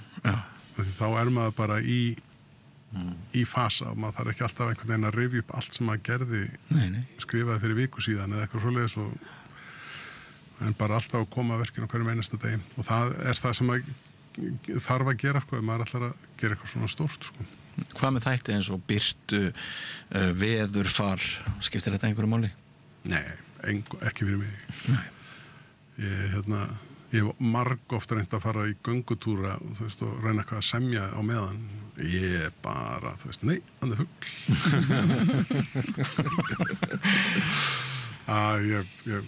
En það er mjög gott og gaman að lappa úti, sko. Ég geri það nú oft bara til þess að vera ekki allan daginn inn í herbergi. En þetta lítur að vera, því að orðið krefjandi hefur komið fyrir þig, Magnús, þetta lítur að vera mjög krefjandi að þú ert þannig að þú þarft að vera með hausinn allstaðar og ert að fá allt út úr þér núna Já, sko þetta bara liggur vel fyrir mér ég verð sko ég verð voða lítið stress en það er eiginlega bara þegar kemur að tónleiku þá er parturinn minn auðveldastur miklu erfiðara fyrir einsöngarana og jafnvel fyrir tónskáld að sitja út í sala bara, nei, ekki svona eitthvað, þetta sko eða hljóðfæralekarana sko, en fyrir mér þá er þetta bara allt komið saman ég verð miklu stressaður ef ég er að spila til að mynda einleika píano eða orgel eða eitthvað sko, þá bara fer ég að titra sko en þess er svo mikið kostu líka að vera kórstjóri því það ert að æfa þetta í nokkra vikur eða mánuði sko, og þá bara fer þetta alveg að sitja inn sko, þannig að maður kann alveg verka alveg rosalega vel þegar það kemur að svo þarf að læra alltaf hljóðfærapartan og allt það sko og ekki sérlega margt svona flókir sem kemur saman en á einhverjum aðstöðum þá bara finnst mér þetta þægilegt sko að stjórna en við finnum það líka alveg sem eru með þér vegna það er alltaf tilhörnarefni að vinna með Magnúsi vegna það er bara, maður einmitt finnur þetta það er ekkert stress, sama hvað við erum að gera og einhvern veginn það er bara þú veist, það liggur svo rosalega og þú ert svo gefandi sem stjórnandi þannig að það er svo óbúðslega ánægilegt og svo náttúrulega svo músikalskar en allt sko. Þannig að þú veist, það er svo óbúðslega ánægilegt alltaf og okkar samstarf náttúrulega í gegnum tíðina búið að vera alveg dásamlegt sko. Ég hef búin að vinna mjög vel ofta að vinna með Hallu og og við erum búin að vinna nokkur sem núna með Eggert, hann er líka alveg dansarmaður. Frábær, sko. Já, akkurat, sko. Ég ætla líka að fá að ausa á hróskálinni og segja að þið eruð öll náttúrulega með stórkostlega náðargáfu sem hefur verið frábært fyrir mig að fá að njóta og takk fyrir ykkar framtak og ég er mjög spenntur vegna þessa flutningsum helgina. En má ég spyrja þig kannski, Hallveig, svona þegar líður að lokum þessa samtals okkar, hvernig þú ferð að því að búa þig undir flutning þegar hvort sem ræðir svona gig eða önnur gig, hvernig er svona rútínan þín síðustu klukkustundina áður þú stígur áður en ég fer að syngja? Ég er einn af þessum söngur sem ég nenni ekki vera að stressa mig of mikið á hlutunum. Ég er svolítið heppin líka eins og Magnús með það, ég verð sjaldan stressuð. Og ég held að það komi bara til að því að ég er búin að vera að syngja fyrir fólk síðan ég er bara smábarn, 5 ára gömul eitthvað svoleiðis. Og þá býr maður að því að vera með þessa reynslu. Ég svona reynir bara, ég fer nú, ætla nú að fara í hár og smink, þetta nú verður svolítið sæt fyrir eitthvað. Og svo fer ég yfirleitt eitthvað, annarkvort að synda að labba, svolítið eftir veðrinu, aðeins að reynsa hugan. Það er samt ennþá mikilvægara ef ég þarf að vera að syngja eitthvað sem er utan að það, því að ég get farið í göngutúri eða sérstaklega að synda, að maður hefur ekkert annað að gera þegar maður er að synda og þá er ég að fara við texta en ég þarf nú ekki að vera með neitt utan að núna þó ég reynda að sé búin að læra þetta utan að en ég ætla nú að vera með nóturnar samt já, aðeins eitthvað svona smá hreyfingu koma skrokknum í gang og ég get ekki borða neitt rosa mikið, kannski borða svona banana kannski og eitthvað svona smá í hádeginu og svo bara býður það fram yfir tónleika. Já, bara, þetta er bara yndislegt sko. Ertu með einhverja sérstakar ástafanir til þess að minnka sem mest líkurnar á að þú fái kvef og eitthvað skaður? Já, það er náttúrulega, ég geti verið marga klukkutíma að tala um það sko. En það eru aðferðir til dæmis, það er mjög mikilvægt að skóla.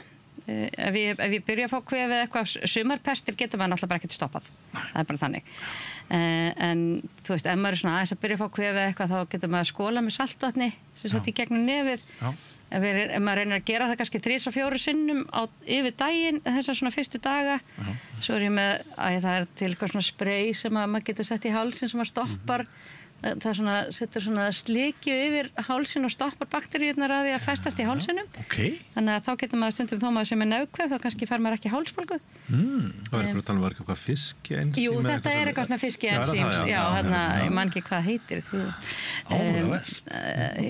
Ég hef heilt líka marga sögur líka bara á söngurum hvað það geta gert sko, það er til sprautur og ekki bara til að bara redda sér sko, Svo ef maður lendir í alvörun í vandræðum þá náttúrulega eru til bjargráð sem að geta að hjálpa manni á síðustu stundu sem að bara, maður vill samt ekki vera að nota náttúrulega nema bara í algjöru neyð svona sterar og svoleiðis En svo hefur maður heyrt líka sko að söngvarar kunni og geti sungið yfir kvef ég reyndar get sungið yfir nánast hvað sem er það er svolítið þannig Ég man eftir söngvarar þegar ég flutti heim 2006 var með einn söngvarar og jólatónleikar hringdi mig á morgnin dags bara eins og bara Don Corleone bara hann var svo rám sko viðkomandi ég bara, hvað minn góður og svo söngu svo engill kvöldi sko bara, veit ekki hvað gerist í millideginni sko Nei, eins og ég segi ég hef farið að svið með influensa 40 hita og bara, þá var það bara sterar og parkadín og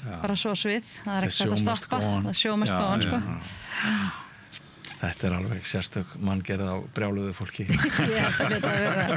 Það var einhver könnun gerð á svona álægi sko, eftir starfstjættum. Og sérst, leikarar og klassíski söngvarar, þau skoruðu sérst rosalega hátt þarna á þessum skala. Bara, þú veist, af því að þetta er mitt show must go on. Þú getur ekkert annað en bara mætt í vinnuna. Nei. Þú veist, maður er unni með fólki sem bara var að missa foreldri bara sama dag og sýning. Þú veit, þetta er bara rosalegt. Því að það er bara meir en að segja til dæmis að stoppa óperusýningu þar sem er kannski 120 manns á sviði. Já, heldur betur. Og búið að selja fullan sal. Heldur betur. Ég vonaði fyrirgefið mér að ég hef leitt umræðan og þessa braut í lokin en þetta finnst mér mjög áhugavert og ég hugsa að hlustendum og áhörundum finnst það líka því að það er svo margt það er bara svo einmitt, eins og þú segir sjálf, það þarf svo margt að ganga upp og fólk fórnar svo rosalega miklu til þess að það geti gengið upp. Já, heldur betur. Sko. En nú þarf ég að finna tré eitthvað staðar, banka. Svo ég fari nú ekki að fá þetta kvef sem við erum búin að vera að tala um. Akkurat, annars verður bara að lögsækja mig fyrir að jinxa einhverju. Já, söngvarar eru náttúrulega hjátrúfullir en allt. Jú, má ég þá ekki óska ykkur góðs gengis á laugardaginn eða ertu það hjátrúfull? Já, þú mátt segja bara brjóttu fót. Já, brjótið bara alla þá fætur sem þið getið fundið.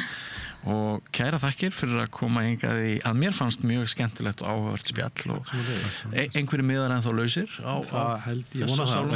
Já, ég vona að fara að seljast upp en hérna. Er það á Tix? Ég segja með líka með þér, sko, hérna, það er svo, hérna, miðasalan, hérna, gerist oft svo seint, sko, hérna.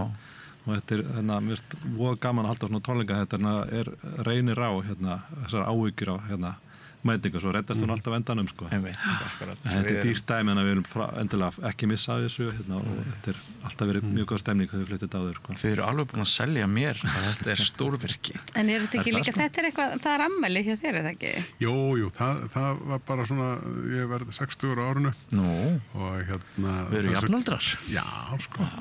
Mér finnst bara allir vinnur að Tryggva og mæti afmæli. Ágúst, já, ég á afmæli í apríl.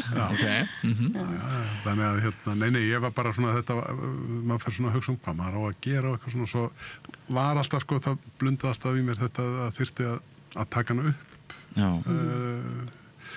heimsljósið og hérna þannig að það svona, allt í einu fór ég bara svona ég ætti kannski að gera það en svo gýr ég nokkað meira en það alveg örglega sko, meira frá mér í haust sko.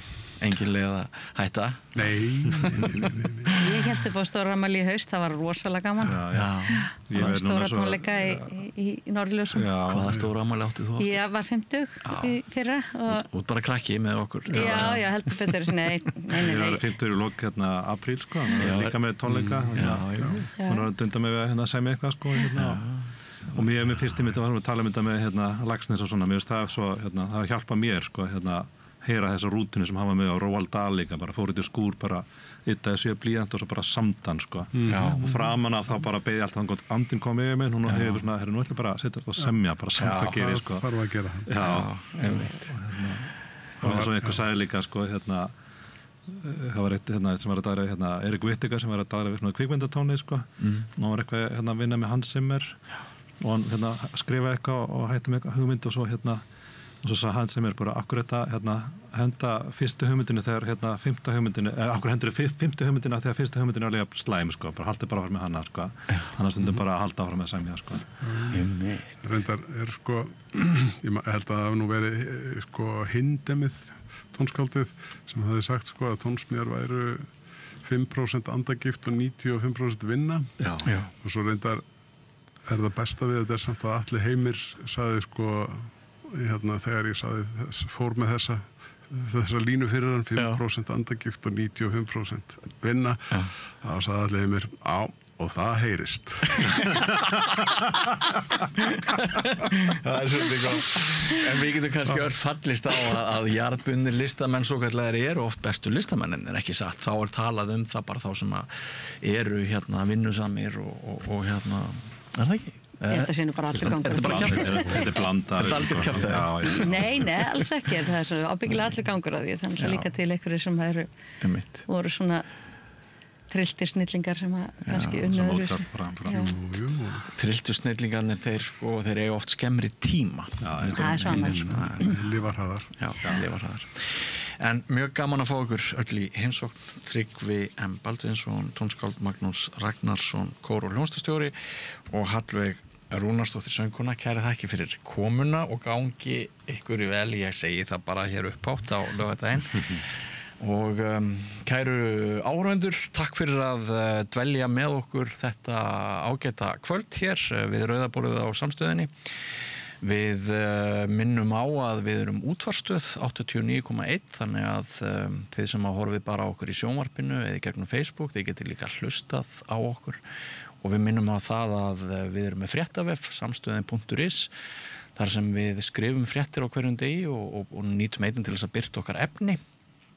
og ef þið skrollið á fréttavefnum niður á hnapp sem að stendur áskrift, þar getið þið tekið þátt í því að framlengja líf samstöðvarinnar sem stundum fjallar klassíska tónlist eins og við vorum að gera, eða lögreglumál eins og grjóthörðu lögreglumál eins og við gerðum í upphafi þessa kvölds.